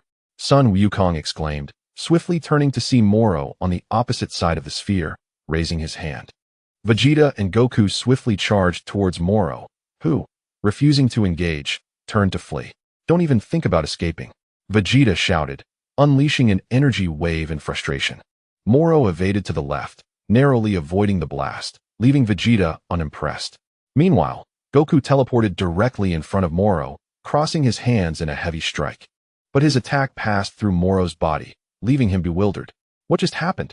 Goku stared in shock at his hands. "This is strange," Vegeta steadied himself.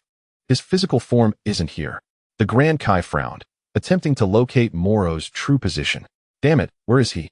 Vegeta roared in anger, disdainful of those who resorted to cowardly tactics rather than face their foes. "Where is he drawing his energy from?" Goku scanned the surroundings, striving to find Moro's silhouette. Above, Moro's glowing orb continued to absorb the planet's energy. "Ah, over there." The Grand Kai suddenly pointed to a distant floating rock. Goku and Vegeta quickly turned to see Moro standing atop it. With a swift motion, Moro gathered the immense energy, condensing it into a small sphere that flew into his palm. "You bastard." Goku furrowed his brows and darted towards Moro. "Stop, Kakarot," Vegeta shouted, alarmed by Goku's reckless approach. "Beyond that point is the vacuum of space," he explained tersely, as Science, entering outer space would mean certain death. "Ah, right," Goku replied, still somewhat dazed but understanding Vegeta's warning. They were still within the atmosphere, but outside it, the lack of oxygen would lead to suffocation.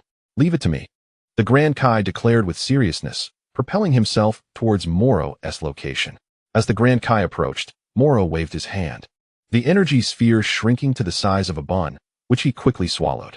Just then, the Grand Kai's fist reached him. Upon consuming the energy, Moro's aura flared up, deflecting the Grand Kai's punch. The Grand Kai strained to push his fist closer, but Moro simply raised his hand to catch it. "Did you come here just to show me your detestable face?" Moro sneered, a smirk on his lips. The Grand Kai retracted his fist, dismissive, and swung again. But Moro deftly dodged. The Grand Kai then unleashed a flurry of punches and kicks, yet Moro expertly countered each strike. The fierce clash left both Vegeta and Goku in awe. As the Supreme Kai of the universe swung his fist in vain, Moro had already positioned himself behind him. He lifted his leg and delivered a powerful kick, sending the Supreme Kai plummeting downward. Witnessing the Supreme Kai's descent, Moro smirked, suddenly accelerating towards him. Their figures diminished into the distance until they vanished entirely. "Oh no, I can't see them. Where have they gone?" Sun Wukong exclaimed anxiously. Meanwhile, Vegeta wore a grim expression, frustrated by the uncertainty of their battle's outcome. The spaceship piloted by Meru's was swiftly approaching their location. Observing the planets beyond the transparent shield, Meru's ceased absorbing energy from planet Namek. "Has the battle commenced?" Feng moved to the side of the transparent shield, gazing outside. "Meru's, Moro, and the Supreme Kai have distanced themselves from the planet," Iliku urgently announced while monitoring the life tracker on the screen. He turned to Meru's. "Should we go to Mr. Wukong? Then let us first retrieve Mr. Wukong." Feng glanced back at Meru's. In the vastness of space, the Supreme Kai, now invisible, was evading at high speed, surrounded by meteorites controlled by Moro, which were incessantly hurtling towards him. Seizing a moment to evade, the Supreme Kai swiftly turned and unleashed a barrage of energy blasts towards Moro. Moro nimbly dodged, retreating behind a massive meteorite for cover. The Supreme Kai, disdainful of Moro's tactics, raised his hands in fury, gathering a colossal energy wave above him and hurling it towards the meteorite where Moro hid. Just as the attack neared, Moro unexpectedly leapt from behind the meteorite, and with a shocking expression on the Supreme Kai's face, he opened his mouth wide and consumed the energy wave. As he swallowed the attack, the Supreme Kai felt a sense of dread wash over him. This is not good. In the next instant, Moro propelled himself towards the Supreme Kai, charging headfirst and delivering a fierce headbutt. With a swift motion, Moro swung his arm, sending the Supreme Kai careening backward into the very meteorite he had just hidden behind, creating a gaping hole and filling the area with smoke. Humph, Moro smirked, displaying a look of contempt. Previously, I was taken aback by your peculiar abilities, but once my strength surpassed yours, it was hardly a challenge. Moro laughed confidently, nearly wagging his tail in delight. Haha. The Supreme Kai knelt on the surface of the meteorite, gasping for breath as he gazed up at Moro, whose audacity left him momentarily speechless. Though uncertain of what transpired over the past million years, Moro, hands on his hips and beaming brightly, declared, "You're nothing more than this." The Supreme Kai remained silent for a moment, then rose, his expression grave as he clasped his hands before him and slowly pointed towards the demon, preparing to unleash the Kai technique for sealing the demon. Marlowe's smile suddenly froze. Listen carefully. Marlowe, return to the galactic prison without delay. The Grand Kaioshin, with a fierce expression, threatened. If you dare to utter a word of defiance, I shall immediately resort to my ultimate technique. Otherwise, your powers will be sealed once more. Upon hearing this, Marlowe's frozen smile re-emerged, and he laughed mockingly at the Grand Kaioshin. Very well, come on. Brandishing the sealing technique, the Grand Kaioshin gazed at the exuberant Marlowe, falling into silence once more. I can no longer sense the divine power you once possessed, Marlowe declared, striking a triumphant pose. You can't possibly utilize that sealing technique anymore, can you? The Grand Kaioshin remained silent, realizing he had been seen through. Meanwhile, Son Goku and Vegeta, floating in the atmosphere, sensed Marlowe's escalating energy. Hey, that scoundrel Marlowe's power has increased, Goku exclaimed, clenching his fists, his voice trembling. Vegeta, filled with rage, shouted, "That bastard is infuriating." Unable to break through the atmosphere, they could only watch helplessly as the battle unfolded, a situation intolerable for a proud prince like Vegeta. If we don't resolve this quickly, we might not even stand a chance against him. Initially dominating Marlowe, Goku now had to confront the reality of his growing strength, pondering the implications of the sealing technique not being used. Suddenly, Melis's spaceship swiftly approached and halted behind them. Goku and Vegeta turned to look. The hatch opened, and Melis poked his head out. "Mr. Goku, Mr. Vegeta, please come aboard." As they boarded the spaceship, it rapidly ascended through the atmosphere, heading into the cosmos. Is it necessary to immobilize Marlowe to effectively utilize that sealing technique? Vegeta inquired, glancing at Melis. No. Melis slightly shook his head, a grave expression crossing his face. I fear that the Grand Kaioshin lacks the strength to execute the Kai technique. What did you say? Even Goku looked astonished, turning to Melis. I sensed it when Mr. Bu attempted to use that move, Melis explained. Wait, isn't that the ultimate technique? Goku interrupted, visibly frustrated. I initially thought the same, Melis replied, unfazed by Goku's rudeness. Vegeta urged him, please elaborate. Melis continued, I suspect this is due to Mr. Bu's past ability to split himself. Split? Gak trembled at the thought. Considering what that entailed, are you suggesting he divided into good and evil? Vegeta immediately recalled the battle between Goku and Evil Bu. Indeed, Yang Feng observed the sudden silence that enveloped the crowd, gently shaking his head. Concerning the battle against Moro, the existing information merely suggests that this is but the beginning. Do not dwell on it. Instead, devise a strategy to draw Moro to the surface. Otherwise, the Supreme Kai, devoid of divine power, stands no chance against him. He recalled how Goku had vanquished that vile Majin Bu, who had undoubtedly taken his divine energy. As he noticed Vegeta, who seemed perplexed and ready to voice his thoughts, Yang Feng preemptively silenced him with his words. It seemed, as Yang Feng suggested, that Meru's nodded in agreement. Initially, they had presumed that this benevolent Bu, who resembled the Supreme Kai, possessed his divine abilities as well. However, it now appeared doubtful whether that individual still retained such power. Goku, the subject of the discussion, admitted that he had not perceived any changes. TCH, Vegeta scoffed disdainfully at Goku, regarding him as a foolish distraction. That creature indeed evoked discomfort, as it could unexpectedly sprout arms, prompting them to deliberate on Bu. Gak raised a hand to shield his mouth and whispered to Isuka about the matter. Isuka looked at Gak with curiosity, stating that such occurrences were quite normal, as they too could regenerate lost limbs. Gak appeared astonished. Oh, really? Isuka kindly began to enlighten Gak about the remarkable abilities of Namekians, adding that while they could not split, they possessed the power of assimilation. Is this trend prevalent now? Gak pondered, gazing blankly at the spaceship's ceiling. It dawned on him that he had fallen behind the times. Regeneration, division, and even assimilation seemed to be the current fads. Had he truly become outdated? Perhaps he should embark on cosmic adventures with ties in the future. While they engaged in their discussion, the battle between the Supreme Kai and Moro intensified dramatically. Moro delivered a fierce punch, sending the Supreme Kai hurtling through the air, and pursued him relentlessly, unleashing a tremendous shockwave aimed directly at the Supreme Kai's face. The overwhelming energy engulfed the Supreme Kai's form entirely, yet as Moro smirked, the Supreme Kai had instantaneously teleported behind him. With a single punch, Moro effortlessly countered the Supreme Kai's strike, not even sparing him a glance. Who stripped you of your power? Is that why you transformed into that pink fool? Moro, now in command of the battlefield, felt curiosity bubbling within him. Curse it! The Supreme Kai glared at his fist, which had been easily thwarted. No matter how hard he exerted himself, he remained immovable. Moro executed a spinning leap, delivering a powerful kick that sent the Supreme Kai plummeting downward, crashing through countless massive asteroids. Aya! The blow propelled the Supreme Kai as though he had traversed a temporal vortex, landing forcefully upon a planet's surface, raising clouds of dust and debris. With great difficulty, the Supreme Kai managed to sit up, only to behold Goku hovering above him, raising a spirit bomb high in the air. While not far from the ground stood the malevolent Majin Buu. This is the latent memory of Buu. The Grand Kaioshin watched in astonishment as Goku forcefully pressed his hands downward, launching a spirit bomb towards the malevolent Buu. The form of evil Buu was engulfed by the spirit bomb, ultimately disintegrating into nothingness. Observing the immense chasm created by the spirit bomb, the Grand Kaioshin was taken aback. Recollecting this segment of memory, indeed, my power has vanished alongside that fiend. Frowning, the Grand Kaioshin cast a serious gaze upon Goku's figure. Yet, in the void above, Goku was nowhere to be found. Only Moro, arms crossed and a mocking expression adorning his face, regarded him. My kick has indeed awakened your latent memory, he remarked.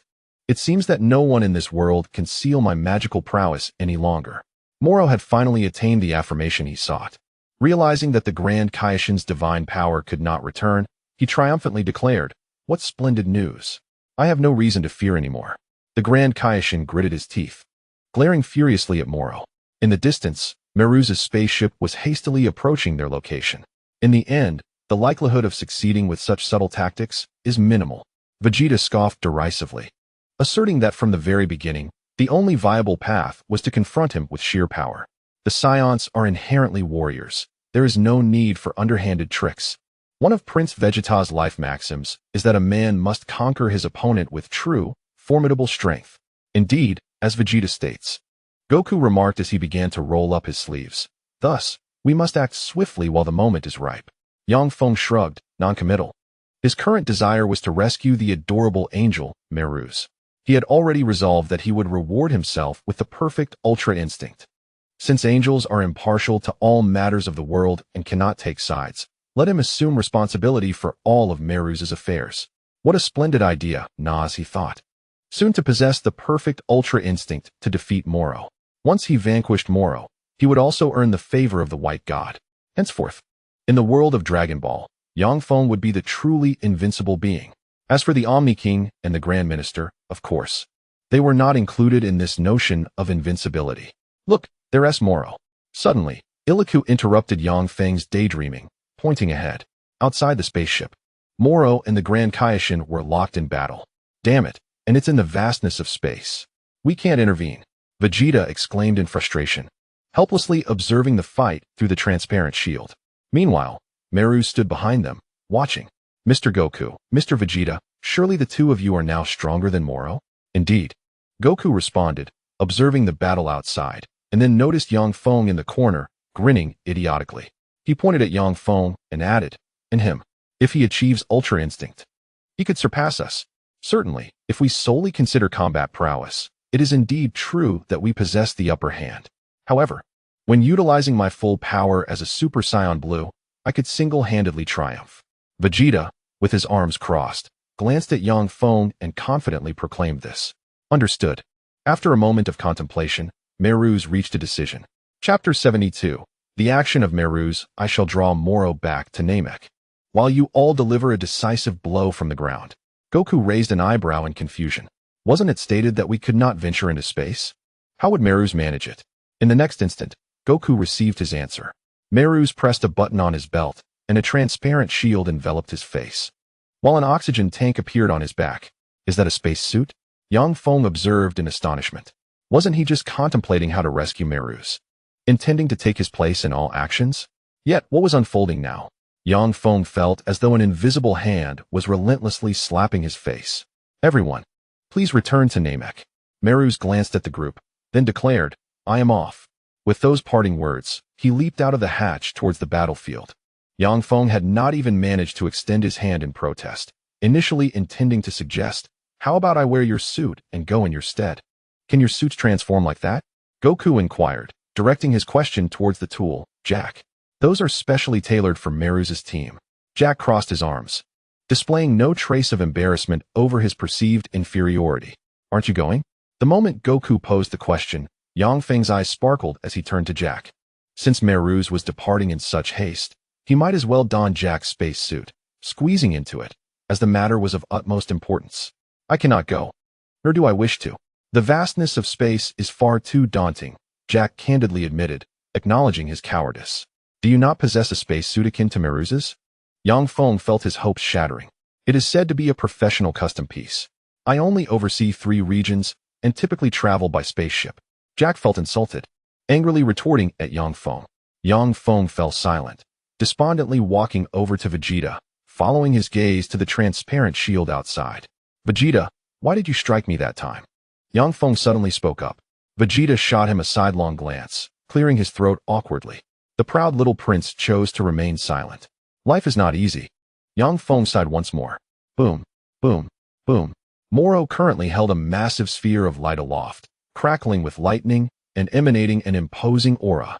Opposite him, the Grand Supreme Kai, perched upon a meteorite, panted heavily, nursing his injured arm as he watched Moro hurl the energy sphere in his direction. Meru's had flown not far behind Moro, raising his wrist as his watch launched a projectile toward Moro.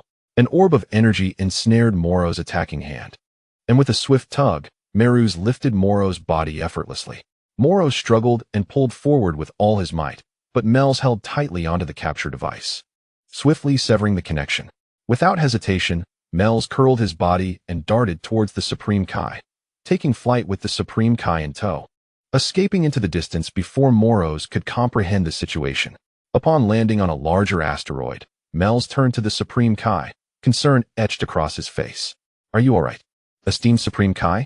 The Supreme Kai, battered and bruised, replied with a heavy voice, Thank you. I will find a way to bring Moro's back to the ground.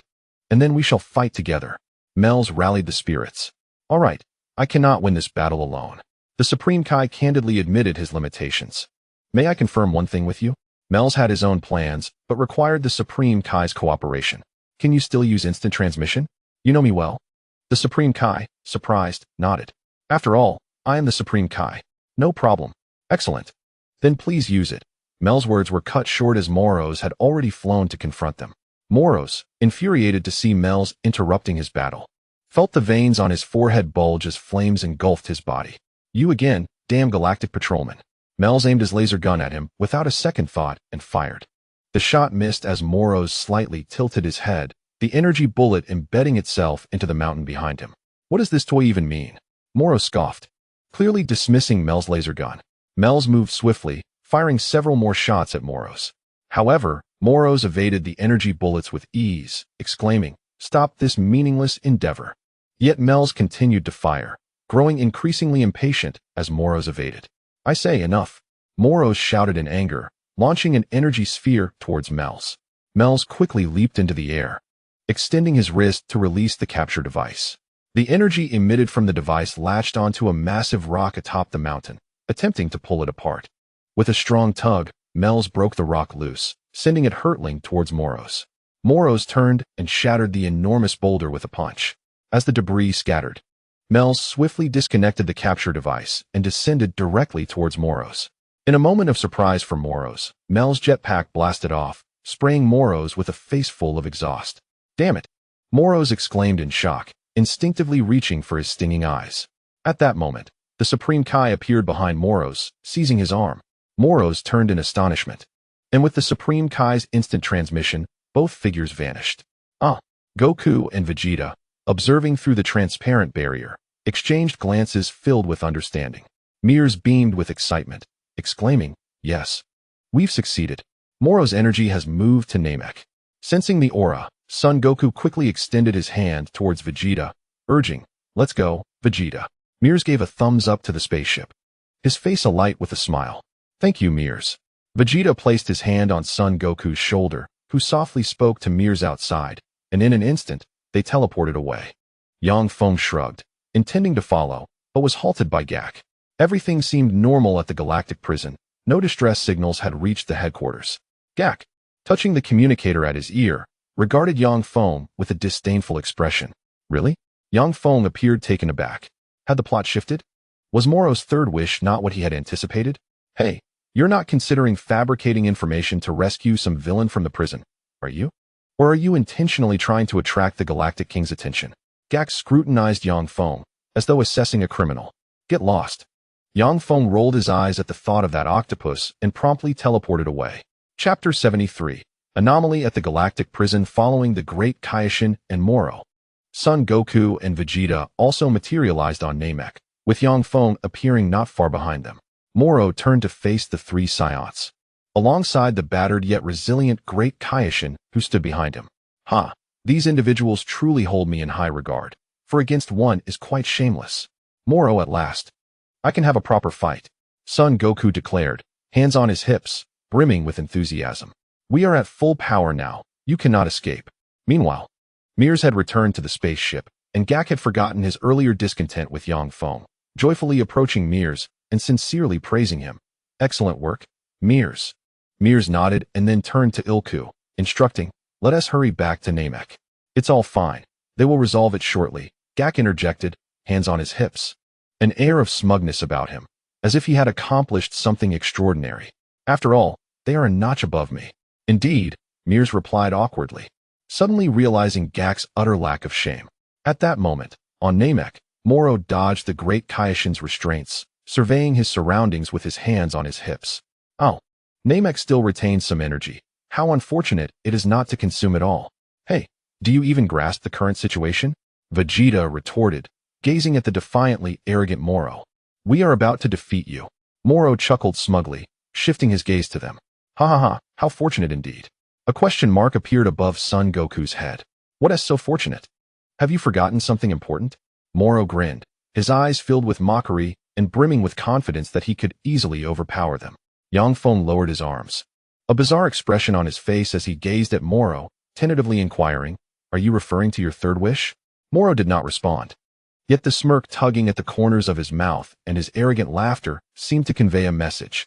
It was as if he was suggesting that no one was without their own forces. In the distant jurisdiction of the Galactic Police, within the confines of the Galactic Prison. This was the place where Moro had been imprisoned for 10 million years. A shattered handcuff was picked up from the ground by Guard 1, who, upon surveying the damaged cell, clicked his tongue in disbelief. Moro's magical prowess is truly terrifying. He managed to escape from this cell. Look at the damage done to the other high-security prison. Guard 2 complained, pointing at the melted bars. We need to repair this immediately. Lord Galactic King is in a difficult position. Guard 1, hands on his hips, sighed. What can we do? It is said that Captain Mels and his team will soon recapture Moro. We must prepare this place. Guard 2 gazed at the destroyed barriers outside and voiced his inner thoughts. Do you really think they can bring him back? He has already breached the proud iron walls of the Galactic Prison. We can only trust the Galactic Police, Guard 1 shrugged, adding that such matters were beyond their control, as they lacked the strength. If they truly possessed such power, they wouldn't be here guarding prisoners. They would have long since become Galactic Police themselves. Perhaps we should enhance our vigilance with the other inmates, Guard 1 suggested, turning to Guard 2. It's only Moro who is truly terrifying. How could the others possibly escape? Guard 2 remarked as they exited the prison corridor. The two returned to the central area of the prison. where a solitary towering building housed their control room, allowing them to monitor the situation in all the surrounding cells.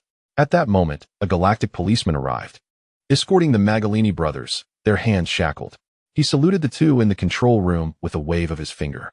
An empty cell door swung open. "In," commanded the galactic policeman, as the Magalini brothers entered the cell one after the other. Observing the three seated in the cell, the policeman, hands on his hips and exuding an air of exasperation, questioned, "Is this your umpteenth time here? Reflect on your actions before you return to society." "Humph," Pasta scoffed, crossing his arms and sitting cross-legged on the ground, muttering defiantly, "We have no intention of renouncing our misdeeds." As the policeman shut the cell door, he glanced back at Pasta, who was still waving and could only shake his head in disbelief. It's truly baffling. These individuals seem to relish their time here. Meanwhile, on Namek, a luminous orb soared swiftly through the air, its brilliance streaking toward the galactic prison. Before long, this energy struck the prison, causing the entire structure to tremble slightly, akin to an earthquake, leaving Guard 12 in the monitoring room utterly perplexed. What is happening?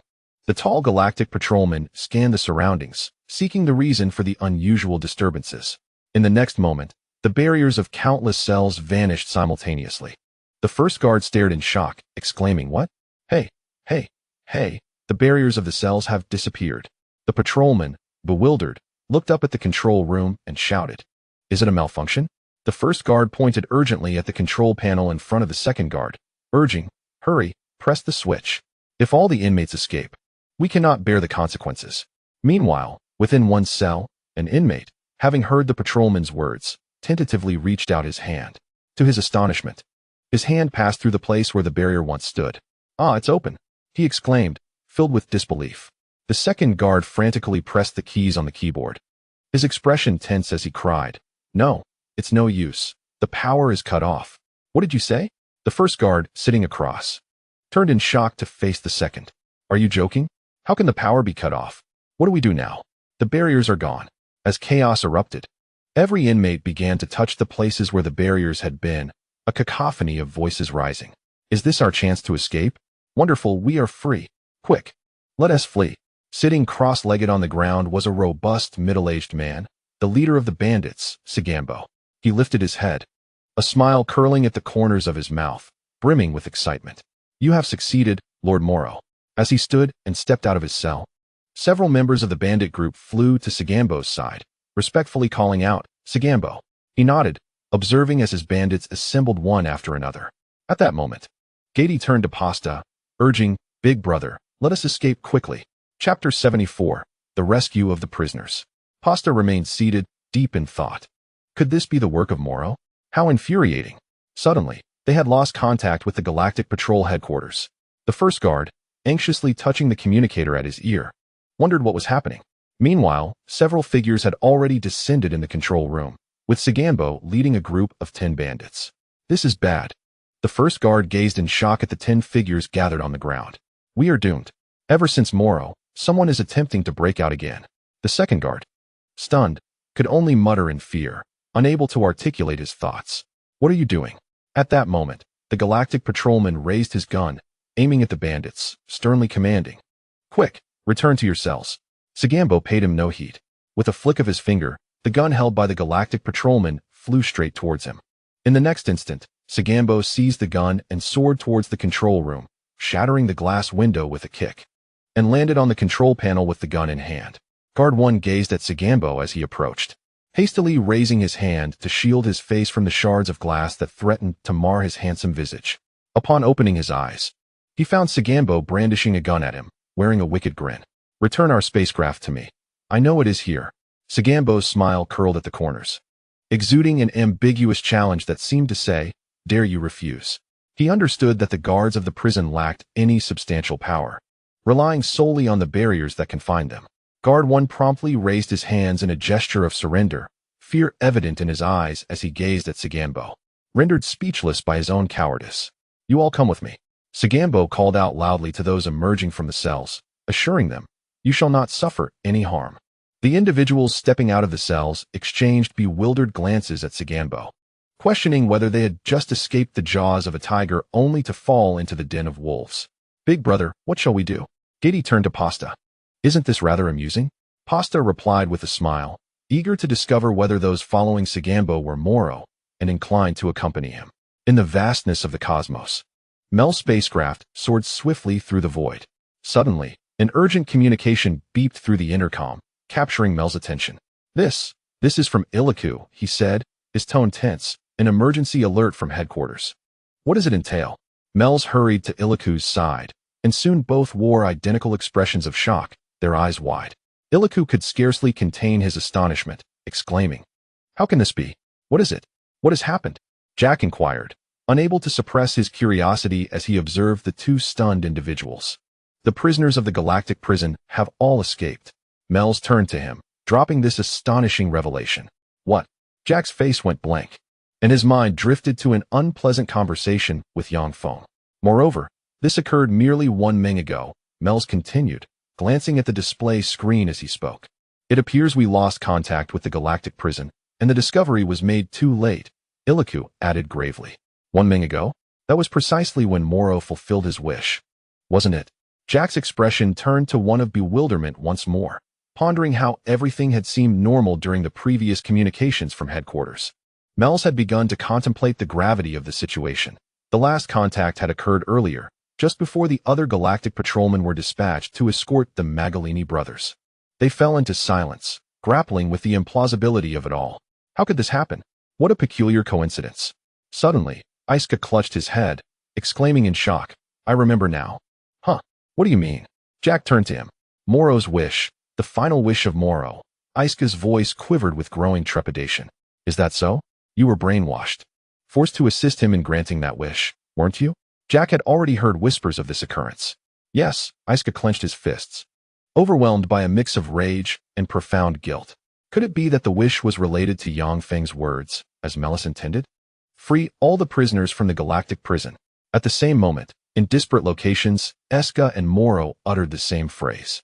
Moro smirked. That was the final wish he had made. To liberate prisoners? What does that imply? Sun Wukong furrowed his brow, glancing at Moro. Indeed. Yang Feng also wore a serious expression. Had Melis and the others failed to heed his prompt to make contact? Here it comes. Moro did not respond. Casting a fleeting glance behind him, Vegeta stared at Moro in confusion, pondering whether the wish he silently made was to release those prisoners. But for what purpose? Would he truly be so benevolent? Hey, Vegeta, look! Sun Wukong exclaimed, having spotted a spaceship soaring through the distant sky towards them. At that moment, several weapon hatches on the ship slowly opened, aiming at the direction of Sun Wukong and his companions. A spaceship? Vegeta was astonished. So that was it. Moro intended to bolster his forces by rescuing those individuals, no longer wishing to fight alone. He could sense the presence of a multitude. Clenching his fist, Sun Wukong began to comprehend the meaning behind Moro's earlier statement. The hatches opened with a low hum, and several laser cannons illuminated, unleashing a tremendous energy shockwave toward them. Oh no! The shockwave struck the ground, resulting in a massive explosion of energy that caught them off guard, hurling their bodies away in an instant.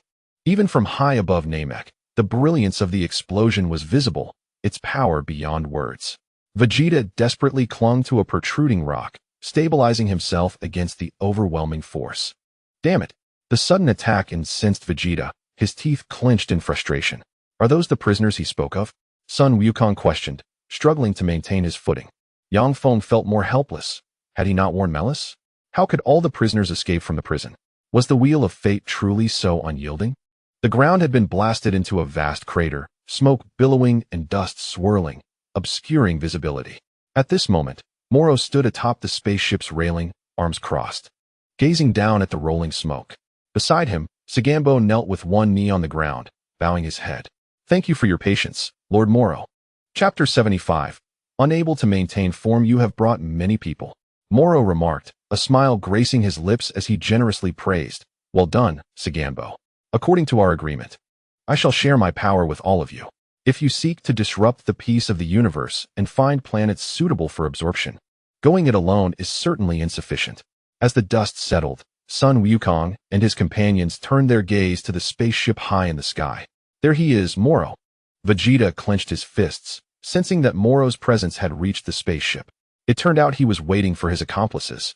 Anger resonated in Goku's voice. Suddenly, The entire spacecraft emanated a potent and overwhelming aura. Good heavens, Moro was distributing energy to others. At this moment, Yang Feng, even without perceiving Moro's actions, could foresee the impending scene. Goku wondered, as he noticed the energy of those individuals had indeed surged. Has he employed some form of sorcery? Before Yang Feng could offer an explanation, the spaceship underwent further changes.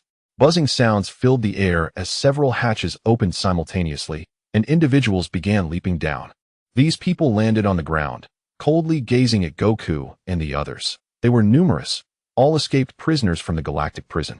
TSK. Does that mean he has plenty to spare? Vegeta scoffed disdainfully. Yang Feng cast a puzzled glance at Vegeta, questioning whether the phrase plenty to spare was used inappropriately. Accomplices.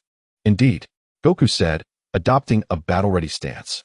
Moro stood atop the spaceship, arms crossed, coldly observing below. Go on, prisoners, he commanded. As his words fell, the prisoners erupted into cries, charging toward Goku and his companions. Yang Feng swiftly assumed a combat posture, remaining vigilant. They were formidable foes. Yang Feng transformed into his super blue state first, with Goku and Vegeta following suit, unwilling to be outdone. A scrawny man, resembling a monkey, darted towards Yang Feng with incredible speed, extending his hand for a grab. Yang Feng leaned back and executed a flying kick. Soon, 3 more prisoners surrounded Yang Feng. Attempting to seize him, he leapt into the air, causing them to collide with one another. Before long, another prisoner appeared behind Yang Feng, who swiftly swept his leg, kicking the assailant. Immediately after, Yang Feng unleashed an energy blast toward the gathering foes. The crowd was dispersed, and the prisoners suffered heavy casualties. Before Yang Feng could catch his breath, new prisoners converged on him. Amid the chaos, an elderly man with a white beard swung his fists at Goku, who sidestepped the attack and retaliated with an elbow strike, causing the old man to cry out in pain. Soon after, 2 more prisoners approached Goku, but he quickly evaded, grabbing their feet and, with a swift motion, sent them crashing into the 3rd individual who followed closely behind, creating a sandwich of flesh. Observing the 3 in front of him, Goku unleashed a shockwave, clearing a path. The prisoners were once again taken aback. Not only was Yang Feng formidable, but Goku was equally powerful. What had happened to the Galactic Patrol in these times? Even when they were captured, the Galactic Patrol had not exhibited such strength as these 2. Otherwise, how could they have harbored any hope of mischief? On the other side, Vegeta unleashed a ferocious assault. Disregarding the identity of his opponents, he launched a relentless barrage of side kicks, interspersed with sharp elbows and powerful punches. The surrounding crowd erupted in cries of anguish. After scattering them, he even hurled an energy blast towards a cluster of prisoners not far ahead. The explosion sent several individuals hurtling through the air amidst the chaos. Smoke billowing everywhere, rendering the battlefield nearly indistinguishable. Moro, standing with hands on his hips, patiently observed as the smoke began to clear, revealing 4 individuals fiercely battling amidst the throng of prisoners. A smirk crept across Moro's face. Surprisingly, it was this lofty vantage point, watching others struggle like ants, that truly delighted him. Hey, they are not your average Galactic Patrol officers. Each one is more formidable than the last, one prisoner remarked, his voice trembling as he watched Vegeta's onslaught. They're too strong. Another prisoner retreated a few steps, realizing that even a strategy of sheer numbers would be futile against such overwhelming power. What's with the fear? Charge! Sagambo shouted, gripping the railing as he witnessed the prisoners beginning to falter, some even contemplating retreat. If you wish to avoid being recaptured by the Galactic Patrol, you must follow Lord Moro. Frustration boiled within Sagambo as he urged the hesitant fools. Come on, if we all attack together, we can surely defeat them. The onlookers below exchanged glances, their expressions filled with disbelief. Oh please, if you're so capable, why don't you lead the charge instead of just babbling? As 3 bodies suddenly transformed into Super Saiyan God forms, Goku gazed at his hands in bewilderment. Super Saiyan God. Isn't it supposed to be Super Saiyan Blue? Why has it changed? Vegeta looked up at the sky and realized the cause of their transformation. Moro is absorbing energy again. Yang Feng pointed towards the heavens, shouting to Vegeta, hurry and attack, or we will be drained of all our energy. Above them, a colossal sphere of energy began to coalesce, drawing life energy from the ground below. Do I need to spell it out for you? Vegeta dismissed a prisoner charging at him with a swift motion. This won't do. We must act. Goku leaped skyward with determination. Saganbo, with a cruel grin, stepped onto the railing. Allow me. He leapt from the railing, hurtling towards Goku. A peculiar sound echoed, startling Goku, causing him to revert to his Super Saiyan 3 form. Saganbo delivered a powerful punch, sending Goku crashing to the ground, raising a cloud of dust. Ugh! Goku cried out in pain as the dust settled, revealing that his hair had reverted to black. Humph! Saganbo smirked, a cold chuckle escaping his lips. These are merely weaklings, unable to withstand even a single blow from me. Vegeta extended his hand to grasp a prisoner's fist, then turned his furious gaze toward Goku, who appeared to be slacking off. What are you doing, Kakarot? He demanded. With those words, his transformation was abruptly dispelled, reverting him to his ordinary Saiyan form. He glanced at his own fist, only to have the prisoner strike him fiercely in the face, causing Vegeta to stagger backward. Struggling to maintain his balance, Yang Feng furrowed his brow, pondering why the demon Moro's powers had become increasingly monstrous, sapping the energy of himself and his companions so rapidly that sustaining their Super Saiyan Blue forms had become untenable. Chapter 76. The rescue from Meru's and Goku and Vegeta once again unleashed their energy, yet could only transform into their Saiyan forms. Ugh! Vegeta exclaimed, wiping the corner of his mouth in frustration. How infuriating! I carelessly reverted back to my base form. Yang Feng was slammed to the ground by a punch, and he had hoped to retort to Vegeta, you just keep at it. However, he had no chance to voice those words, as the prisoner before him had already launched a kick in his direction. Yang Feng swiftly rolled away, narrowly evading the attack. At that moment, the Grand Kaishin was sent flying by a kick from another prisoner, crashing against the mountainside before coming to a halt. He lay on the ground, struggling to rise. Grand Kaishin, are you alright? Yang Feng asked, getting back on his feet and wiping his mouth as he turned to the Grand Kaishin. Meanwhile, Vegeta continued to battle the prisoners without looking back, having exhausted most of his stamina from the ongoing conflict with Moro in the vastness of space. Damn it, Goku too was beginning to feel the strain. Let me handle this. I still have some senzu beans. Yang Feng reached for his waist, only to find it empty. Where are my senzu beans? Goku and Vegeta remained locked in combat, but faced with the encroaching prisoners, their defensive measures outnumbered their retaliatory strikes. Yang Feng, where are the senzu beans? Vegeta glared at Yang Feng in anger, having waited long enough for him to produce the item. Senzu beans? Is this what you mean? Moro observed Yang Feng rummaging at his waist, and suddenly revealed a small pouch that Yang Feng recognized all too well. How did it end up with you? Yang Feng gasped in astonishment. Could it have fallen into Moro's possession during the wish granted by the dragon? Why must it be Moro who found it? Huh.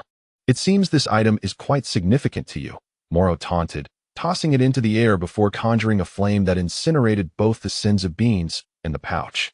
I've already tried one. It proved utterly useless. It doesn't alter my powers in the slightest. Yet you all treasure it so dearly, claiming it restores your energy. Is it perhaps a matter of your race? Truly peculiar. Damn it, how despicable.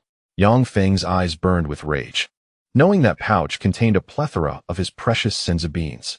Hey Goku, he called out amidst the battle, glancing up at Moro, who was elevated high above, gathering life energy. Moro, what is your ultimate goal? Why are you committing such heinous acts? Hee. I merely wish to create an ideal galaxy where I can feast upon planets at my leisure. Moro gazed down at Sun Wukong.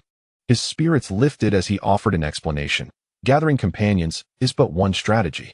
Vegeta valiantly resisted the relentless onslaught, managing to find a moment to voice his inner turmoil. Do you harbor resentment towards the Galactic Patrol? After a brief silence, Moro replied, well, I must admit, I detest the notion of the peaceful world you speak of. If someone is to guard such a mundane existence, wouldn't it be better for them to simply vanish? Yang Feng's anger intensified. This scoundrel had not yet finished devouring his 94 senzu beans. If only he could consume them, he would surely make Moro pay dearly. Why had they fallen into Moro's hands? What pained him most was that they had all been destroyed. He felt as though his heart were bleeding, and even the blows from the prisoners seemed trivial compared to the anguish within him. With a mighty roar, Yang Feng unleashed his fury, his aura surging as he transformed into Super Saiyan 1, delivering a fierce kick to the prisoner assaulting him. He then unleashed a barrage of blows, venting the immense suffering that resided within him. Meanwhile, Sun Wukong and Vegeta's Super Saiyan forms were faltering, unable to maintain their transformations. Frustrated, Sun Wukong clenched his fists, acutely aware of the dwindling energy within him. How many times must we repeat the same mistakes? Vegeta echoed, his fists tightly clenched. Each encounter followed the same pattern. They resolved not to delay, to charge forward and pound Moro into submission, yet time and again, Moro seized the opportunity to absorb their energy. Each defeat inflicted a profound wound upon his royal pride. Had he not dominated the battlefield from the outset in every prior encounter? At that moment, both warriors fought with all their might, Yang Feng's Super Saiyan form dissipating as he battled, fueled solely by rage and sorrow. Smoke billowed as more prisoners surged toward the trio, while countless life energies converged upon the luminous sphere above. If this continued, the battle would inevitably culminate in defeat for Sun Wukong and his allies. Yang Feng was sent hurtling backward from a punch, regaining his footing as he struck the ground in frustration. How could such a grave oversight occur? Would we have failed so easily had the senzu beans not been lost? Disaster loomed as the prisoners gathered. On board the ship, Myers watched the unfolding chaos with urgency, turning to Gak. We must go and rescue them. Wait, me? Gak pointed at himself, incredulous. I'm not a combatant, truly, I'm not. From the rear, Askar interjected, I wish to join as well. Though I cannot fight, I can heal. Noticing the gazes of the two upon him, Askar hastily spoke up. Myers nodded solemnly, while Gak hesitated, unable to voice any reluctance. A child possessed such courage to rush into battle. He couldn't afford to lose face. Will these bastards not weaken? Vegeta struggled increasingly against the onslaught.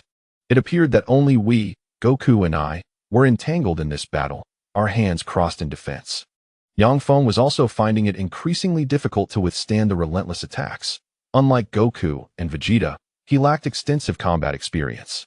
Besides his formidable power, he was left with only Krillin's fighting techniques. System, help me. Yang Feng's mind cried out desperately, yet the interface remained absent. Suddenly, they witnessed a prisoner struck by a beam of energy, igniting and turning to ash. The trio was taken aback as two figures emerged before them, Mel's and Jack, armed with laser guns. Mel's Jack? With their continuous firing, the pressure on them momentarily diminished. Mr. Goku, in this situation, we cannot defeat Moro. We must retreat. They fired while retreating. Yang Feng blinked. It seemed that Mel's, an angel, was more reliable than his own system. He remained vigilant of his surroundings, mentally cursing the ancestors of his system. Meanwhile, Askar had reached the Great Kaioshin, placing his hands on the deity's abdomen. Please open your eyes. Chapter 77. Apologies for disturbing your bath. The Great Kaioshin abruptly opened his eyes and sat up, his expression beaming with joy. Above, on the spaceship, Moro still held his energy aloft. Sagambo gripped the railing, gazing downwards, observing the unexpected arrival of Mel's and Jack. Who are they? His peripheral vision caught sight of a nearby spaceship. Ah, companions. As Sagambo spoke, he raised his gun to shoot. Oh no. Mel's, quick to react, aimed and fired at Sagambo, sending the weapon flying from his grasp. Shocked, Sagambo stared at the distant ground, astonished by the sharpshooting. What kind of marksman is this? Goku, noticing Mel's action, shouted to the sky, Hey, Iliku, get away from here. All right, Iliku replied. Come on, Mel's. Goku pressed his fingers to his forehead and extended his hand toward Mel's. Grab me. We can escape with instant transmission. Yang Feng's eyes widened. Even the mighty Goku resorted to those words. It was nothing new. He often fled when overwhelmed, planning to return when stronger. However, hearing Goku utter those words felt quite strange. Mel's turned to the Great Kaioshin. Great Kaioshin, please instant transmission us to the Galactic Patrol headquarters. Understood. He embraced Askar, moving swiftly. See you at the headquarters. With that, their figures vanished. Standing beside them, Gak extended his hand and firmly grasped Yang Feng's. Observing Sun Wukong and Myers holding hands, Yang Feng looked at Gak with disdain. Why not hold hands with Wukong or Myers instead? Why grasp mine? I have no interest in men. My heart is captivated by beauty. You, of all people, can teleport. Gak replied nonchalantly, one hand wielding a gun while the other clutched Yang Feng's hand. Why not hold somewhere else? Why must you disrupt my focus? Yang Feng protested once more. Why did Sun Wukong get to hold hands with an angel? As he pondered this, Sun Wukong turned to Yang Feng and asked, Can you still teleport? Yang Feng nodded in affirmation. Meanwhile, Myers remained vigilant, gun raised, scanning their surroundings. Vegeta, you too, Sun Wukong urged, signaling for him to lean on his shoulder. Vegeta, nursing his injured shoulder, stared at the motionless prisoners ahead. What's wrong, Vegeta? Sun Wukong inquired, puzzled, yet he pressed on. If we lose any more energy, I want to be able to teleport. Upon hearing this, Vegeta appeared agitated, anger etched across his face. What magic, what divine power! Under the furious barrage of Gak and Myers, Sun Wukong was left bewildered. Yang Feng glanced at Vegeta in surprise. What's with the sudden outburst? Has the pride of the proud little prince been wounded?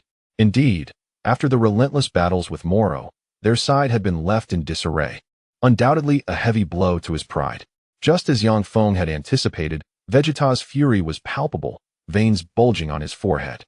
The only source of pride for the Scions was their formidable physical prowess. They needed no extraneous abilities. Yet, what did this pitiful state signify? Vegeta gazed ahead, seemingly lost in thought. Hurry up, do you wish to perish here? Sun Wukong shouted, urging Vegeta, who remained unmoved. Vegeta glanced at Myers' spaceship, now drifting far away, entirely ignoring Sun Wukong. Hey! Sun Wukong was on the verge of rushing over to pull Vegeta along. Suddenly, Gak stumbled, dropping his gun to the ground. Quick! We must leave. Yang Feng looked at Gak with exasperation. What are you doing? I was waiting to see if Vegeta would move. Come on, we have to go. Yang Feng, with resignation, pressed his fingers to his forehead and teleported. You go on ahead, Kakarot. Vegeta declared, not looking back, his tone somber. I will no longer accompany you. Without giving Sun Wukong a chance to react, he soared towards the spaceship piloted by Iliku. Vegeta, Sun Wukong was left bewildered, unsure of what Vegeta intended to do at that moment. With a sharp crack, Melz gripped his weapon, gazing at the energy-depleted gun. Casting a glance at the prisoners gathering around them, Melz urged, Mr. Wukong, we are at our limit. As the throng of prisoners surged forward, Sun Wukong resignedly closed his eyes, pondering the absurdity of Vegeta's actions. How infuriating. Just as the prisoners were about to make contact, they abruptly vanished, leaving the crowd of prisoners in a futile heap. As the smoke dissipated, the bewildered prisoners exchanged glances. Huh, where did they go? Sagambo remarked, astonished by the vanishing smoke. Meanwhile, Vegeta soared above the spaceship, calling out, open the door. Iliku, noticing Vegeta above, was puzzled by his absence from Melz and the others, yet complied and opened the hatch for him. At that moment, within the Galactic Patrol headquarters, the Galactic King was blissfully indulging in a bubble bath, leisurely humming a tune. Utterly content. Suddenly, Yang Feng and Gak appeared beside his tub, soon followed by Sun Wukong and Melz. Noticing the absence of Vegeta, Yang Feng sighed inwardly. Confirming the information he had read, he hadn't come along. The Galactic King, startled by the sudden appearance of the four, nearly choked on his surprise. What? How did so many outsiders suddenly materialize in my bathing chamber? He was taken aback by the unexpected intrusion. Apologies, Galactic King, I am rather familiar with this place. Yang Feng said, sheepishly rubbing his head. Sun Wukong turned away, embarrassed. Sorry, I only recognized your presence, sir. Gak, on the other hand, respectfully bowed, my Lord Galactic King. I sincerely apologize for interrupting your bath. This remark only heightened the Galactic King's discomfort. What is wrong with Mr. Vegeta? Melz was more concerned about Vegeta's sudden mood swing and turned to Sun Wukong. Uncertain of Vegeta's thoughts, Sun Wukong contemplated deeply. Chapter 78. The youthful transformation of Moro. Yang Feng, unfazed, interjected, it's nothing. He likely suffered a significant blow to his pride and has gone to Yardrat. After all, that was how the narrative unfolded. How do you know he intends to go to Yardrat? Sun Wukong, puzzled, turned to Yang Feng, curiosity etched on his face.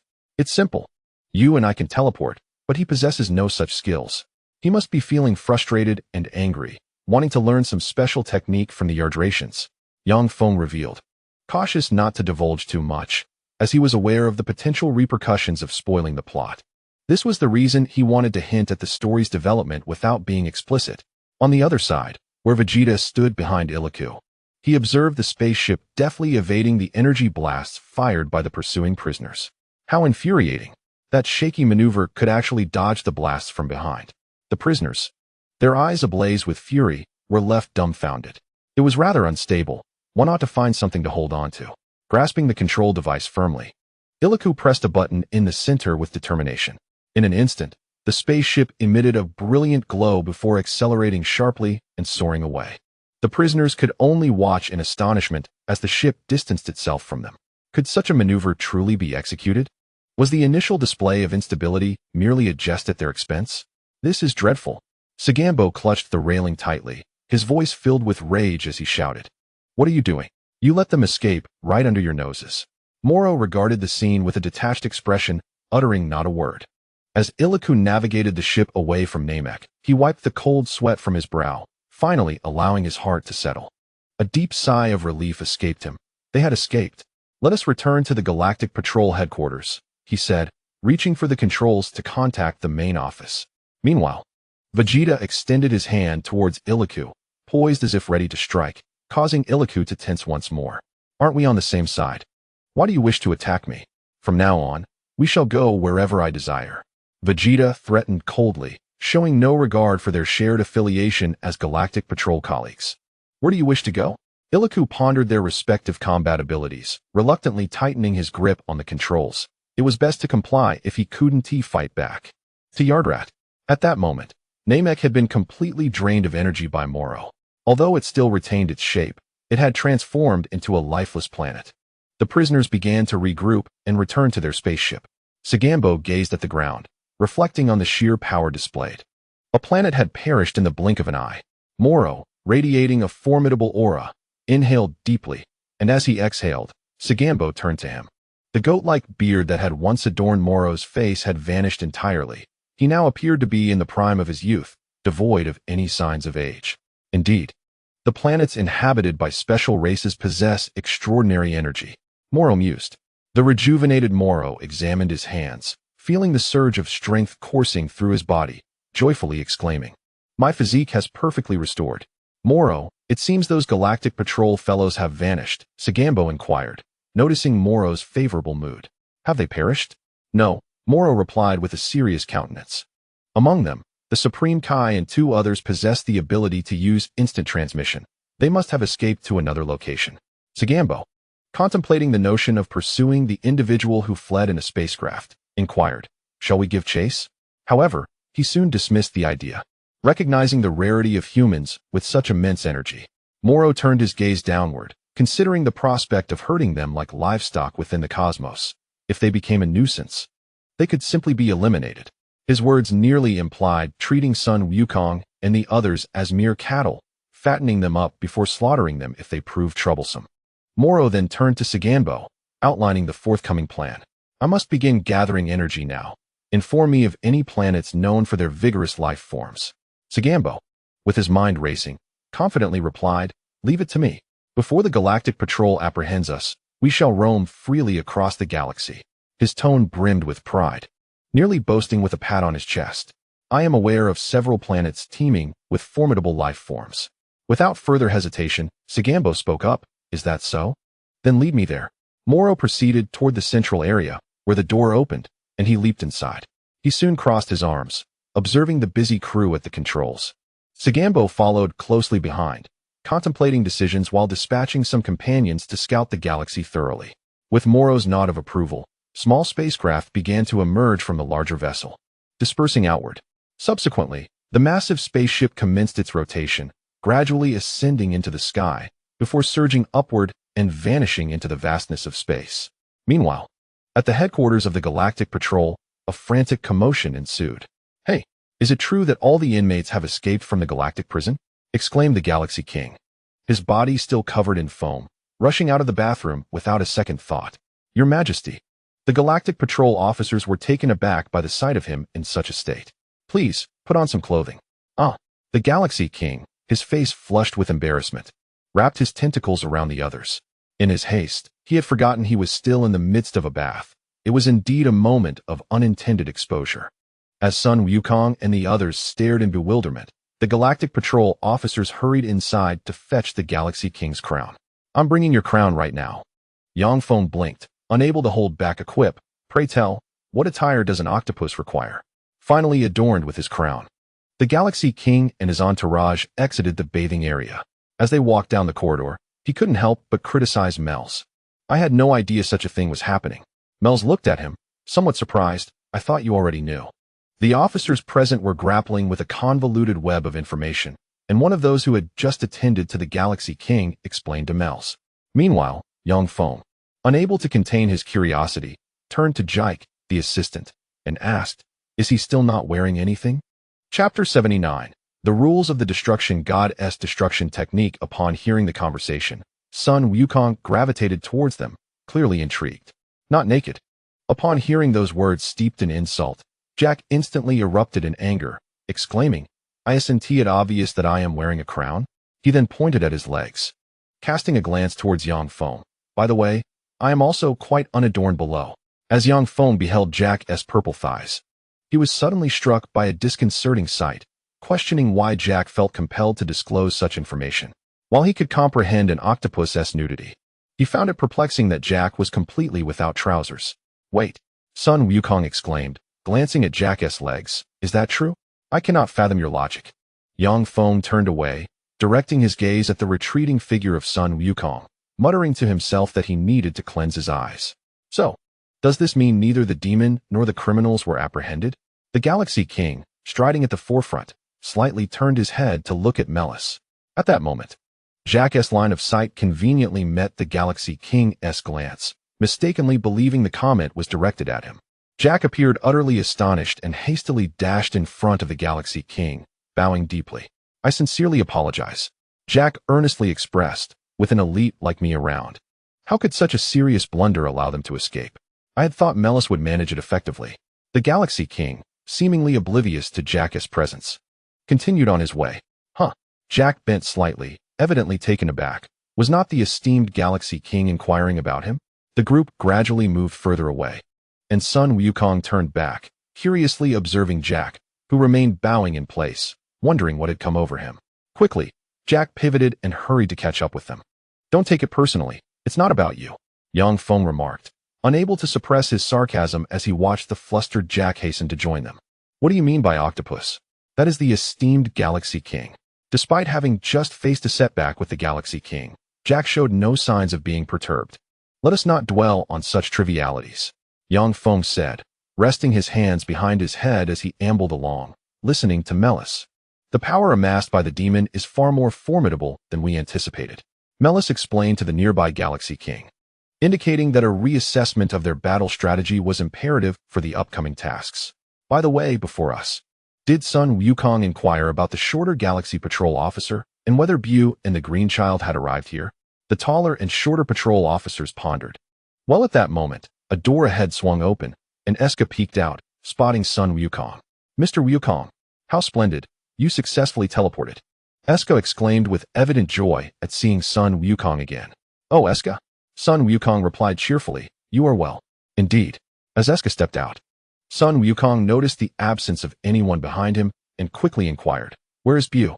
Meanwhile, the subdued Bu lay sprawled on the ground, deeply asleep, even snoring. The group followed Eska back inside, observing Bu in a blissful slumber, and Eska turned to them, remarking, "The moment we arrived here, he instantly fell into this deep sleep. This time, it must have been quite exhausting for Bu. He appears utterly fatigued." Observing Bu sleeping soundly, Goku sighed, resting his hands upon his hips. "However, where is Mr. Vegeta?" Noticing the well-organized group around him, Isuka inquired aloud. "Do not worry, he should be fine," Goku reassured Isuka. "He is probably off somewhere training before returning." Yang Feng glanced at Goku, contemplating whether he too should seek a place for self-improvement, as relying solely on the system was not a viable option. Just then, as if summoned by his thoughts, a luminous screen appeared before Yang Feng, announcing a mission to find Whis and enhance his combat skills. Yang Feng's eyes widened in disbelief. Why venture so far when Meru's is also an angel? Moreover, Goku possesses a wealth of combat experience, does he not? "Training, you say?" Meru's remarked with surprise, prompting Yang Feng to cast a puzzled glance his way. It raised the question, why would an angel like Meru's serve within the Galactic Patrol? Unable to defeat Moro with their current methods, Vegeta must be brimming with frustration. He surely has a plan. Goku mused, knowing Vegeta well. He must have devised something new. Hence his solitary departure. "We cannot simply remain idle. We must devise a strategy," Yang Feng concurred, realizing that if they continued in this manner, the results would remain unchanged. Observing the changing subtitles on the screen, Yang Feng refused to admit his motivation for training was the reward. Completing the mission would grant him the Destruction God's rule-breaking technique. With a smirk, he envisioned the possibilities. Should he find any female whose attire displeased him, he could simply dismantle it. Let us devise a battle plan that works even without Bu. Goku suddenly interjected, disrupting Yang Feng's daydreaming. Clearing his throat, Yang Feng clenched his fist and coughed lightly. I too plan to depart and seek a place for training. Goku looked at Yang Feng in surprise. Their thoughts oddly aligned. Aboard the spaceship, Vegeta stood beside Iliku, sensing the surrounding energy. That scoundrel Moro seems disinclined to pursue us. They have ventured in another direction. Their spacecraft glided through the cosmos. Once set to automatic pilot mode, Iliku rose from the cockpit and turned to Vegeta, stating, Sagambo's spaceship is, to my knowledge, the fastest. Our radar cannot track it. Vegeta only caught the initial 3 words, Sagambo. That must be the individual standing alongside Moro on the spacecraft. Iliku, undeterred by Vegeta's lack of focus, continued to explain, he was once the leader of a notorious band of marauders throughout the galaxy. Is he the one who laid a beating on Kakarot? Vegeta quickly recalled the middle-aged man who had struck Goku. Indeed, it appears he has always been by Moro's side. He is remarkably strong. Capturing him required considerable effort. Iliku gritted his teeth, unable to suppress a sigh at the thought of all the prisoners in the prison having escaped. However, at this moment, that fellow is hardly a formidable adversary. Vegeta exhibited none of Iliku's fury. He was merely a mid-level galactic patrolman, devoid of any sense of camaraderie. To be precise, he has always preferred to operate independently. Without Moro, my child could easily defeat him. Vegeta remarked nonchalantly. Oh, Iliku was momentarily taken aback by this statement. Do you have children? Indeed, is that so surprising? Vegeta responded, crossing his arms. You might say that when women fight, I still know about hair pulling and slapping. As long as you are quick and your opponent has long hair. This is merely my personal interpretation.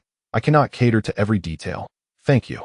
The second point concerns the character of the protagonist. He must be strong and, consequently, arrogant. The plot progression follows a timeline, as I enjoy both anime and manga. Additionally, I received several negative reviews today. Upon reviewing some of the comments, a few claimed that women do not understand Dragon Ball, writing what they deem trash. And some even resorted to profanity. If you enjoy it, watch it. If not, then leave. Why create such a fuss? Phew. I believe these are merely a few misguided individuals. The majority are still lovely little readers. I will continue to update without faltering or leaving the story unfinished. Thank you to my supportive friends. I first encountered Dragon Ball in 2005 through published manga. It is all about nostalgia. Cheers. What about you? I am stepping back now, having spoken so much for the first time. Chapter 80. A truly perfect team. Iliku gazed with wide, innocent eyes, uttering soft words, somewhat surprised. It is hard to imagine such a person having a wife and children. I am curious to know what his wife would be like. Putting such matters aside, how long until we reach Yardrat? Vegeta approached him, glancing at the display screen. Calculating now, Iliku turned and pressed a few buttons, observing the results. According to Earth's time units, it will take approximately a week. Is that so? As Vegeta turned to leave, he said, I will take a rest then. Ah, Mr. Vegeta. Iliku quickly turned to call after him. Vegeta turned back. What do you intend to do on Yardrat? Although the inhabitants possess low combat power, they have many extraordinary techniques. Vegeta turned to face him, his voice indifferent. Were it not for the fact that the individual before him could pilot a spaceship, he would not have bothered to explain. The instant transmission that Kakarot employs was also learned from them. I see. Iliku pondered the peculiar instant transmission. So, you intend to learn techniques to combat Moro? Precisely. Vegeta turned back, lowering his head and remaining silent for a moment. Although it is an unsettling method, he said. And with that, he strode toward his room, forcefully shutting the door behind him with a loud thud. Clearly, this conversation had touched upon the pride of the haughty prince. Iliku stood still, lost in thought. Vegeta had already seated himself on the bed, his fingers interlocked in a display of seething anger, reflecting upon the earlier battle. He could not afford to be so defeated again. Next time, I shall surely triumph. Vegeta clenched his teeth, his memories fueling his fury as he lamented his perceived weakness. He was determined to journey to the planet Yardrat to master a skill that would surpass all others. Be it Moro, the criminals, or Kakarot, he growled in frustration, vowing that upon his return, he would still be the mightiest scion. Thus, days passed. Above the planet known as Tsen, Moro's spaceship hovered in the sky. All right, let's go. Sagambo commanded with a fierce grin, addressing his cohorts. The remaining members of the band of robbers were poised for battle. Opposite them stood the indigenous people of the planet. Bewildered, what foul creatures are they? As the robbers launched their assault, a cacophony of screams soon erupted.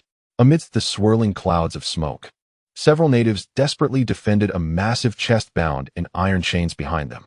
We must protect the royal secret, they shouted, their eyes fixed intently on the advancing robbers. Simo Laika from the band charged forward, and to everyone's astonishment, with a swift motion, he severed one of the Tsen natives in half.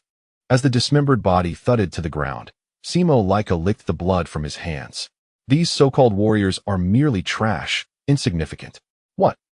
The Tsen inhabitants gasped at the sight of their fallen companion, their fury directed at Simo Laika. You scoundrel. Once more, Simo Laika lunged at them, capturing one of the Tsen natives by the head and leaping into the air, twisting his body to gain momentum. Using the corpse of his slain comrade as leverage, he swiftly charged at the remaining Tsen inhabitants. With a series of relentless grabs and flying kicks, the Tsen people were swiftly decimated, rendered unconscious. Reaching the enormous chest, Simo Laika dispatched the last of the Tsen defenders and swiftly severed the chains, opening the treasure chest. Inside lay an abundance of riches. Oh my! Simo Laika exclaimed in delight, quickly turning to shout towards Sagambo. Indeed, these will fetch a considerable sum. Is that so? Quite splendid. Sagambo replied with a beaming smile, generously offering his praise. Another member of the band approached, dragging a massive sack filled with loot, declaring, these are the valuables that can be exchanged on this planet. All right, that's a wrap. Sagambo nodded, calling out to his fellow bandits. A few individuals swiftly turned to return towards the spacecraft, while one of the Jun aliens on the ground, struggling, drew a firearm and, aiming at their retreating figures, let out a defiant roar. However, at that moment, the bandit leader, Say Bensley, abruptly pivoted. A beam of light emanating from his eyes, instantly reducing the alien to mere ash. A piercing scream escaped the Jun alien's lips, followed by a thunderous explosion. Say Bensley slightly turned his head, and the light from his eyes unleashed devastation upon the surroundings, causing numerous Jun aliens who had yet to perish to cry out in agony. Enough, Say Bensley.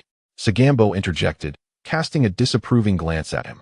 If too many perish, the energy that Lord Moro can consume will diminish. Let us proceed. With his words, the group hastily made their way towards the spacecraft, soon arriving at its summit.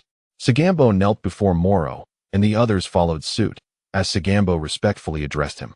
We apologize for the delay. Please indulge in this planet. Well done, Moro replied with a nonchalant nod, his gaze shifting towards the planet below. I shall not be courteous. His hand began to rise slowly, and from the ground, countless small orbs of light ascended. The planet was swiftly drained of its vitality, transforming it into a lifeless sphere. The Earth split apart, and a tempest of lightning accompanied the planet's collapse, enveloping it in a shroud of desolation. Ah, the death of a planet. Witnessing such a spectacle is unsettling, even upon repeated occasions. Moro then consumed the condensed life energy, savoring it as if he had just relished a delightful feast. This planet is quite commendable. Thank you for your praise.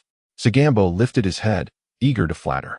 We have seized the treasures, and Lord Moro devours the planet. Truly a perfect team. Indeed, Moro seemed to relish the compliment, gazing at the scenery outside with a sense of reflection. For my ideal world. Indeed, wealth is requisite. This is our forte, simply leave it to us. Zimalika chimed in.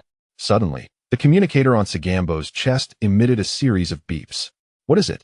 Moro inquired as Sagambo retrieved the device. It is a report from our scouts, Sagambo explained as he connected the communicator. A group of attractive female bandits was engaged in combat with native monsters on another planet. Chapter 81. Wukong vs. Myers. The stunning beauties, Iwaza and Kakaza, were fully engrossed in their battle against the monsters. Meanwhile, the enchanting Miza, standing in the center, seized a moment to address the communicator, Sagambo. We have discovered a planet brimming with life force. There are numerous formidable creatures here. Miza smiled just as a monster suddenly emerged behind her, Ah! The creature charged at Miza, who effortlessly dispatched it with a burst of energy, piercing its throat. Then we shall head to your location next. Sagambo's voice resonated through the communicator. All right, I await your arrival, Miza responded. The communicator was abruptly disconnected. Miza turned to the other two and exclaimed, Hey everyone. The main force is on its way. Instantly, the three of them excitedly gathered together, gazing at the swarm of monsters approaching. Before they arrive, let us wreak havoc while searching for treasures. At the Galactic Patrol headquarters, the atmosphere was heavy as everyone listened intently to the latest news coming through the communicator. The planet CN has been annihilated. Mel's listened with a grave expression. Have they launched an offensive in that area already? He moved closer to the communicator. Have we detected any life signs from Moro and his group? Well, they have rapidly moved out of radar range, the communicator operator replied after some operation. Mel's lowered his head, pondering the grim reality. So it is indeed the case? Sun Wukong began to sense Moro's aura around him. I cannot perceive such distant energy either. Could Moro be doing this deliberately? Yang Feng frowned, unable to comprehend the reasoning behind Moro's actions. Although he possessed information on Moro, certain finer details were still unknown to him. It was clear that the next step would involve Wukong and Vegeta embarking on their respective training journeys. He was aware that Vegeta was headed to Yardrat, but he had no information on who Wukong would train with. It seemed Moro had chosen targets on planets beyond their reach. Mel's turned to Yang Feng. Yang Feng shrugged, indicating his uncertainty. He had attempted to obtain more information from the system, but the system had opted for its usual aloofness, ignoring his requests entirely. It's been several days. Sun Wukong began to exhibit signs of impatience. Moro has been continuously enhancing his power. At this rate, defeating him will be increasingly impossible, and the gap will only widen. However, Mel's had to voice the harsh reality they all faced.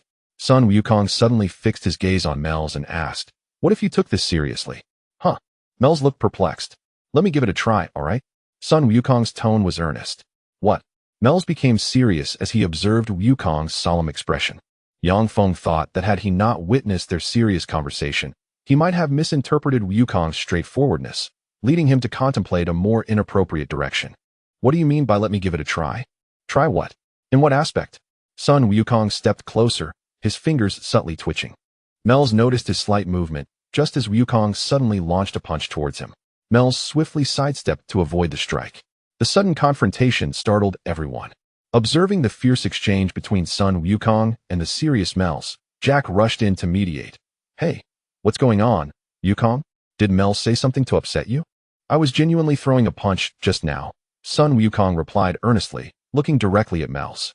I know, that's why I dodged. Mel's maintained his serious demeanor. What is going on? Observing that neither of the two paid him any heed, Jack immediately placed his hands on his hips and began to reprimand them. Do not quarrel. He pointed his thumb at Melis, turning to Sun Wukong with a serious expression. Indeed, Melis often adopts a rather commanding demeanor that can be slightly irksome. Yet he is not malevolent. If you look closely, his face has a certain charm, does it not? Quickly, he covered his mouth with one hand and whispered to Wukong. Do you think his bangs are too short? Shut up, come back here and stop embarrassing yourself. Yang Feng could no longer endure the scene and approached, delivering a playful flick to Jack's head and pulling him back to Eska's side. Witnessing Yang Feng's display of force, Eska appeared visibly startled. What are you doing? Jack protested, rubbing his sore head and glaring at Yang Feng in indignation. Be quiet, or I'll smash your melon head. Yang Feng threatened menacingly. Sun Wukong, however, paid no mind to the exchange between Yang Feng and Jack, his attention solely fixed on Melis. Melis, I wish to ascertain your strength. Let us engage in a match. Very well. Noting Wukong's earnestness, Melis felt compelled to accept. Shall we find another location? Jack regarded this peculiar development with an odd expression as the two made their way to the training room. Meanwhile, Yang Feng, Jack, and Eska stood by a transparent glass-like window. This is the training facility for team members, Melis explained. It can withstand some impact. Sun Wukong surveyed the room, cracking his knuckles in anticipation. Is that so? Such a place exists? All right then, Sun Wukong declared, assuming a combat stance. I'm ready. Melis mirrored his posture, replying, Please. Go ahead. With a powerful push from his feet, Wukong surged toward Melis, delivering a swift punch, but Melis retreated a step to evade. Wukong unleashed a flurry of strikes. Yet Melis deftly dodged each one. Seeing his attacks consistently elude, Wukong executed a fierce kick, prompting Melis to lean back and slide to a safe distance behind him.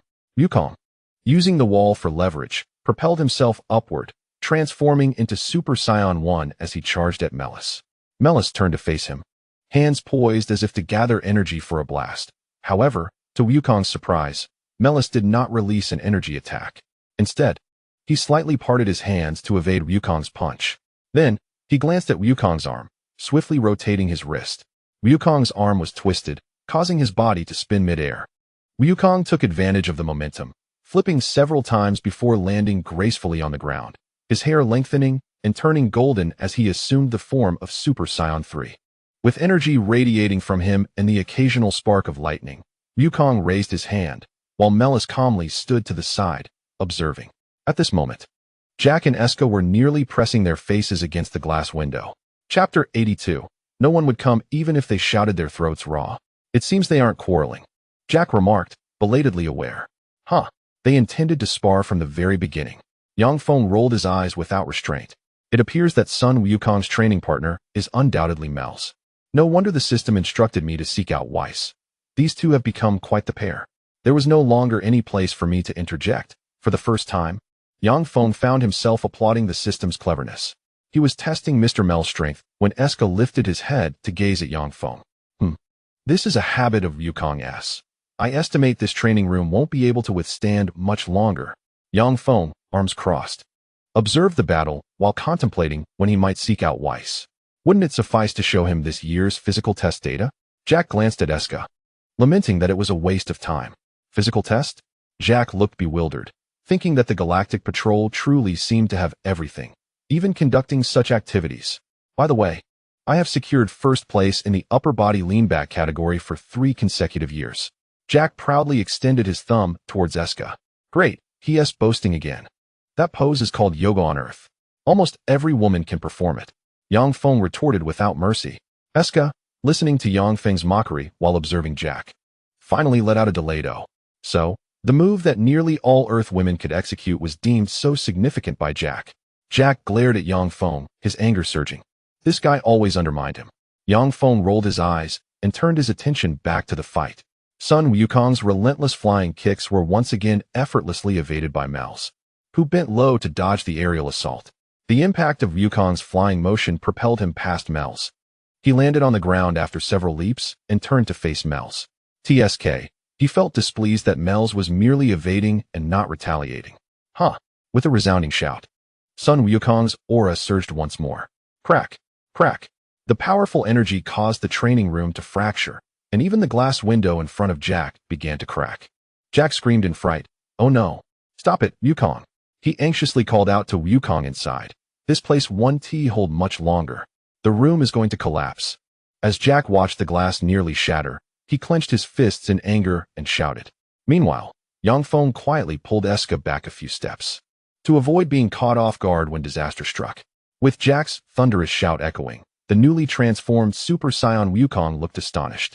He observed the falling debris from the ceiling and the cracked walls. My apologies.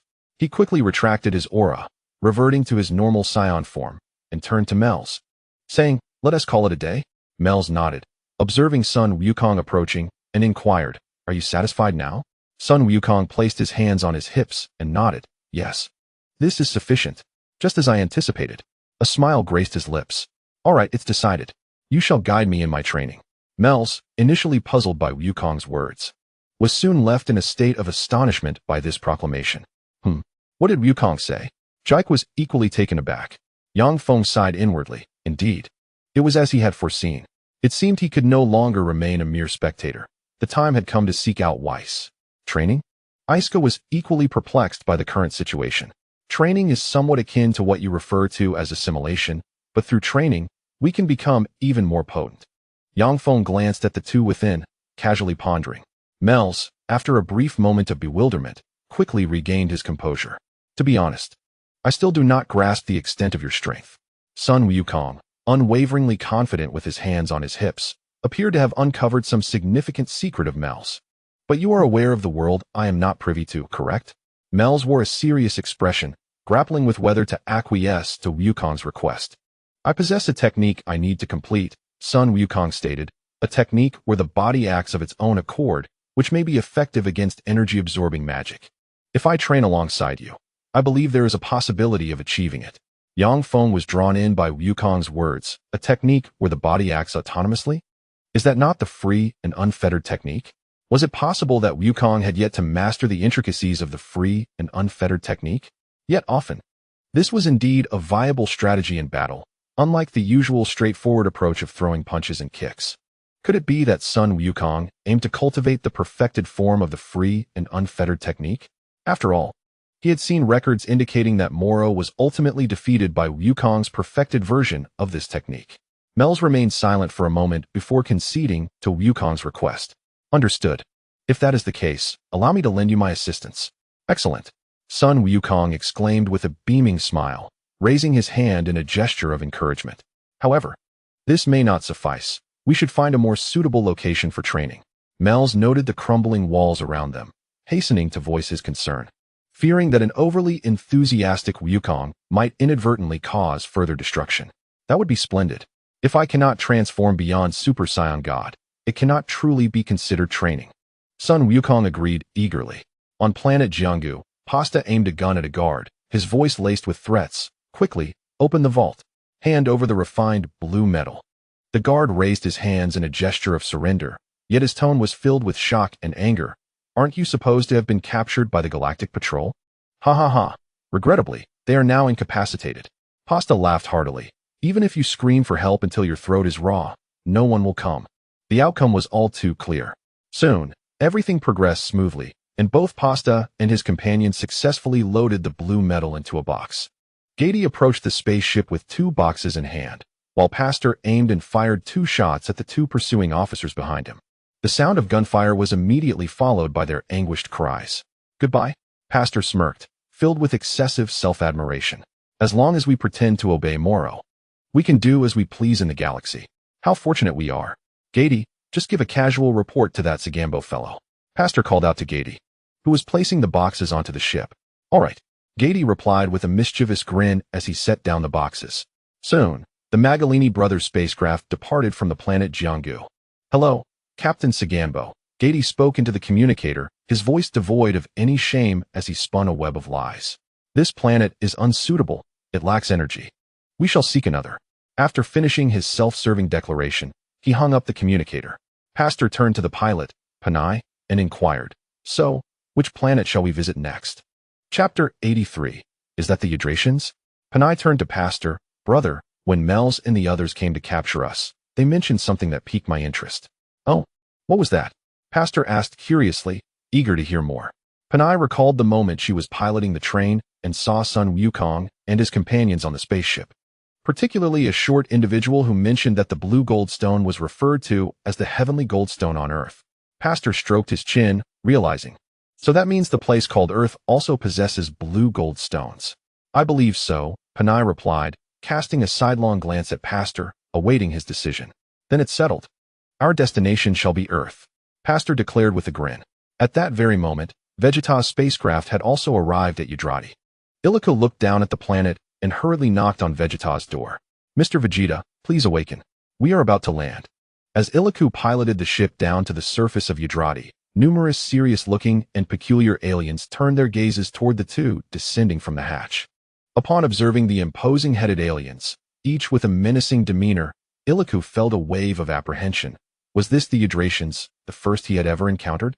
I've heard there are several types, Vegeta said, arms crossed, observing nonchalantly. Just then, a voice emerged from the crowd of Hydratians. Make way, make way. Tap, tap, tap. A distinctly different type of Hydratian stepped forward from the throng. These beings, short and resembling turnips, all bore a striking resemblance to one another with their onion-like heads. The leader approached Illico with an outstretched hand, greeting them warmly. Hey, welcome. Are you Vegeta? Illico stared in astonishment at the small hand being offered before him.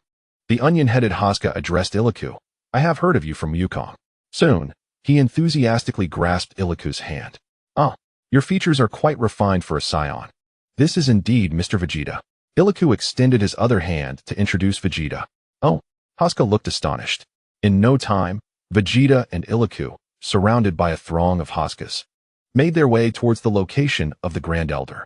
By the way, weren't Jinyu and his team devising a strategy to attack this place? Vegeta inquired, arms crossed. Hoska responded eagerly. Before Goku's arrival, this planet was indeed assaulted by the Jinyu force. We are immensely grateful to you and Goku for eliminating them. Vegeta awkwardly shifted his gaze. Is that so? No need for thanks. Wasn't he still a member of Frisia's army at that time? He could be considered an adversary, right? Speaking of which, who was the individual that entrusted instant transmission to Kakarot? Vegeta surveyed the crowd of Hoskas before him. Is he here? Which individual? Hoska appeared perplexed. Suddenly, he seemed to recall something and quickly apologized. My apologies. It is actually just me here. As his words concluded, all the surrounding figures vanished, including other Hoskas and those fearsome beings. The sudden shift in the scene startled Iliku, who gazed in astonishment at the now empty surroundings, wondering how they had disappeared so abruptly. Vegeta, too, was momentarily at a loss for how to respond. Our power is rather weak, Hoska explained, to avoid being underestimated. We typically inflate our numbers slightly. The three continued along the path. Inflate? Iliku questioned, incredulous. Are you sure that constitutes an increase? Upon reaching a door, Hoska entered and turned to invite them. Please, come in. I would like to introduce you to the Elder. Before long, the two were met by a colossal being resembling a catfish, the Aradrat Elder who had taught Goku instant transmission. It is I. Vegeta and Iliku stared in awe, taken aback by the sheer size of the Aradrat Elder. This is the Elder of this planet, Lord Pibara. Hoska gestured. You are Vegeta, are you not? Pibara asked, looking down at Iliku, and then warmly grasped his hand. For a scion, your features are quite refined. The familiar scene replayed, evoking a sense of nostalgia. Iliku could not help but want to facepalm, but lacking the ability, he reluctantly extended his hand again. Ah, this is indeed Mr. Vegeta. The awkward situation soon passed, and Vegeta articulated his intentions. I see now, you wish to defeat the one known as Moro. Pibara stroked his chin, having listened to Vegeta's account. Vegeta nodded, indeed. Do you possess any techniques for that purpose? Pibara regarded him with a measured demeanor. It seems you have misunderstood.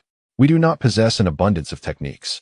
Vegeta wore an expression of astonishment, coupled with an unexpected sense of incredulity. What? In truth, there is but one thing to learn. Pibara, observing Vegeta's disheartened demeanor, gently elucidated. In the process of learning, techniques are born. One thing? Vegeta gazed at Pibara, eagerly anticipating further explanation. It is the mastery of Spirito. Pibara spoke with a benevolent countenance, for he cherished young minds eager for knowledge. What is Spirito? Goku referred to it as Ki, did you know? Hoska was somewhat perplexed that Vegeta was unaware, but soon recalled Goku's previous remarks. I know. Vegeta turned to Hoska, confessing his lack of understanding regarding Spirito, yet he was familiar with Ki, a concept everyone frequently sensed and utilized. Suddenly, with a snap, Hoska vanished from his spot, only to reappear elsewhere, demonstrating instant transmission. Reproduction as well, Hoska exclaimed, transforming into countless duplicates of himself, standing in formation. An enlargement. As Vegeta watched in astonishment, Pibara's form gradually diminished, startling the two.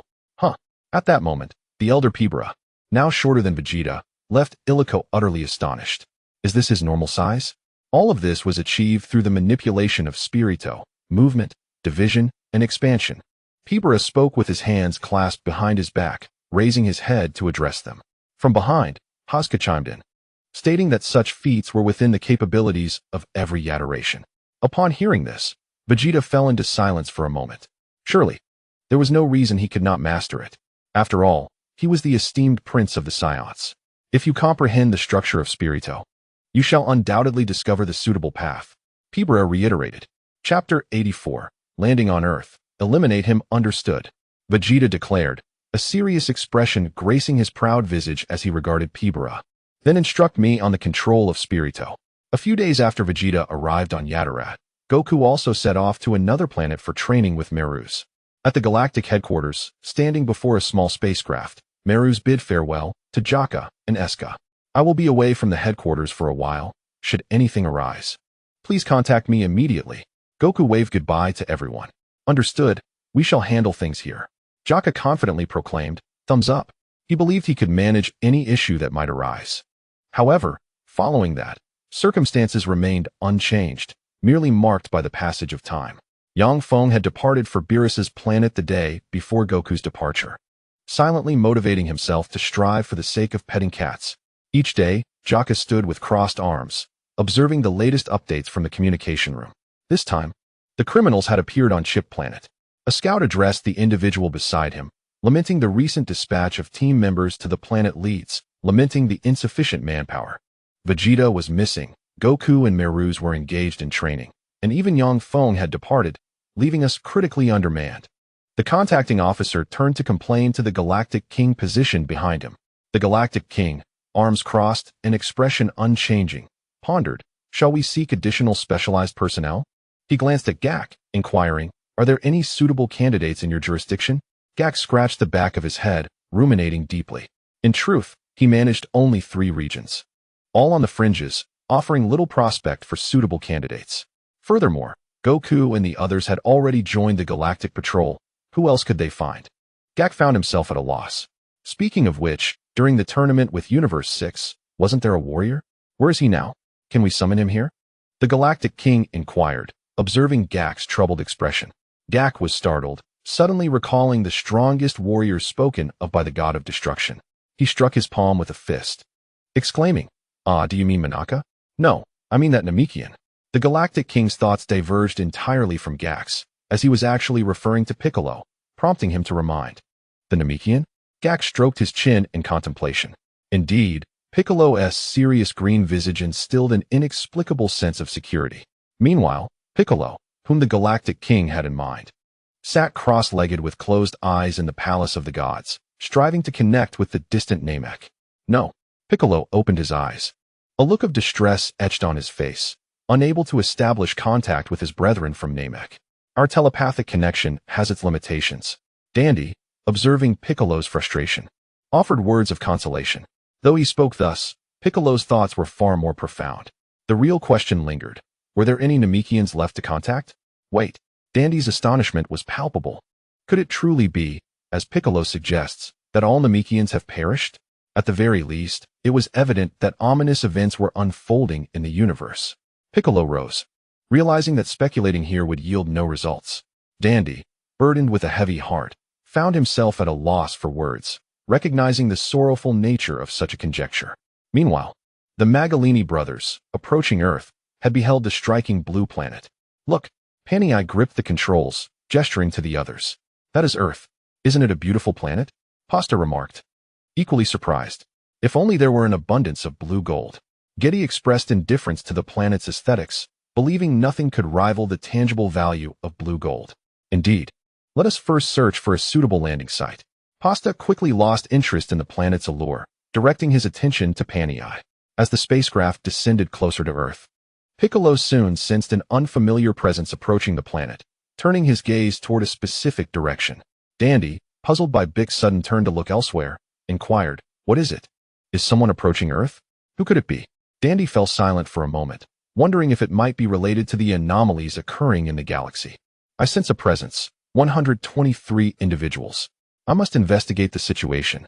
Bic expressed his unease about the unfamiliar extraterrestrial aura.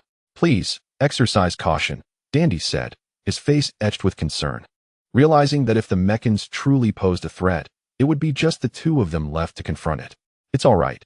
The energy isn't overwhelmingly powerful." Understanding Dandy's apprehension, Bic offered a rare word of reassurance before descending. Meanwhile, the Magalini brothers' spacecraft had entered the atmosphere, searching for a discreet landing spot. "This desolate area should attract no attention," Panei remarked confidently, eyeing the barren landscape below. "All right, let us find a place to land," Pasta replied nonchalantly. Just as Panei was preparing to land, he spotted a figure standing on the ground. Someone is there?" At that moment, Bic stood on the surface, awaiting the arrival of the spacecraft above. "What the heck? That guy?" Pasta exclaimed, surprised that even in such a desolate area, there was still someone present. "Perhaps he has discerned our origins from the cosmos." Getty felt a twinge of fear regarding the sudden appearance of this individual and looked to Pasta for guidance. "That could pose a problem," Pasta said, though he exhibited no signs of fear. "Eliminate him," he commanded coldly. "Understood." Following Panei's directives, the spacecraft soon revealed its weapons. which unleashed a barrage upon Bic below. The ground erupted, sending smoke billowing into the air. Well executed. As the smoke cleared, nothing remained on the ground. Meanwhile, in the Celestial Palace, Dandy and Bobo observed the unfolding situation below. Dandy felt a sense of relief. It indeed seemed that they were not facing a formidable foe. Behind them, a plane approached swiftly and landed. Bulma, seated in the cockpit, smiled and waved at Dandy. "Dandy, long time no see." "Miss Bulma," Dandy replied, somewhat surprised to see her and Satan, who was carrying Bra. "What brings you here so suddenly? You certainly don't visit without reason. Do you know where Bic is?" Bulma asked directly, hands on her hips. "Mr. Bic?" Dandy's immediate reaction confirmed Bulma's tendency to appear only when something was amiss. Curiously, he inquired, "What is the matter?" Chapter 85. "Thank you. Green Brother Gak has just contacted me, stating he is coming to welcome Bic to the Galactic Patrol." Bulma explained her purpose directly. "Oh."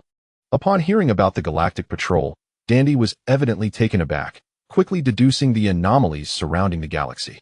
"Wait a moment. Who exactly is the Galactic Patrol engaged in battle with? Please, enlighten me," he exclaimed. Bulma, not yet having inquired about the specifics, promptly seized the communicator, suggesting, "Let us directly ask Gak." Meanwhile, on the other side, the Magalini brothers had already commenced their skirmish with Piccolo. Getty lashed out with a luminous whip towards Piccolo, who effortlessly sidestepped the attack without a flicker of concern. Frustrated, Getty raised the whip once more, accelerating his strikes towards Piccolo, yet the latter continued to evade with ease. The disparity in their combat prowess was stark. The engagement lacked any semblance of challenge. Atop the mountain, Pasta extended both hands, filled with glimmering crystals, and scattered them downwards towards Piccolo. Getty, realizing the imminent danger, leaped out of the crystal-laden area just as Pasta snapped his fingers. With a resounding crack, the crystals surrounding Piccolo erupted, unleashing a cacophony of explosions that sent plumes of smoke billowing into the air. From his prone position, Getty spotted Panay dashing towards him through the haze and leapt into the smoke, extending his elongated arms to feel around. "Gotcha!" he exclaimed, only to discover he had grasped Piccolo's outer garment instead. Huh! Both Panay and Getty were astonished when, from the smoke, two elongated green arms emerged, seizing Getty by the neck while another clutched Panay's calf. "Ah!" They both cried out, swiftly lifted into the air. Piccolo smirked disdainfully, regrettably. "I can employ this technique as well. Let go of me, you bastard." Getty yelled desperately, trying to pry Piccolo's fingers apart, while Panay relentlessly kicked at Piccolo's arm with her other leg. Unfazed, Piccolo nonchalantly flung the two screaming individuals towards Pasta. Pasta, taken aback, had no time to react before the collision sent him hurtling as well. The three plummeted from the mountaintop, crashing to the ground and kicking up a cloud of dust. Piccolo chuckled, just three weaklings with pitiful combat power. "Ouch, ouch, ouch," Getty groaned, clutching his face in agony. "What on earth is happening on this planet?" Pasta exclaimed, his face a mask of disbelief as he gazed at Panay, who lay sprawled atop him. "Is there truly such a formidable being here? If such power exists, why is this planet so obscure?" At that moment, Gak began recounting the events that had transpired during this time, declaring, "Thus, Namek has perished." He dropped such a monumental revelation, followed swiftly by more of his narrative emanating from the communicator. Such tragedies continued to unfold throughout the cosmos. As the group gathered around the communicator, eager to hear more, Dandy, clutching his head in distress, was stunned by Gak's revelations, exclaiming, "How could such a thing possibly occur?" The compatriots of Namek, in utter despair, buried their faces in their hands upon the ground, overwhelmed by sorrow. Vegeta and Goku were engaged in their training, thus requiring Piccolo's assistance. Bulma inquired as she gazed at the communicator. Indeed, at that moment, Gak was swiftly navigating his spacecraft. And were Goku's son and those bald individuals also present? "I shall hasten there and gather them," Gak commanded with a sense of certainty. "Are you referring to Krillin and Tien?" "Understood." Bulma responded affirmatively. "You must also exercise caution. Moro's reconnaissance teams are now dispersed throughout the galaxy." Gak reminded them with concern as he piloted the ship. What reconnaissance teams?" Bulma queried, perplexed. "Is it merely Moro? When did these reconnaissance units emerge? Could it be that Moro has subordinates? They are in search of planets to feed Moro, although Earthlings are pathetically weak. The sheer quantity of resources on Earth is quite suitable for Moro's appetite. If discovered, they would be devoured immediately." As Gak's words resonated, A serious expression adorned the faces of those present. It seemed imperative that Earth remain undiscovered. Dandy, shocked, lifted his gaze toward the communicator, momentarily forgetting his grief, and recalled the extraterrestrial beings Piccolo had recently encountered. He hastily inquired, what manner of beings comprised the reconnaissance team? They pilot elongated spacecraft. Operating in groups of 2 or 3, Gak's voice relayed through the communicator. Dandy was left speechless, having suddenly realized that Piccolo must have sensed that unfamiliar energy. Recalling the 3 individuals he had just witnessed, who indeed fit the description of the slender spacecraft. At that moment, the Magalini brothers were bound together by ropes. Struggling in vain, the irate Getty glared at Piccolo. Who are you? Piccolo questioned the bound individuals. Is this related to the anomalies occurring in the cosmos? What are you talking about? Pasta, still attempting to wriggle free, responded with a glimmer of deceit in his eyes. We are merely passing extraterrestrials. It has nothing to do with us. Piccolo observed them in silence, then approached their spacecraft. I apologize for the sudden attack, Pasta remarked, noticing Piccolo's lack of expression, which suggested a lack of intelligence, and thus adopted a pleading tone. We shall not return. Please spare us.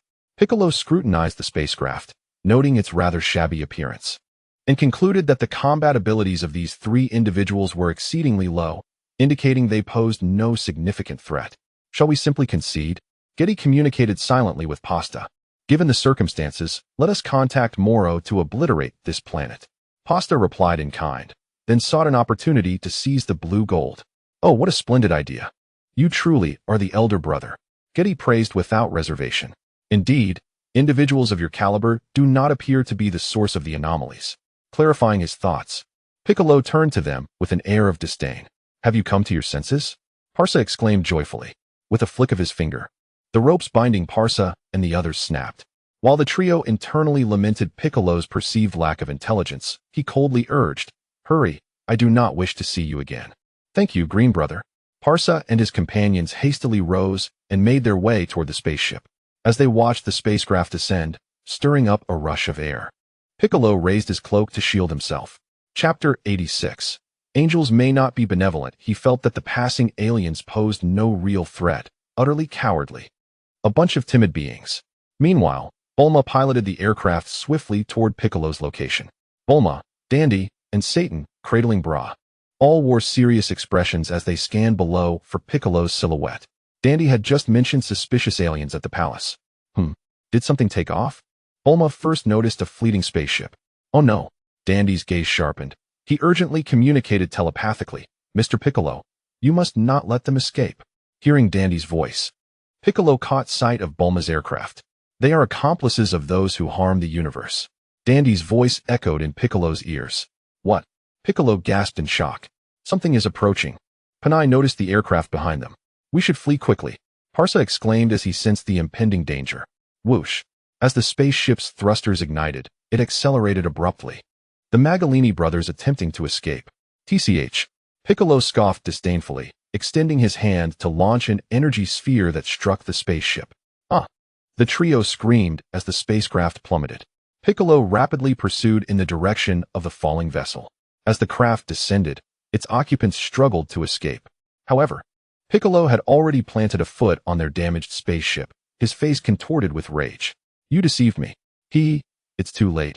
Weevee reported to the headquarters. Getty, holding a communicator, wore a sly smile. The prisoners are on their way. Parsa also grinned wickedly. Prisoners? If Moro arrives, he will devour this planet in an instant. Parsa reveled in the misfortune of Piccolo, who had so easily fallen for his ruse. Who else could be so easily deceived? It's only fitting. Piccolo remained in frustrated silence, observing the 3 laughing before him. Ha ha ha. Still laughing in the face of death, Piccolo seethed, clenching his fists. Ding ding ding whiz.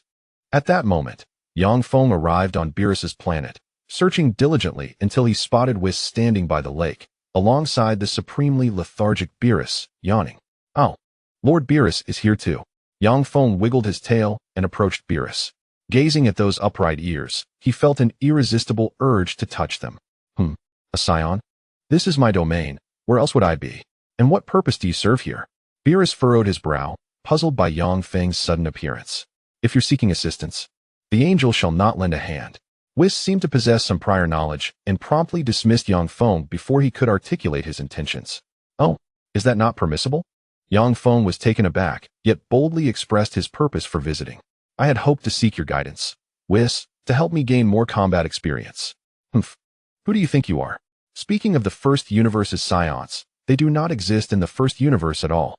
Beerus glared at Yang Feng, irritation evident in his tone.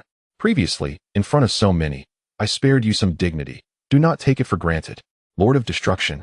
You were entirely unaware that the first universe lacked scions until I informed you afterward, Whis interjected, leaning closer to Beerus, unabashedly exposing his falsehood.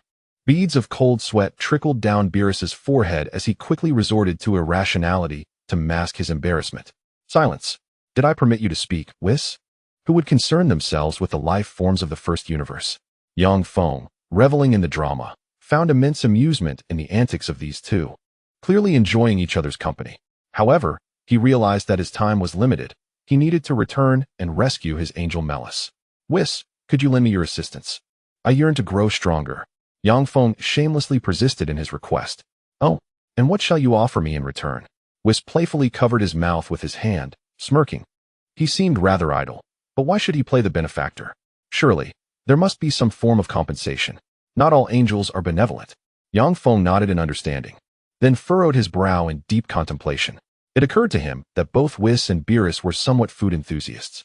Instinctively, he pondered this angle. For he had little else to offer. He possessed nothing of value, yet they had indulged in instant noodles. Meanwhile, aboard the spaceship in the universe where Moro resided. What is it, Sagambo? Moro questioned, casting a puzzled glance at Sagambo, his brow furrowed. Has something occurred? Are they unable to locate a delectable planet? Sagambo, holding a communicator, explained to Moro that after receiving a distress signal from the Makalani brothers, they had lost all contact. What shall we do, my lord? Sagambo inquired, seeking Moro's guidance. Well, Moro contemplated for a moment. If they were slain, it would imply that a formidable race inhabited that planet. You are correct, Sagambo nodded. It warrants investigation. Moro swiftly made a decision, dispatching a stronger reconnaissance team. If confirmed as a prime planet, I shall consume it without hesitation. A smile crept across Moro's lips. A delectable planet awaited, and he was exceedingly eager. At that moment, Yang Feng and Sun Wukong, engrossed in their training, remained blissfully unaware that Moro's dark intentions were gradually encroaching upon Earth. On an obscure planet, Sun Wukong and Myers engaged in a spirited duel. Sun Wukong unleashed a flurry of punches towards Myers, who skillfully wielded a staff to deflect each blow. Frustrated by the ineffectiveness of his punches, Wukong decided to employ a flying kick, while Myers adeptly leapt into the air, using the momentum of his staff to evade the attack. Seizing an opportunity, Myers landed with precision and struck Wukong fiercely on the back with his staff. Wukong let out a pained cry as he tumbled towards the ground. Myers, spinning his staff with finesse, fixed a serious gaze upon Wukong, who struggled to rise while nursing his sore back. The pain was unbearable, and Wukong lamented his inability to execute the technique. Despite knowing that the key to mastering it was to clear his mind, the chaos of battle rendered such tranquility elusive. Not so simple, Myers declared, rushing towards Wukong, eager to impart the intricacies of the technique. As he attacked with his staff, he emphasized the importance of strong emotions, anger, sadness, and joy that could harness tremendous power. Chapter 87. There are only two paths, he continued, reminiscent of the transformation into a super scion. Wukong, dodging and parrying Myers' strikes, recalled that the trigger for a super scion transformation was indeed fury. However, the technique they were discussing was its complete antithesis. Myers, with a serious demeanor, elaborated further. Wukong, caught off guard, leapt back to evade Myers' sweeping staff, then charged forward with renewed vigor. His punch was deftly intercepted by Myers' staff. If one can master the intense impulses that provoke emotional upheaval, Myers stated earnestly, only then can one execute that technique, known as the ultimate freedom technique. Wukong's lips curled into a smirk, confidence radiating from him as he acknowledged, "You truly understand." "Indeed," Myers replied, pressing a button on his staff, causing it to retract.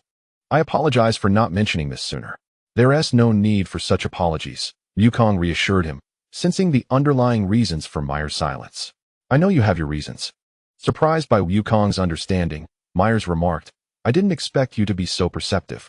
Let us hasten our training, Wukong declared, dismissing the trivialities as he assumed a battle stance. We don't know how much time we have left. Yet Myers extended a hand, beckoning Wukong. Mr. Wukong, please follow me. What? Wukong inquired, puzzled as he watched Myers enter a nearby triangular structure, prompting him to follow suit. As Sun Wukong entered the chamber, he beheld a spirit-time room reminiscent of the Celestial Palace. Let us cultivate here. I am familiar with this place, he declared, surveying his surroundings with hands on hips and an expression of knowing confidence. This is indeed the spirit-time room, isn't it? You seem quite knowledgeable. Myers stood nearby, explaining that 3 days spent here equated to a single day in the outside world. Only 3 days. That could alleviate our current time constraints, Wukong mused, stroking his chin thoughtfully. While extending time was advantageous, the paramount benefit was this secluded space, isolated from the outside world. Turning to Myers, he pondered the implications of his words. Even if I exert all my strength, I won't be detected outside, Myers proclaimed with a smile. Is that so? Wukong exclaimed with delight, eagerly inquiring if he could cast aside his worries here. Myers assumed a combat-ready stance, fixing his gaze on Wukong. I shall entrust everything to you. Mr. Wukong, it may be a bit rigorous. Are you prepared? He asked, awaiting Wukong's response. Wukong leaped back a step, mirroring Myers' stance, his face serious yet brimming with excitement, a palpable yearning in his tone. Meanwhile, in the universe, Moro's forces were steadily advancing toward Earth, currently devoid of Wukong and Vegeta. Back on Earth, in the Celestial Palace, Krillin was hearing this incredible news for the first time. What? Such a thing happened? He exclaimed, glancing at the others, behind whom the Magalini brothers were confined in an iron cage. Indeed, that's why the Galactic Patrol requires formidable warriors, Bulma interjected with hands on her hips. By the way, where are Gohan and Tien? With only Krillin present, Bulma expressed her dissatisfaction at the lack of company. Gohan has classes at university. He said he would come after his lecture, Krillin explained with a shrug. Tien doesn't have a phone, so there's no way to reach him. Bulma complained, honestly. In this day and age, at least use a mobile phone. Shouldn't we also inform Yamcha? Krillin turned to look at Piccolo. Although Yamcha seemed somewhat unreliable, he was still a fighter. Bulma tilted her head, noticing a spaceship approaching from the sky. Gak is here. The group looked up as Gak emerged from the spacecraft, waving at Bulma. Hey Bulma, didn't I tell you to find me some capable fighters? He quickly spotted the only two with combat abilities, Krillin and Piccolo. The only one available right now is this rather idle Krillin, Bulma exclaimed, clearly displeased. Besides, Piccolo has been here for quite some time. I'm not that idle. Krillin muttered derisively at Bulma. Mr. Dandy. Eska suddenly popped his head out from the ship, joyfully calling to Dandy. Eska. Dandy responded with evident delight. Is that really you? As the spacecraft descended, Dandy eagerly turned to Eska, exclaiming, Are you all right? Eska dashed forward, throwing herself into Dandy's embrace. Her voice choked with emotion. Yes. I said I would come to Earth, and he followed. Gak, arms crossed and exuding an air of exasperation, feigned indifference to the emotional scene unfolding before him. Was it only him who was saved? He inquired, casting a glance at the poignant tableau. Indeed, the surviving Namekians are merely the three of you, Gak stated, nonchalantly delivering this heavy news. A profound silence enveloped Bick. His worst fears had materialized, despite being mentally prepared and having heard this news before. The loss of his kin weighed heavily upon him. I, too, shall fight to reclaim peace for the galaxy and Namek. Eska declared fiercely, her fists clenched. If there is any way I can assist, please let me know. Her tone brimmed with unwavering resolve. Ha ha ha, how could you possibly defeat Moro? Mocked Pasta from within his iron cage, his laughter echoing as he listened to the frail and vulnerable deliberating how to vanquish Moro. There are only two paths, death or submission. Pasta. Gak's gaze sharpened with fury as he gritted his teeth, calling out the name of the notorious fiend. That vile, unrepentant brigand. Who would have thought we'd meet again here? Gak's rage twisted into a sardonic smile as he approached the cage. Ah, long time no see, little dwarf. Pasta taunted, his tone dripping with derision. I have yet to encounter anyone more suited for a prison than you. Gak retorted, hands on his hips. Disdain etched across his face as he leaned down to look at Pasta. Thank you for the compliment, Pasta shot back, defiantly peering out. Once this is resolved, Gak declared, pointing his thumb towards the outside, I will promptly return you to the galactic prison. Chapter 88. After I speak, I depart, ha ha ha. It seems you are quite mistaken. A large contingent will soon arrive to rescue us. Pasta scoffed, displaying no fear of Gak's threats as he tossed out this startling revelation. What? Gak was taken aback, spinning to face the others. Have they managed to contact Moro? Cold sweat trickled down Bik's forehead. He too wished to deny it. Yet he had been deceived by their apparent weakness. Hey, you should have told me sooner. Gak shouted anxiously.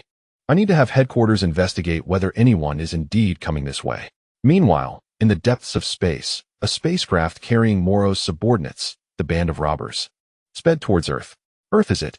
Zimalika inquired from the pilot's seat, glancing back at the rotund Yunba, who was fervently munching on snacks, littering the floor with wrappers. Have you ever heard of this planet, Yunba? Zimalika asked. Not at all, Zimalika. Yunba eagerly tore open a snack bag, grabbing handfuls to indulge in, pondering how delightful it would be if there were an abundance of delectable treats. All you ever think about is eating, Zimalika remarked disdainfully, turning his gaze towards him, while Yunba sat cross-legged amidst a sea of snack bags. Of course, Yunba retorted, his expression brimming with indignation as he swept the bags aside. After finally escaping, he found himself relegated to such trivial sustenance. At that moment, Sabin Slia, who had been resting against the wall of the spaceship with his eyes closed, opened them and spoke earnestly, providing information about the green planet 877 of the 4032 system, located on the northern edge of the solar system's third planet. Truly impressive, Sabin Slia. Such a wealth of knowledge. Zimalika exclaimed, turning to him with admiration. However, the data records labeled it as a backward and worthless planet. Sabin Slia glanced back at him, finishing the last piece of information. That data is outdated, from before we were apprehended by the Galactic Patrol. Indeed, Zimalika replied nonchalantly, gripping the control panel. Finding the planet rather dull. I'm starving, Yunba declared angrily, extending his leg to express his frustration. I can't take it anymore. Let's divert to a nearby planet. All right.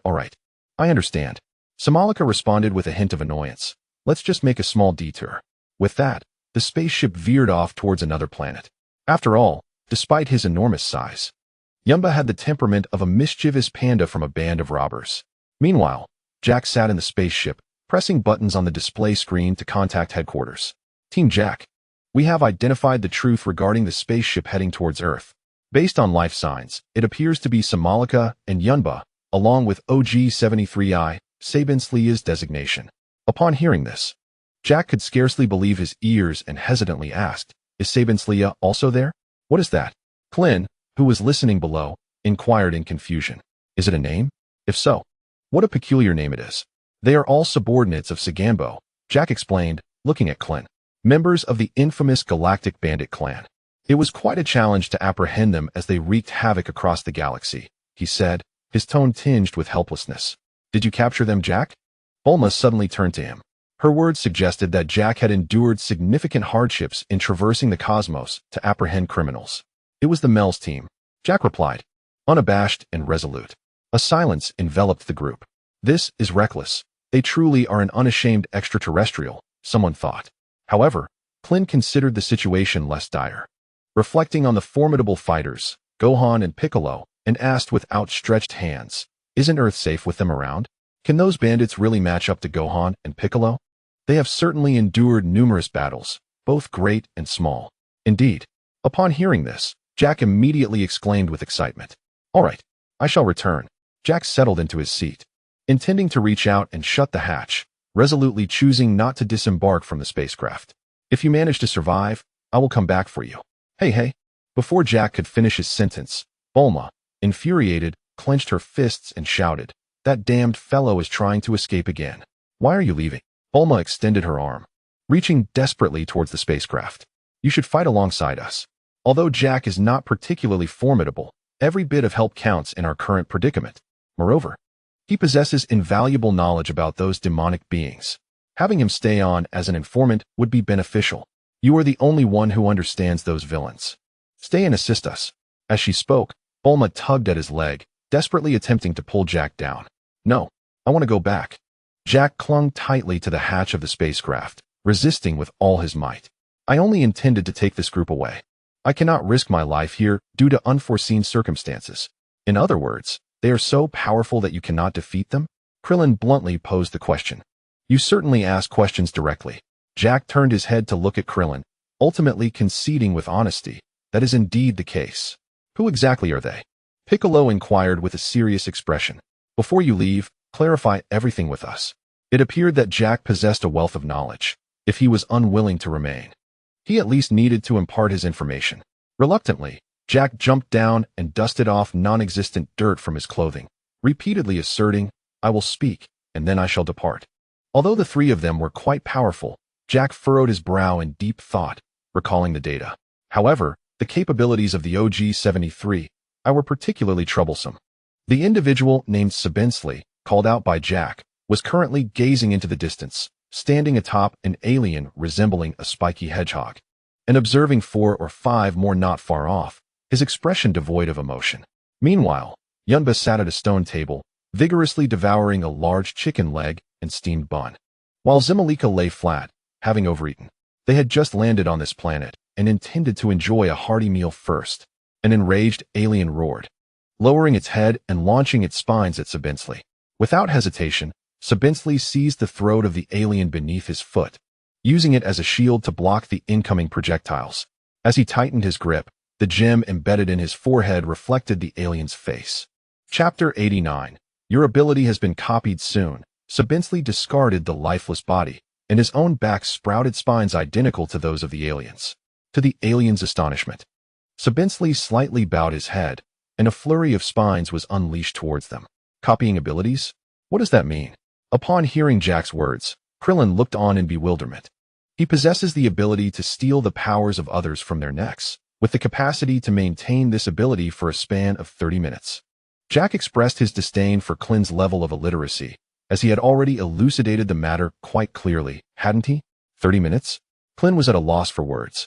Jack's statements often seemed disjointed, and he found it difficult to comprehend, which was already quite a stretch. Wasn't this akin to body swapping or brainwashing? Vic also wore a puzzled expression, merely a killing machine operating under the commands of his comrades. As Jack and Bick engaged in their discussion, Sabinsley, far away on another planet, surveyed the ground littered with alien corpses, devoid of any emotional response. Meanwhile, Yunba and Simalika were laboriously stuffing food into the spaceship. Soon, Sabinsley noticed a robust hedgehog alien warrior organizing his kin to enter a glowing wormhole, issuing commands as he did so. It was then that he spotted Sabinsley and Simalika appearing at the cave's mouth, startling the hedgehog warrior. When did they arrive? Clint inquired once more, feeling that this question held greater significance. Perhaps in about 10 days. Jack crossed his arms and turned to Clint, calculating the time after a brief reflection. 10 days? A period for cultivation would be beneficial, Clint mused, folding his arms and bowing his head in contemplation before turning to Bick. And you, Bick? I usually engage in cultivation. Bick replied coolly, casting a sidelong glance at him. He had no family to support, nor was he burdened with any police duties. Before the conversation could continue, a portal behind them illuminated, and the 3 members of the bandit group emerged from the wormhole. Sabinsley's forehead gem flickered, having just replicated the abilities of that hedgehog alien warrior. Hey, who are they? Clint grumbled, bewildered by the sudden appearance of these individuals. Jack was so taken aback that his teeth chattered, rendering him speechless. Then he inhaled sharply and shouted, Sabinsley. What? The group was momentarily taken aback by Jack's exclamation, struggling to comprehend. Hadn't they just mentioned it would take about 10 days to arrive? How could Sabinsley have shown up so swiftly? Are these the 3 individuals? Vic was the first to regain his composure, turning to Jack for clarification. Incredible. To think there are beings on the planet they detoured to who can create wormholes. What a tremendous assistance, Simalika observed, extending his hand to admire the grand entrance of the trio. If they had flown here in a spaceship, it would have taken several days. Yumba chimed in, equally pleased. Wait a moment, Sabinsley interjected suddenly, directing his gaze towards the trio in the iron cage. It was the Makalini brothers. Subsequently, the 3 approached the cage nonchalantly, treating those present as though they were invisible. Hey, you! Jack shouted in anger. At the sound of his voice, Simalika turned to see him. Aren't you a Galactic Patrol officer? What was your name again? Sabinsley kindly reminded him. Jack. Yes. What brings you here? Simalika inquired curiously. Did you manage to capture the Makalini brothers? Zimalika pointed at the 3 individuals within the cage and turned to Gak, lavishly praising him. Well done. Indeed. Gak accepted the compliment without reservation, and then, clenching his fist, he shouted angrily, "Are you here to rescue them? I will not permit it." Standing beside him, Clint observed Gak with a speechless expression, once again witnessing his shamelessness. "Zimalika, let us out," Pasta urgently called out from within the cage. "Ah, Pasta." Zimalika placed his hands on his hips, looking at Pasta with a mocking expression. "You're still alive. We are here to convey Lord Moro's message." Zimalika raised an impish grin. Pasta wore a face of confusion, wondering if Moro had sent the three of them not to save him and his companions. "We do not require traitors acting on their own. Eliminate them." Zimalika smirked at Pasta, akin to gazing upon a corpse. After declaring this, he raised his hand, exuding a menacing aura, and was poised to strike, much to the astonishment of the Magalini brothers. Bix swiftly moved behind Zimalika, seizing his hand. Zimalika stood stunned, turning to face Bic, utterly unprepared for the presence of someone more formidable than himself on earth. "What are you doing? You shall not murder within the sacred temple." Bic sought to admonish him, asserting that the temple was a place where blood should not be shed. The Magalini brothers watched in disbelief, realizing that this was the reason they had been spared. "I will not allow evil beings to invade this planet," Bic stated earnestly. "Leave this place." This planet was his second home, and he had already lost his first, Namek. This served as both a warning and an ultimatum. Zimalika glared at Bic in fury, then turned to his allies, fixing his gaze on Sabinsley. Sabinsley nodded slightly, and in a flash, before anyone could react, he had rapidly moved behind Bic and seized his neck. "Ah!" Bic struggled, letting out a cry of distress. Being choked, he felt as though his very essence was being grasped, an indescribable sensation flooding over him. Hearing the cry, Clint quickly reacted with alarm. "Bic." Sabinsley tightened his grip on Bic's neck, and the gem embedded in his forehead shimmered with an image of Bic. At that moment, he had replicated Bic's abilities.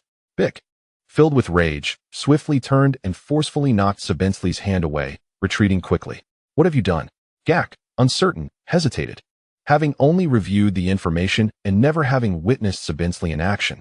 Yet, that familiar sensation from being grasped by the neck was precisely as described in the records. Zimalika stood beside Sabinsley, grinning as he commanded, "Go on, Sabinsley."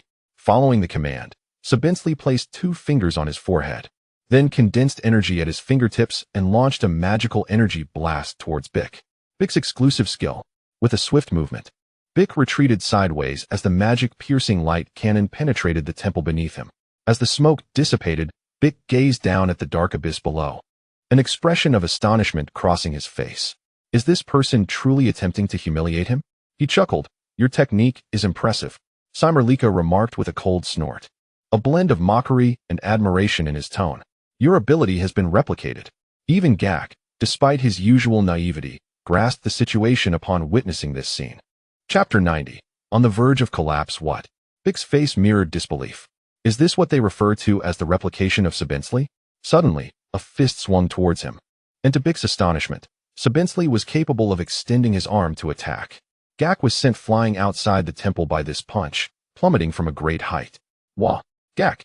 Bic exclaimed, turning to the falling Gak in shock. This is bad. He had no idea if Gak could fly, having never seen him do so. Observing Sabinsley's extended arm, Bic finally regained his composure and soared after Gak's figure. "Chase after him," Simerlika commanded, glancing at Sabinsley. Watching the two ascend from the temple, Kryn contemplated pursuing them. However, just as he leapt into action, a hand grasped him firmly. Turning around, he was met with the bear-like figure of Yunba, who grinned and said, "Let's have a match." "Shall we?" As Gak descended rapidly, Bic accelerated his speed. Soon, gritting his teeth, he activated the launcher on his foot to stabilize his body. Bic was somewhat taken aback. "What?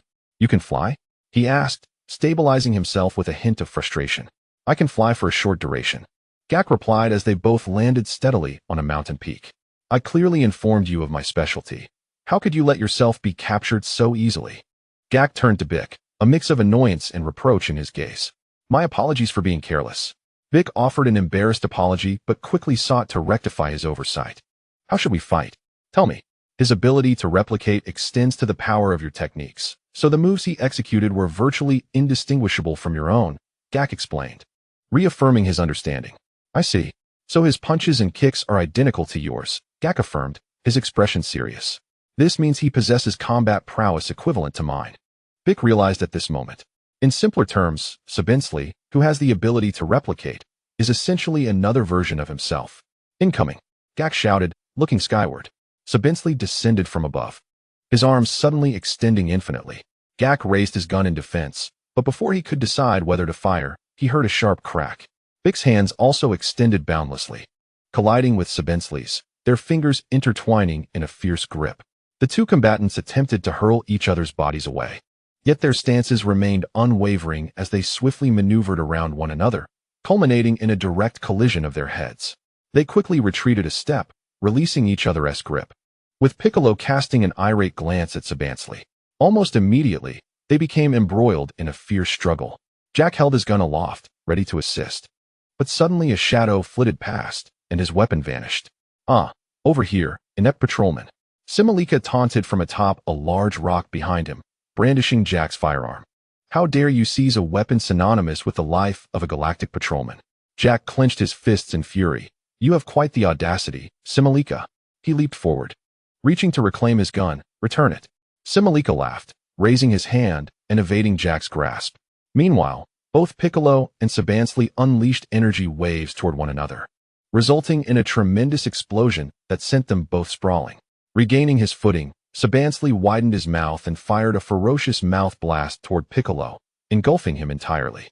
Jack, astonished by the unfolding battle, suddenly recalled an important detail. His stamina was boundless, and they could not outlast him. As the smoke cleared, it revealed Piccolo's coat reduced to ash. He struggled to open his eyes, muttering, "You should have mentioned that earlier." In the Celestial Palace, Yunba swung his fists vigorously at Krillin, who was desperately defending himself. Hey. Ugh ugh. Krillin struggled against the relentless onslaught, bewildered by Yunba's impressive physique and swift attacks. "Satan, you should join in," Bulma urged, observing Krillin being pummeled, and she pushed Satan into the fray. Nervously, Satan assumed a fighting stance. "All right, I'm here to help, Bubblehead brother," he exclaimed, spinning his arms and charging towards the brawl. Although he realized he might not succeed, a man must confront challenges head-on. With a rapid punch, Krillin sent Yunba leaping back. But then Yunba curled into a ball and began bouncing erratically upward. Krillin looked on, puzzled and bewildered, wondering if this individual was mentally unhinged. What could he possibly intend with such chaotic movements? In the next instant, Yunba abruptly halted and rolled violently towards Krillin. Yunba crashed into Krillin, who was caught off guard, propelling him through the temple's base, while Satan, standing nearby, fell to the ground in fright. Ugh! Krillin plummeted swiftly toward the ground, his anguished cries echoing in Satan's ears. "Are you all right?" Satan called anxiously from the temple entrance. "Bubblehead brother, go after him." Bulma pressed the capsule and tossed it out, prompting everyone to board the aircraft. Soon, the plane roared to life, soaring downward. Below, a semicircular crater emerged, from which a massive wave of energy was forming.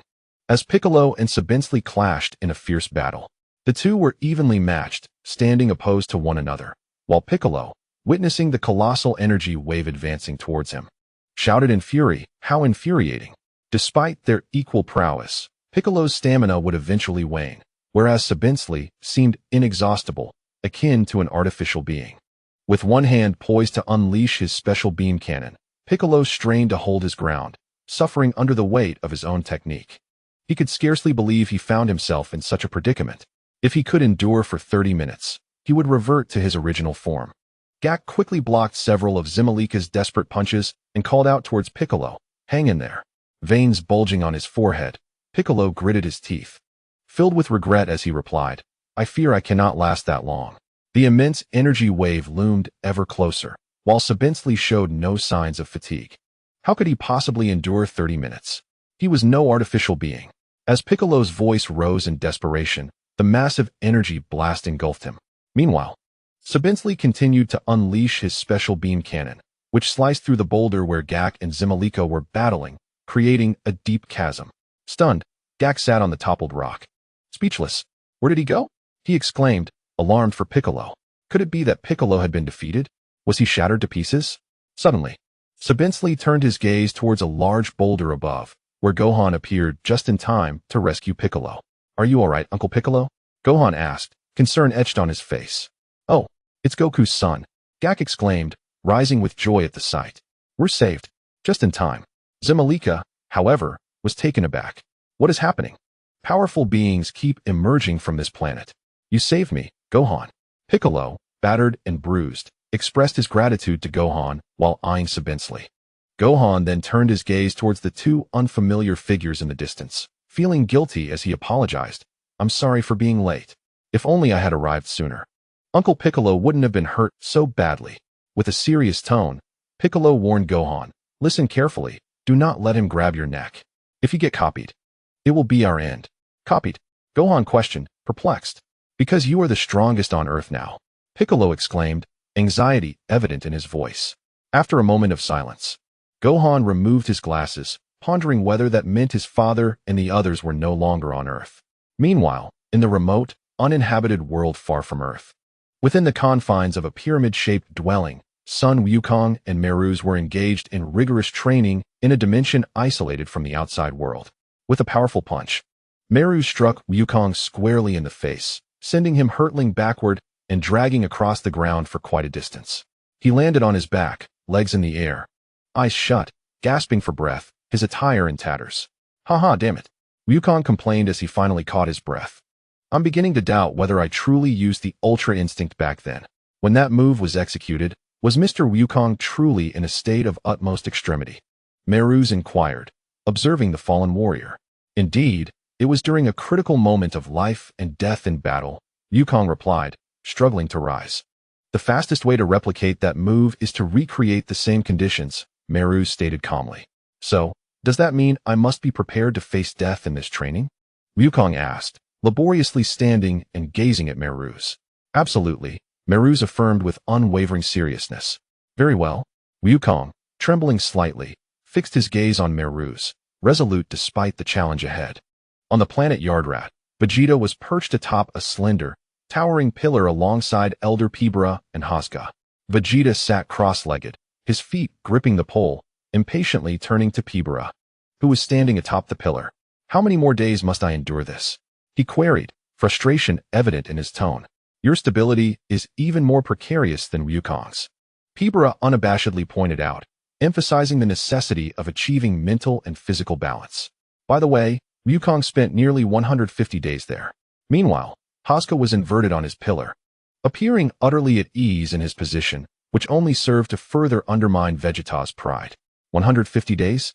Vegeta exclaimed, astonished. Damn it. If Kakarot needed 150 days, what about me? Where am I supposed to find that much time? Look at how your balance is faltering again, Pibra remarked, his hands resting behind him as he observed Vegeta struggling to maintain composure, offering a well-meaning reminder.